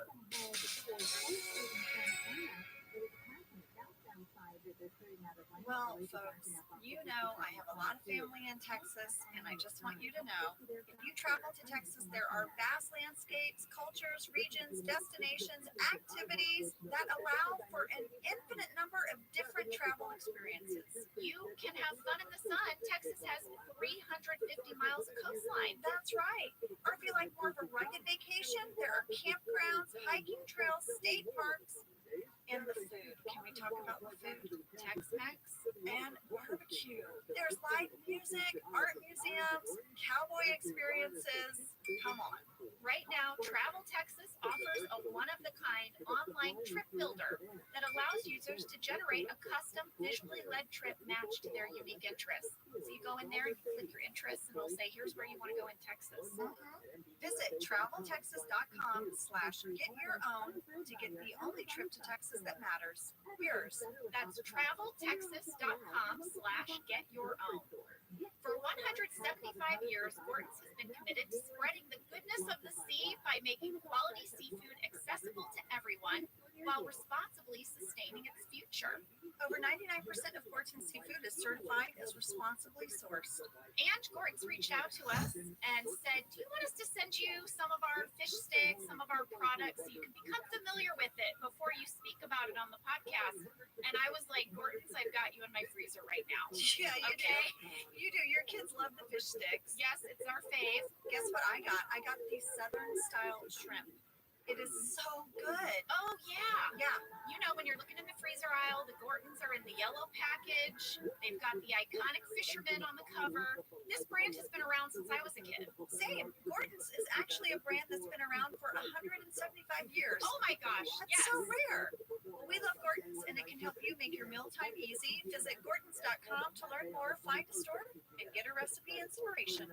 Whether your resolution is to save money, eat better, or stress less, HelloFresh is here to help you do all three. Yes, you guys, I love HelloFresh. Jen and I both love it. You know why we love it. And guess what I made the other night? What? It was so delicious. I made their pub-style shepherd's pie. I've made it. Yes, it's so good. White cheddar and then thyme mashed potatoes. I know it very well. It's a family favorite. Well, you know, Josh normally makes dinner, so this was my turn, and I made this, and he loved it, and I was so happy. I was like, I made a shepherd's pie. I'd never made one before. It's so good. Everyone, you can say hello to your most delicious year yet with fresh ingredients, chef-crafted recipes, all at a price you'll like, delivered right to your door. Go to hellofresh.com/officeladiesfree and use code officeladiesfree for free breakfast for life. One breakfast item per box while subscription is active. That's free breakfast for life at hellofresh.com/officeladiesfree with code officeladiesfree. HelloFresh, America's #1 meal kit. All right, guys, we're back because it's a Christmas miracle. Dwight has run over a goose. It's a Christmas miracle. That's what he says. And then he flops it on your desk. Yeah. He flops a dead goose on Pam's desk. And then my favorite is when Toby comes in and he's like, Dwight, we've talked about this. He said we talked about it for like half an hour. Yeah, you have to stop bringing dead animals into the office. Well, we had a lot of fan questions about this cold open, Angela. Okay, let's hear it. This one always delights me. Logan Yenser, Kayla Sewell, Carrie Rice, Dimitra Lizu, and Harshita Verma all asked if Phil Shea made the goose that Dwight carries in. He did. Yeah. He had to make and find that goose. That's another day in the life of Phil Shea. What are you doing today, Phil? I'm making a dead goose. Actually, I'm making 5 different types of dead gooses, and then I'm going to take photos of them, and then, the executive producers and writers are going to pick which dead goose. But I have 8 dead gooses. You know what I mean? Exactly. That's more of what Phil Shea did that week. Yeah, he's going to have like a portfolio of dead geese. Jenna, so many people have huddled around Pam's desk about this. Phyllis, Kevin, Creed, Jim, Toby, they're all discussing this. Everyone is grossed out, but Phyllis. Yeah, Phyllis is kind of like, that seems reasonable. She's got no problem with it. What's that about? What is that about? I mean, I feel like this is the first time ever. Quote me if I'm wrong out there, internet folks. This is the first time that Creed says something is crazy. Creed is like, that's crazy. Well, we've got a fan catch, Angela. Naya Shaw, Christian Harper, Kimberly Klassen, and Rebecca McAllister all noticed that while Creed is in this cold open, giving his 2 cents about the goose, in the next scene, he enters for the day and takes a toy. Yes, at 4 minutes, 10 seconds, all of a sudden Creed is arriving for the first time. He's in his coat, the whole thing. And I was like, wait, that's continuity error. So we probably shot that cold open a different day, right? Well, guess what, Amch? I went back to the old scripteroonie, and this entire cold open about the goose is not even in there. They added it. They added it. They added it. The original beginning of this scene was Michael riding in on his bike. So we shot this cold open and added it later, and somebody obviously just forgot that Creed shouldn't be at work yet. Yeah, well, I have a little bit of a Creed catch that I'm going to call spiky Creed hair. Oh, And okay. got some classic spiky Creed hair in this one. All right. I mean, literally, it's like this. Like, I want to take a screen grab of it and text it to Creed and be like, what was this phase of your hair? It's very floofy. I would describe it more like floofy than spiky. Okay, floofy Creed hair. Track it. Okay, I've taken this on a hair tangent, but let's get back to the episode.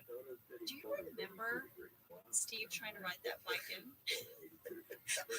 I about fell off my couch laughing from the memory of shooting that scene of Steve riding the bicycle into the office. When he curses, that was Steve. And they bleeped it out, and it was so funny. And you can almost start to see him break. But that was like, I feel like that was take like 72 or something. And he was like, You guys, you have to understand, there was not a lot of space there, and it was like an S. Do you know what I mean? So you had to come out of that elevator, and then about 5 steps, there's like a hard right, then there's like a left, then a right, and he had to get on a bike and balance, and then try to maneuver this really quick zigzag into the office in one take, and it was not easy. So then Michael does something in this episode that I just love so much, because I love a Christmas pun. I really enjoy them. I also really enjoy any pun in like the hair salon genre, if you will. The hair salon puns are the best. Like, hair today, gone tomorrow. I love all those.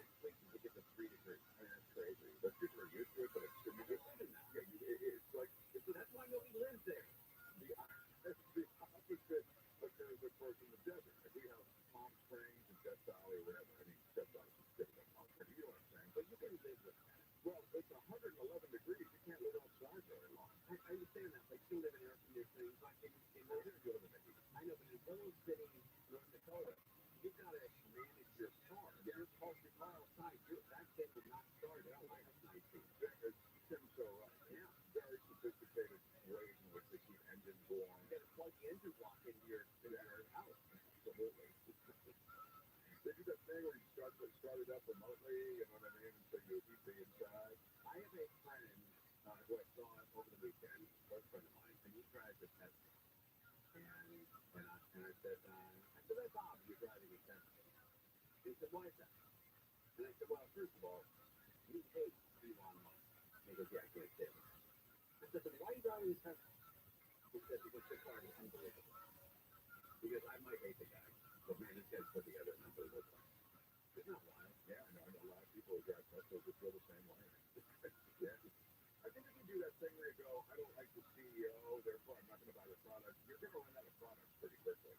Well, that guy, Sheldon Adelson, he owns the Venetian Hotel, and he's a big GOP donor, huge GOP donor. But people I knew in Litchfield would say, I'm not going to go pay for the Venetian for Sheldon Adelson. I'm not going to do this. Dude, if you look at everything he owns a lot. That's why he's a billionaire. You're going to eliminate all that stuff. But it's like I used to say, the John and Ken show, Ken used to do movie reviews. And I used to say, Ken, you're doing all these movie reviews of these actors who you then turn on and hate because they're so liberal. It's just this. If I just went to see movies where their actors were so liberal, because I'm 52 years. Yeah, 52 years. But you're right. You can't do a purity test on all people. I like the Ford product. My dad liked Ford. My grandfather liked Ford. My wife's family, they're all Ford, drivers. And I don't know anything about the CEO. Nothing. I don't know who the CEO is now. I didn't know what it was when I drove a Ford. I drive a Lincoln, which is a Ford product. I had no idea who the CEO was when I bought that car. And I don't care. I really don't care. But for some reason, Elon Musk, everybody knows he's know, and everybody has an opinion, and some people will drive the car or won't drive the car because of it. It's odd. He's a new kind of CEO where, you know, he's very high profile. Yeah. You know, he takes a lot of these political positions publicly. So he's just kind of a noisier CEO. When is your lease up on your Tesla? I think it's a couple of years. Okay, well, would you buy another Tesla? This is my second one. I like it a lot. I'd like to see what else is out there. One of the problems, I was going to tell you a problem with Tesla, the tires.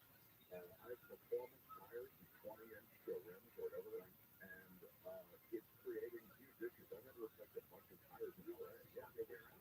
No, there's a puncture like crazy. No way. So many puncture potential streets and different freeways, even I suppose. But yeah, so I've gone through 6 tires.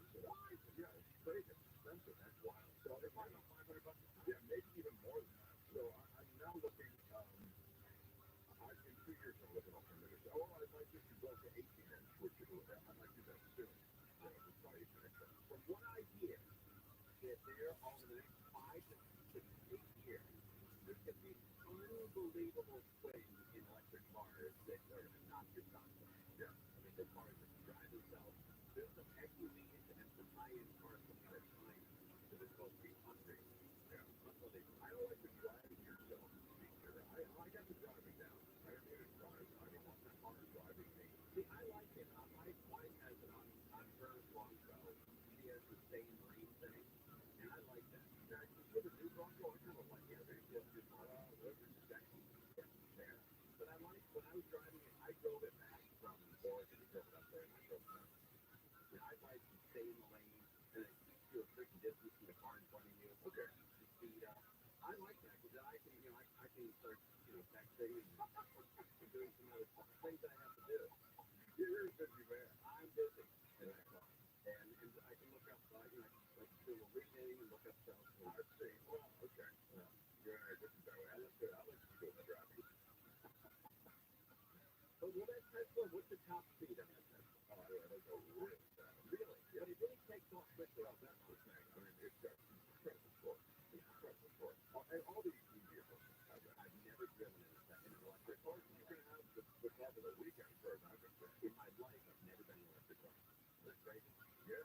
It's a 1972. Yeah, come on. Let's do it. Yeah. Mike, thanks for coming in. Mark Thompson Show on YouTube. Thanks for coming. See you next Tuesday. I'm looking forward to it. You're a giant pilot. Thank you very much. All right, we're on campus. If you find yourself agreeing with everything we say, we're doing it wrong. KOST HD2. Los Angeles and County. Live everywhere on the iHeartRadio app. Suicide by cop. Mark Bronner live from the KFI 24-hour newsroom. The man crashed into a patrol car during a chase in the Monroe Valley. This is fatally shot. The guy allegedly called the sheriff's station before the chase. He said he wanted to die, said suicide by cop. He said he was armed with a knife and gun.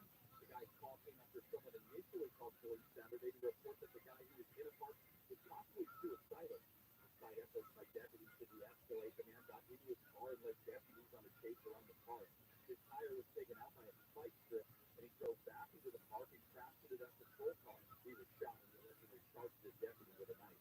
Blake Crowley, KFI News. The LA County DA's office says trying to file felony charges against Dodgers pitcher Julio Urias related to his arrest and suspicion of domestic violence. Urias was placed on administrative leave in December after he allegedly had a physical fight with a woman outside PMO Stadium. The case is now being moved to the city attorney's office for possible misdemeanor charges. Investigators in Riverside County are asking for help identifying a woman who was murdered by a serial killer 31 years ago. DA Mike Nesson says so-called happy face killer Keith Jefferson living life for killing 8 women, including this woman who was picked up while hitchhiking near Victorville. In every case, murder case like this, cold cases, we never stop. And even though this killer is behind bars and never going to get out, this victim has an identity as a real person. The killer called the woman Claudia, and she's not to be identified. Her body was found near his wife. The woman was about 20 to 30 years old, shaggy blonde hair, about 5'6", 145, and had 2 small dots tattooed on her right arm. The LA County DA has charged 2 separate men for allegedly sexually assaulting a woman in Long Beach and a minor in Culver City. The man is charged with the Culver City group allegedly broke into a home last month and repeatedly sexually abused a 12-year-old in a bedroom for several hours. DA To prevent the victim from reporting him, he allegedly told her that his crew was on fire with a gun, and he was still a family if before anyone will help.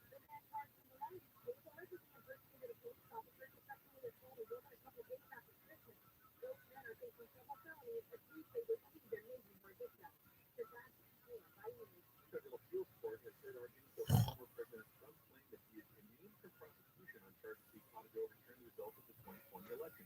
His lawyer, John Sauer, argued the court has no authority to scrutinize the president's official acts and decisions. George W. Bush was prosecuted for obstruction of official proceedings for allegedly giving false information to Congress to induce them to develop a war in Iraq under false pretenses. President Obama is potentially charged with murder for allegedly authorizing drone strikes targeting U.S. citizens located abroad. The president didn't seem convinced the case could eventually end up before the Supreme Court. And Jesus Christ is returning to theaters. They seated filmmaker Martin Scorsese says he's adapting a book called A Life of Jesus to big screen. Academy Award-winning director says he's inspired to write his next film about Jesus after visiting Pope Francis at a Catholic conference in Italy. Scorsese says the movie will focus on Jesus' core teachings, one about 80 minutes long, and be set in the present day. Scorsese says he hopes to make it more accessible and separate the film from organized religion. He's planning to shoot sometime this year. Still find weather from KFI. Perfect cloudy, turning to lows in the lower 40s, mid-30s in the Inland Empire and Antelope Valley. Sunny tomorrow with highs in the low 60s at beaches, Metro LA, OC, the Valley side, 50s in the AV. Should look pretty much like that through the weekend, except for a 20% chance of rain tomorrow night. 56 right now in Steel Beach, 55 in Portland, 55 in Malibu, 55 in Northridge. KFI financial update. The Dow closed down today at 168. S&P 500 down 7. NASDAQ up 17. And we're looking at a stall in terminal.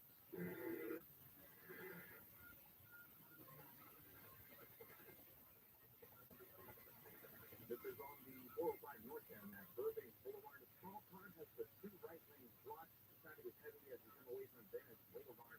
And as you make your way on the 68 East and in Diamond Bar. Just before Lennon Avenue. Small car there. Stuck in the carpool lane. Causing some Saturday traffic in about Fullerton Road. And in Vincent and on the 5 heading southbound at 1st Street. You'll see a wreck involving a motorcycle that's along the right shoulder. Watch out for some local calling from the 2357 intersection. KFI in the sky helps get you there faster. I'm Pedro Moreno. Paid for by the Central Group. Attention Marines, military personnel, families, and contractors who are stationed at Camp Lejeune. Were you present at Camp Lejeune between August 1953 and December 1987? You may be entitled to significant compensation. For nearly 34 years, those in the Marine Corps base Camp Lejeune were exposed to contaminated drinking water, resulting in devastating injuries, including several forms of cancer, adverse birth outcomes, Parkinson's disease, and more. North Carolina's procedural laws have prevented victims from getting the justice they deserve. The passage of the Camp Lejeune Justice Act of 2022 would allow you or loved one to file lawsuits seeking compensation for illnesses and injuries linked to the toxic water. Call today for your free consultation. 800-917-1181. Let our experienced attorneys fight to get you the compensation you deserve, and you pay nothing unless there's a recovery in your favor. Call 800-917-1181. That's 800-917-1181. Again, 800-917-1181. There's no better time than New Year to help protect your identity and finances. LifeLock protects potential threats to your identity that you may miss on your own. If you do become a victim, the U.S.-based LifeLock restoration specialist will work to fix it. LifeLock is the New Year's resolution that's easy to keep. Save 25% off your first year. Call 1-800-LifeLock or go to lifelock.com. Promo code PLAY to save 25%. That's lifelock.com. Promo code PLAY. From the creator of Up and Down comes a new true crime weekly podcast series.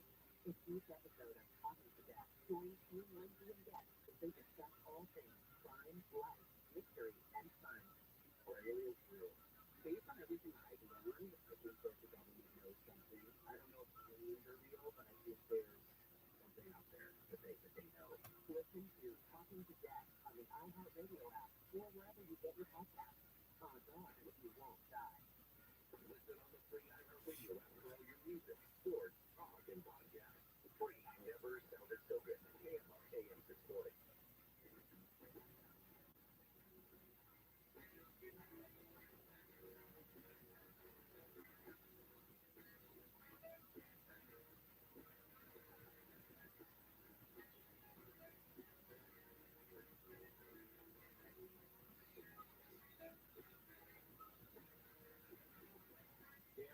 AM 640. It's later with no telling. We're live everywhere on the iHeartRadio app. And when I tell you that I have the best job in the world, let me just give you just a little bit of insight as to why.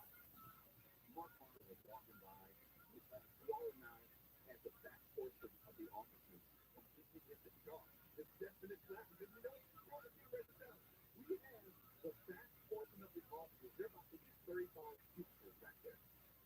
All of it was dark because we wanted the food to be right. So Waller and I could watch the first episode of the Disney Plus series Intro. You know, this is for research, of course, to get ready for tonight's show.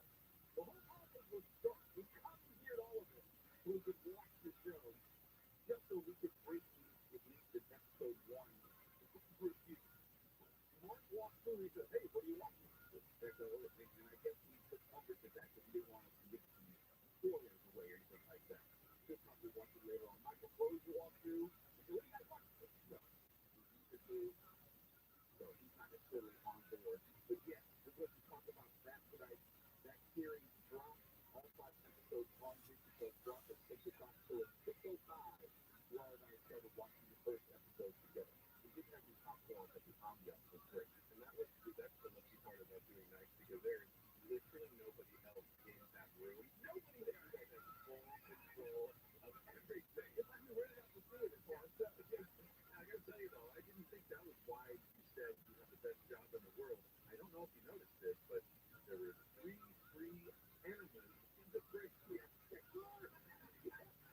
You need to take a picture of them. I'd like to take a picture of them. Right? I was going to leave them all for you, but I thought, no, just to be on the safe side, you can have 2 and I'll take 1. In case one won't do the job for you, take 2. But, you know, in radio, we enjoyed the swag because sometimes relative to other professional occupations, maybe you want to make it nice. So the swag is a nice little bonus. How often do you get a free animal? But the problem is, as you bury the lead, the animals will place in the kitchen on a table which is usually reserved for the free food. You know, when you have food that you just give it away to everyone, you put it on this one particular table. And I walked in, it looked like there were some weird water bottles. And you get closer and you realize, oh, no. And I don't know why they were there. I don't know if there was like a surplus that is right in. What can I understand is a message? But you never know what you get find in the kitchen because sometimes they drop off hats and flags. They'll need food. Let's say if Gary and Shannon had a food desk or Coach Porter had a food desk, they will put extra food in the kitchen. So you know that if you find food on that one particular table, there's no sign that it's understood. It's community. You want some, take it, and you don't necessarily know how long it's been sitting out there, so it's, you know, extra interest. I think this stuff has a healthy shelf life. So today we got some free fun stuff. Congratulations. Yeah, but I wasn't thinking of any guests today. Well, no, other. I know, it's because it was on the food table. Yeah, there's a free table, but there's also the food table. It's all connected, Brad. And we're off already. We have so much good stuff tonight. It's like AFC in up in here. We were talking about what's going on with LAUSD now that the next semester, the new semester is here. There's some things you need to be on the lookout for if you're a parent, if you're a student even. A lot of things to watch out for. California is said it wants to reduce traffic. And Governor Gavin Newsom said that he thinks AI might be able to help. I don't know. He might be right. I'm not so sure about the execution, but I'm all for using science and technology to help alleviate the traffic out here. We'll see what he's up to. And Marisa, they won a union election at Starbucks. So I guess they're now an official union or something like that. Or they joined the union, or they can spell union, or I don't know. Much to the chagrin of the founder. Oh, yeah. I'll get it back. That'll be for the end of the hour. And of course, let's talk about what's going on in LA and more generally LA County. A judge made Mitchell will join the studio in front of 12 candidates for LA County District Attorney. He's the presiding judge who then stepped down from the bench and decided to run for LA County DA. We're going to talk to him and hear about his story and vision for LA County at the top of next hour. Also, we usually have Chris Posey come in and tell us streaming. Well, you can join us a little bit later tonight at 9 p.m. And we have a Super Bowl update, Summer 4, and at the end of the show, we'll give you our final review of Echo. It's really that first episode. Well, I guess it's watch it in its entirety. We have some very, very strong thoughts about it, and we're not going to give it away right now. But I have to do this because last night we talked about how cold it supposedly was or wasn't here in Southern California, and now it seems like we have a severe windstorm heading our way.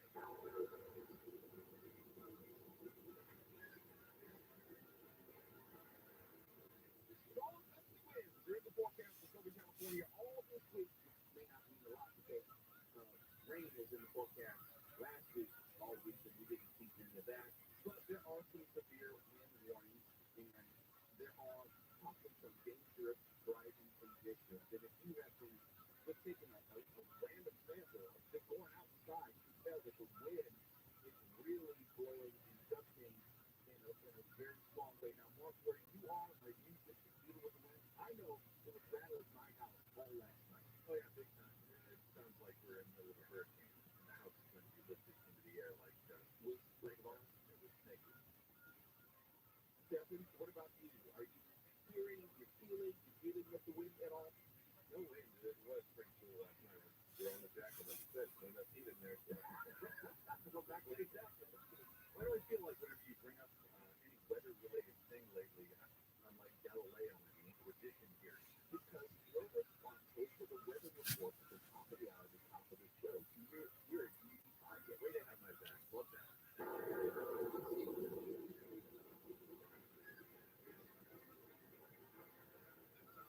Just enough like the opening to the old prisoner sector that what you intend. I'm going to take that as a compliment. Yes, well, go ahead and take it as a compliment. What people may not know is last night, if you listen to the podcast, they're like maybe 2 or 3 seconds gaps before I stop talking. Because of the wind yesterday, it was really bothering my sinuses and my allergies. So I was sneezing incessantly during the show last night. And that was usually what they call a soft button. You turn off the mic to make sure everyone can hear. So if you were really paying attention, they're like gaps in my speakers. Why did you just stop talking? Because I was sneezing uncontrollably. Usually it doesn't bother me when I'm on air. So for some reason my mind will turn off that portion of my brain. I don't sneeze, and I relatively don't cough all that often. So last night I was just dealing with really bad allergies. And with this high wind advisory, it's going to get much worse than that. It won't be cold in my place, but it will be windy around it. I'm not sure how to take that, but I will admit that when I moved to LA 5 years ago, it really kicked in allergies I never knew I had. And I thought I was going to have to get some bionic throat accent going on here because I thought there was something seriously wrong. I had never had allergies before I moved here, and so I didn't know what they were supposed to feel like. So I thought, throat cancer, is that happening to me? That's not unusual. I didn't develop my allergies until well into my adulthood. And whenever it's windy, and usually in the spring, my allergies are at their worst, and I will sneeze incessantly for hours on end. And sometimes I'll take a Benadryl and close my bedtime, and that will help. And other than that, I just can't. I have sneezing fits, which could be very dangerous for me to drive, because when I sneeze, it's like a whole body convulsion. Oh yeah, same. My grandpa used to shake the whole house when he did it, and I picked that up from him. But it's nice that we pick these things up as we age. There's an old saying that nature essentially tries to kill you when you're about 39, and it doesn't stop. And it's just through all these artificial means for about the last 100 years or so that we've just about doubled our lifespan. I used to laugh at my dad for the way he would sneeze. It was just violent, convulsive, contorted. He would have to let everyone in the house know that he was sneezing. And I was like, why is the performative sneeze? That's what you used to do, Daddy. That's all you used to do. And he was like, oh, no. Now I am that guy. It's like, I'm sorry, man. This radio remote got it. If I am supported the live everywhere, the iHeartRadio app will come back. We have that LAUSD update for you. 5 things to look out for this coming semester. Now, let's go to the Camp 24-hour newsroom from Mark. Millionaire Bass is going to a funeral in Dallas, Texas. The trailblazing black woman, Eddie Bernice Johnson, who was the first nurse to serve in Congress. This woman, an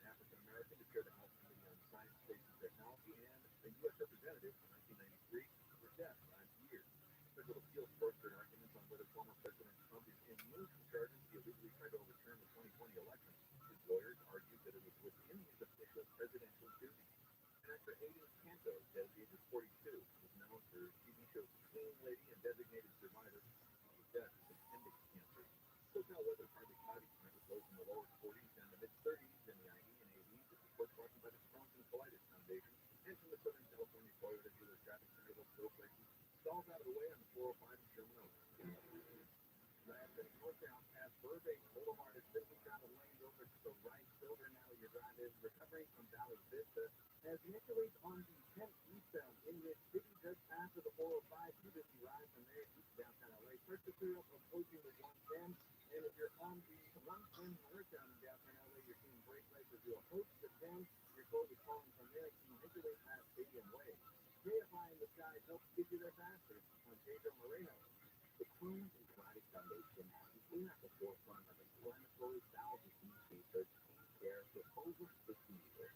Learn more about research, education, and support at CrohnColitis.Foundation.org. Michigan is recognized positive coaching alum. Generations with youth or high school sports, positive coaching alum. CPA, a national nonprofit, offers more than 1,000 free online resources for youth and high school sports coaches, parents, students, and administrators. Visit CPADailyZone.org. Want to sell your valuable coins, high-end jewelry, collectibles, and fine art for more? Here's someone who will tell you why you should call Tangible Investment. Hi, my name is Alex Eastern, and I'm the founder of With This Ring. With This Ring is Alex Charity. About 11 years ago, I realized that the ring on my finger could literally save an entire village in Africa. So I donated that ring, and now we have rings coming in to our organization from women and men all over the world. So who buys Alex donated ring? Tangible Investment. Our ring donors send their rings directly to Tangible Investment, and they give us more money for those rings than anyone else ever has. With Still Doubt, Allie is changing the world. It helps us do what we do best, which is drilling in water wells in Liberia, Africa. Tangible Investment donor Bill DeGenova has become America's top dealer in coins, precious metals, jewelry, and fine art. Bill guarantees you'll get more. Thanks so much, Bill and Tangible Investment, for all you've done for us. All now for the no obligation free professional appraisal. 800-711-2800. 800-711-2800. 800-711-2800. Right now, there are young people across the world facing a tough choice. Continue their dream of education or drop out to help their family put food on the table. You can help change their future in a single moment. See how far your support can go at Unbound.org. Just being elected for DUI, convicted or not, the DMV tried to suspend your license, and you have only 10 days to stop them. That's not fair. Call 1-800-NO-COP. What you don't know can and will hurt you. Call 1-800-NO-COP. Why would a plumber just tell me what it costs to unclog my drain over the phone? Is it that complicated? No, it's not. They obviously have a price. You've got a nice little mouth. Who are you? Mike Diamond, the Snowden plumber. Will you tell me how much to unclog my drain? $99. Doesn't matter if it's a kitchen sink or a mainline sewer socket. The Snowden plumbers at Mike Diamond will unclog almost any drain. There are a few exceptions, but you can read all about them on our website, SnowdenPlumber.com. It seems like everywhere you look right now, someone is sick. This year, prepare your family for airborne invaders like bacteria, pollen, and yes, germs with Navage Nasal Care. Navage flushes ultra-pure, refreshing saline in one nostril, around the back of the nose, and out of the other nostril. Navage sucks out viruses, dust, and other airborne particles. All the stuff that gets trapped in your nose, making you miserable. Don't get caught empty-handed this winter. Get Navage, the drug-free solution that helps you breathe easier, sleep better, and feel healthier. Even better, Navage is HSA, FSA eligible. So Navage is a great way to spend those funds before they expire. Don't wait a minute longer. Buy Navage today and you'll breathe easier knowing you're putting your funds to good use. Navage is available online at Navage.com or Walmart, Walgreens, CVS, and Rite Aid. Navage. N-A-V-A-G. Clean nose, healthy life. Hi, I'm Vanessa Bayer, and this is my brother, Jonah. We're two siblings who love to talk about our childhood and nostalgia and how it shaped us into the people we are today. We're absolutely thrilled that the third season of our podcast, How Did This Get Weird, is now out, and you're listening wherever you listen. Check out our episodes we've done with Will Ferrell, Jenny Slade, Rita Yankovic, David Isbell, Ian Thompson, the list goes on and on. Steve Public Trivia, and listen to How Did This Get Weird on Will Ferrell's Big Mighty Players Network on the iHeartRadio app or wherever you get your podcasts. Hey, Steve Woodley, this week on Unsolved, the 77th anniversary of the Black Dahlia, one of the LAPD's most notorious cold cases. More agents, the big rope doll, and alcoholic. Official on LAPD reviews office, most of them say that one song. That's our guest, Steve Odell, one of the foremost experts on one of the most fascinating cases in LA's history. Unsolved with Steve Gregory, Saturday night at 7 on KFI and on demand anytime on the iHeartRadio app.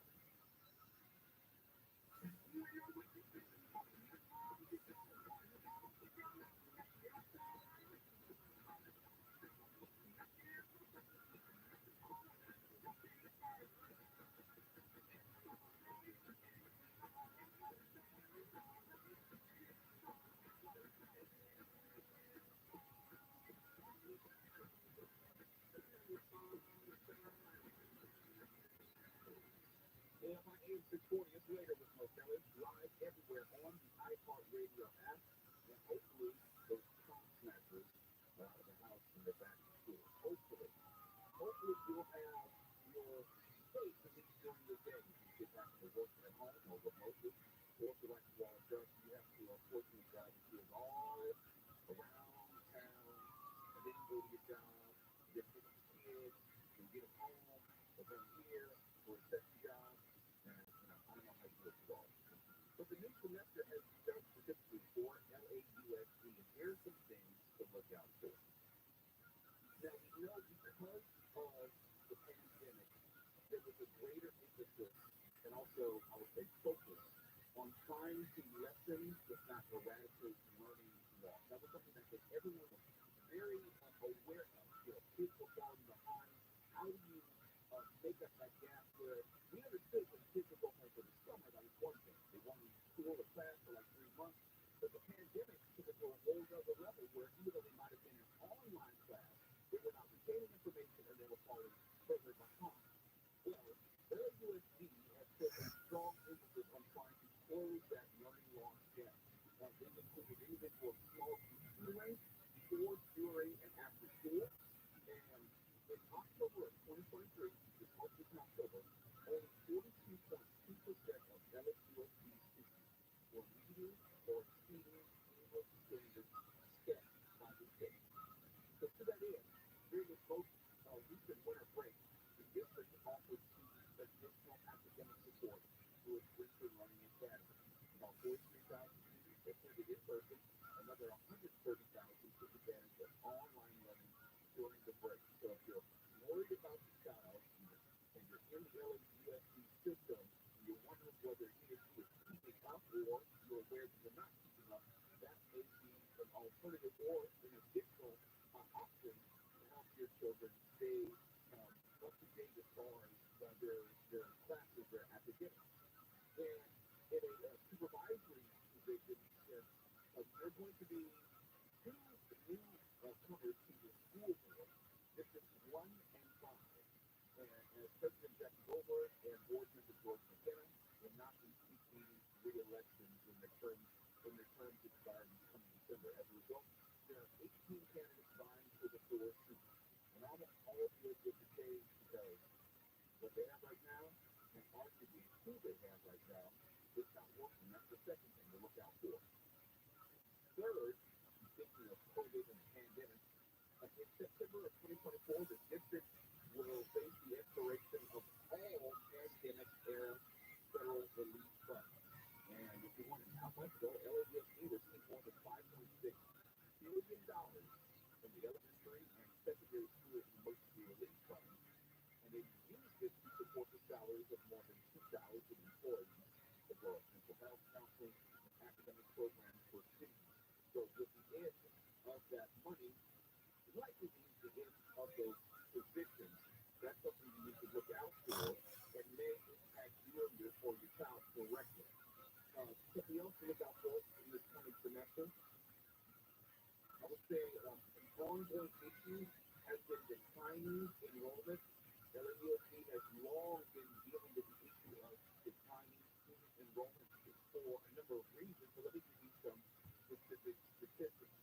Enrollment has dropped by 100,000 students in LAUSD just over the last 8 years, going from 639,000, and that was back in 2015, 2016, now down to 538,000 in the 2022-2023 school year. According to public reports, they say it's because of declining birth rates and rising costs of living, pushing families out of LA. I can't say one way or the other. But currently, About 420,000 students are enrolled in District 1 schools, and another 118,000 students attend charter schools within the district. And anyone who's been a parent or has any dealings with LMUSD knows that when there are fewer students, there is less funding from the state. So the decline in enrollment impacts the overall quality of the schools, the facilities, the services, and also the textbooks which are offered. So all that works hand in hand. But I can only talk about it from a more abstract standpoint because I don't have any direct involvement with LMUSD anymore. But Koala, you have a more day-to-day direct involvement as a parent, as an administrator. What do you think of this? So far, I personally stand out. One is the after-school and during-school tutoring, which my son is taking advantage of. It's just his final term, but come this May, he's out. It's just that it's graduate, so he can never see his place. That little boy in there, 12, 13 years ago, yeah. Anyway, so he graduated this year.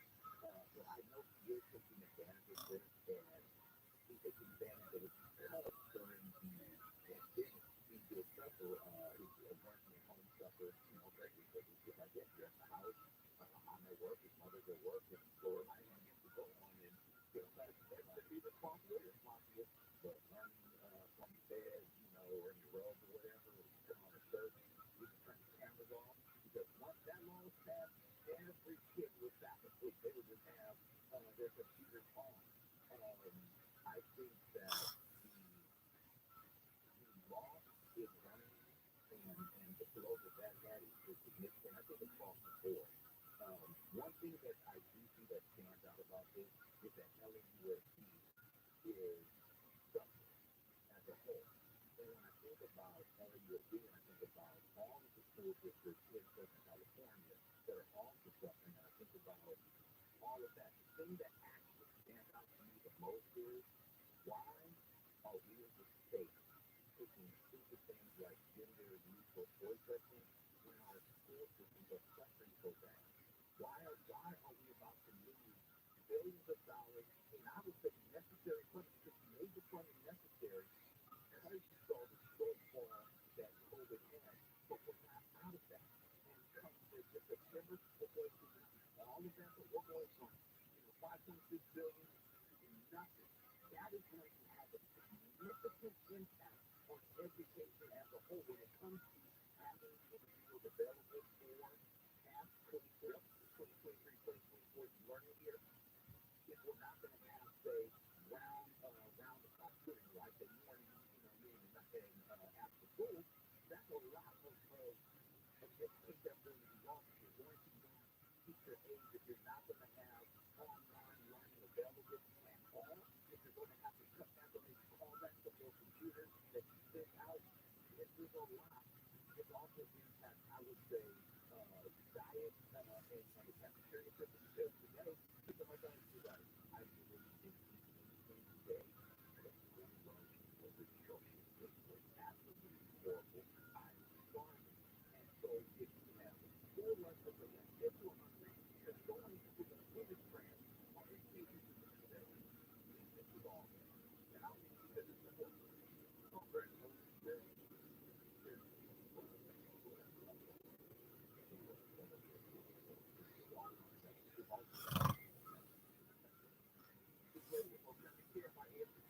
we're live everywhere on the iHeartRadio app. If you want to see a picture of the free internet that we're offering here at KFI, you need to have your colon rinse or something like that. iHeartRadio at KFI, we have your back. Now, welcome to KFI 24 Hours.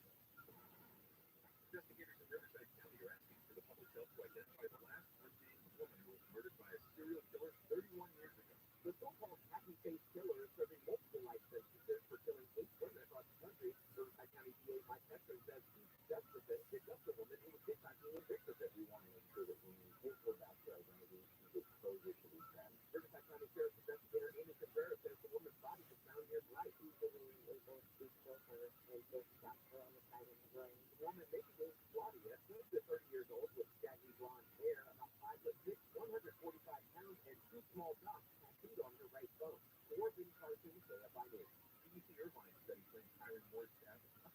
Texas 16 nursing home issues exposed during the pandemic. Professor Dana Mukamas says almost half of nursing home patients have Alzheimer's, dementia, and some other cognitive impairment. Also advising them on the way to get paid and the skills and the knowledge of how to address this kind of crisis. Paul says dementia patients have varying needs, ranging from inability to get dressed to difficulty communicating. He says nursing home facilities should also address high staff turnover rates, which is stress for dementia patients. And South Korea has banned the production and sale of dog meat. Parliament passed the ban in a unanimous decision with 208 votes in favor of the law and 0 against. The legislation makes slaughtering, breeding, and the sale of dog meat for human consumption illegal in 2027, punishable by 2 to 3 years in prison. Tom Ritter says recent surveys showed more than half the people in South Korea wanted dog meat banned. The majority no longer eat it. Self-high limits EPA 5 perfect cloudy tonight with lows in the lower 40s and mid-30s in the IE and AZ. Sunny tomorrow with highs in the low 60s at beaches, Metro LA, OC, the Valley's IE, and a 50s in the Willow Valley. It looks like that through the weekend, except for about a 20% chance of rain tomorrow night. 56 right now in the Palma, 52 in Tustin, and we've got a crash on the 105 in Fairmont. Just before Paramount Boulevard, semi-truck involved. It looks like it's out of lanes now over to the right shoulder. Your driver's recovering from the 710. And as you make your way east out of the 91 in Long Beach, right at Cherry Avenue, got a crash there, partially blocking the off ramp, causing a bit of slowing back up to about the 710. Making your way north down on the 15 into the Gallo Pass, you'll see brake lights as you approach Kenwood. That drive stays slow as you head uphill and clears up at the 138. KSI in the sky, let's get you there faster. I'm Pedro Moreno. Many economists believe 2024 will reduce the recession from mild to severe, and that means job losses. But if you have good credit and own a home with significant equity, the Loan Exchange can help you prepare for whatever might happen. The Loan Exchange now offers a home equity line of credit with the security of a fixed-rate mortgage. Your rate can never be higher than it is on day one.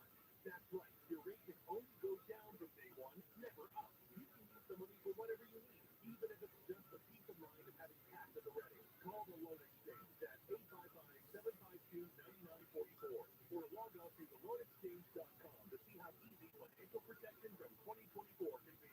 Don't wait, because banks will make loans to folks who are unemployed no matter how good their credit is. Licensed by the California Department of Financial Protection and Innovation under the California Finance Law, NMLS 1637539. Again, call 855-752-9944 or visit theloanexchange.com today. For official rules and more information about context on this station, go to KFIAM640.com/rules. If you are seriously thinking of selling your home, call directbuyer.com at 844-242-SELL.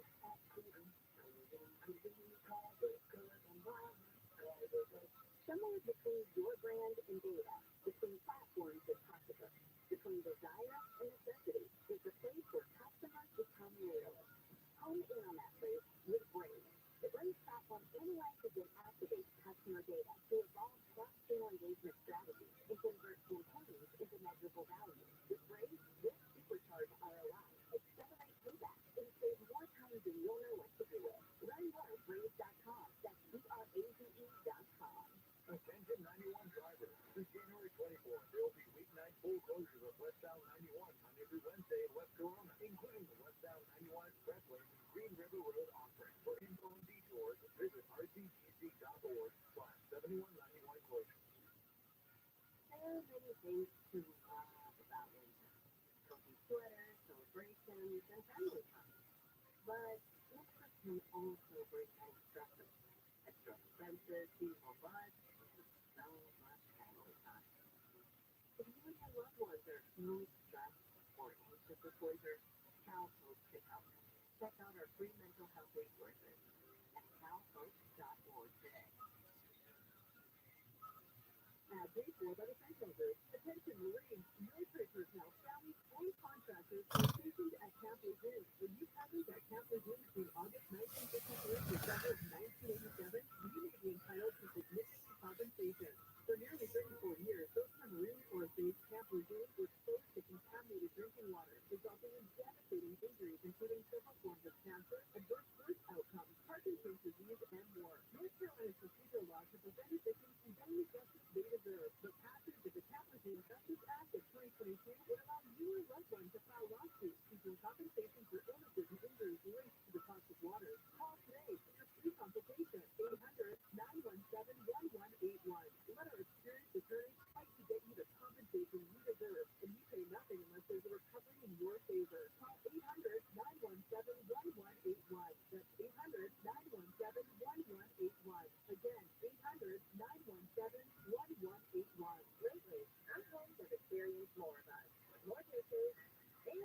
post-hour time concert. And with those dreams don't green as they should, call Mr. Lunar Plumbing, a neighborhood company. Visit MrLunar.com today. January 9th. It's Balloon Ascension Day, celebrating the hot air variety as well as wind and, of course, training fly balloons. It's Static Electricity Day, so maybe kick that balloon and rub it on your hand. Kids play God Day. Despite sounding delusional, it's actually for you to do something nice for someone else. That's your daily calendar. From AMI AM 640.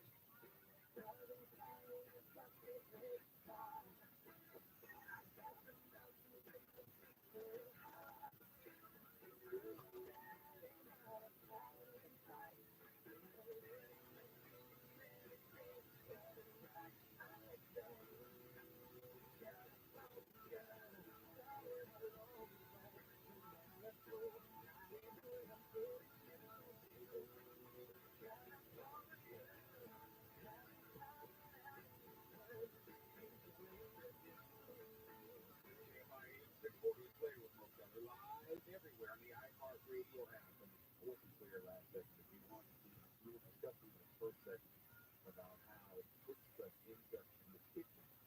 You work here, and there are a number of way that it's not like it says KFI leaves something in the kitchen. It's a KFI employee. You'll have AM 570. You may have someone come down from the fifth floor where we have Real 92 Screens or My FM. They will come down because that's where our vending machines are here on our floor. And if a guest comes in with food, or maybe there's some free stuff that they send to the studio, if there's too much or there's extra, they'll put it in the kitchen. And it's the first table when you walk in the kitchen. Everyone knows. There's no sign on it. It's just if it's on the table, you can take it. Well, today, instead of putting food or swag, someone got very innocent. And it's confusing to me because at first glance I thought maybe there was left some special water bottles or something. And that closer you look at them, you realize, oh, that's not water for consumption. And they're left on the table where food is usually left. And people usually don't believe it, so I got Stephanie to take a picture of it, sent it to me, and I posted it on my Instagram at the Smoke Elegant, RKELLY. Not making this up, someone actually left it there. So if you're constipated and you need a laxative in your life, KFI and iHeartRadio, they have your back done. Ideal for a giveaway for the cold making. I can't do it. I'm sorry. I can't do it. Not to my listeners. No. You might need it. You'd be doing it with solid, so to speak. Okay, I'll give you that one. Very cool. Here is that one. Let's be serious for a moment. I was really over it last segment. This is going to be quick. So California wants to reduce traffic, and our governor thinks AI can help. I don't know if he's the one to make a suggestion, but I don't disagree with him as far as using technology to alleviate traffic. Have you ever been, let's say, in an older portion of a neighborhood or one which doesn't necessarily have use funds to spend on transportation? You notice you're sitting at a light, and it's just red for no reason. It's just red. There's no traffic coming in the other direction. You know, it's just on a timer, and you're going to sit there until that timer expires. It's not synchronized with the other lights. It's not triggered by traffic. You think, like, why is it they haven't updated the technology? Why is it they haven't synchronized and sequenced all the lights on a given street? Some cities there are, but many cities and many portions of LA, they haven't sequenced the lights, and so you're just blocking the flow of traffic unnecessarily.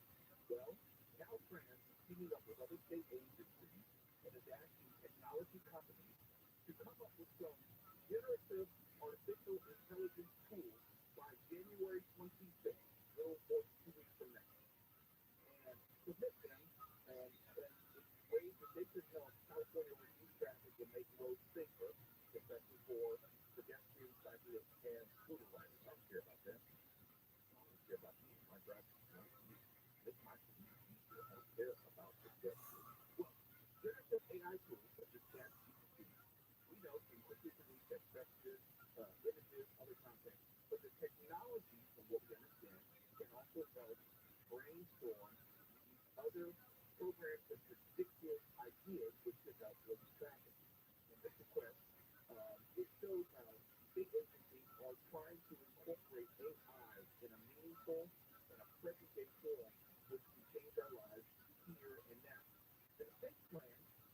potentially can use AI to help alleviate these traffic jams, and we'll see if we can actually develop something which can be done. Now, so if you didn't know presently, big companies use the technology to help analyze traffic data. But that's relying on people power. That's relying on people analyzing data and then trying to make recommendations and improvements which could be applied in the future as opposed to using AI and having real-time data and having the technology created and implemented which could ease the flow of traffic on highways and also traffic lights. They should have been doing this years ago. And if you live in my hometown, you'll be sitting on at a light forever. Forever. Forever. And there's nothing coming in the other direction. I guess people are, well, definitely hearing me because he knows what I'm dealing with. But I don't know where you are, Mark, but are your lights sequenced and triggered where if there's nobody coming, it'll change? It's not the light problem where I am. I'll just say that some birds were administered on the way into the office today. Okay. I handed them out like 3 animals. All back. Definitely into the bag. It's not on the, what's going on with it? I don't know. I do have those. Take a sip of that right now. I'll take it. Inflated with motel. Stay by the MC quarter live everywhere on the iPod radio app. And when we come back, we have another Starbucks meeting update. And I'm not the here. I know what you think about it. We'll tell you about it in just a moment. Now, Mark Warner, KFI 24-hour news show as the meeting. As you just heard, California Department of Transportation staff in the tech community to come up with proposals for how generative AI can help reduce freeway traffic. Pentagon now says Defense Secretary Lloyd Austin was admitted to the ICU with complications from a treatment for prostate cancer. His hospitalization wasn't reported to top defense officials or the White House until days later. And today, Wednesday, January 9th, is National Take the Stairs Day, or for me, National Hope No One Finds Your Body in the Stairwell Day. SoCal weather currently cloudy tonight with lows in the lower 40s, mid-30s from the IE and AV. This report brought to you by Signal Energy Firm, Owen, Patterson, and Owen, and we have a crash on the 210 in Pasadena. Tragedy found right at Lake Avenue. The 2 right lanes are blocked currently, so your drive backed up at Mountain Street. 85 north end in Glendale, right at the 134, you're going to see a multi-car wreck. Everything's along the right shoulder. One car is in Plainsville, so you're seeing some spectator traffic back up to about the 2. And the 91 eastbound in Anaheimville, stop to a traffic build just at Lakeview. That stays busy until you get to Gibson Canyon Road. KFI in the sky, don't get you there faster. I'm Pedro Moreno. When accidents happen, pilots don't realize that this is a fight for insurance companies always hostage. Many it's not, and all lawyers are not created equal. I'm Chanel, an American partner at Oakdale Law. Let us win for you. 888-OAKDALE-WIN, OakdaleLaw.com. This report is sponsored by Stand Up to Cancer. Gilbert Jackson's welcoming you back to the City Center Convenience Mart. He's looking at the cigarette, but he just grabbed the gun off the counter. Stand Up to Cancer and Rally want you to reduce your risk for cancer. Go to takeahealthystand.org. How about a simple New Year's resolution? One that even I was able to achieve. Reverse the clock on hair loss and the Grand Care Simple Grand Care Acne Research. You're going to feel more confident and more youthful when you witness your own natural hair growing back in place that's been bald or thinning for years. I'm surprised every time I look in the mirror and witness hair growing where it used to be falling out. From Advanced Care's breakthrough technology to their highly experienced team, there was no one that I trust more than Advanced Hair Restoration. I experienced their exceptional standard of care firsthand. Your comfort and your results are their top priority of the entire Advanced Hair team. Celebrate the new year with a full head of hair, so get a free consultation, $250 off, and 250 free hair grafts. Call 844-333-HAIR. 844-333-HAIR. Discover what meeting your resolution could look like with before and after photos at advancedhair.com. That's advancedhair.com. New Year's resolution number 2. Do more work for my hotel security for Roman. And it's the marketplace with work too. And now the top 5 reasons to visit Colombo. Number 5. The best way to keep the new year is relaxing in one of our luxurious rooms. Get a special rate as low as $99. Number 4. Experience Mimosa Magic, a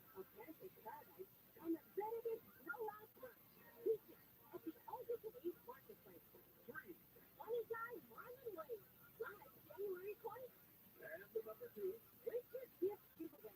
Get a thermal lunchbox when you earn 500 points on your rewards card. The 16th. And the number 1 reason. Big game week. The big game. Big prizes. Big fun on Big Stream. And on Big Father. February 11th. Remember, the best casino resort in the Southland 2 years in a row. This time. Imagine the best place you've never been. No. What would it take to make it really real? How much effort? How much persistence? How much resilience? And all the years here. Every day we're working to make that place real. Really closer. Because that's how we see Wallet Heaven. Made here in California. Did you know that you can use your Thursday teaching or real estate license with the DUI? What about your job? I'm attorney Gary Capito, founder of 1-800-NO-COP. What you don't know can and will hurt you. Call 1-800-NO-COP. 1-800-NO-COP. If you have rats in your attic or walls, don't make the mistake of putting out poison or wasting money with a company that charges you monthly to check rat traps. Rat proof.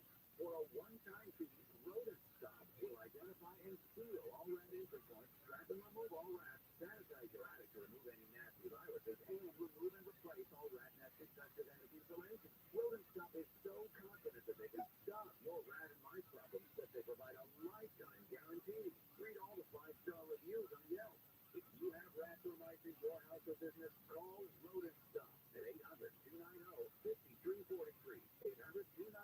800-290-5343. We provide fast, friendly, and effective rodent control solutions throughout Southern California. Plus, our technicians are clean, friendly, and always on time. To stop the rodents, call Rodent Stop at 800-290-5343. Open 24 hours. Call 800-290-5343. Start your day with a little stimulation. Wake up call with Amy King. Live 5 to 6 a.m. on KFI and on demand anytime on the iHeartRadio app. Coffee miles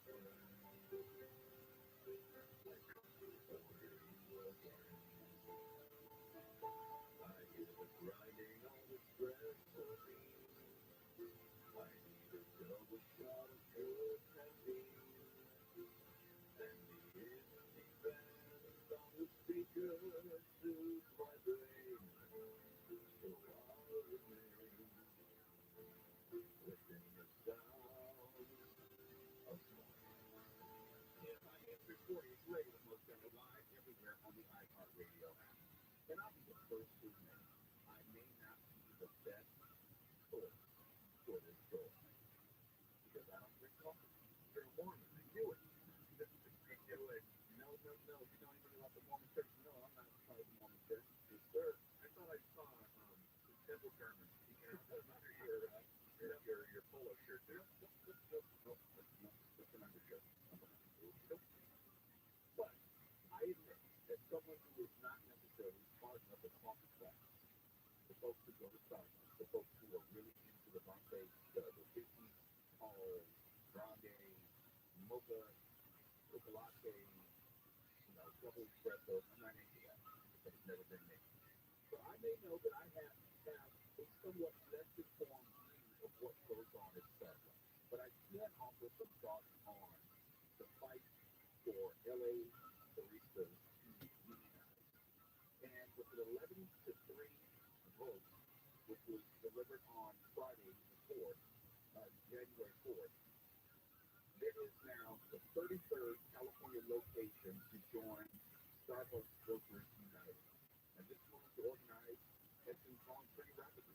With more than 370 Starbucks stores in 41 states in Washington, D.C., all unionizing since December of 2021. And locally, there's a Southern California. That includes locations in Long Beach, Los Angeles, Anaheim, and Huntington Beach. And the reason for unionization, if you talk to different employees, they say that there is a disparity in pay. The starting wage for Starbucks employees in California is $17 an hour, but they drafted a contract, and also looking at fast food workers, they wanted to be in concert with that, equal to that where they would be making $20 an hour. And here's something else. Starbucks workers, they're alleging that not only have management been working and not negotiating in good faith, they've been penalizing workers who have voted for the union. And according to 3 dozen separate decisions, federal judges have found that Starbucks committed more than 300 violations. That's deep. Yeah, I told you, it's a real thing. 300 violations of federal labor laws, and the violations include 38 unlawful firings, refusing to bargain, and unlawfully providing non-union workers higher wages and better benefits than workers who voted to join the union.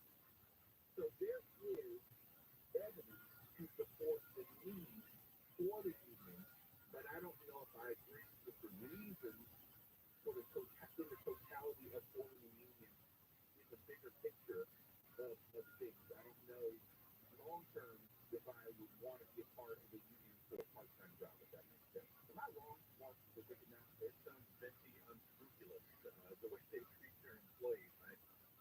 You and I don't think I've ever agreed on the old, if you don't like the rules where you work, go someplace else, because I think if workers are being treated unfairly, the unfair treatment that should change, and you shouldn't have to go to a different place to work. I agree and disagree. I wouldn't say that if you don't like to work at certain place, if you're being treated unfair, that's different from not just liking where you work. I mean, if there are labor issues, then of course you meet the labor issues head on. But at the same time, I think we should also be honest that you're hopefully not trying to stay at that position or stay in that portion of the industry long term. I don't believe in forming a union to get higher than minimum wage. I just believe that dreams and direction life should be bigger than that. Yeah, but all sorts of studies have shown that people that will kind of pass through what you would think of as an entry-level job, full-grown adults. It's not just kids in high school. Oh, no, I'm not saying that. But I'm saying if there's, how should I put it? Look, I'm not trying to be disrespectful. If your job is minimum wage in a general sense, we all replaceable. Can we agree on that? Well, we're all replaceable. Okay, well, so if you're more likely to be replaced, and there is an overwhelming market of people who can do your job. In other words, if you're a barista, if you're working fast food, you are not necessarily trained and integral to your job to the point where if you just disappear and quit, you couldn't be replaced. Is that a fair statement? I suppose so, but I gotta tell you, I couldn't make one of those charming little drawings. Well, somebody stopped me. You're actually making my point now, but I'm mocking it. I wouldn't dream of mocking you. I'd be smart and serious, but ever to mock. You would never dream of mocking me, but you would just mock me in real life. Please proceed, Senator. You're claiming my time. Yes. You're claiming my time. You really do have to put this in the context, though, of Starbucks and Schultz going out of their way just to step on anybody who tries to unionize and get just fair conditions in the workplace. I mean, you can't look at this in an isolated fashion. They've really made a long-term thing out of closing down places where they're unionizing. And you read some of the things a few moments ago. It really seems fairly underhanded, doesn't it? But no, I agree it's underhanded. I don't know if unionization on this level, if it's very local in Nathan, because they're unionizing relative to each location, not necessarily under a master umbrella, if I'm not mistaken. So I don't know if it's going to actually afford them the types of protections that they're looking for. I don't know if they're going to get $20 an hour and, let's say, other benefits. I don't know if it's going to lead to that. Selling job security, maybe there'll be more of an emphasis and a spotlight based on some of the work practices, but I don't know if you need the union for that. I don't know. I mean, without getting too much into our personal histories, I am not somebody who only just an article that states that unions are always right no matter what. They're not. However, in the case of Starbucks, they certainly do seem to have a point. Okay. Well, thank you. It's not like I'm trying to be right with them to say, and I admit it from the very beginning. Maybe I'm not the person who has the best vantage point I'm not a part of that culture where I can go in and see every single day what conditions and things that they are dealing with and things that they need to rectify. Well, let's pretend you're Howard Schultz for just a moment. Okay. And you notice that this kind of a trend around the country at this massive business that you have built from the ground up. It must be thinking that it's telling you something. If your employees, so many of your employees feel that they must do this because there's something they're not getting from you that they think they need. Okay, since I'm being Howard Schultz for the moment, before we go to break, the first thing I would think of is like, are they replaceable? Yes. Okay then.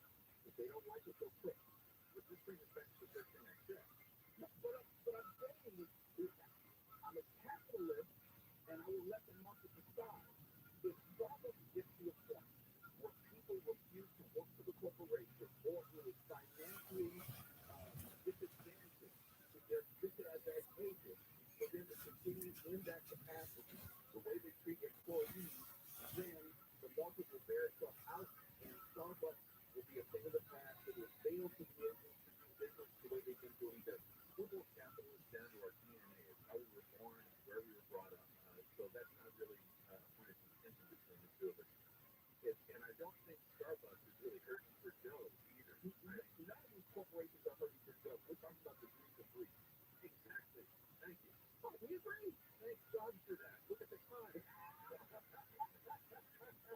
The last word to Mark. No, both of us. No. Okay, the photo finish. I like that. We actually agreed on something. When we come back in the top of the hour, I'll be joined in studio by Judge Craig Mitchell, one of 12 candidates for LA County DA.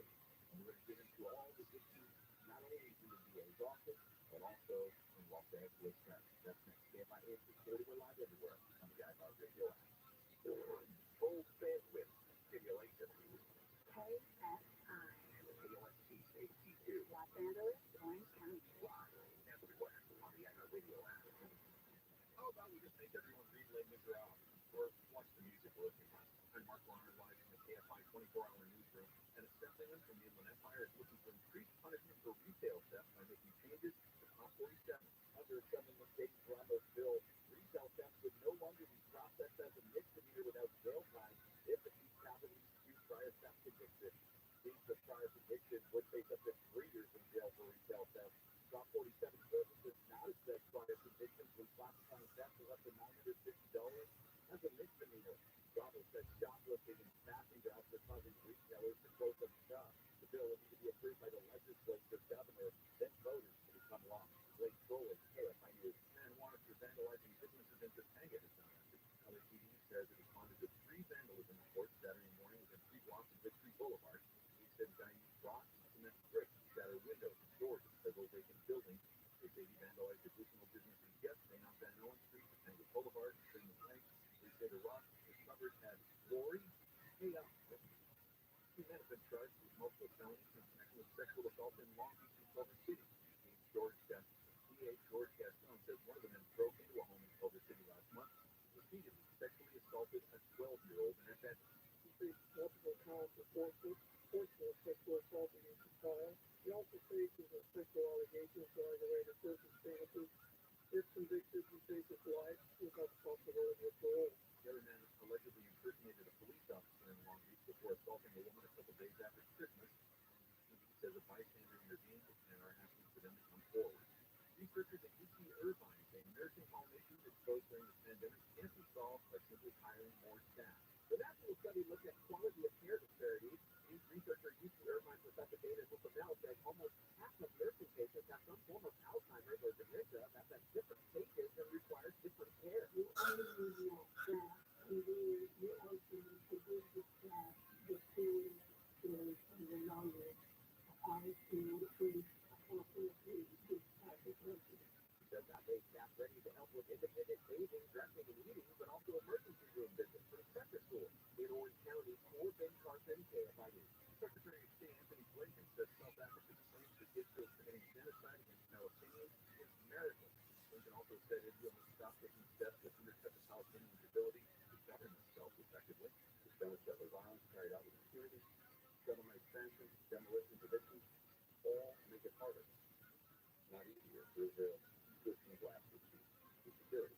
The Palestinian Authority also has a responsibility to reform itself and improve its governance. The authority was ousted from Gaza when Hamas took power in 2007. And get ready for a fifth case. Researchers have found thousands of microscopic plastics in water bottles.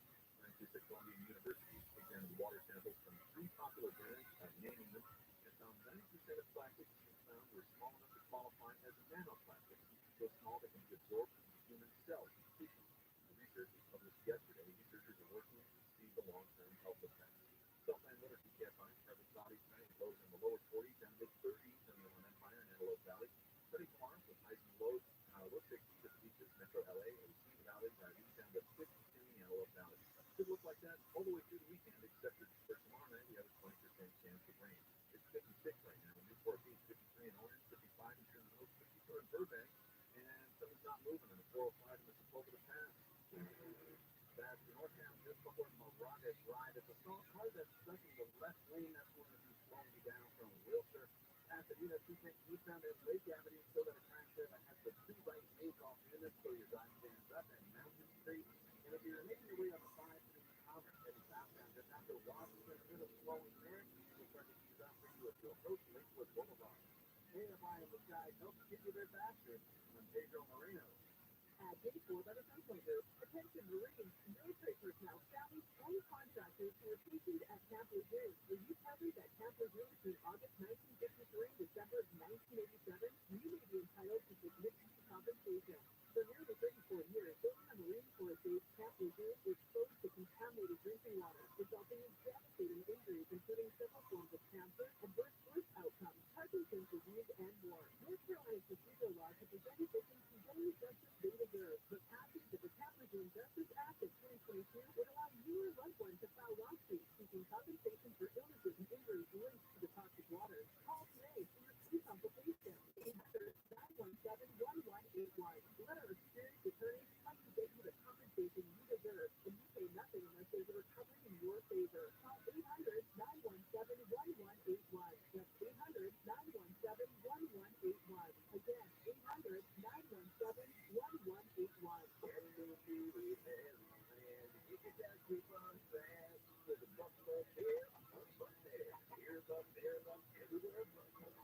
You don't have to wait for your taxes. Get money sooner with a no-fee refunded tax loan at Jackson Group. On this loan, there's money to take care of you. E-I-E-I-O. Don't settle for chicken fees. Get back plus at Jackson Group today. No-fee refunded tax loan by other bank offers and eligible clients. Money today guaranteed from foodporn loan or prepaid card. Details at jacksongroup.com. Give the star in your life the brightest gift in the world. Name a star after them. This is Rocky Mozell with International Star Registry. $59 to call 800-282-3333 or visit starregistry.com to name a star for birthday, wedding, or even memorial. Over 45 years, we've named millions of stars for celebrities and individuals from around the world. The starting name will be recorded in book form in the U.S. Copyright Office. Visit starregistry.com or call 800-282-3333. Listen on the free iHeartRadio app for all your music, sports, talk, and podcasts. Free, never sounded so good. KFI AM 640. We're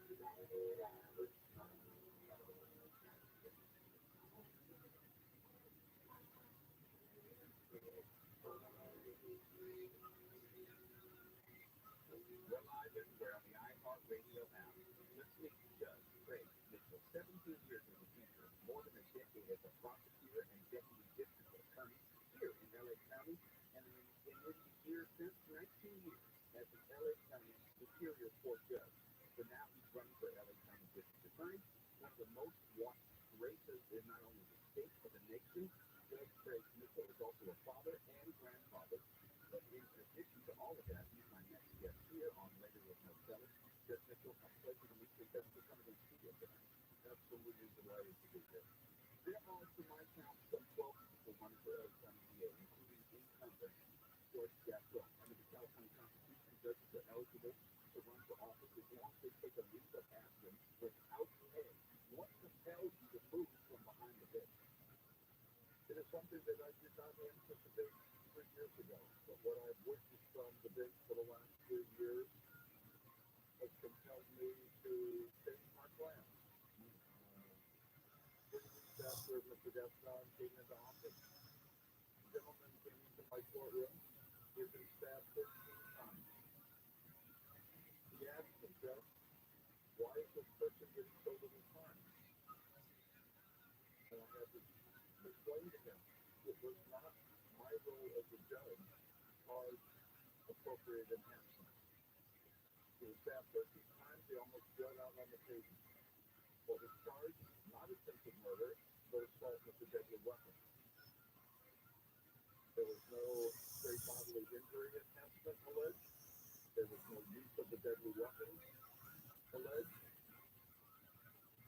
And so when you don't take full advantage of some of the provisions of the law, an unjust result occurs. And I've seen it happen over and over and over again in my court. Let's talk about that when you in your court. You had some 30 years watching the landscape of the justice system in LA County evolve right before our eyes. Before we get to the crime aspect of what's going on in LA County, I want to start with your observation of the criminal justice system. The laws, the county DA, public defenders. What has changed or not changed in your first year plus watching all this? Well, I certainly watched the pendulum swing in both directions. I came in under Joe Garcetti, and it was everybody, let's get some on front. Let's impose 3 strikes in the classic scenario where the person, their third strike is stealing a piece of pizza.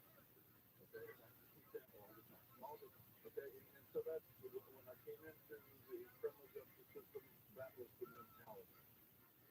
Obviously, the pendulum has swung completely in the opposite direction at this point, where the current district attorney is not even prosecuting misdemeanors. He is not alleging enhancements. He will not prosecute a third strike case.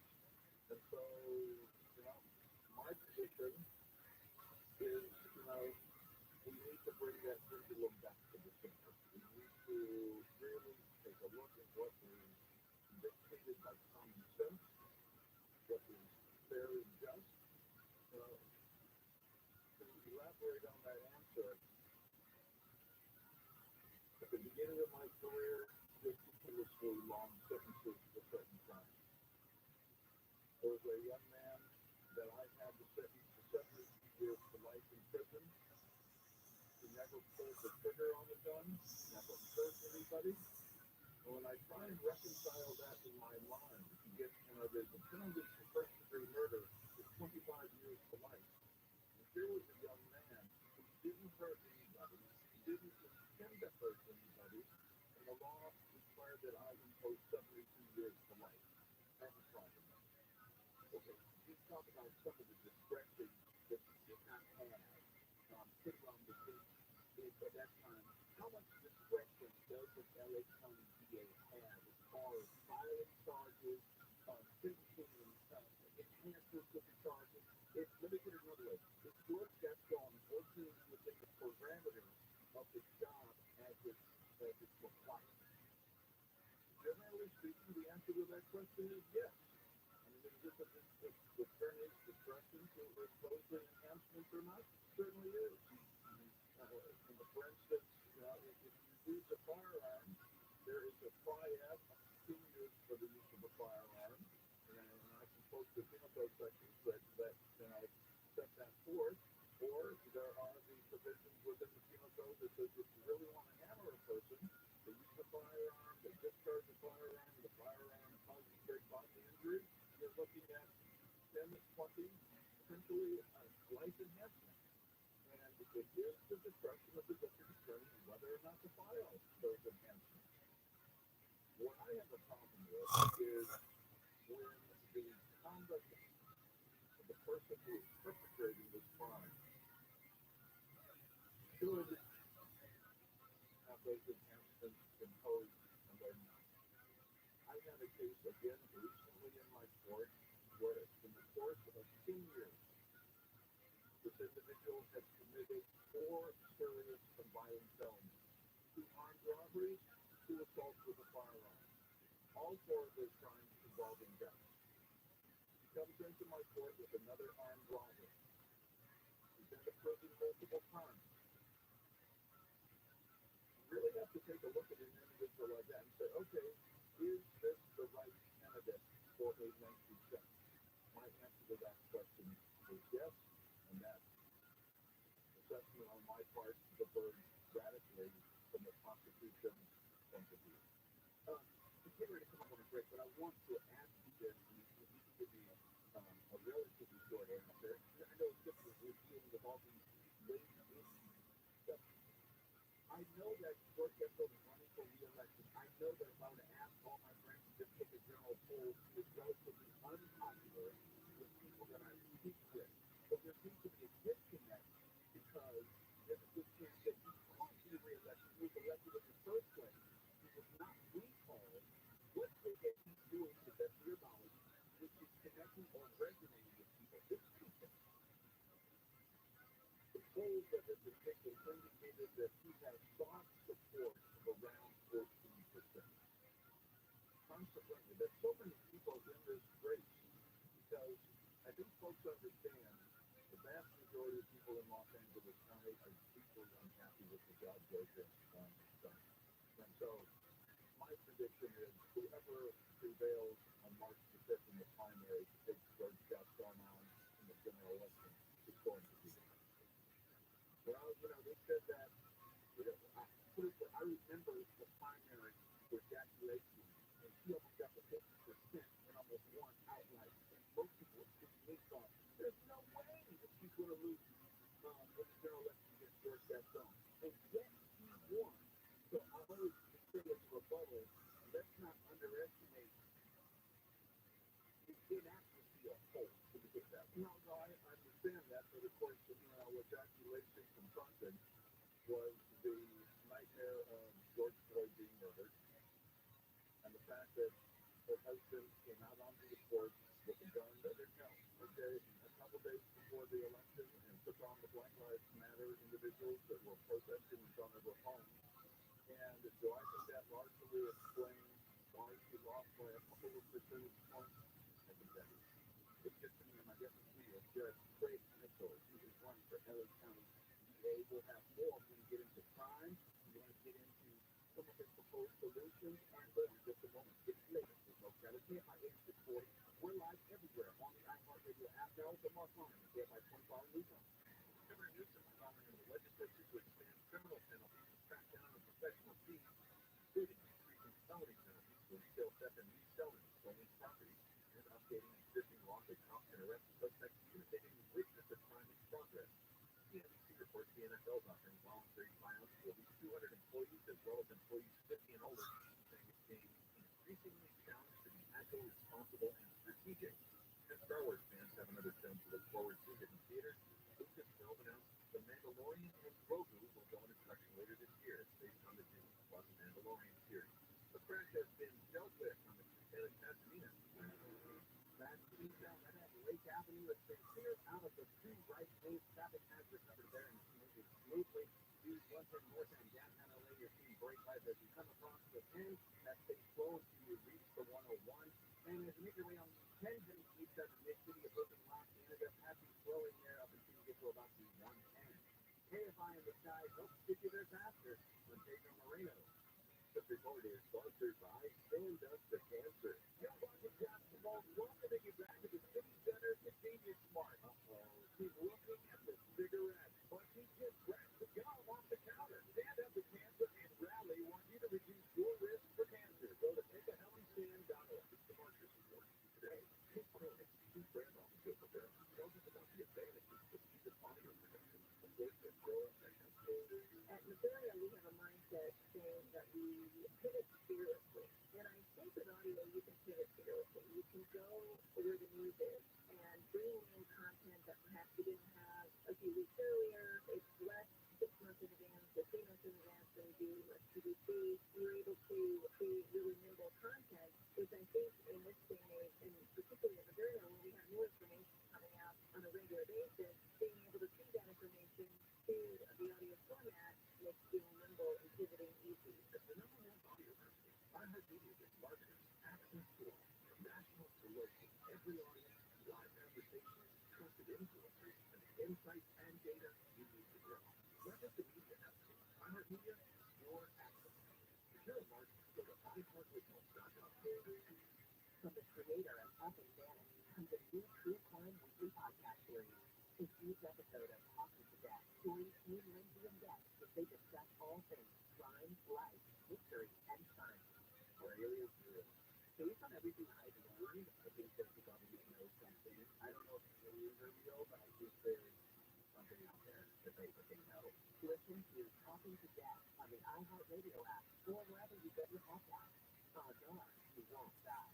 If you're selling your house, visit directbuyers.com. It's the hassle-free way to sell your house without an appraisal, no repairs, no commissions, get paid in cash in 10 days or less. Go to directbuyers.com or call 844-242-SELL.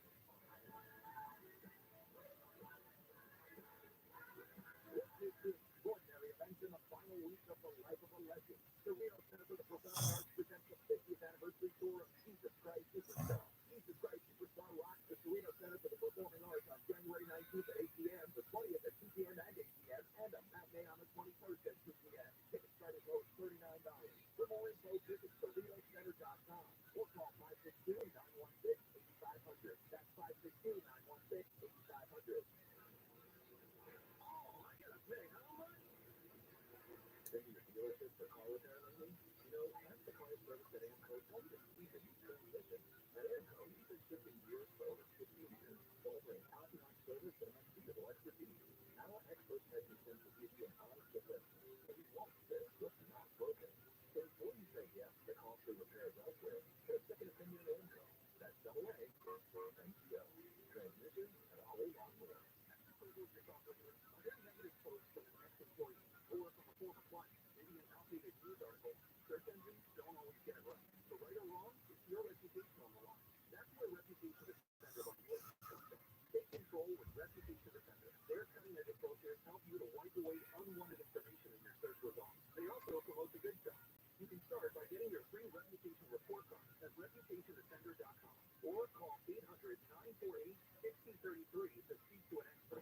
The free iHeartRadio app has over 100 commercial-free stations waiting for you to explore right now, like 70s Rock Ride. Make sure you show Ben Hammer, Tom Hanks, definitely more.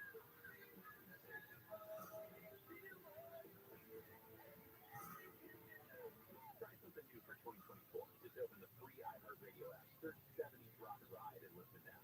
iHeartRadio, free for sounded so good. AM 640. The news, what it means, why it matters.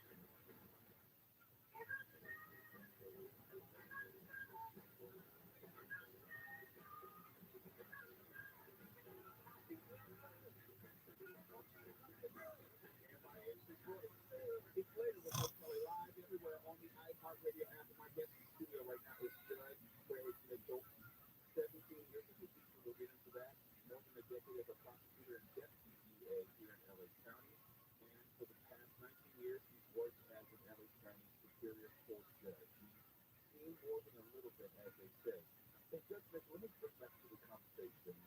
17 years as a teacher, you have seen life, and I'm going to say you've seen violence from a number of vantage points. What is working as a teacher that Crenshaw might show you a demonstration? Well, first off, you know, as a teacher in South Los Angeles during the 70s, 80s, and early 90s, I varied voicing many of my students for victims of gang violence. And I did not teach at Crenshaw High School proper. I taught at the continuation school, which is how they essentially work. Well, is that when you get kicked out of the regular high school, you go to the continuation high school. Most of my male students were rolling 60 gang members. Young Chris, for those who don't know. Okay? And one of the interesting phenomena that I experienced early on when I taught at Whitney Young High School, which is the name of the continuation school, when the probation officers would come onto campus and they see them approaching the school, they would all sort of rush me and hand me what they were armed with. They would hand me their guns, their knives, and they'd tell me, and they'd say, Nick, okay, hold on to these because they won't hurt you. They're going to first meet. So the game of this strategy, they're handing you their gun to avoid confiscation by probation officers. Absolutely, and I also talked with a fellow teacher who has been teaching for many, many years. He had carved out the interior book on his desk where he had a loaded firearm at all times.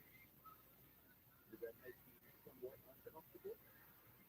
Well, it sort of made me open my eyes a little wider, but I never felt uncomfortable. No. I asked that because as we start to go through the conversation, we talk about crime. You wouldn't look at it, but I made the point on my show the other night that crime stats themselves big number of stories, depending on how you interpret it.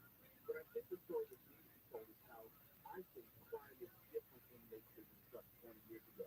You have street takeovers, which leads to looting of a store.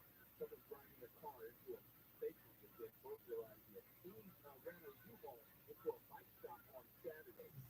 This to me, and I'm a lifelong engineer, is different.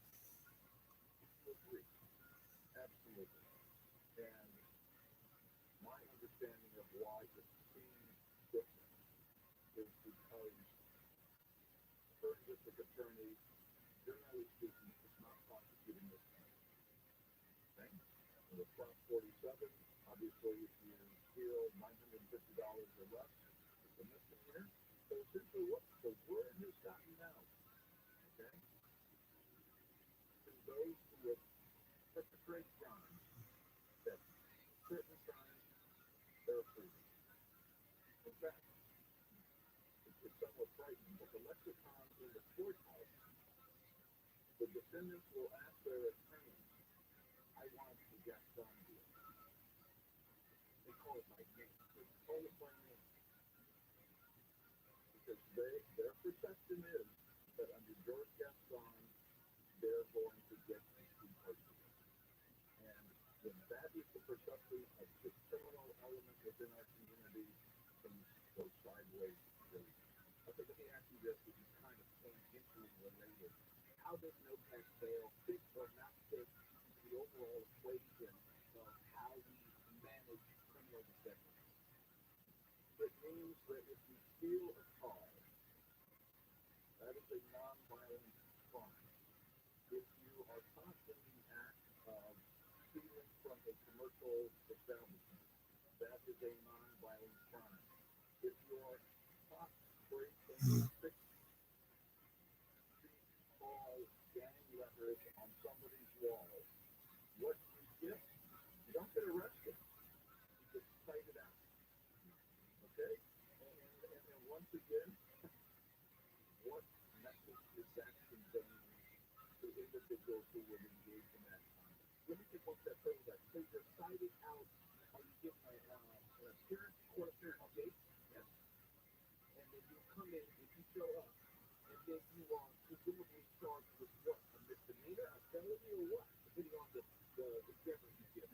If, in fact, you're charged with a misdemeanor, and that would largely be a vandalism, commercial burglary, could fall into that category, you are going to be notified your case will be immediately filed. If it's filed, what do we see all the time in my courtroom? We have felons in possession of firearms. We have felony conduct. I had a case in my court.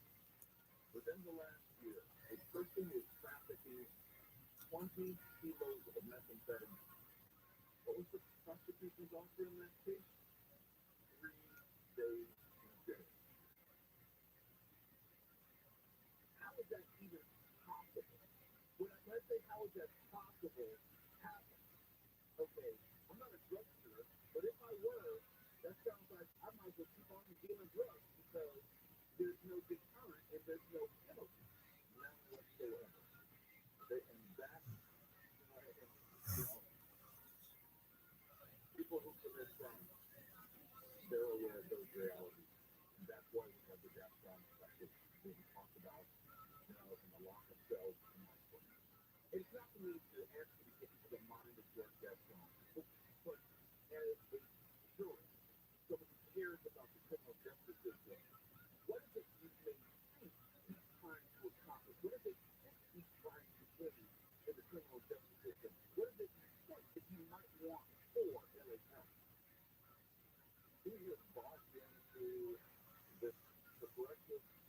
ideology that considers priority number one reducing the incarceration population.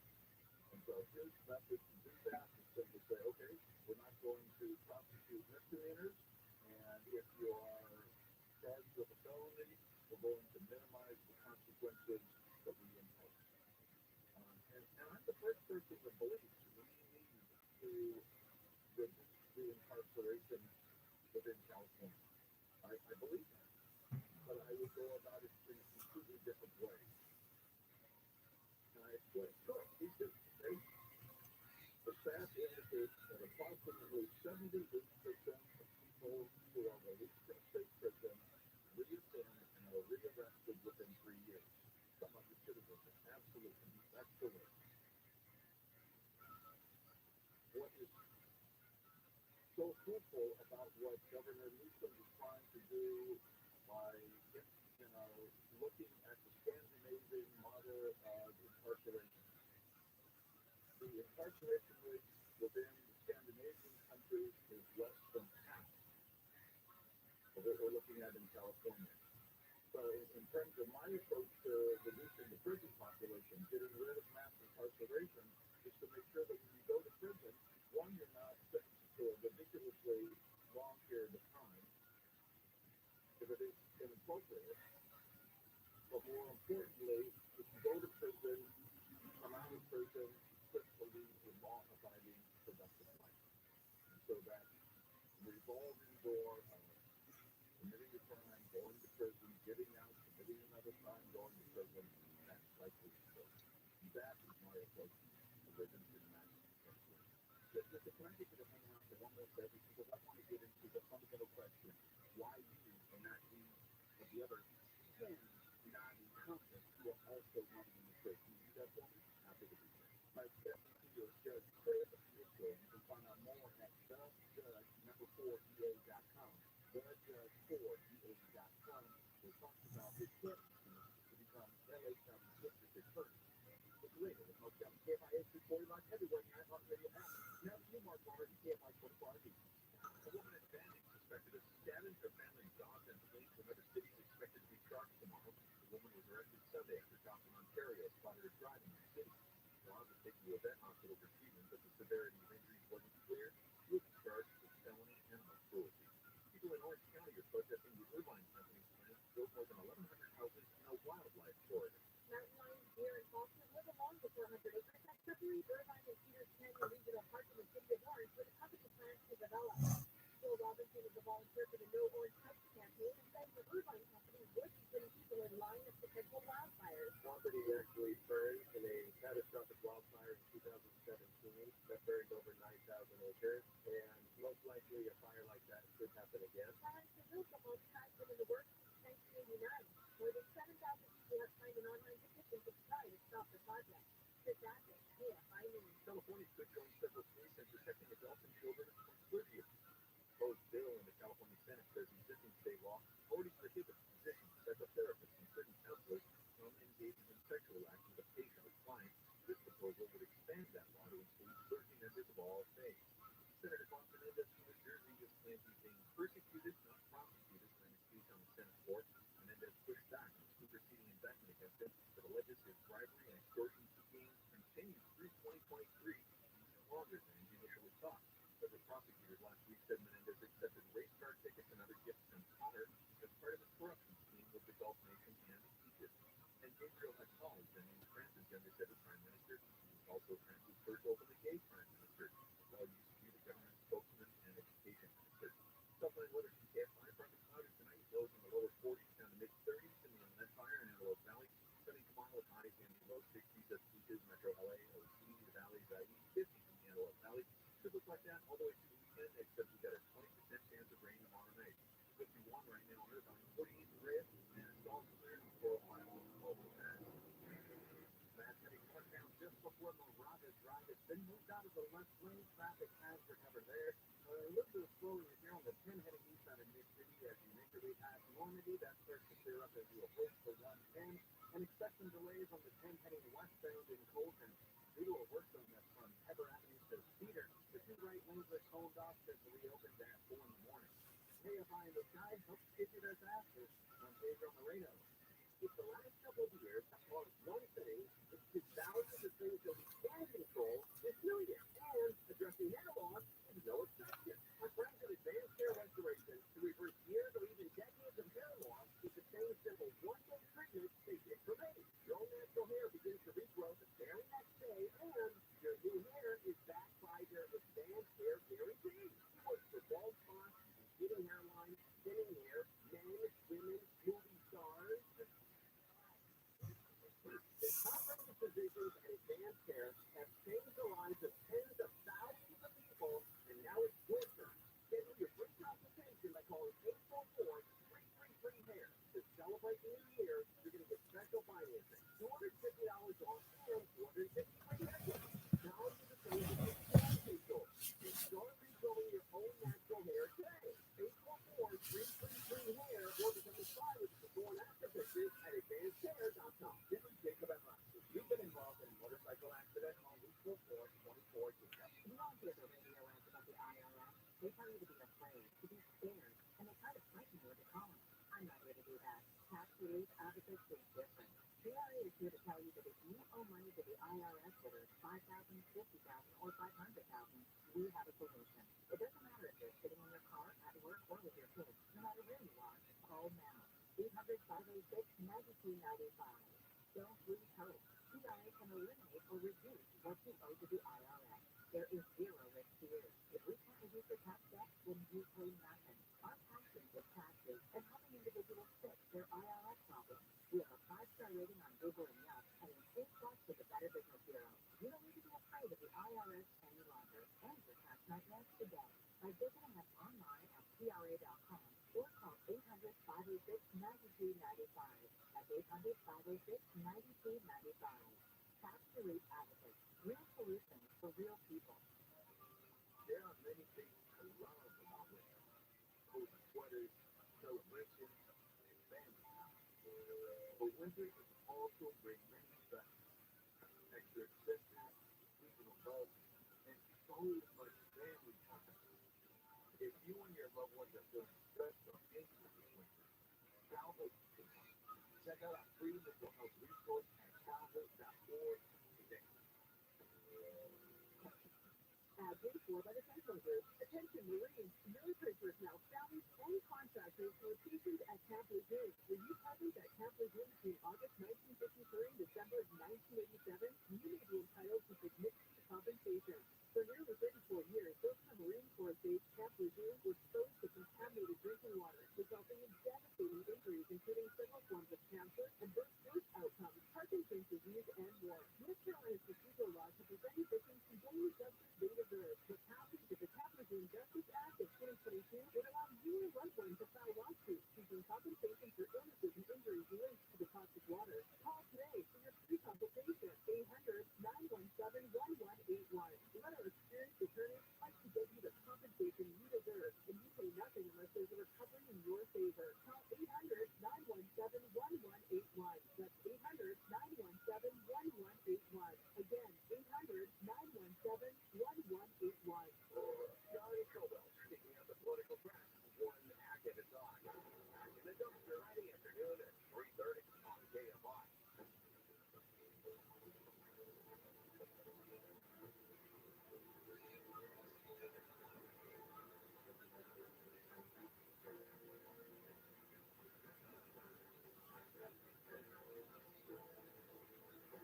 This morning, it's later with Hope Kelly. We're live everywhere on the iHeartRadio app and just tuning in. I'm continuing my conversation with Judge Craig Mitchell, who is a candidate for LA County District Attorney. He served as a teacher, he served as a prosecutor, deputy DA, and presently, I would say, I can't say retired, but he stepped down from the bench of LA County Superior Court so he can run for district attorney. And Judge Mitchell, I wonder because your story is compelling, but I didn't tell all of your stories. What is this connection between you and Gibson Flame and Skid Row? How did that all come together? 13 years ago, a gentleman that I spent some service came back into my courtroom one afternoon and said, Judge Mitchell, do you remember me? I said, yes, I do. And he said very succinctly that even though you sent me to prison, I liked the way that you treated me when I was in your program. And I want you to come down to the Midnight Mission on Skid Row. I want to introduce you to the people who are involved in my recovery. And that is what got me down to Skid Row initially. They asked me if there was something that I could do to contribute to their recovery program. I knew how important running was for my own mental and physical well-being. So I said, well, let's see if we can start a running club. 13 years ago, first couple of runs, I had 2 individuals from the Midnight Mission accompanying me out onto the street. Today, the Skid Row Running Club is 150 members. Why do you not interview 11 other people running for cancer? Two primary reasons. One, there is not a single other candidate who has served Los Angeles County for 40 years. 17 years as a teacher, as you indicated, 11 years as a prosecutor, 19 years as a judge. That has given me a unique understanding of the community and also an appreciation of what works in terms of directing people to maximize the gifts that God has given them, and to understand that when you go off the rails, this is what is necessary to put you back on the rails. And that is an education that has taken me 45 years to acquire. The other real important thing that distinguishes me from every other candidate running is my work on Skid Row. Because I think it's common sense understanding that so much of the crime that happens in our country is rooted in addiction and mental illness. Home burglaries, commercial burglaries, theft crimes involving vehicles, oftentimes you look at the person closely enough, you understand there are crimes that support their drugs. You look at a lot of the violence that occurs in our community because someone has been using methamphetamine for years and years, and it creates a chemistry in the brain that at times can be very violent. No other candidate has spent 13 years, 3 days a week, 52 weeks out of the year, working with that population. And I really think in order to craft programs within the criminal justice system that take people from addiction to long-term sobriety, from mental illness into mental stability, that requires a real understanding of the phenomenon. And been committed to that community for 13 years. I think that's what I also do. Let me give you this question, and it's not quasi-personal in nature, but I think you'll know what I mean by it. You're a father, you're a grandfather, and I don't think that you can be a public servant and divorce that portion of who you are from what you do. What conversations do you think you would have or have you had with your grandchildren about Los Angeles and how it's changed over the years? My grandchildren are 1 and 2 years of age, so that conversation has yet not happened yet. My children are all in their 30s. One is a teacher here in Los Angeles. The other works in the contingency court, and my daughter is a marriage and family therapist. And my children are also biracial. And we've had some very serious discussions about what it means to grow up in Los Angeles, what it means to be perceived in certain ways by certain segments of the population. These are things that have not escaped me, and I'm a richer man because I understand and interact with my children on a daily, if not weekly basis. They're all bright, and my wife, as an African-American woman, has made me understand that oftentimes when it comes to issues of race, technical needs is not just to do a lot more listening think that's just a function of you being a husband and she being a wife. The less we talk, the better things are for us. I know if I want to watch the Lakers game, I need to stop talking. Okay? So I think that's more than being a husband. Okay, but okay. Well, all I can say is I appreciate this conversation. I appreciate you coming in and sitting with us tonight. He is Judge Craig Nickel. He is a candidate for LA County District Attorney. If you'd like to support this candidacy, you can find more information at selfjudge4da.com. That's selfjudge, the number 4da.com. Judge Nickel, I wish you luck. Let's stay in touch. Oh, Kelly, thank you very much for the vision. It's later with no Kelly. KFIS 640. We're live everywhere on the iHeartRadio app now. KFI Football Newsroom and Mark Ronald. The Nevada judge has set bail of $750,000 for a former LA area gang leader charged with orchestrating the killing of Tupac Shakur in 1996, saying he considered house arrest with electronic monitoring as a trial on a murder charge. Scientists say 2023 was the Earth's hottest year in world history, and that July and August 2023 alone were the warmest 2 months ever reported. Austin Myers looking for new drivers for the Wienermobile, iconic 27-foot-long hot dog-shaped car, and makes $35,000 in salary, $150 weekly allowance, travel an average of 20,000 miles, and visit 40 cities, spreading the love of Wiener. And if you get pulled over, a cop could say, "Sir, could you step out of the Wiener?" Fatal crash on the 215 in Riverside. Transmitting westbound just before the 9160 interstate is in the Senate of Ida. 3 cars involved watch for delays from University. Make it around the 60 heading westbound from Milliken Avenue to Vineyard, working there, alternating between lanes throughout the night, scheduled to end at 4 a.m. And some good news on the 5 north down in Irvine, just before Culver, a crash there, missing kids out of lanes over to the right shoulder. Now traffic hazards over there. KFI in the sky helps get you there faster. On Pedro Moreno. This report is sponsored by the Crohn's and Colitis Foundation. The Crohn's and Colitis Foundation has been at the forefront of inflammatory bowel disease research care for over 50 years. Learn more about research, education, and support at Crohn'sColitisFoundation.org. New Year's resolution number 2. Do more work from our hotel suite at the Rosa. Now this conference is at the Rosa. The best way to keep the new year is relaxing in one of our luxurious rooms. See a special rate as low as $99. Number 2. Experience first. Weekend at the ootd Marketplace.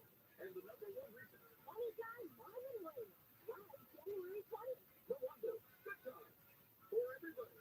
Who gives yourself a negative post from an ex-employee or from a former client. Maybe an outdated news article. Search engines don't always get it right. For right or wrong, it's your reputation on the line. That's where Reputation Defender by Norton comes in. Take control with Reputation Defender. Their cutting-edge approaches help you to wipe away unwanted information in your search results. They also promote the good stuff. You can start by getting your free reputation report card at reputationdefender.com or call 800-948-6033 to speak to an expert. Most borrowers will have home equity lines of credit for putting a couple $100,000 in the bank, but still preserving the ultra-low fixed rate in their first mortgage, which makes sense. But most banks love you off because they can raise your rates as high as 24% by varying what they call the lifetime cap in their loan documents.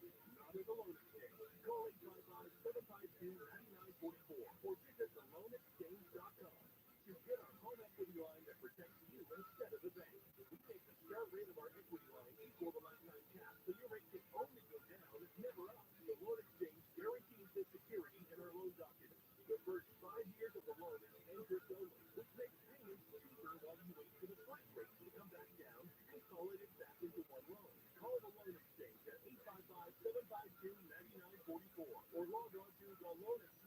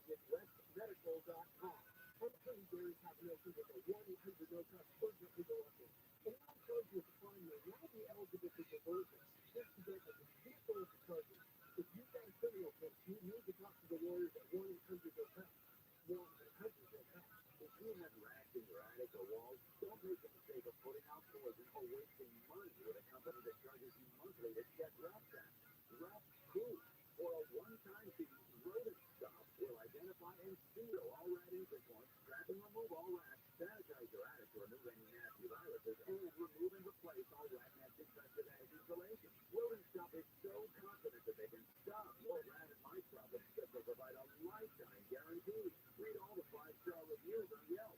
If you have rats or mice in your house or business, call Rodent Stop at 800-290-5343. 800-290-5343. We provide fast, friendly, and effective rodent control solutions throughout Southern California. Plus, our technicians are clean, friendly, and always on time.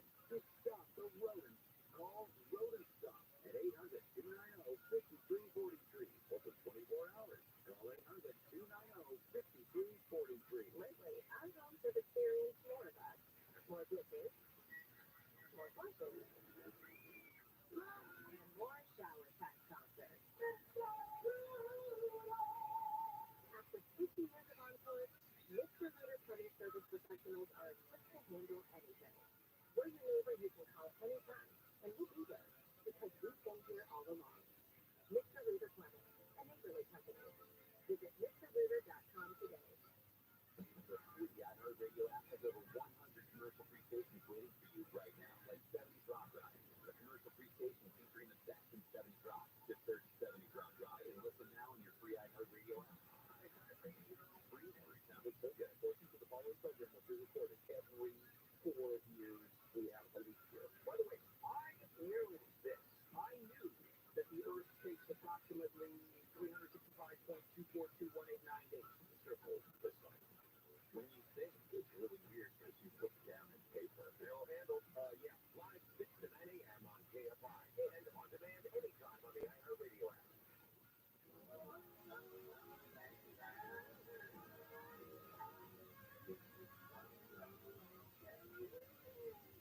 We're live everywhere on the iHeartRadio app. Hope you enjoyed that conversation with Tracy Mitchell. I enjoy having the conversations with candidates, and if you didn't know, I'll have a little bit more political dialogue and conversation because it is an election season. Locally, we have a big primary state on March 5th. Obviously, we know what's going on the presidential side. We also have a big California senatorial race in fact on the 22nd. It's not quite locked in yet, but it's almost locked in where we'll have, hopefully, fingers crossed. I know Oscar Ramirez is probably listening. Don't go there, don't say it yet. We're going to say it anyhow. We're trying to have a live broadcast from that California Senate debate, which is going to be co-moderated by Alex Michelson at USC Boulevard Auditorium on January 22nd. We would air the debate live here on KFI AM 640, which will go until about 7:30 if I'm not mistaken. And then we have the rest of later with Mo Kelly plus live from USC. And we'll hopefully be able to talk to the candidates right after that debate. In fact, Joel was letting me know that Congressman Barbara Lee, one of the candidates who will be there that evening, has already reached out to this show, asking for an opportunity to come on and have a dialogue with you. So we'll probably set that up. I hope to speak to all of the candidates. We want to speak to everyone and get everyone's ideas on their vision for California, or if it's LA County DA, or if it happens to be LA County Board of Supervisors. Come one, come all. I don't endorse candidates. I don't donate to campaigns. So this is a place where we get to listen to the candidates, and we reach out to all of them. So it's not like there will be any favoritism shown.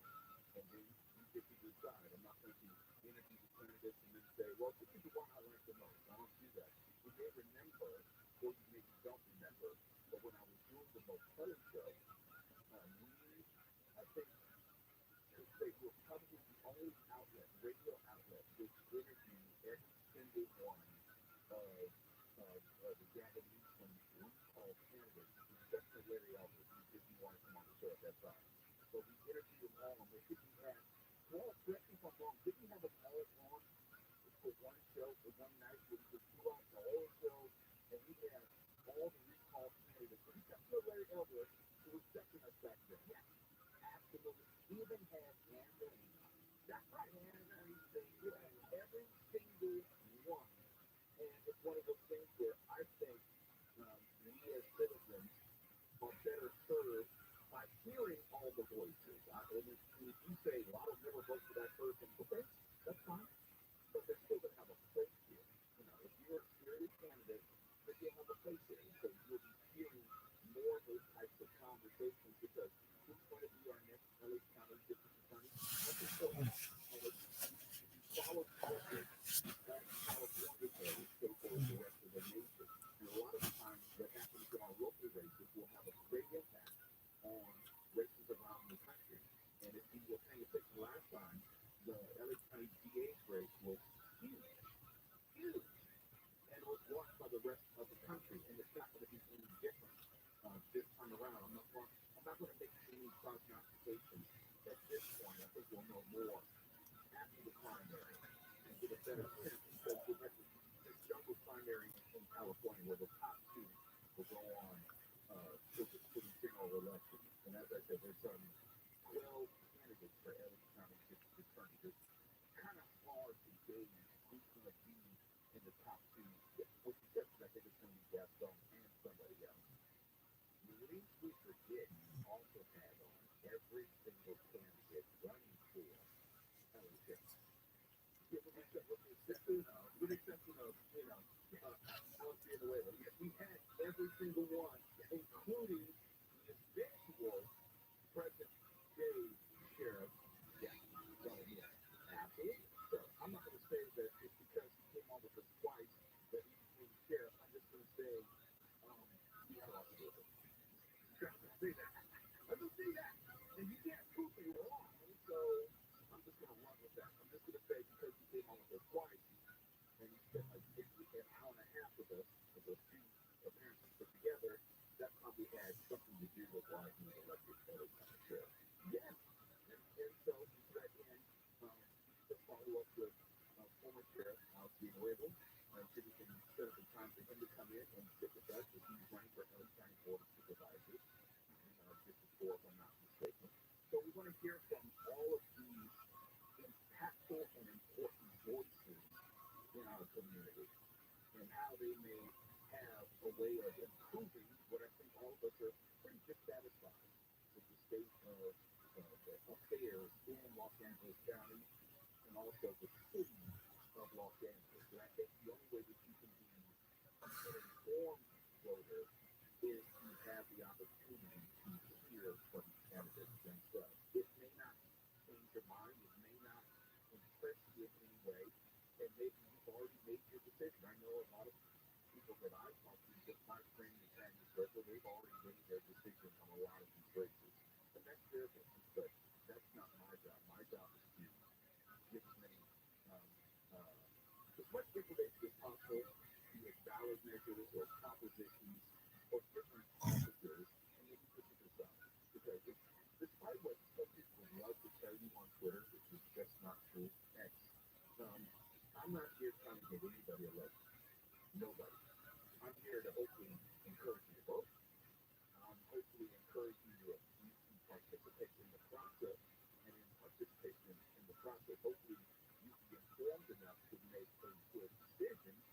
But I always say, and I know all of you know this, vote your interest. And I'm not going to tell you who to vote for because I damn sure know I don't want you to tell me who I need to vote for. I have no interest in hearing who you want to vote for because I'm going to vote for as far as where I am, what's best for me, my interests, my family, my professional situation, or who I believe is the best person to move the county or the city forward. Yeah. But it's just that simple. So we're going to have more political discussions. We're going to have more political candidates. You can hear hopefully from UFC Bogart Auditorium tonight on January 22nd. I'll have a small role in that California senatorial debate. And this is what we do with Later with myself. Voices you need to hear from, voices you want to hear from, and then you decide. And you're going to laugh and hopefully learn some things along the way. It's Later with Marcella. We're going to talk streaming with Chris Wilson just tomorrow. Stand by 864. We're live everywhere in the iHeartRadio app. Well, at least you've decided to listen to KFI. See, you're making progress. KOMT HD2. Los Angeles, Orange County. Live everywhere on the iHeartRadio app. It's too cold to go in the water anyway. I'm Mark Farner, live from KFI 24-hour newsroom. Officials in LA County are warning people against swimming, surfing, or playing in the water at some beaches. The LA County Department of Public Health issued an ocean water use warning because the bacteria levels exceeded health standards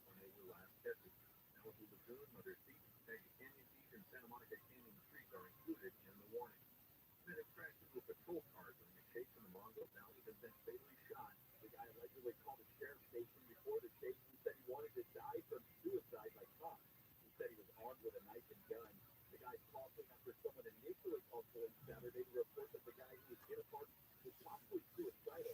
Despite efforts by deputies to de-escalate, the man got into his car and led deputies on a chase around the park. His tire was taken out by a spike strip, and he drove back into the park and crashed into that patrol car.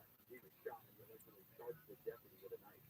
Blake Soros, KFI News. A lawmaker from San Francisco reviving a proposal to allow cannabis cafes in California. The bill would let people frequent certain lounges to buy with food and drink. Governor Newsom vetoed it in October. Assemblyman Matt Keeney said the bill passed the state assembly and Senate with partisan support. He says he wants to protect health and safety with smoke-free zones. Mexico's president says he's going to help slow the flow of illegal immigration into the U.S., but there's a cap. During the press conference last Friday, Andres Manuel Lopez Obrador said he recently met with U.S. Secretary of State Antony Blinken and Homeland Security Secretary Alejandro Mayorkas to discuss the surge in migration through Mexico and into the U.S. Lopez Obrador said he would help, but only if the Biden administration would send $20 billion to Latin American and Caribbean countries to send the U.S. blockade of Cuba, remove all sanctions against Venezuela, and grant at least 10 billion Hispanics living in the U.S. the right to remain and work legally. The response came from the White House. The former sheriff sergeant in San Diego has been sentenced to 2 years probation for trying to meet a minor for sex. Citizens group Healthy Press alleged Luis Rios was engaging in sexually explicit conversation with someone he thought was a 15-year-old boy. Video shows Rios skied away in Wisconsin after arranging a meetup. Rios will be required to wear a GPS monitoring device and complete a sex offender treatment program. Boeing CEO has used the word mistake, talking about the Alaska Airlines flight that had to make an emergency landing because part of the door flew off. CEO Dave Calhoun said, quote, "We're going to approach this, number one, acknowledging our mistake," end quote, with promising transparency. ABC Dallas Stone says all 737 MAX 9s with door fronts remain grounded until the FAA investigates them. On Friday, the Alaska Airlines flight was carrying 177 people when the part of the plane detached. No one was killed or seriously hurt. In the appeals court in Washington has heard arguments on whether former President Trump is immune from prosecution on charges he plotted to overturn the results of the 2020 election. Trump was in court as his lawyer John Sauer argued immunity. To authorize the prosecution of a president for his official acts will, when a pendulum swings, for which this nation may never recover. Judges didn't seem convinced. The decision could likely set the stage for appeals before the U.S. Supreme Court. He tried to request last month to weigh in, but would still get involved. Self-made weather from KFI, partly cloudy tonight with lows in the lower 40s, down to mid-30s in the Inland Empire and Antelope Valley. Sunny tomorrow, highs in the low 60s at the weekend. Metro LAOC, the Valley, 90s, and the 50s in the AZ. Could look about like that all the way through the weekend, except we got a 20% chance of rain tomorrow night. 41 right now in Florence, 50 in Mojave, 51 in Sherman Oaks, 51 in Thompson, and there's a crash on the 215 in the Riverside. That's northbound right at the 9160 split. Looks like it's been cleared out of lanes now, and your drive has recovered. If you're in Sun Valley, 170 southbound, got a work zone from Roscoe Boulevard to the 101-134 interchange. The right lane is closed off. That's reopened for you at 5 a.m. And in Palmdale, 14 southbound from Avenue N to Palmdale Boulevard. All lanes shut down due to a work zone there. That's set to reopen for you at 4 in the morning. Lots of slowing as you approach that area. KFI in the sky helps get you there faster. I'm Pedro Moreno. You don't hear the radio ads about the IRS. They tell you to be afraid, to be scared, and they try to frighten you into calling. I'm not here to do that. Tax Relief Advocates is different. TRA is here to tell you that if you owe money to the IRS, whether it's $5,000, $50,000, or $500,000, we have a solution. It doesn't matter if you're sitting in your car, at work, or with your kids. No matter where you are, call now. 800-506-9295. Don't lose hope. TRA can eliminate or reduce what you owe to the IRS. There is zero risk to you. If we can't reduce your tax debt, then you pay nothing. Our passion is taxes and helping individuals fix their IRS problems. We have a 5-star rating on Google and Yelp and a full plus with the Better Business Bureau. You don't need to be afraid of the IRS any longer. End your tax nightmares today by visiting us online at TRA.com or call 800-506-9295. That's 800-506-9295. Tax Relief Advocates. Real solutions for real people. Life can be so unpredictable. After losing my dad, it made me think about my family if something were to happen to me. I had heard about life insurance for Utah and how easy it was to get covered. They were right. In 10 minutes, I was covered. It's boom. Family long-term life insurance up to $2 million in coverage with no medical exam. Some policies at below $1 a day. Refer to Health Flex and take it for free quote at technicals.com. That's technicals.com. Pizza's here. Oh, great. I love them, but I'm worried about my stomach issues. If you're worried about having diarrhea, gas, bloating, stomach pain, or loose oily stool, it may not just be stomach issues. It could be a condition called exocrine pancreatic insufficiency, or EPI. With EPI, the pancreas doesn't release enough enzymes to break down food, but EPI is manageable. Use the symptoms checker on identifyepi.com and talk to your doctor. That's identifyepi.com. Sponsored by FB. Hi, I'm Vanessa Bayer, and this is my brother Jonah. We're two siblings who love to talk about our childhood and nostalgia and how it shaped us into the people we are today. We're absolutely thrilled that the third season of our podcast, How Did We Get Weird, is now out on your listening wherever you listen. Check out episodes we done with Will Ferrell, Jenny Slate, Renee Benjamin, David Isbell, Ian Thompson, the list goes on and on. Steve Public Studio, and listen to How Did We Get Weird on Will Ferrell's Big Money Players Network on the iHeartRadio app or wherever you get your podcasts. Listen on the free iHeartRadio app for all your music, sports, talk, and podcasts. Free never sounded so good. AMI AM 640.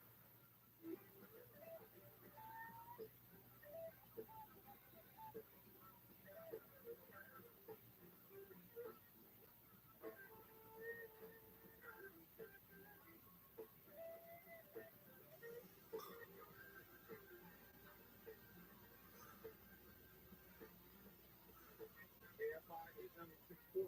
Later with Mo Kelly. We're live everywhere, all the iHeartRadio apps. And I have to say a delayed Happy New Year to Chris Wilson, 66 of Soul Entertainment. I haven't had a chance to talk to my brother for almost a couple of weeks at this point, going back to 2023. So let me get that out of the way. Happy New Year, Chris Wilson. It's good to see you. Let's talk some movies. Let's do it. It was barely the holidays without talking to you. So it's great. But I wonder, how did you spend your holidays vis-a-vis movies? Did you have this downtime to watch something, find something, discover something? Well, you have been haranguing me endlessly to get on the Succession bandwagon.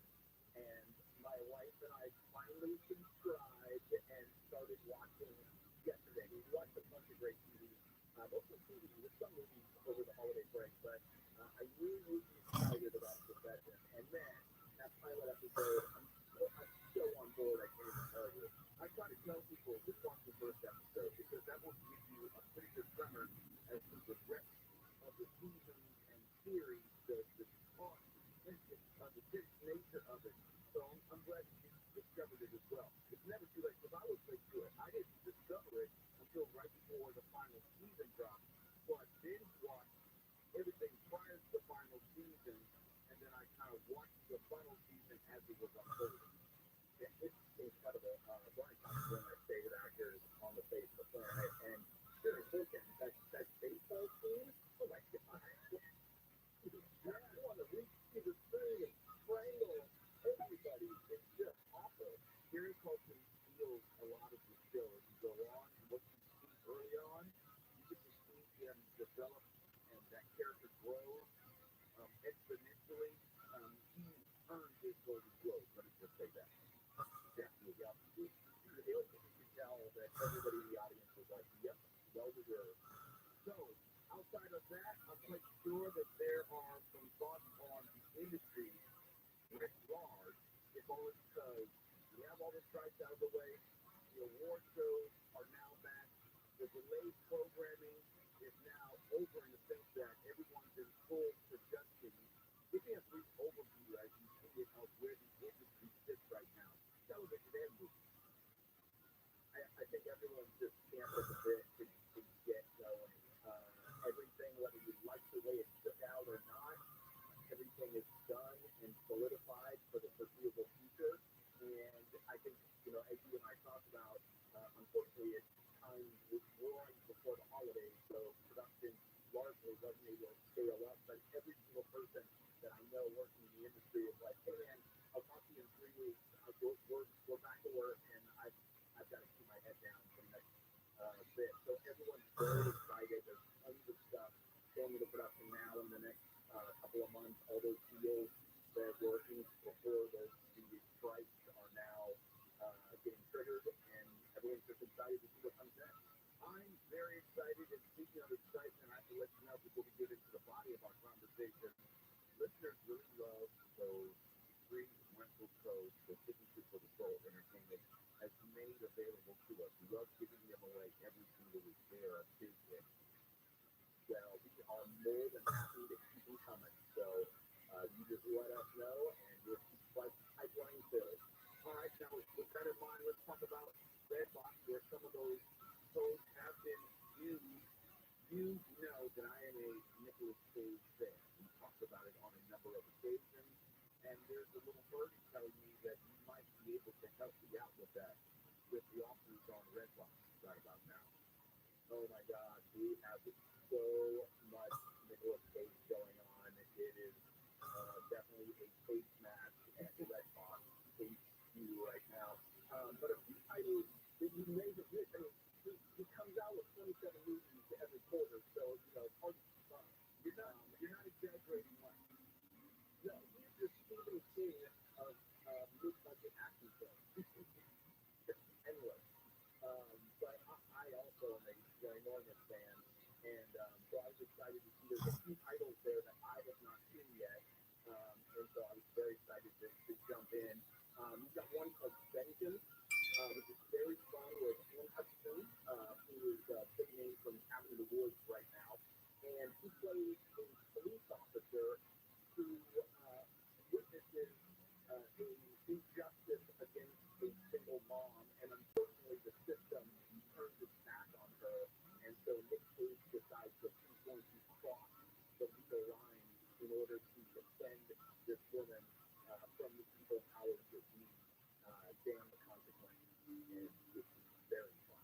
All right, that's one for me. I'm writing it down right now. What else? All right, we've also got one called Stolen, which also stars Alan Ackerman from Watchmen and John Hughes from Ford v Ferrari. And this is about Nick Cage plays a student who's released from prison only to find out that his ex-partner in crime has kidnapped his daughter and is going to force him back into the criminal world in order to pull off one last paper that he is demanding all of the money for in order to return the daughter safely. And so Nick Cage has to not only figure out how to successfully accomplish this paper, but also how to rescue his daughter and his vengeance against his buddy. But again, a lot of violence. There are a few fights and gunshots and punches, and by a few I mean all of them. All right. I need that in my action life. I know you got at least one more before we go to break. I do. I've got two. So there's another one, and I've got like gigantic names to be in here, and for me to have missed this. And this one is called Trespass, starring a little known actress by the name of Nicole Kidman. Never heard of her. No, I know. I think she's pretty good though. I think if she sticks with it, I think she might have a career. Okay. And it's very fun. They play this like uber wealthy couple who find themselves in the middle of a home invasion. And they, you know, it looks like they're just, you know, suckers getting ready to get fleeced. Little do you know that he's very well picked the wrong rich white couple to pick on. It is awesome, and Nicole Kidman and Nick Cage get massive ass together, and it is very fun. All right, now we got a little more time. I know you got one more. Oh boy. So okay, this is not Nick Cage, but he's doing great. This is another red hot name right now. Sydney Sweeney from Euphoria, White Lotus, and a million other things. This is called The Wrong Daughter, and it's one of those super fun thrillers. Sydney Sweeney plays a young girl who's placed for adoption as a baby, grows into a teen, decides she wants to go and discover who her birth mom was, and as they begin this relationship, we only realize that maybe the story that Sydney Sweeney is spinning here is not actually what happened in reality. It is super creepy, super odd, and I think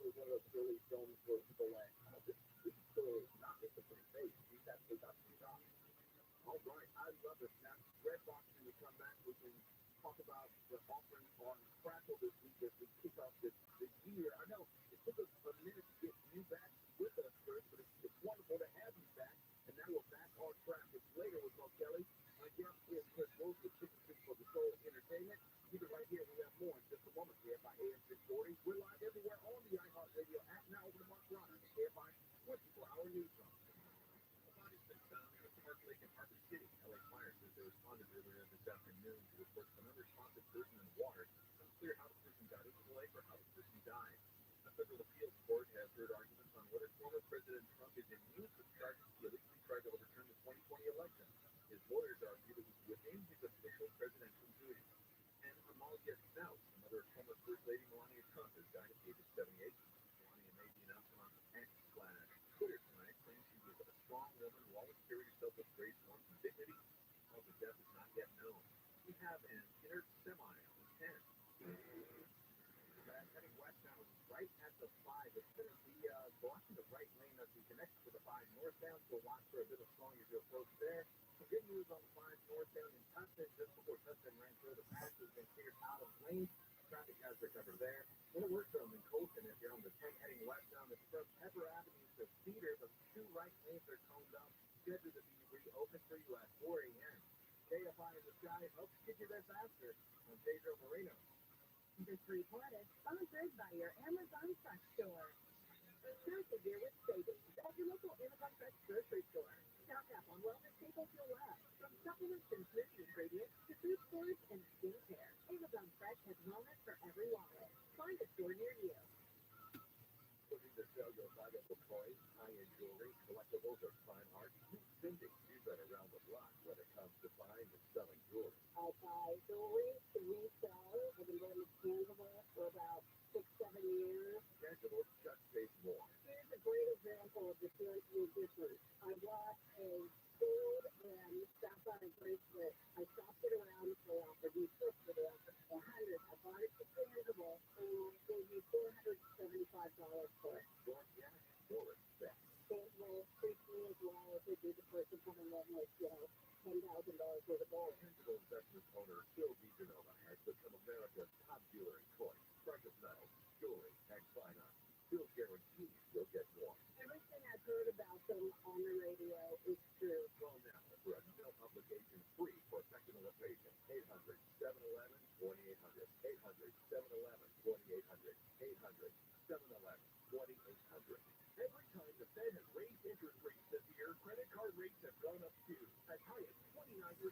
Yikes! At that rate, how will you ever get them paid off? Here's how: a home equity line of credit with the loan exchange. Call 855-752-9944 or visit theloanexchange.com. Not only can you get a much lower rate to pay off those cars, but mortgage interest can be tax deductible. Credit card debt isn't. Check with your tax advisor; they'll tell you. Plus, at the loan exchange, your rate on an equity line can never go higher than the first day.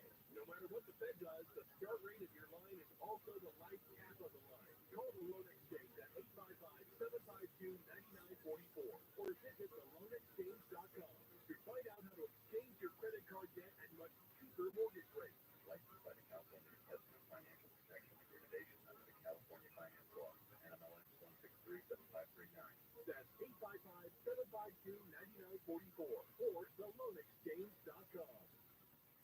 There are many things to love about winter. Cozy sweaters, celebrations, and family time. But winter can also bring many stresses. Extra expenses, seasonal bugs, and so much family time. If you and your loved ones are feeling stressed or anxious this winter, Cal Folks can help. Check out our free mental health resources at calfolks.org today.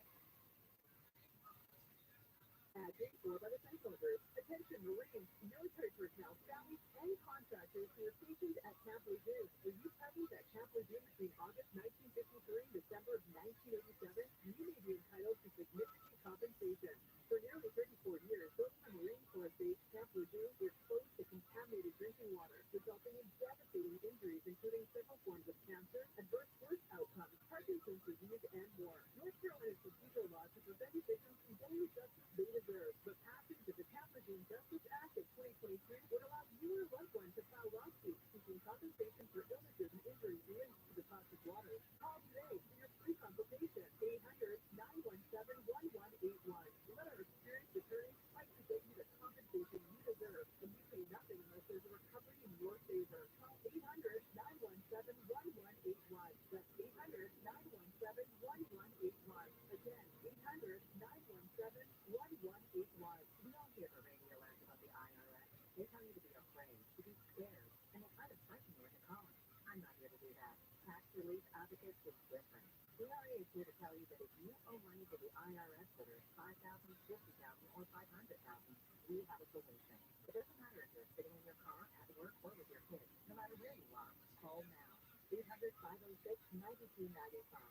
Don't lose hope. CRA can eliminate or reduce what you owe to the IRS. There is zero risk to you. If we can't reduce your tax debt, then you pay nothing. Our passion is taxes and helping individuals fix their IRS problems. We have a 5-star rating on Google and Yelp and an A+ with the Better Business Bureau. You don't need to be afraid of the IRS any longer. End your tax nightmares today by visiting us online at CRA.com or call 800-506-9295.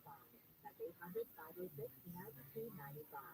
Tax Relief Advocates. Real solutions for real people. This week's marketing executive vice president of worldwide marketing at Warner Brothers Discovery weighs in on regional audio marketing and the movies. Everything that we are doing is incredibly data driven. We are getting signals in every single day about how specific audiences are performing.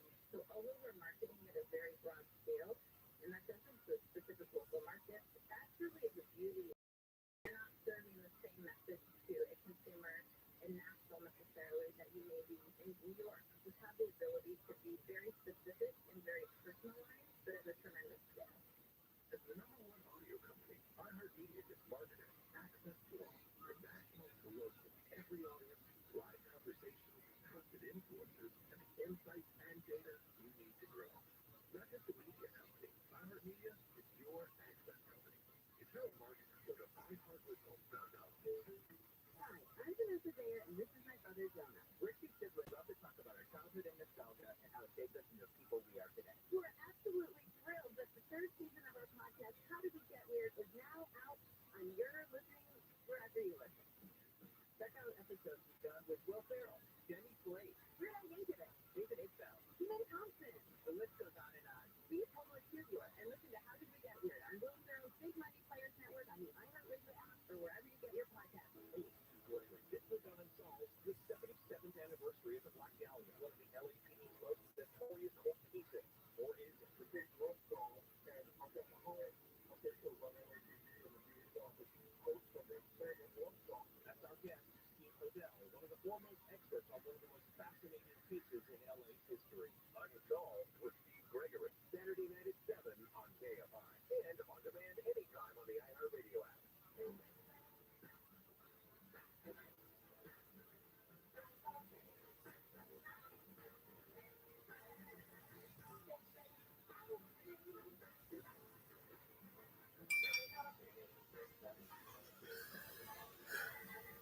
KFI 640 is later with folks that are live everywhere on the iHeartRadio app, and I am continuing my conversations with Chris Wilkie of Chicken Soup for the Soul Entertainment. Last episode Chris was talking about what Redbox has that's popping. Now let's get into what Crackle has that's popping. So, all right, so we always try to make things thematic or seasonal. We've got a great action channel this month. These are snowy thrillers. So there is a fistful of great titles that are not only action, but they have something to do with winter, snow, the great outdoors, awesome titles. And all of these have huge star power behind them. So one of my favorite actors in the world is John Reno from The Professional. He's amazing in almost everything he does. And we have this great one, Cold Blood, where he basically just plays his character from The Professional. He has retired from killing whoever it was that he was killing. He was some sort of a hitman assassin. And he finds a woman on his property in the woods who has had a snowmobile accident. And as he brings her into the home in order to find out what happened and how he can help, you realize that this woman is actually being chased by a band of people thugs. And John Reno, who is single-handedly checks her. It's awesome. It's exactly what you want in these movies. Bad guys getting vaporized and John Reno making headshots from 200 yards away. Not like that Kathy when he said it's like after he retires in the profession, if he were to have lived in that movie, fair enough. But it was the is a great one. Another huge name, especially in the action world, Tom Berenger. Yeah, he has a lot of money. So he plays an ex-veteran who's just on a honeymoon trip to northern Maine. And while he's out there, he discovers unfortunately, a demised woman and a duffel bag packed with money. Decides that he's going to take that and go back to the authorities and let them know what has happened. And as he faces his way out of the woods, you discover that both of those items were there for a very specific purpose. And now Berenger is going to have to keep his way out. Good. Excellent. Okay, so this is like the unofficial sequel to Sniper and the Substitute. That's it. Well, I agree with you. Perfect. Perfect. We've got another great one with a color stars. This is Blackway, which is one of my all-time favorite actors who you wouldn't necessarily associate with action films, and that is Anthony Hopkins. He plays a grieving father whose daughter was murdered, never solved, and he ends up running into Julia Stiles, who ends up as being stalked by a psychotic Ray Liotta. And Anthony Hopkins decides that this is going to be his opportunity to bring justice to the life of a young woman, which he could not do with his own relationship with his daughter, unfortunately. It is great. Anthony Hopkins, he did not make it, but he did massive buzz. Now, rest in peace to Ray Liotta, but this was not a stretch for me to see him in the role of someone psychotic. He did off kilter very well. Very well, absolutely. But he did unhinged maybe better than anybody. I know, yeah, for sure. I'm a huge fan. And then finally, you don't get much bigger in the world of action films than Sylvester Stallone. And we've got a little Kidney Stallone gem here, a movie called TYE, brother spelling. And this is about, and this actual star name, Bruce Offerson, again with Tom Berenger, Robert Patrick from Terminator 2, of course. Yeah. Jeffrey Wright from the Batman, who's actually one of my favorite current actors of the year. Spectacular. Yeah. How do I not know about this movie? I know. It's super fun. So, Stallone plays a detective who was involved in a case a decade before, and all of the investigative officers for that case are one by one getting murdered. And 9 officers in the last year have been killed, and Stallone needs to figure out who the serial killer is and why they're doing it before he becomes number 10 on that list. I had no idea. So this is like the sequel to The Expendables. I'm kidding. Right?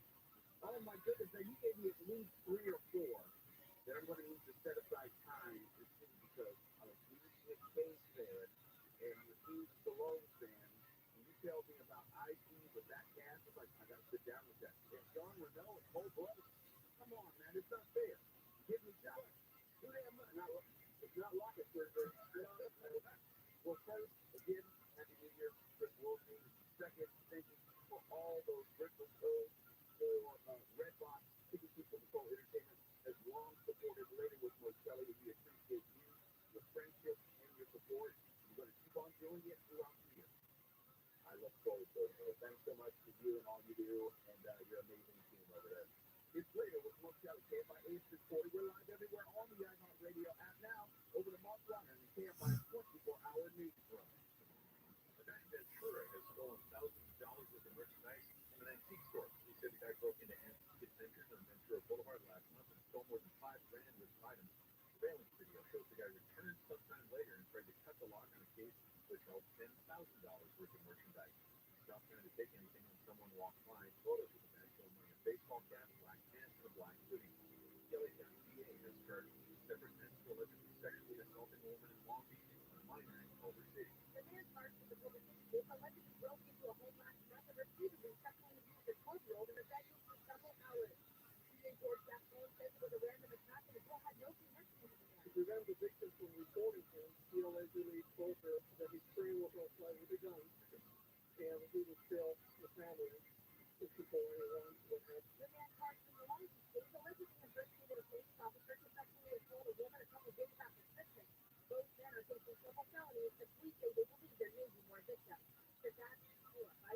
Meta has announced new settings using Facebook and Instagram. ABC's Mike Dubusky says young users will now have the most restrictive content settings in their accounts automatically turned on. Parent company Meta says it works with psychologists and mental health experts in an effort to reduce the amount of self-harm content that appears in younger users' feeds. Dubusky says Meta claims teens can still talk about their own struggles with self-harm, eating disorders, or suicide, but that content won't appear in search results. The 13-armed men in Ecuador who broke onto the set of a public TV channel and threatened people as it was broadcasting live have been arrested. The country's AG says they'll be charged with terrorism. And faces were covered as they allegedly shouted that they had bombs. Noises similar to gunshots could be heard. Ecuador has been hit with a series of attacks, including explosions after the government imposed a state of emergency in the wake of a gang man's apparent escape from prison. Southland weather and get by partly cloudy tonight with lows in the lower 40s to the mid 30s in the Inland Empire and Antelope Valley. Sunny tomorrow with highs in the low 60s as beaches, Metro LA, OC, valleys and 50s in the AV. Could look like that all the way to Houston, except we have a 20% chance of rain tomorrow night. 53 right now in Fountain Valley, 46 in Los Alamitos, and we're headed to a crash 60 in Montebello. That's heading westbound just before Wilcox Avenue. Casey has all lanes blocked right now as they try to get this out of lane to drive Van Sutton and Paramount Boulevard. Terminals from the 101 northbound just after Woodman and Salt Cars. Stuck in the right lane going to be causing some slowing for you as you come across Coldwater Canyon. MD 215 southbound in Riverside, right at Lane Street. Perhaps there's up to two right lanes blocked. Traffic jams up as you approach the 9160 interchange. KFI in the sky helps get you there faster. I'm Pedro Moreno. For this week's marketing report, Dana Nussbaum, Executive Vice President, Worldwide Marketing at Warner Brothers Discovery, weighs in on regional audio marketing and the movie. Everything that we are doing is incredibly data-driven. We are getting signals in every single day about how specific audiences are performing. So although we're marketing at a very broad scale, and that goes into a specific local market, that's really the beauty of iHeart's network. You're not serving the same message to a consumer in Nashville necessarily that you may be in New York. We have the ability to be very specific and very personalized, but at a tremendous scale.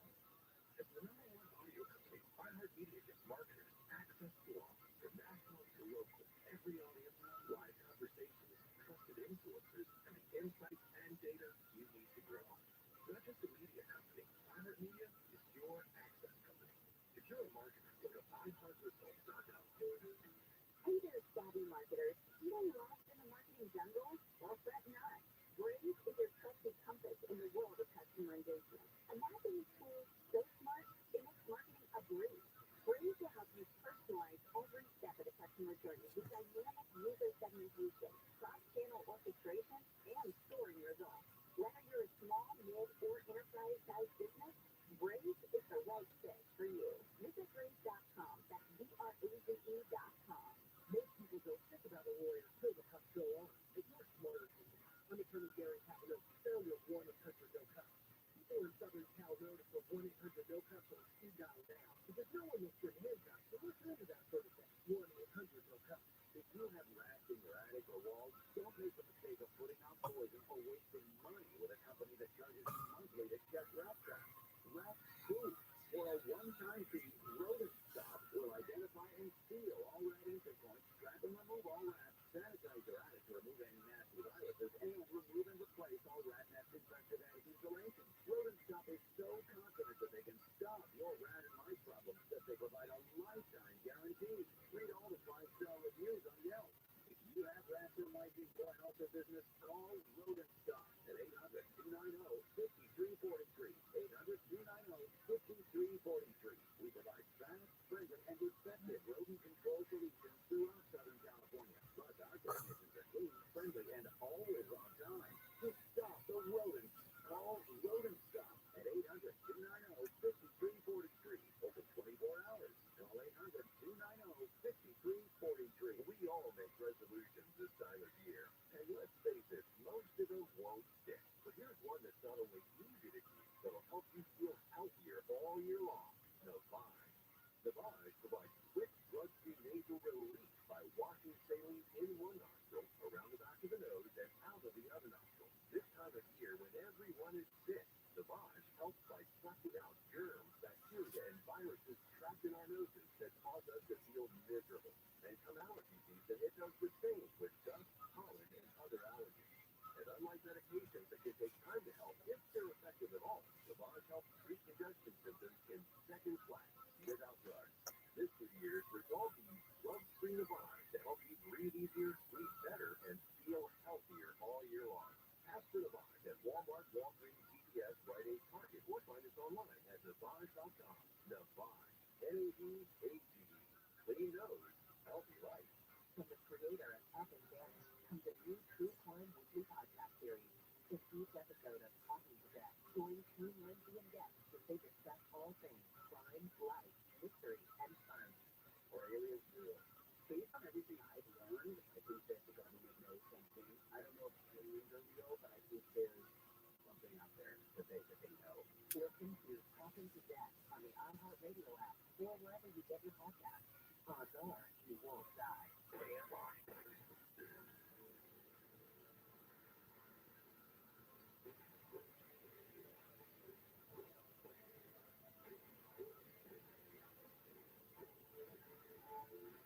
KFIA at 6:40. It's later with Mo Kelly. We're live everywhere on the iHeartRadio app. And at 6 p.m. tonight, Disney Plus launched the entire series. It's only 5 episodes, but the entire series of Echo in the Marvel Cinematic Universe. And it's the first offering of 2024. And I'm not going to give any spoilers away, but Wall and I, we're very serious about our craft. We're very serious about our research. So we thought it was fundamental to make sure that we watched at least the first episode before coming on the air tonight. So we started the first episode at about 6:15. It finished at 6:59. We were on the air at 7:03. But Echo tells the story of the whole company is slow. It's not even an anti-hero. She is a straight-up villain. She is an amputee. She has sexual abilities, and I'm not going to say how that she is imbued with them, but she has basically echolocation. She's deaf and can, she's very, she's prodigious as a fighter, and you're going to see a great release episode 1 tonight if you have not already seen it. It's a direct tie-in to the Hawkeye series. I would recommend that you see the Hawkeye series, and you'd be better influenced with this. You don't necessarily need the whole Marvel Cinematic Universe up until now to best appreciate it, but I would recommend at least watching the Hawkeye series so you know what's going on, because the Hawkeye series leads directly into Echo. And there has been a clip that's been floating around where Echo is fighting with Daredevil, and it's Daredevil from the Netflix series. This Echo series is not for kids. Let me be very clear. It may be on Disney Plus, but it's not for kids. It is very violent, graphic at times, in the nature of violence, life killing, life hurting, and it's a painful story. You get to see the origins of Echo. You learn why, oh, okay, now I get it. And it wastes no time getting into it. By 10 minutes in, you're running at top speed, and I don't want to give away what happens next, but it was thoroughly enjoyable story, nothing of chaos. Now, my concern is, since the first episode was so action-packed, so revelatory, there were so many things which were shown to us. I wonder if it's going to back off, and we might have a slower episode in 2 and 3. It's only 5 episodes, but I was thoroughly satisfied with episode 1. From my understanding, this episode is indicative of the series as a whole, the creators, the showrunners, everyone behind the show. Said that this show grabs you from the start and it doesn't let go. They did enough explaining the character's background, tying it into Daredevil, tying it into Hawkeye, as well as the larger Marvel Cinematic Universe on the small scale, on the street scale. There's no world domination plans with this. Even though when we first started watching it, like, wait a minute, what is happening here? And then when you see what's happening, you go, oh, okay, I'm good with this because the way they introduced it, this is for fans, and I mean real fans of the comic book Echo, which spun out of Daredevil, and the story is it's not an exact comic retelling, but it's very, very close.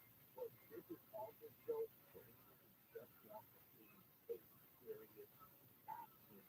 I mean, I was pissed the entire time watching Instant. And let me just address some of the people out there who will invariably say that this is some woke series. Let me just disabuse you of that notion. Echo is not a new character. Echo has not been race swapped. Echo was created in 1999 and has always been depicted as an amputee, as deaf, and also a member of Native American. They changed the tribe for this series, but it's always been Native American. So if you think that because you see someone, a person of color, maybe quote unquote disabled, that they're pandering, no, this has been a natural evolution of not only the Daredevil storyline, if you know the storyline, and also the Hawkeye / TK storyline. So this is they're not reaching for this character in any way. No. This is a character who I'm actually glad that they're bringing to life because they're really fleshing out a lot of characters that I think come from the world of Daredevil. As we saw from Daredevil came Luke Cage and Iron Fist, came the Defender, Jessica Jones, and all of that. This is more the same thing. When you see Daredevil in this, you know for a fact when they said that this Daredevil is next to the canon Daredevil and the other characters that is in it. No surprise, this is not real. It's in the previous canon, and man, they're giving it to you exactly the way you want it. This is going to be good. I just disagree about it being slow in the second and third. And I feel like, and not even that I don't. I still come from this side. This was a lot. This was a lot to follow up. But I think from what we saw, there may be this next episode, second episode, may take a little bit more setup. But I think it's just that because it's already in place. Everything is in place now. You can't slow down. Mark, are you going to watch the first episode of this tonight, or will you be too busy? It's going to be tough for me not to watch all 5 in a row. Yeah, I know we got some guild stuff we have to be awake for at around 9 a.m. and it's going to kill me. Well, for sure, because when David Soul died last week, I immediately ordered a Blu-ray of the Salem Lot miniseries. It was a 3-hour watch. So I got both of those. I'll just get one. Okay, well, if you're text me, let me know what you think about it, because I don't know if I could have imagined or asked for a better first episode. Let me tell you, that clip of the fight between her and Daredevil was so good. I was 100% in, and I must have watched it 4 times. It doesn't need to do it justice. It doesn't do it justice. Yeah, Daredevil's my all-time favorite comic character. I think I have every single one except for the first issue, the first couple hundred issues. I just love that character because he said it's radar sense, but he really does just get by on sheer nerve and guts and toughness. He's a great character. Yeah, he's not a superhero in that regard. But yeah, I didn't know what to expect, and I didn't have an expectation in general. And then about 15, 20 minutes in, I said, oh my gosh, they're giving us everything. They're giving us everything. It was on the level of a season finale, no exaggeration, for the big season again. But they kind of have to, don't they? Because nobody really, I'm a lifelong comic nerd, and all the stuff Koala was saying about Echo was news to me. They have to give people something, because I don't think anybody knows or cares about Echo. Maybe, but I will say that they do a good job in the first episode of setting everything up. So you're completely aware of what's happening, why it's happening, how it comes to this, and where Echo is going from here. Right. And you mentioned it's right out of Hawkeye, and people may not be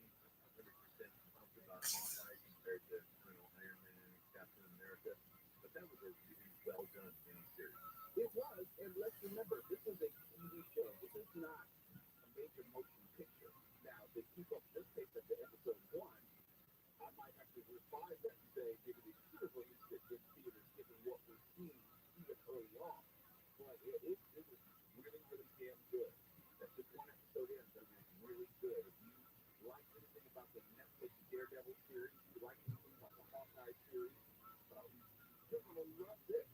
There's nothing not to love if you like those elements of the Netflix Daredevil or the Disney Plus Hawkeye series.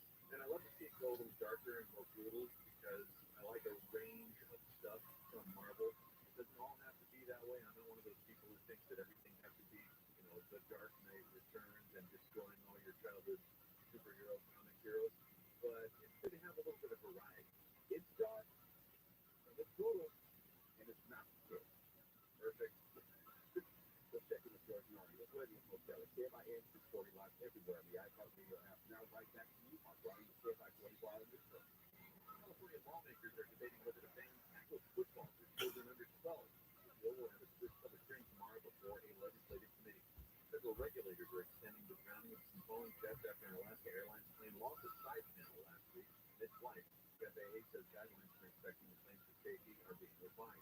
And Jets quarterback Aaron Rodgers now denies he implied Jimmy Kimmel was a pedophile and condemned those who do, but stopped short of apologizing for his role in escalating their burgeoning feud.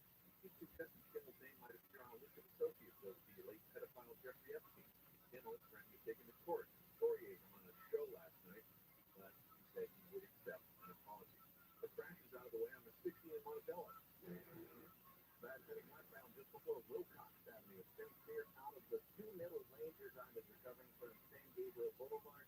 The 10 westbound work zone from Stevens to Town Avenue. You'll see confidence crews alternating between lanes throughout the night. That's scheduled to end at 5 a.m. In the 15 southbound in Barstow, just before Outlet Center Drive. Got a crash there that's blocking the two left lanes, slowing you down from about Linwood. KFI in the sky helps get you there faster. I'm Pedro Moreno. This report is sponsored by your Amazon Fresh store. Everything's better with avocado. And they're on sale now at your local Amazon Fresh grocery store. Get 4 large Hass avocados for $5. Now through January 16th while supplies last. Amazon Fresh has wellness for every wallet. Find a store near you. From the creator of Up and Down comes a new true crime weekly podcast series. It's each episode of Talking to Death. Join Team Lindsay and Death as they discuss all things crime, life, mystery, and fun. Or aliens real. Based on everything I've learned, I think that the government knows something. I don't know if aliens are real, but I think there's something out there that they know. Listen to Talking to Death on the iHeartRadio app or wherever you get your podcasts. Odds are you won't die. Google yourself lately. Are there negative quotes from an ex-employee or from a former client? Maybe an outdated news article. Search engines don't always get it right. So right or wrong, it's your reputation on the line. That's where Reputation Defender by Norton comes in. Take control with Reputation Defender. Their cutting-edge approaches help you to wipe away unwanted information in your search results. They also promote the good stuff. You can start by getting your free reputation report card at reputationdefender.com or call 800-948-6033 to speak to an expert. You don't hear the radio ads about the IRS. They tell you to be afraid, to be scared, and they try to frighten you into calm. I'm not here to do that. Tax Relief Advocates is different. TRA is here to tell you that if you owe money to the IRS, whether it's $5,000, $50,000, or $500,000, we have a solution. It doesn't matter if you're sitting in your car, at work, or with your kids. No matter where you are, call now. 800-506-9295. Don't lose hope. TRA can eliminate or reduce what you owe to the IRS. There is zero risk to you. If we can't reduce your tax debt, then you pay nothing. Our passion is taxes and helping individuals fix their IRS problems. We have a 5-star rating on Google and Yelp, and in 6 months with the Better Business Bureau. You don't need to be afraid of the IRS any longer. And your tax nightmares today by visiting us online at CRA.com or call 800-506-9295. That's 800-506-9295. Tax Relief Advocates. Real solutions for real people. Paid for by the Central Group. Attention Marines, military personnel, families, and contractors who are stationed at Camp Lejeune. Were you present at Camp Lejeune between August 1953 and December of 1987? You may be entitled to significant compensation. For nearly 34 years, those Marine Corps base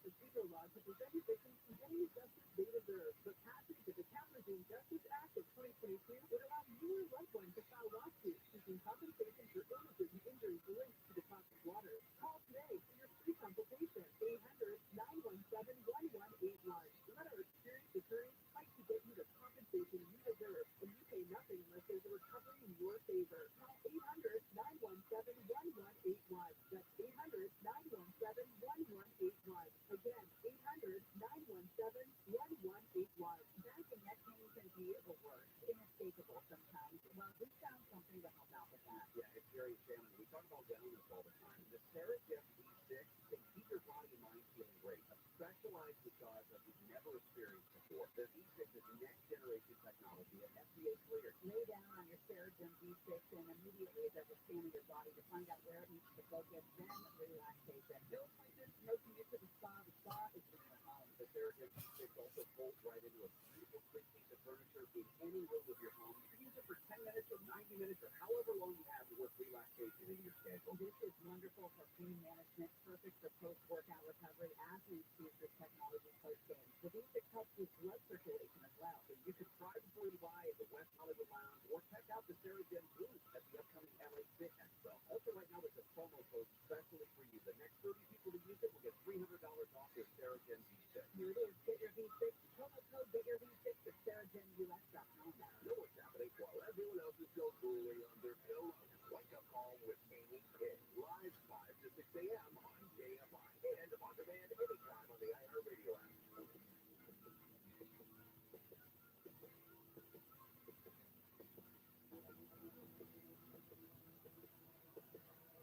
JFI 640 is ready with Mo Kelly live everywhere on the iHeartRadio app. Be sure to check out the podcast if you missed my interview with Jared Craig Mitchell or any of the other great conversations we were having. Make sure you check out the podcast at JFI640.com or at my website at MrMokelly.com. Coming up in just a few moments, we'll be Coach David with George Norrie. He's going to announce the weekend, sir. Talking with Mr. Mokelly, how are you? I'm doing well. Had a good day today. It was a little bit warmer than yesterday. How about you? Well, it's good. I'm looking forward to the Kelly weather when I come back. It's windy. On the program tonight, we're going to talk about guardian angels and animals and have some fun on Coast to Coast. All right, always lucky when you have some fun. I'll be sure to be tuning in. You got it. All right, before we get out of here, I always like to check in with people. Stephanie, is there anything new that you're watching, you're trying to catch up on, or binge watch? I'm actually right towards, and it's like, late to the game, but right towards the end of Dead Sea. Really, really good, really easy to watch. A lot of twists and turns, and, it's a lot of fun. But I will say, once you get to the end, it starts to get real dark and heavy. Overall, really good. I like dark, and I don't like childish. Yeah, because it starts even in the beginning. It's not dark, but it's like really dark jokes, black comedy. But then towards the end, it's like legit. It's like live stuff starts turning up. It's really good. Now we know Marcus will be watching Echo tonight into the early morning. I don't know how late he's going to stay up. I'm definitely going to binge watch as soon as I get home. We have to do another interview after this show's over. And then I can go home and binge watch. But what about you two? I'm actually satisfied right now with episode 1 of that though. By the time I get home, I gotta get up way early. Looks like the school's back in the bag. Get his kids up. I gotta get to my school. But Echo, all I'll be watching, I wish I can try to get in at least episode today. Before Friday. Can you squeeze an episode at once?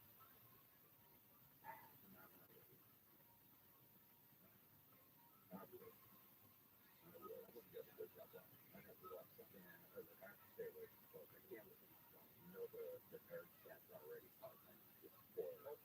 That's their show. Because they love to spoil everything. You gotta stay away from everything. All right, Mark, outside of Echo, what's on your radar? What about that? Well, I've been watching The Brother's Son on Netflix because Michelle Yeoh. It's kind of a Asian attorney family mafia show. Pretty entertaining. Not A+, but enough to keep me interested. Also, as you know, I love Scooby more than almost anything. I've been catching up on old episodes of The FBI, starring Ephraim Zimbalist Jr. and his niece Anne and his hair. Way too much information.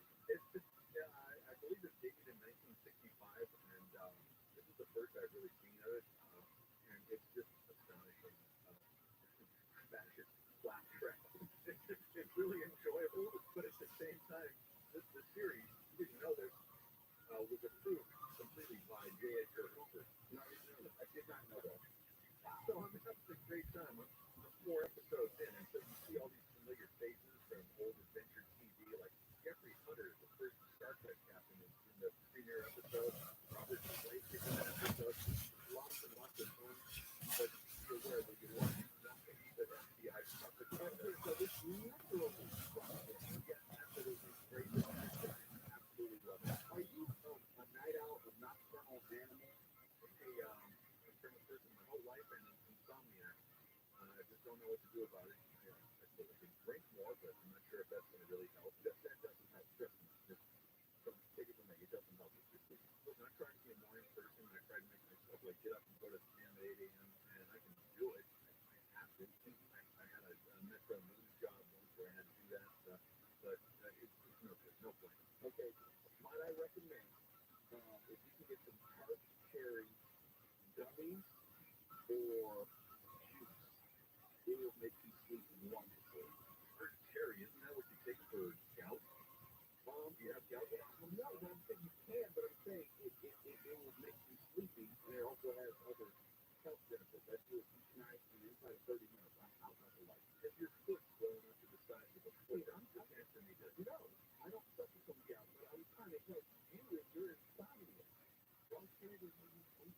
Oh, it does wonderfully. I mean, if I were to take one now, I would be dangerous for me to drive home, because I would be like mid-50s. What is it about tart cherry that causes weakness, and does it mix well with vodka?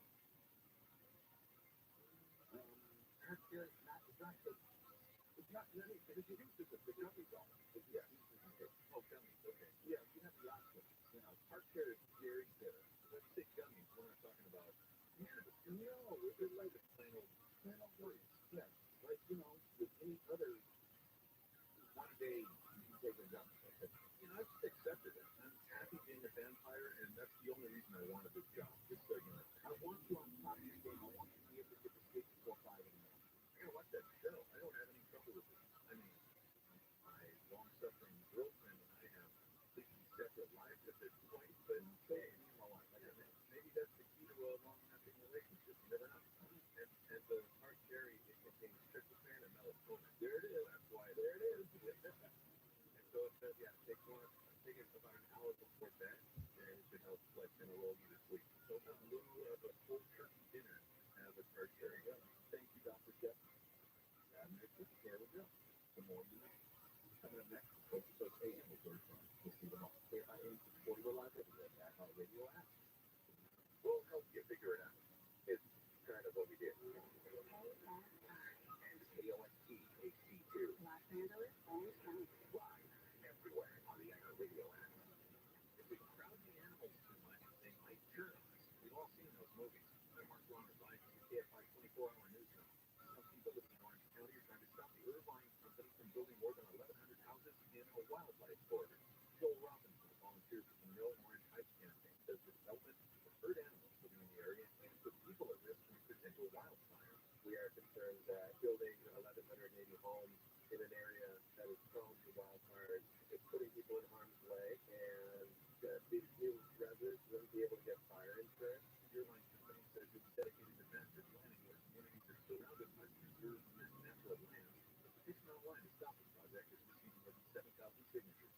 Investigators in Riverside County are asking for the public's help to identify the last unnamed woman who was murdered by a serial killer 31 years ago. The so-called Happy Face Killer is serving multiple life sentences for killing 8 women across the country. Riverside County DA Mike Hector says Chief Justice picked up the woman who was hitchhiking in Victorville. We want to make sure that we visual out her identity and get closer to these guys. Riverside County Sheriff's investigator Amy Contreras says the woman's body was found nearby. Woman nicknamed Claudia, 20 to 30 years old, with shaggy blonde hair, about 5 foot 145 pounds, and 2 small dots tattooed on her right bone.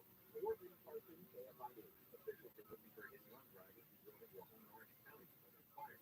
Firefighters responded to the home on Hamilton Street in Irvine last night. Video from the scene shows the burned car after it was pulled out of the home.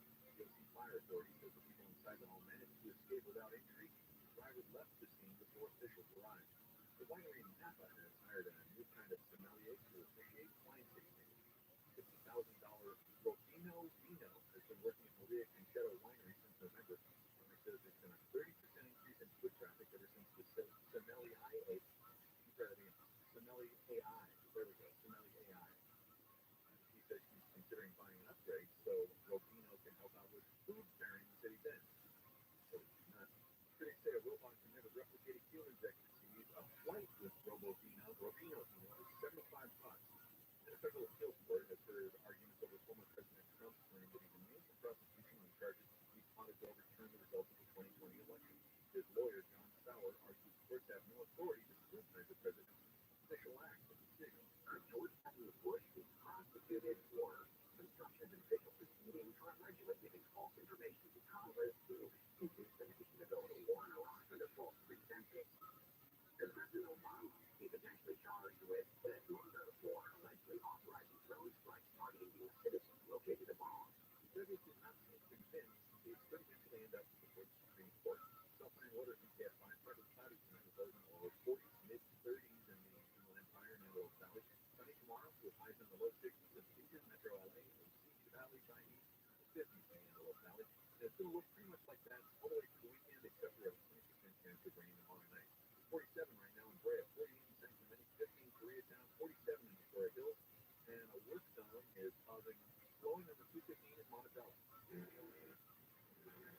Yeah, they're conducting some bridge work, and so the 215 northbound is got some heavy flowing right now from Barton to Washington, and it'll be that way until about 5 a.m. The work zone, that is. Hopefully that traffic will clear up for you soon. Right now you see it's actually getting a little bit better. Out in Barstow on the 15 southbound at Outlet Center Drive, and Acton has the 2 left lanes blocked there. Expect to see some traffic backing up from Main Street. And in Alhambra, there's a stall in the right lane to connector. It's backing things up just a little bit at the 10 westbound to connector to the 7 front. Driving around downtown, you expect to see a little bit more activity on the surface street on the 110 north because the arena is just about to let out after the Lakers game. Here's Fine Sky, let's get you faster. I'm Kevin Henry. This report is sponsored by your Amazon Fresh store. Level up your lunch with deals on craveworthy salads at your local Amazon Fresh grocery store. Find sweet Taylor Farm Stack salads for $6 from now until January 16th while supplies last. Amazon Fresh has moments for every wallet. Find a store near you. This week's marketing was Executive Vice President of Worldwide Marketing at Warner Brothers Discovery weighs in on regional audio marketing and the movies. Everything that we are doing is incredibly data-driven.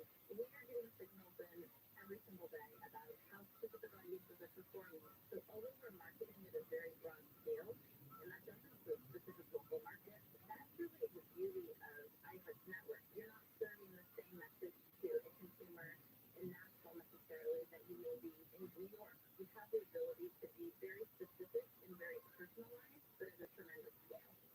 As the #1 audio company, iHeartMedia gives marketers access to all, from national to local, every audience, live conversations, trusted influencers, and the insights and data you need to grow. Not just a media company, iHeartMedia is your access company. If you're a marketer, go to iHeartResults.com. Last week, so unpredictable. After losing my dad, it made me think about my family and see what happened to me. I had heard about life insurance through emails and how easy it was to get coverage. They were right. In 10 minutes, I was covered. Boom. Get me protected. Because that's an easy online term life insurance up to $2 million in coverage with no medical exam. Some policies that only $1 a day. Here's for a few health questions that get your free quote at TestPlus.com. That's TestPlus.com. For official rules and more information about contents on this station, go to KFIAM640.com/rules. Content creator and author Danny comes a new true crime weekly podcast series. This week's episode of Talking to Death joins Team Lindsay and guests as they discuss all things crime, life, mystery, and fun. Cornelius Drew. Based on everything I've learned, I think that the government knows something. I don't know if aliens are real, but I think there's something out there that they know. Listen to Talking to Death on the iHeartRadio app or wherever you get your podcasts. Odds are you won't die. Oh, I gotta say, been to your dealership for car repair lately? You know, half the car service at AMCO don't even need a return visit.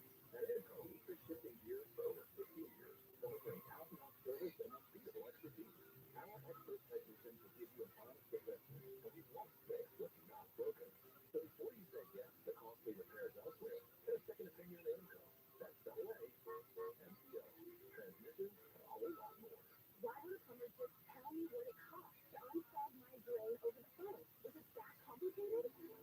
No, it's not. They obviously have a price. You've got a nice aroma. Hey, yeah, Mike Diamond, the snuggle plumber. Will you tell me how much to unfill my drain? $99. Doesn't matter if it's a kitchen sink or a mainline sewer stopper. The snuggle plumbers at Mike Diamond can unplug almost any drain for $99. There are a few exceptions, but you can read all about them on their website at snuggleplumber.com. George, what's behind you? The daily calendar. January 9th. It's Balloon Ascension Day, celebrating the hot air variety as well as blends and, of course, banning fly balloons. It's Static Electricity Day, so maybe take that balloon and rub it on your hand. It's Play God Day. Besides sounding delusional, it's actually for you to do something nice for someone else. That's your daily calendar from AMI AM 640. Talia, I know you like to talk about this on the air, so I'm going to... So we talk about it on the air? That's right. You lost, like, how many pounds? You don't want to say? No. Why? Because, oh, you're a good girl. Oh, you're excellent. Where's the Broadway Junior Show? We don't need that. On KMI and on demand anytime on the iHeartRadio app. We're not just in smart speakers. We're in a couple of smart ears as well.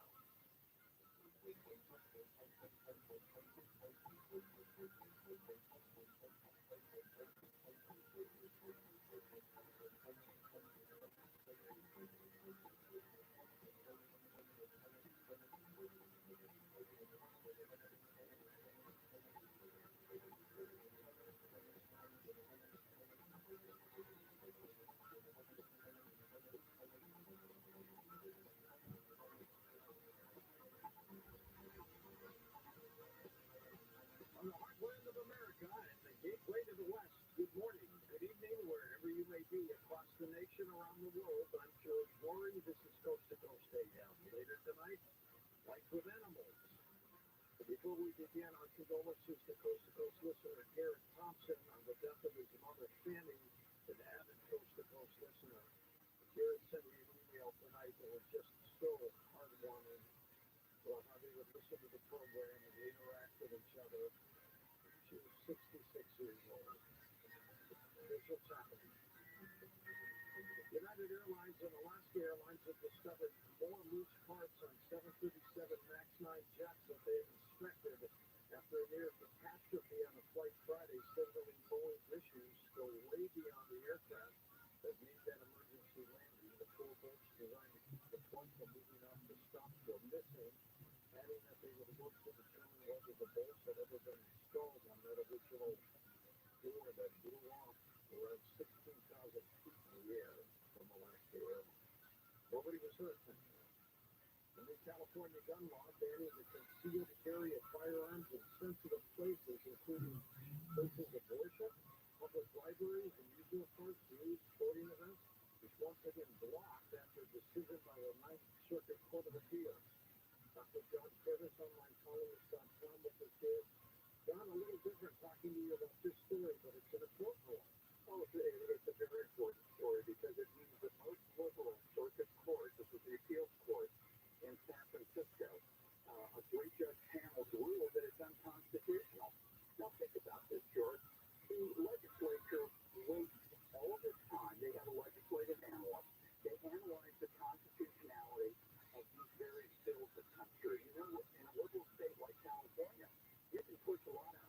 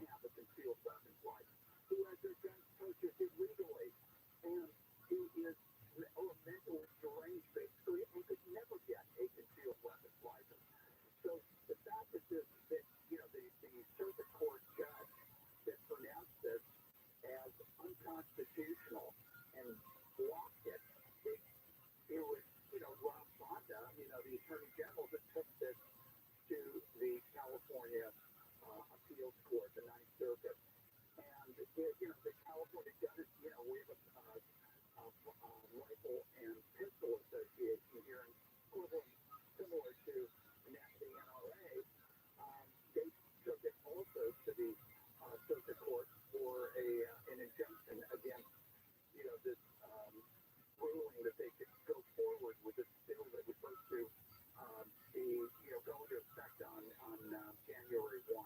So I think it's a win for people that care. We have to care about the Constitution. Because it's being eviscerated everywhere you look right now.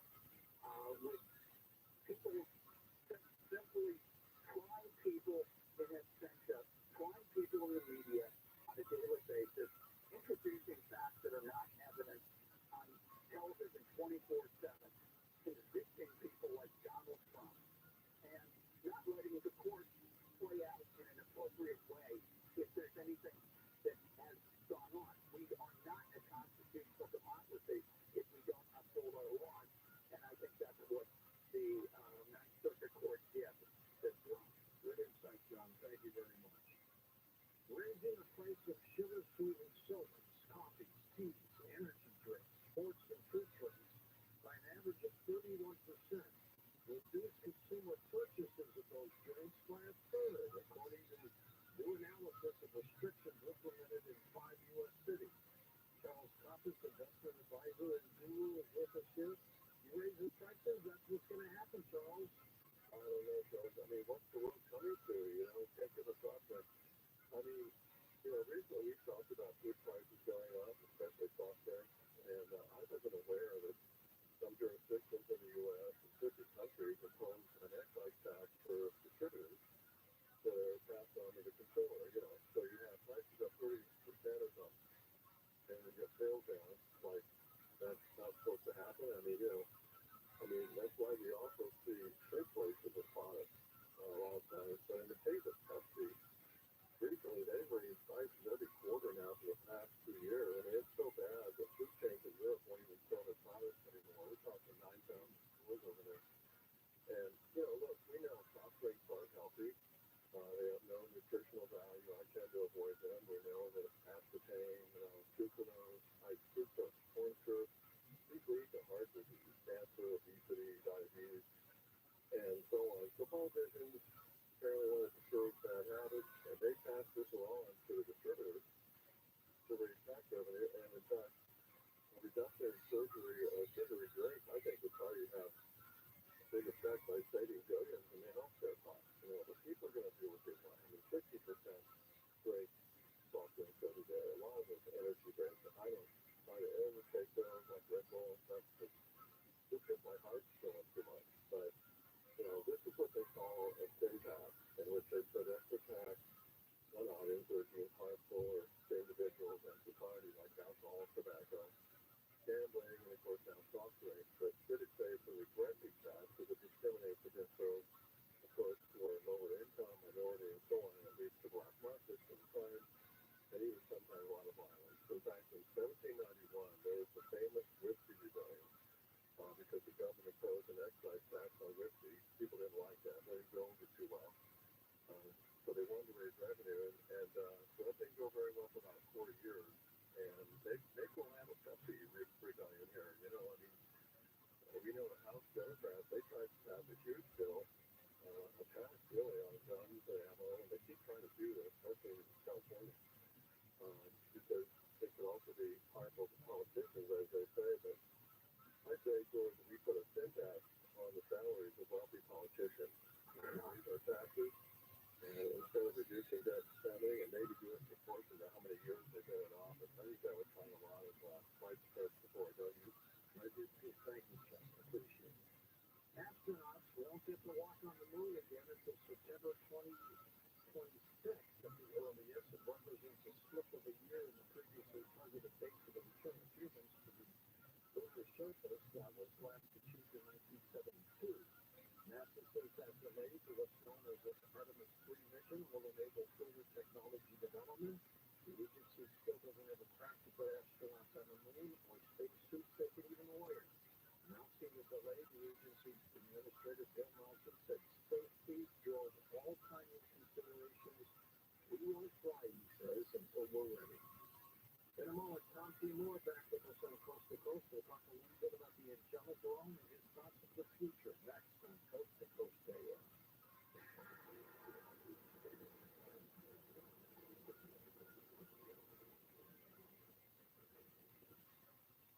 better time than the new year to resolve to protect your identity and finances.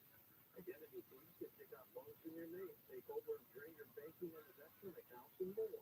LifeLock makes it easy to help protect your identity and financial future. LifeLock monitors your accounts and credit and detects potential threats to your identity that you may miss on your own. If you do become a victim of ID theft, a U.S.-based restoration specialist will work to fix it. Plus, all plans are backed by the $1 million protection package, meaning you'll be reimbursed up to your plan limits for funds lost due to identity theft. LifeLock is the New Year's resolution that's easy to keep. Call 1-800-LifeLock or go to lifelock.com and use promo code George to save up to 25% off your first year. That's lifelock.com, promo code George to save 25%. Is that phone number again for you? 1-800-LifeLock, 1-800-LifeLock, or go to the website, lifelock.com. That's lifelock.com. Real people, real things. I cough, and I cough until I choke. 24 hours a day. I couldn't even wash my floor without literally coughing until I was gasped. So I saw 3 different pulmonologists, and they could do nothing. Someone had mentioned to me about a product that President Reagan had taken. I ordered it within 1 week. 1 week. My coughing had stopped since I've taken the carnivore. Everyone that would come into our store would say, why are you not coughing? I told him what I'm doing, and he said, well, what's it doing that it stopped that coughing? I said, I can't answer that. Your job stopped it. So 866-836-8735. That's 866-836-8735. Or visit carnivore.com. That's carnivore.com.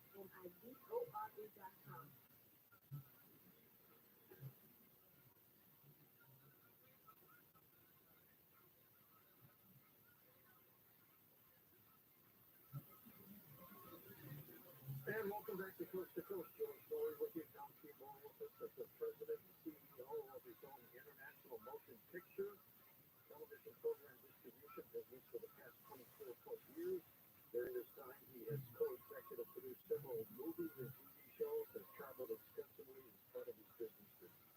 Mr. Seymour graduated with a Bachelor of Arts degree in Business Administration from Texas Christian University, served in the U.S. Army as a first lieutenant, and served, and has been requesting benevolent outcomes for 10 years plus, and has a keen knowledge of how they can be used both in business affairs and in one's personal life, resulting in a more gentle, less stressful life. The gentle way. Here he is back from Coast to Coast. Tom, welcome back. How have you been? Oh, great. Thanks, George. And a good evening to all your listeners. Well, you too. How did you get involved in the angelic realm?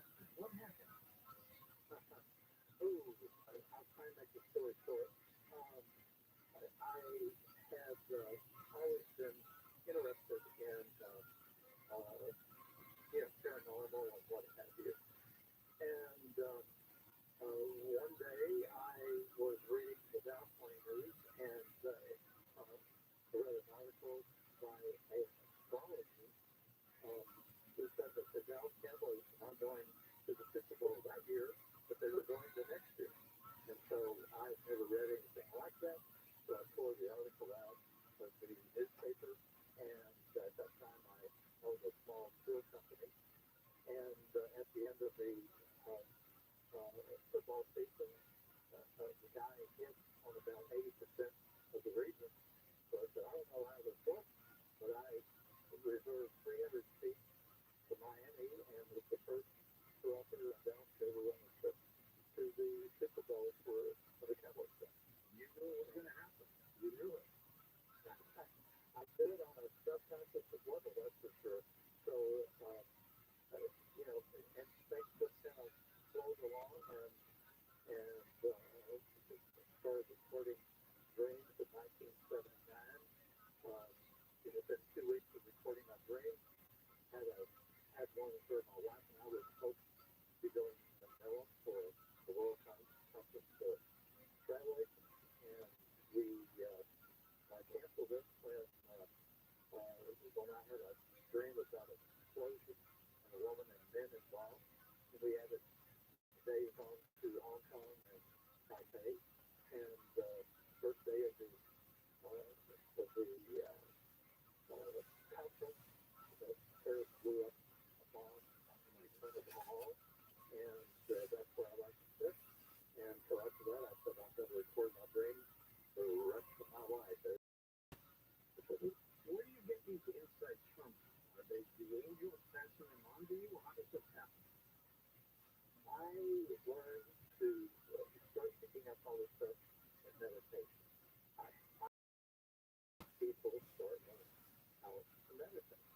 And when I started meditating, I first got in touch with an Indian shaman living in the 1600s. And he told me, Tom, he said,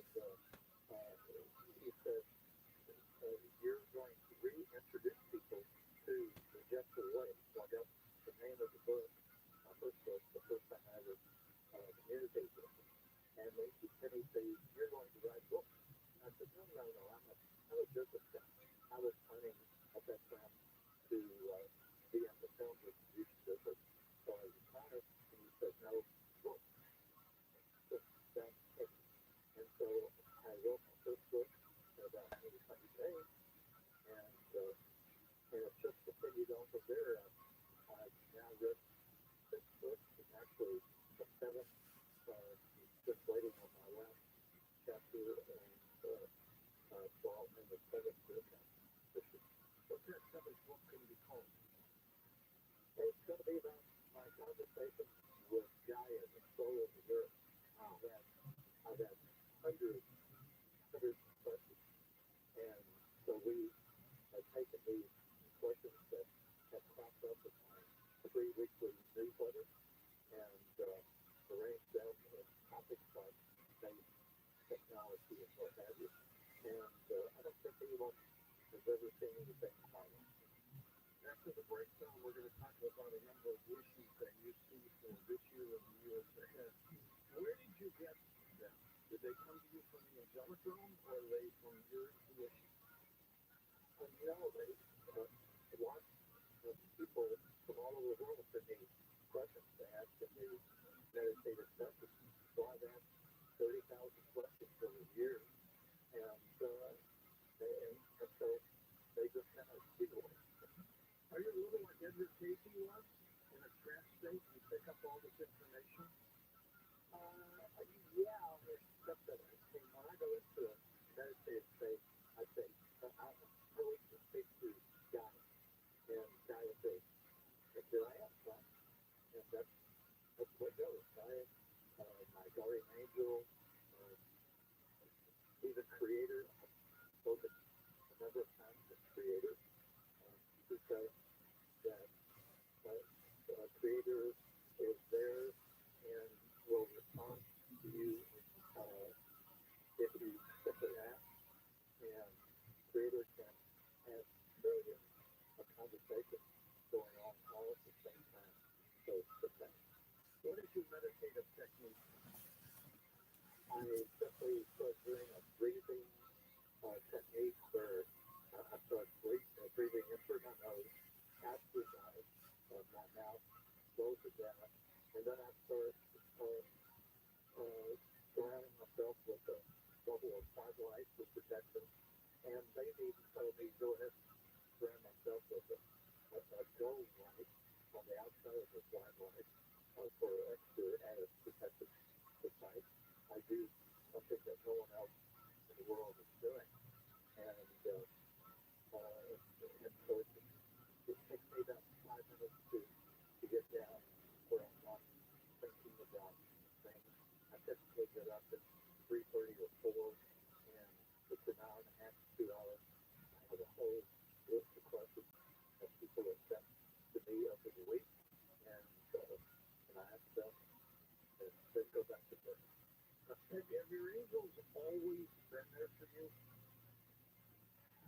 Yeah, I mean, they're here for every one of us, okay? Every single one of us has what we call guardian angels.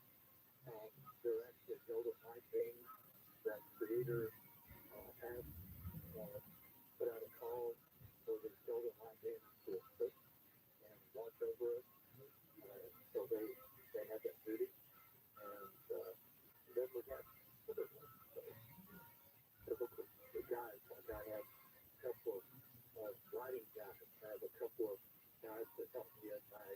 send this to group system and so on.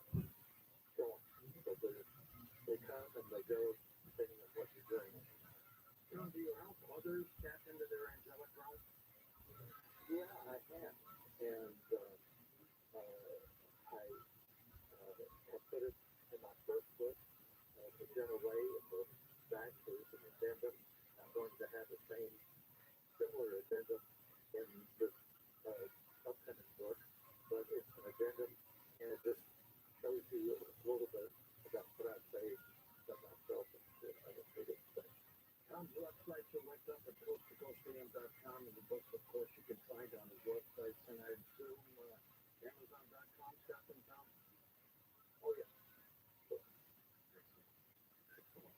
And what's new for you after the book comes out? Well, I have a major project that's going to come along that most people may not believe, and I can understand that, but my family and I are supposed to take a trip up to a Syrian mothership, and for 14 days we're going to shoot a series of documentaries. That's from the serious subject. Yes. You're going away on a saucer to the series? Well, only 50 miles. They're 50 miles up and close so that nobody can see it. Here it is, because the outside of the ship is 3 miles wide, and on the inside it's 15 miles wide, because they live in 10 positive energies, and we live in 4 negative energies that our souls volunteered for what's called the Earth. And so we live in 4 negative energies, and it compresses everything. That's why there's some people might have reported to you recently that there was a crash ship. A guy went inside it, 30 feet wide. He said it was as big as a football field. My buddy, my EP buddy, who's a member of my soul culture, told me that the guy was disoriented, and actually the inside was only 150 feet wide. That's he was off by a little bit. Yeah. Something because he just didn't quite disorient to, go inside a 30-foot ship and so many. It's 100 people, 150 feet wide. How did this Syrian, and we're not thinking about the country now, how did this Syrian contact fulfill you? My guardian angel Theo, one day in 2008, we were talking about the ruins on the other side of the world, and he said, Tom, he said, you're going to get to see it. So one day, I said, yeah. He said, yeah, there's this EP that's been monitoring our conversation, and he'll take you. Yeah, that's great. Tom, what about this second round of break? We'll come back and chat more and get into some of your new thoughts for the year ahead. Do you have a photo that you think would interest the Coast to Coast audience? We're always on a hunt for unique and unusual images for our photo gallery. To submit your image, simply go to coasttocoastam.com and mouse over the media button on the upper navigation bar, and you'll see the submission option.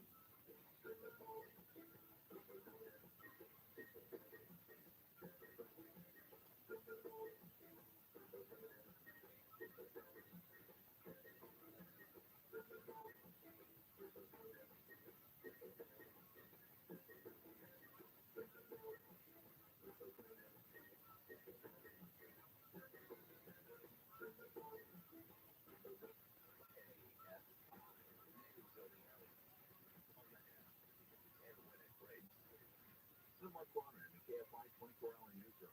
An assemblyman in the Inland Empire wants to up the punitive cost of retail theft.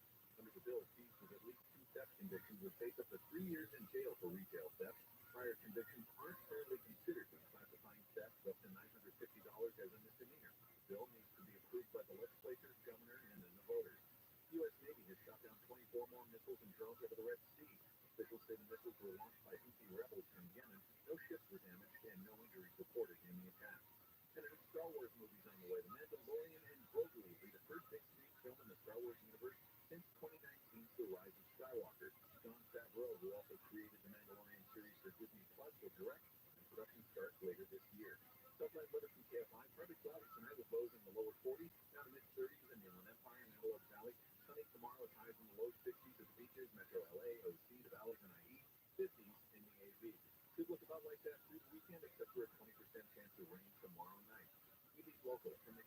24-hour newsroom, I'm Mark Warner.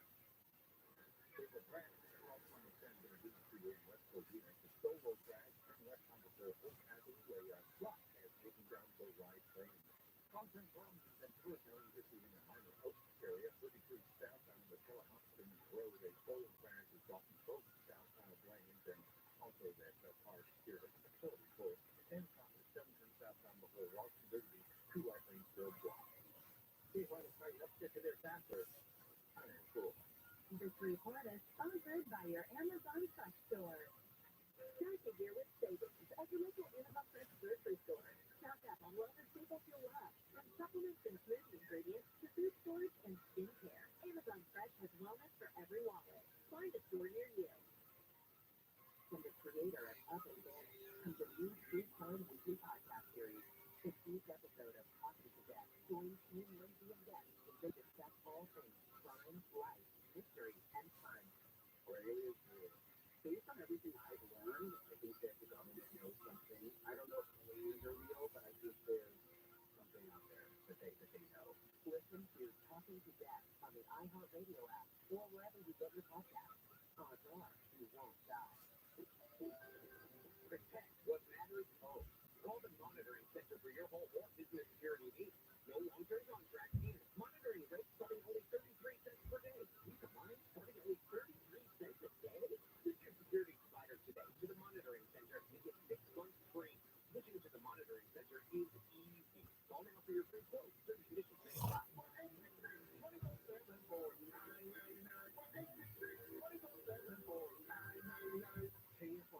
AM 640, more stimulating talk. You know, when they let you rent a car when you're 25, accidents caused with assault weapons are very different things. I mean, if you could look at the number of shootings, the average age of school shootings since 1966 has been 18. Bill Handle, what does that tell you? Live 6 to 9 a.m. on KFI and on demand anytime on the iHeartRadio app.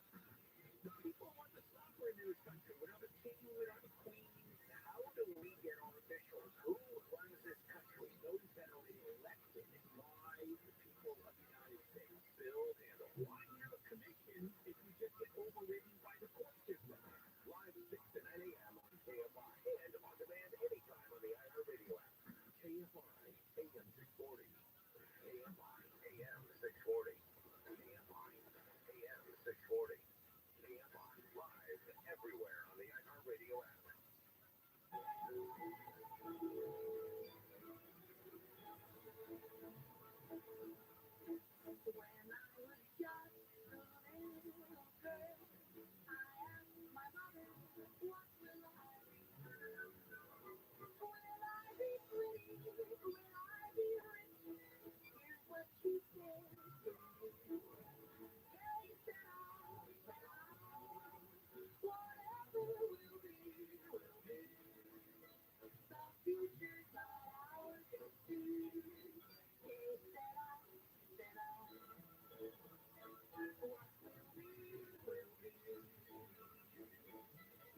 Premier Network presents Coast to Coast AM with Joy Norrie.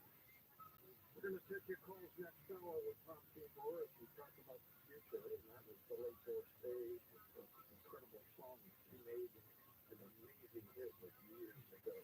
The Paranormal Podcast Network is up and running, and we'd love for you to listen in absolutely free. We sure would. It's very easy. Just download the iHeartRadio app if you listen on your phone.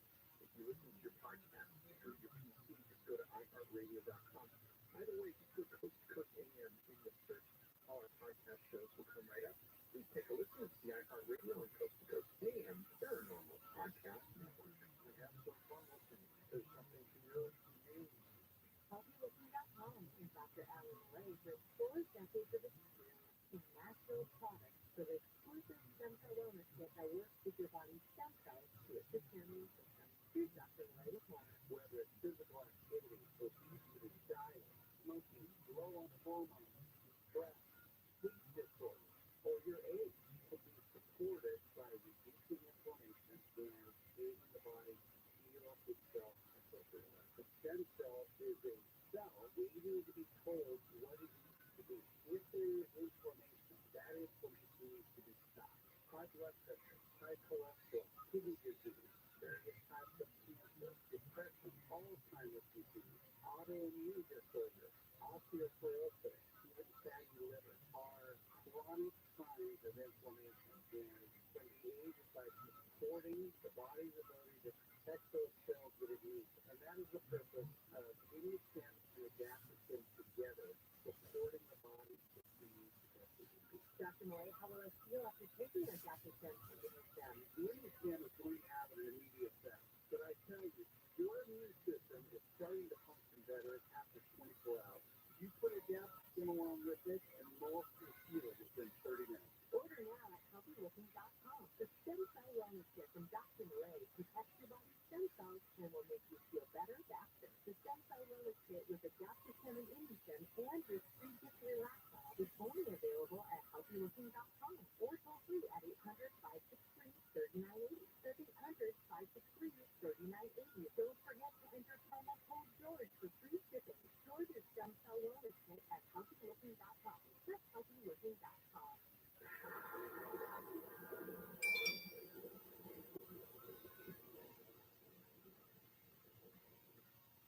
Personal safety for you and your family is a year-round priority. If you haven't developed a plan, put Brian Byrne on less lethal pistol at the top of your 2024 resolution list. That's BYRNA. A Byrne pistol is a reliable self-defense weapon that has formidable stopping power and is very easy to use. Byrne provides different ammunition options such as rounds filled with tear gas mixed with pepper and rock-hard kinetic rounds that can incapacitate attackers for up to 40 minutes. Do you work the night shift? Make sure you have protection to and from. Byrne is the solution everyone can get behind. Legal in 50 states. No permits or background checks required. Must be 18 years or older. I personally own the Byrne SB launcher, a great compliment to my firearms. As a responsible gun owner, I fully understand the adverse ramifications of using my firearms. Byrne is proudly American, manufactured in Fort Wayne, Indiana.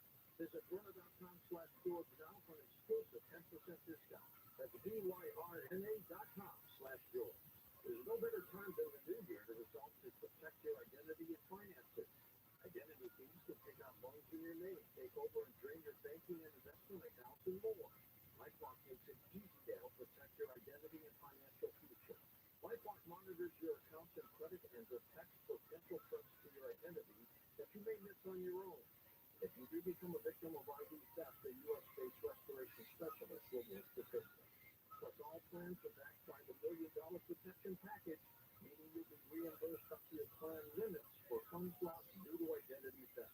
LifeLock is the New Year's resolution that's easy to keep.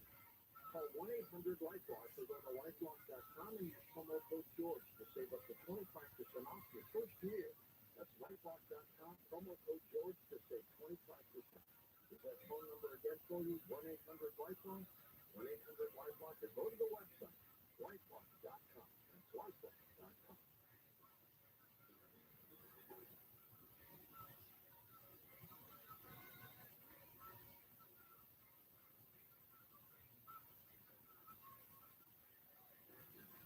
And welcome back to Coast to Coast. Tom Seymour with us. We'll take your call to Tom next hour here.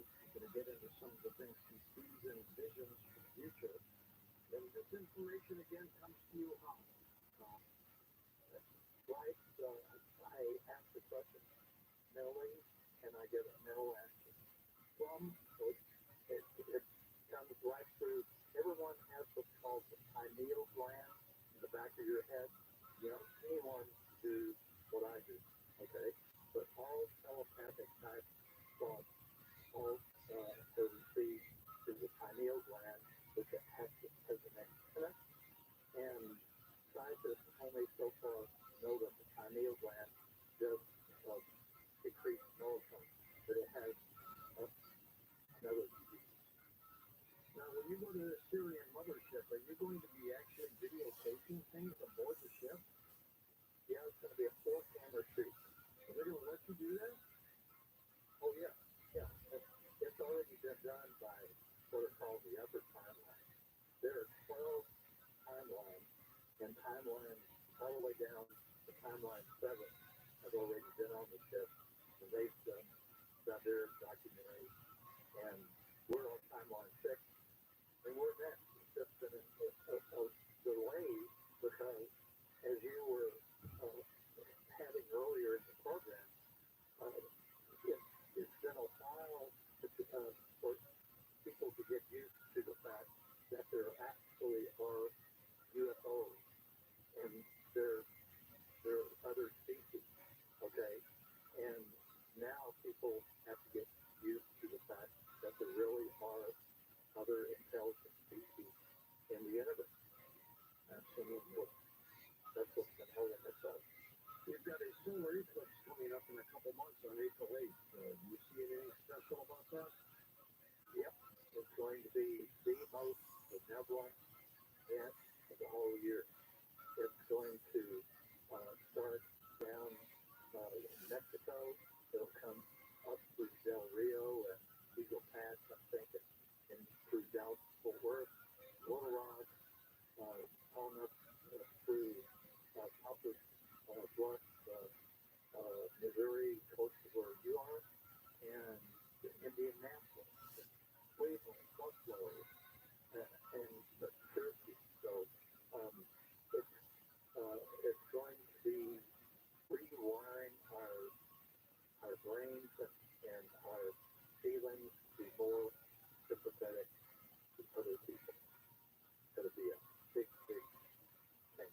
2023 was kind of rough, I think, for a lot of people, especially worldwide with the Russian-Ukraine situation, Israel and Hamas and everything else. Do you see any of that changing this year? Yeah, I was told that the Ukrainian war will be the last one ever in Europe, okay? And that it's going to be solved for a few months, obviously with with winter and spring, but eventually the Russian people are going to be tired of the war, and Putin is going to be on his way out. So that's going to be a big change for the Ukraine. Now, I ask the same question, but what about the Middle East? Will this war of Palestine and Israel be the last one? And I was told, unfortunately, no, it will not be. That thousands and thousands of more people are going to die before this war is finished, and it's going to, of course, you can already see it widening in Gulf, Lebanon, what have you. So that's gonna last a while. Do the agents get involved to try to fix things, or do they just pass on information? No, we're on our own way. I mean, we all have soul concepts. In one life, you're the hero. The next life, you're the villain. For the other soul culture is learning. But you can, by requesting benevolent aspects in your life, you can make all these challenges in your life much easier. So as an example, one of the things I've been recommending to people is that they say out loud, I request the most benevolent outcome to stay on my soul concept the rest of my life. Thank you. When you say that, it's like the best New Year's resolution you could possibly have, because it will affect your life so that you have more benevolent effort. And then when you have challenges, you simply say, I request the most benevolent outcome for whatever that challenge is. Thank you. And it's like a brick wall becomes a big speed bump. The challenges get easier. What is a soul contract? A soul contract, or a soul path, for interchangeable words, is something that you and your soul were fragments of soul, okay? So if you and your soul decided on before you were born, problem is, of course, we're there, and so people don't know what the soul contracts are, and you can stray off your soul contract and go down a path that is not a history, doesn't have to, and to the challenges that and to the stresses, if I marry the wrong person, whatever. I mean, there's all sorts of things can happen when you get off these first pathways. So that's why I recommend people request that they have all types of things in some concept.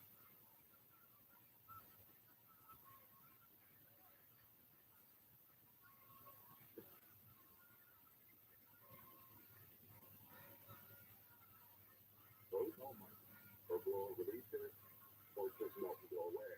So they're walking this, they call the guys from the Grumman Corporation with the filter module, and the guys from TRW with the filter defense engine, and they're huddling and saying, what the heck should we do?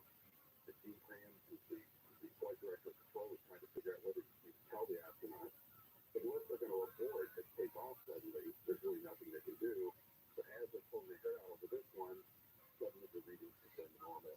After they figure there was a little ice cloud in a fuel line that froze because of the coldness of the lunar surface, so there was enough residual heat in the structure of the lunar module defense stage that it melted that little ice cloud and went away. But it's still there. So I remember talking to Buzz Aldrin once, and he had to use his big pen in order to launch the lens back up to the command module. Yeah, Armstrong was getting out, the backpack bumped the toggle switch, and off it snapped, and they stopped and looked at it with each other and thought, well, we'll deal with that when we get back. And he took the fingers because of the alarm, right? And so the engineers on the ground are trying to figure out a workaround, and so all of them, then we go, I can fix this, and click, up it goes, and everything worked out fine. They had another interesting problem. They had a valve that opened up to let the air out of the cabin so they could open the door and get out through their EDA for 2.5 hours, and they couldn't get all the air out, and the hatch wouldn't open. So I was interviewing Buzz a couple of years ago, and I said, what did you do? And he said, well, the land was pretty lightly built, so we just kind of peeled back the edge of the hatch. With a burst of ice wave, and they opened it came. Yeah. And when you think of the technology back then, 1960 technology, here we are approaching 2020 in a couple of years. We should be back in like seconds. I don't understand it. Well, vote to Congress. We know we can do it. We've done it before. We've done it many times. And it should be easier to do it now with the technology we've got. It should be. And when you see what's happening at Boeing with their new capsule and Starliner, and you see that you get a chance to have to pop your head inside of Elon Musk's new Dragon 2 capsule, these things are beautiful works of art, very spacious, comparatively speaking, and they have just this glass console that comes down over the astronauts with a touch screen on it. Most of the toggle switches with the heavy controls are gone, and everything's been streamlined, and it really is just a matter of money and willpower. We just haven't had that perfect storm, and when you think about it, we have post-World War II technology rush, we have the Cold War heating up, Kennedy had to pay a pitch to try and get out of the chair. You're having this competition with this perfect enemy in the Soviet Union, and then to top it all off, Kennedy gets assassinated, and Apollo, although a lot of people, including basically Walter Mondale, wanted at one time or another to shut it down, it's a hospital. You really can't touch it. You got a martyred president to remember here. But if all these things combine to carry it through to the conclusion, but this is not a sure thing. A lot of people want that program stopped because it was expensive. Ironically, today is the 14th anniversary of the Space Shuttle Columbia. Yeah. Yeah, so it's a moment. 7 astronauts NASA. Eventually, we stopped the program, and we still haven't done anything yet. Are we ever going to? Yeah, I mean, this shuttle was very expensive. It never reached its potential in terms of what we hoped it would do in flight rate and so forth, and it was kind of dangerous. There are a lot of single points of failure. So they really retrenched. NASA, of course, is building a new capsule, the Orion, and a new large super boosted rocket, the space launch system. And we'll see if that gets finished or not. That's up to the Trump administration to continue to curtail its succession too. But at the same time, you've got SpaceX and Boeing both building their capsules, and they've got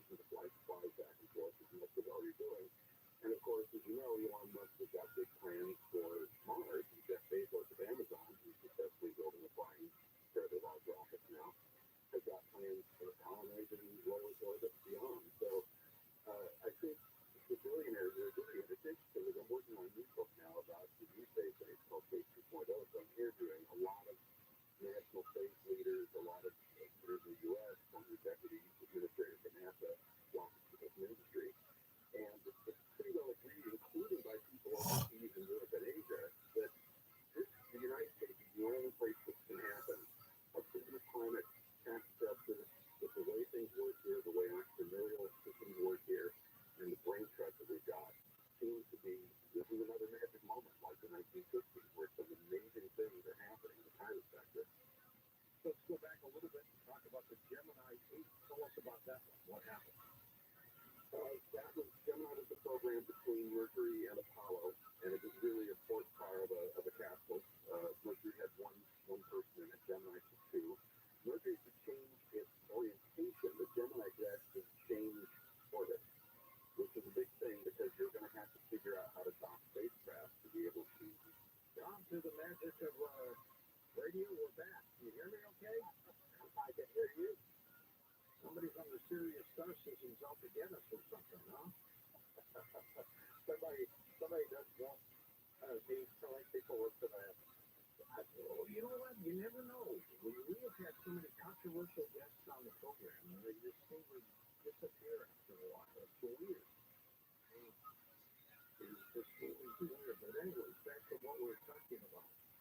And we were talking about what's happening. You looked at what you call the Leo Star Wars that lasted 27,000 universal years, 270,000 Earth years. What was that? What happened? Isn't that amazing? Yeah. In my book, I called it the reptilian war. Okay, but diplomatically, they call it the Great War. And the reptilian that it came from another galaxy, and so it takes another planet, and that quickly evolved to this huge, long war that lasted for 27,000 universal years. And so everyone that's having a life on Earth, we all came from other planets, and so everyone lived through that war. And so everyone has a remembrance of that war subconsciously. So it went on and on. And I was an amphibian from a water industry of the star system. And I'm a religious person on that planet. And so I came up with the idea. You got that? Yep. Okay. I came up with the idea of why don't we offer the reptilians that they can take part in this Earth experiment, and they can supply some of the souls for it. And it was completely turned down because the reptilians were paid and despised, just ridiculous that you could make such an offer. And so it went on for another 450 universal years, and things weren't going very well because the reptilians had more worship than our Federation of Planets that eventually became 20,000 planets. And it wasn't going good. So finally they made the offer and they accepted. So after that, they said, well, gosh, you're, you think outside the box. So everyone wanted me to first be to make suggestions for the Federation of Planets. And then when we started having lives on Earth, everyone wanted me to be their advisor. And that included you, because you came from another planet, you're a leader in that planet, and upcoming, you're going to be a leader on 2 different countries in future life, and on the big life, you're going to be the President of the United States, and I'm going to be one of your main advisors. Oh, really? Yep. How long from now? Well, now it's 2024, right? No, that's at least 3 lives. The nice thing about it, some people want to be leaders of countries and they don't have any experience at all. You're going to do it the right way. You're going to be a leader of 2 different countries and 2 different lives, and then you will have the experience to be able to be the President of the United States. All right, Tom, stay with us. We're at the top of the hour. We're going to take a short break and come back and take phone calls with you as we talk about your incredible ability to tap into the star systems and to ascertain what's going to happen in the future. So we'll take your calls with Tom T. Moore in just a moment on Coast to Coast AM. His website is linked up at coasttocoastam.com. The Coast website is now streamlined for mobile devices. Great news if you're a Coast insider or simply want to enjoy our website on your phone. Visit coasttocoastam.com on your iPhone or Android browser.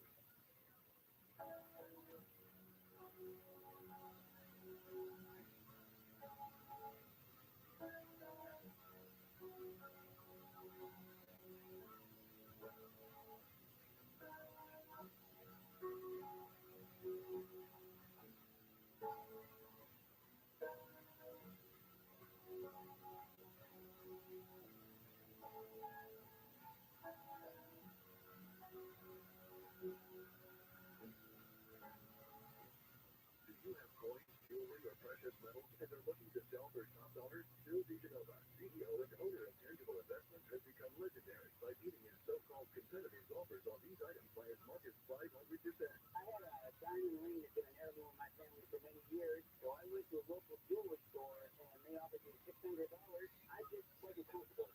I took it down to Tangible Investments and they offered me over $6,000 just so it's absolutely awesome. Stories like these are why Tangible Investments has become America's top dealer in precious metals, jewelry, and collectibles, and why Bill has been featured on CNBC and quoted on the front page of the Wall Street Journal. Over the past 30 years, Tangible Investments has bought billions in collectibles. That's billions with a B. Right now, demand is through the roof. Bill encourages all his clients to shop the competition and then call him last. You'll be amazed at the difference. Guaranteed. Call now for an absolutely free professional, no obligation appraisal. 800-711-2800. 800-711-2800. 800-711-2800. Pizza's here. Oh, great. Now the last thing, I'm worried about my stomach issues. If you're worried about having diarrhea, gas, bloating, stomach pain, or loose oily stool, it may not just be stomach issues. It could be a condition called exocrine pancreatic insufficiency, or EPI. With EPI, the pancreas doesn't release enough enzymes to break down food, but EPI is manageable. Use the symptom checker on identifyepi.com and talk to your doctor. That's identifyepi.com. Sponsored by Happy. Wendy's new breakfast two for $3 50 bundle lets you create your own delicious combo. Choose from a sausage biscuit, egg and cheese biscuit, small piece of potato, and a medium high carb. But it's obvious which combo is the best. Sausage biscuit and small piece of potato. Well, maybe it's the fresh cracked egg and cheese biscuit with a medium high carb, or two savory sausage biscuits. Yeah, whichever you pick, you can't go wrong. Choose wisely. Choose Wendy's new two for $3 50 bundle. KFI, AM 640, more stimulating talk.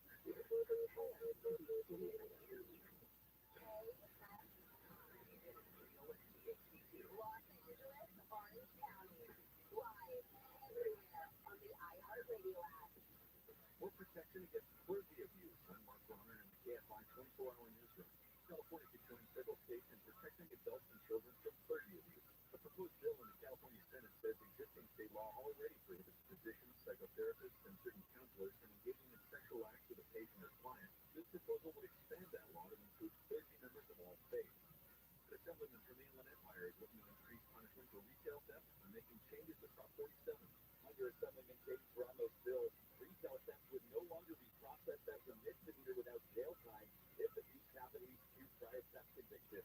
Thieves with prior convictions would face up to 3 years in jail for retail theft. Prop 47 currently does not assess prior convictions when classifying theft as up to $950 as a misdemeanor. Bravo says shoplifting and smashing grabs are causing retailers to close up shop. The bill will need to be approved by the legislature, governor, then voters to become law. Blake Crowley, KFI News. The former gang leader charged with plotting the killing of Tupac Shakur in 1996 has been ordered to be released from jail and serve house arrest ahead of his trial in Las Vegas. The trial doesn't start until June. Gang leader's lawyers say that client's facing danger and should be released. Senator Juan Menendez has addressed the Senate in response to allegations he accepted gifts from Congress government in exchange for help with a real estate developer's deal in New Jersey. Menendez says he won't step down. I'm innocent, and I had to prove my innocence. Not just for me, but for the precedent this case will set for you and future members of the public. Menendez was charged last year with conspiring to act as an agent of Egypt. He's been accused of taking gold bars, cash, and other forms of bribery while he was chair of the Senate Foreign Relations Austria has punched about 33 feet in the western skiing region, seriously hurting 4 people. Police say the accident happened when a tree fell on a part that attached the car to the cable. The car then fell while the family sat inside. One of the people had life-threatening injuries and was taken to a hospital. Police say a total of 6 people were hurt, as 2 others in another car were injured from the vibrations. Experts say nothing points to a technical or human failure. Southland weather from KFI, partly cloudy tonight with lows in the lower 40s down mid-30s in the Inland Empire and Antelope Valley. Sunny tomorrow with highs in the low 60s at beaches, Metro LA, OC, the valleys, and IE, down to 50s in the Antelope Valley. Could look about like that through the weekend, except we have a 20% chance of rain tomorrow night. 46 right now in Irvine, 46 in Brea, 47 in Burbank, 46 in Palmdale. We read local from the KFI 24-hour newsroom. I'm Mark Ronner. In downtown Los Angeles, revelers are using the arena after the Lakers game. Expect to see some additional traffic on Circuit Street and on the One State North as an after-end closure, not making the situation any easier. And Diamond Bar on the 15th eastbound, the on-ramp from Grand Avenue is currently experiencing a work zone issue. The on-ramp is Jefferson Rodeo being closed to 6 a.m. And from on the 91 westbound, it's a full 3-way closure of 71, traffic soon to get it off there. KFI in the sky helps get you there faster. I'm 7 minutes.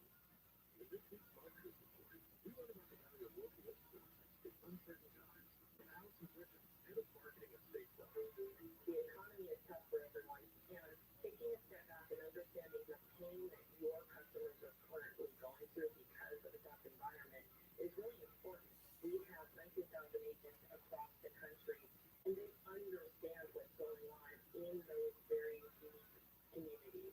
I have had such a broad broadcast reach that is local, connected, and for us to be able to touch customers at the local field but at a national scale is so efficient and important for us. As the number one audio company, iHeartMedia gives marketers access to all, from national to local, every audience, live conversations, trusted influencers, and the insights and data you need to grow. Not just a media company, iHeartMedia is your access company. If you're a marketer, go to iHeartResults.com. I'm getting vaccinated with Prevnar 20, a Pfizer vaccine.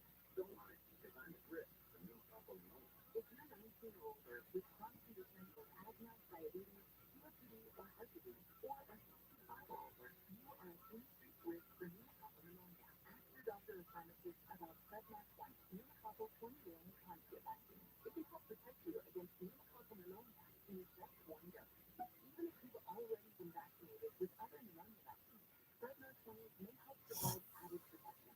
Prevnar 20 is approved for adults to help prevent infection from 20 strains of the bacteria that cause pneumococcal pneumonia, including cerebral independent supportive studies. Don't give Prevnar 20 if you've had a severe allergic reaction to the vaccine or its ingredients. Adults with weakened immune systems may have a lower response to the vaccine. Side effects include pain following the injection site, fatigue, headache, muscle, and joint pain. For full prescribing information, please call 1-855-213-2138 or visit Prevnar20.com. Hello, Dickerson. When are we going to hop in the Ford F-150 Lightning and go to a game together? Probably never. Well, think of the tailgating. With a Ford F-150 Lightning, we have the full power on board. We could tailgate all day, no generator. Or I could do all of those things without you. Hurry and visit your California Ford dealer today for great offers on the Ford F-150 Lightning. So come together, California. Let's push away the people who love you, Karen, because when we are the heroes, we're stronger with Ford. From the creator of Up and Vanish comes a new true crime weekly podcast series.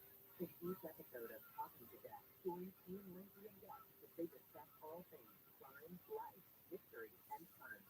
Are aliens real? Based on everything I do on the radio app or wherever you get your podcasts. Odds are you won't die. KFI, AM 640.